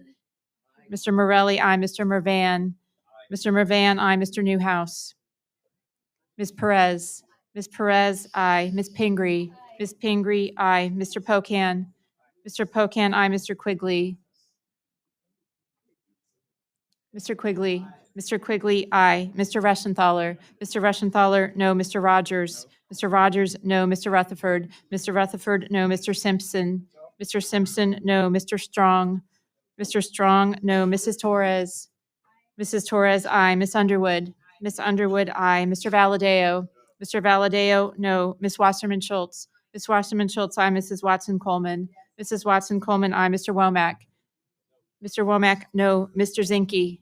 Mr. Zinke, no. Are there any members wishing to vote or change their vote? Gentlelady from Nevada. Miss Lee, aye. Are there any others wishing to change their vote or record their vote?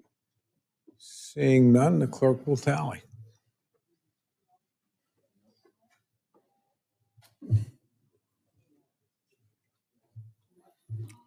Don't call anything yet. We got somebody coming.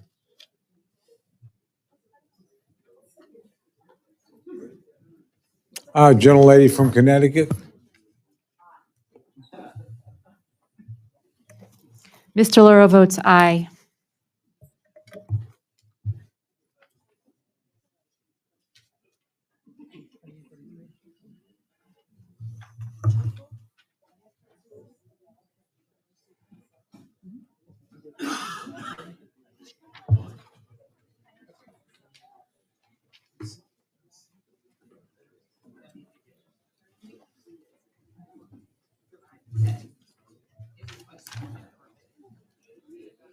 On this vote, the ayes are 28, the noes are 33. The amendment is not adopted.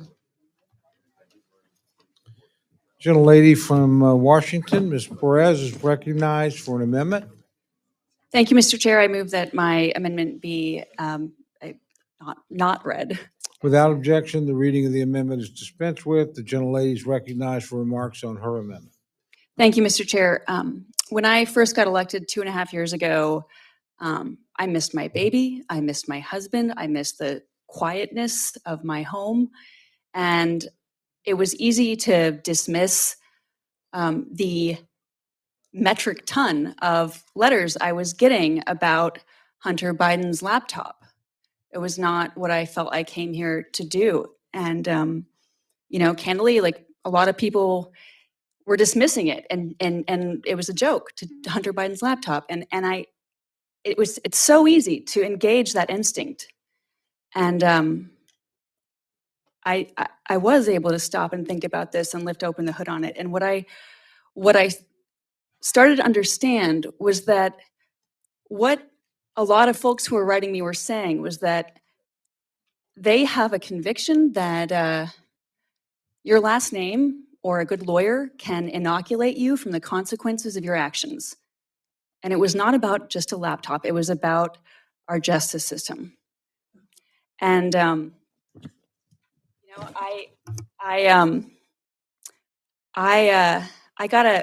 been listening to the debate on a lot of the Epstein stuff, and my 8th grade English teacher just sent me a book.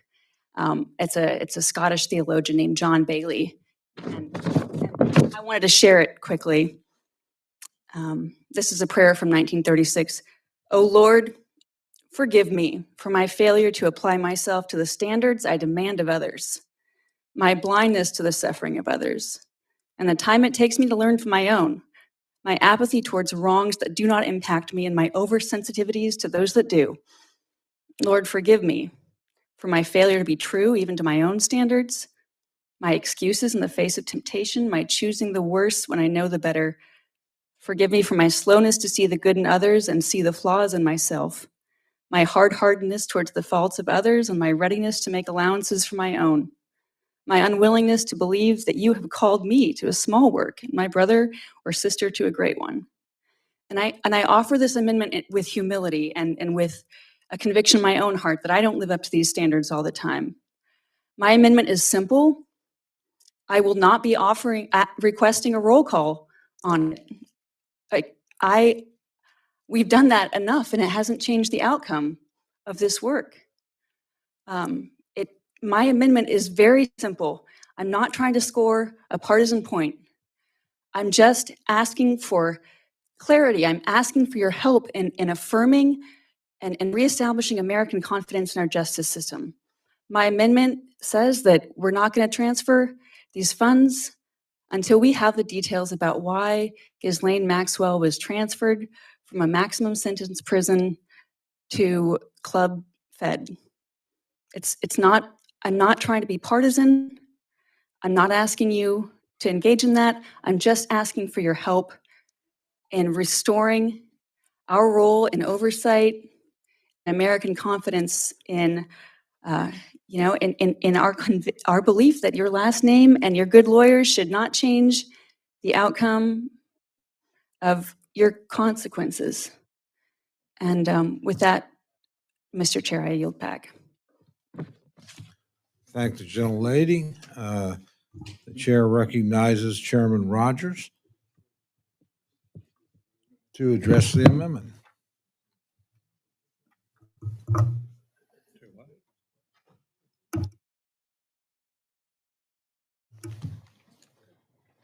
We thank the gentlelady Mike. for that report, and I move that we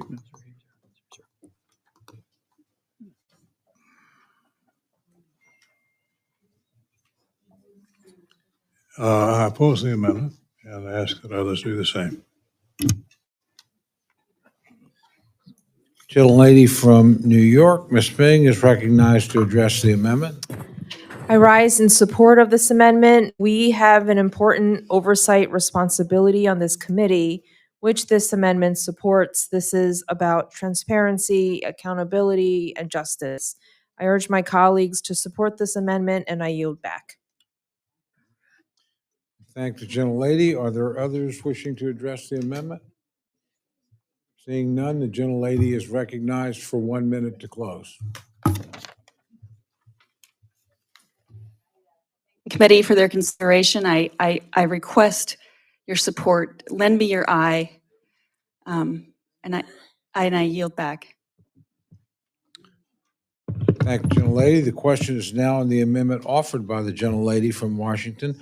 All those in favor say aye. Aye. All those opposed say no.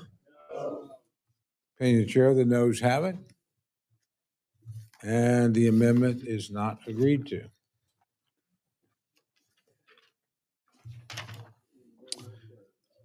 Chair recognizes Mr. Womack for the purposes of a motion.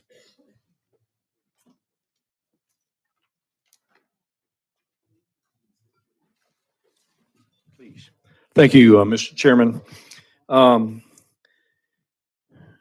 make a motion here in just a minute, but earlier today, we considered and passed an amendment by voice that I could tell when it was being discussed was somewhat confusing, and there seemed to be some complications with kind of the technicalities of the issue that was subject to this amendment.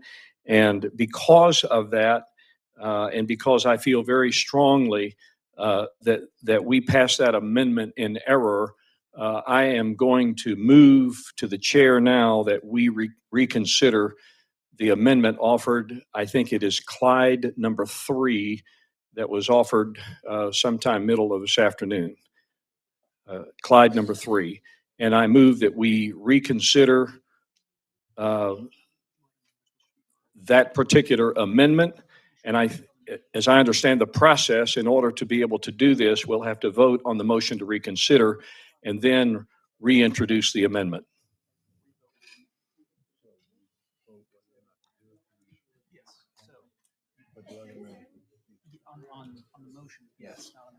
Okay.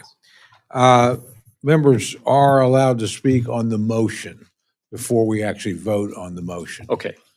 So are there any members on either side wishing to speak on the motion? Gentleman from Missouri, Mr. Alford's recognized. Yes, sir. I will be brief. Having talked to both parties, I truly believe Mr. Clyde's heart was in the right place with this. To be quite honest, I didn't know how I was going to vote on this. If my name was called, I would probably vote present. I just think we need more information. And as we work through this process, I believe the intentions of Mr. Clyde are good. The intentions of Mr. Womack are good. I think we can come to a resolution and then bring it back and bring some substantive change if needed where Mr. Clyde sees fit, and through the authorization committee as well. With that, I yield back. I thank the gentleman. Are there others wishing to speak on the motion to reconsider the amendment? Seeing none, the gentleman is recognized for 1 minute to close on his motion. Okay, well, I didn't really take my 5 minutes in discussing. In a matter of closing, before we vote on the motion to reconsider, part of the issue that I have with the vote that was taken this afternoon was that while it has been, while the sponsor of the amendment says the amendment was prepared at 8 o'clock this morning, nobody in this room got it until well after lunch, and a short time before the motion or the amendment was offered for consideration by this committee, which I think is not consistent with the spirit of how we deal with amendments to appropriation bills in a markup like as important as this one. Further, I don't believe that this particular subject belongs in an appropriation bill and is best left to the authorizing committee. So I do, and I'll be able to speak a little bit more on the historical context of the issue at hand if in fact we do reconsider the vote, and if indeed we do debate that motion again. And I yield. Thank you, gentlemen. The question.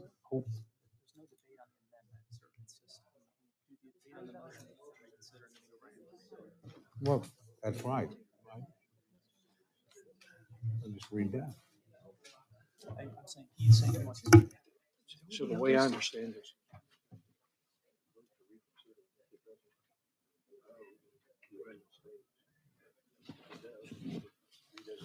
Actually, there is no debate on the, if we adopt the motion, we just go straight to a vote on whether or not to remove it. There's not a debate. We've already debated the amendment. So we won't redesignate the amendment and then have a debate on it? No, that's what this is about. We don't redebate. In my discussions with a parliamentarian, we would consider the motion to reconsider, and if it passes, then we would redesignate the amendment and basically start over. Well, I was not part of that discussion, but I'm talking to the same parliamentarian you did. So- Oh, no, you actually spoke.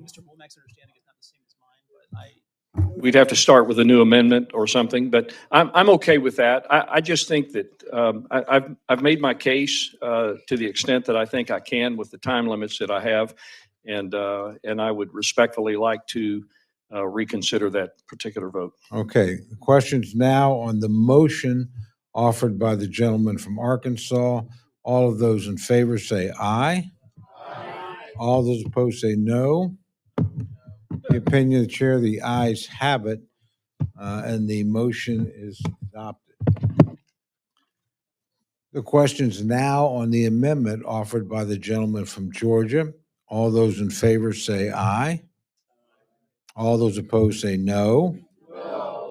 The opinion of the chair, the noes have it, and the motion is not adopted.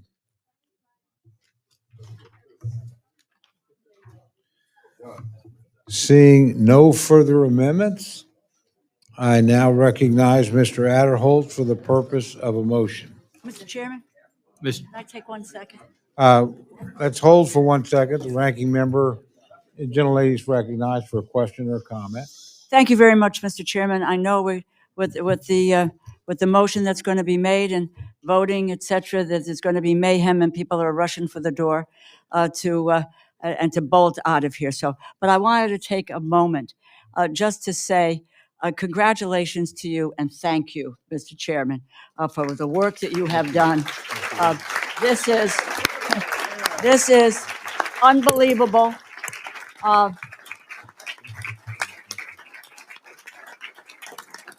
Yes, that you deserve all of this applause. And I will just say, with the tensions high, with the differences that are there, you remain calm and steady and so fair in your deliberations that I'm proud. We're all proud to serve with you as leading this committee. And so, thank you, Mr. Chairman. I just want to thank my friend and my partner of many years. Thank you very much. It was an extraordinarily generous and gracious thing to say and do, and I appreciate it. And I hope, as we have our discussions on other matters, that we can continue to work together and get these bills moving and get the time that we all need to bring a compromised product to the floor where we can work together. We'll do it. But again, thank you very much. Thank you. Thank you. You want to? Sorry? Mr. Chair. Oh, well, Okay. that's what I wanted to do. I wanted to go back and repeat that so people knew what we were doing. Okay, the question's now on the motion to favorably report the House fiscal year. So Mr. Adderholt has a motion to make.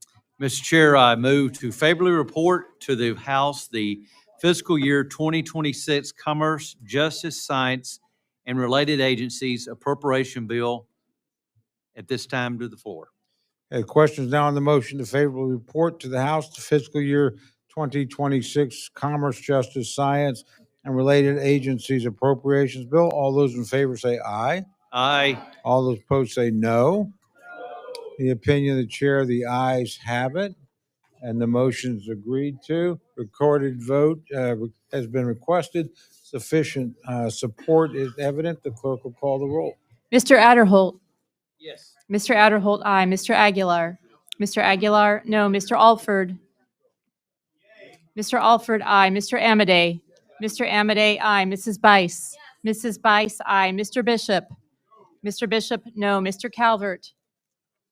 Mr. Calvert, aye. Mr. Carter? Mr. Carter, aye. Mr. Case?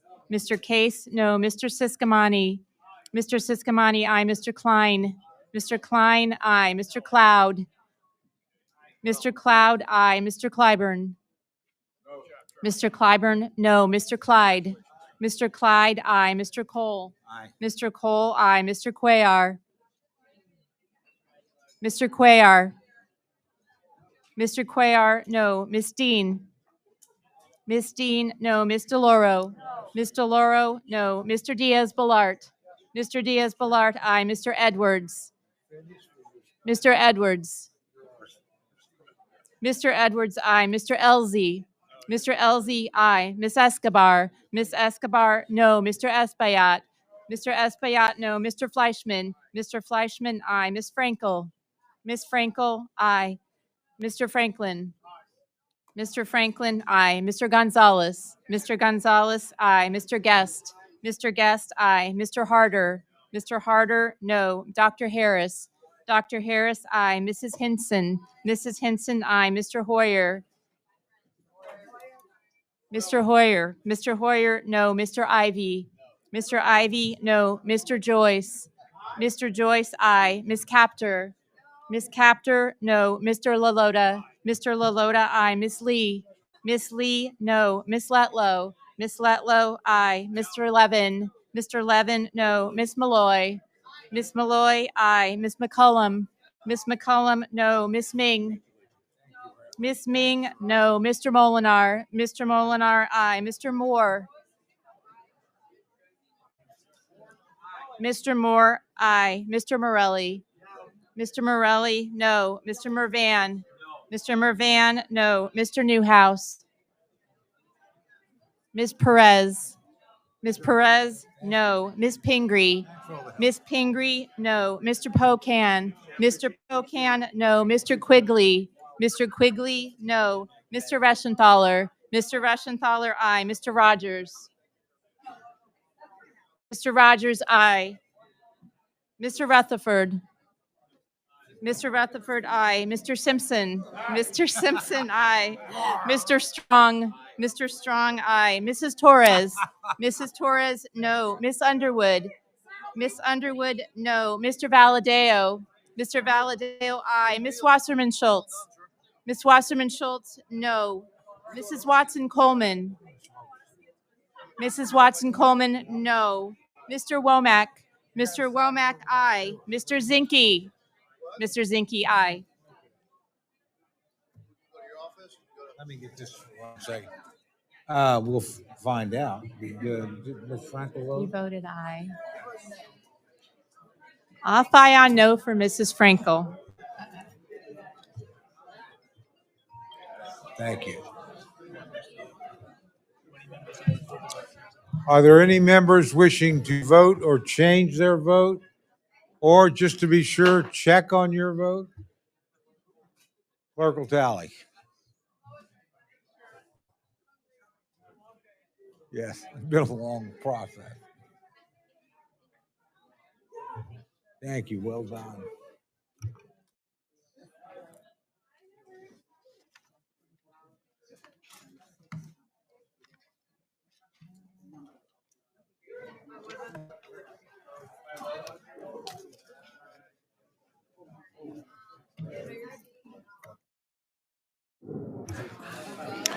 On this vote, the ayes are 34, the noes are 28. The motion is agreed to. 3 days.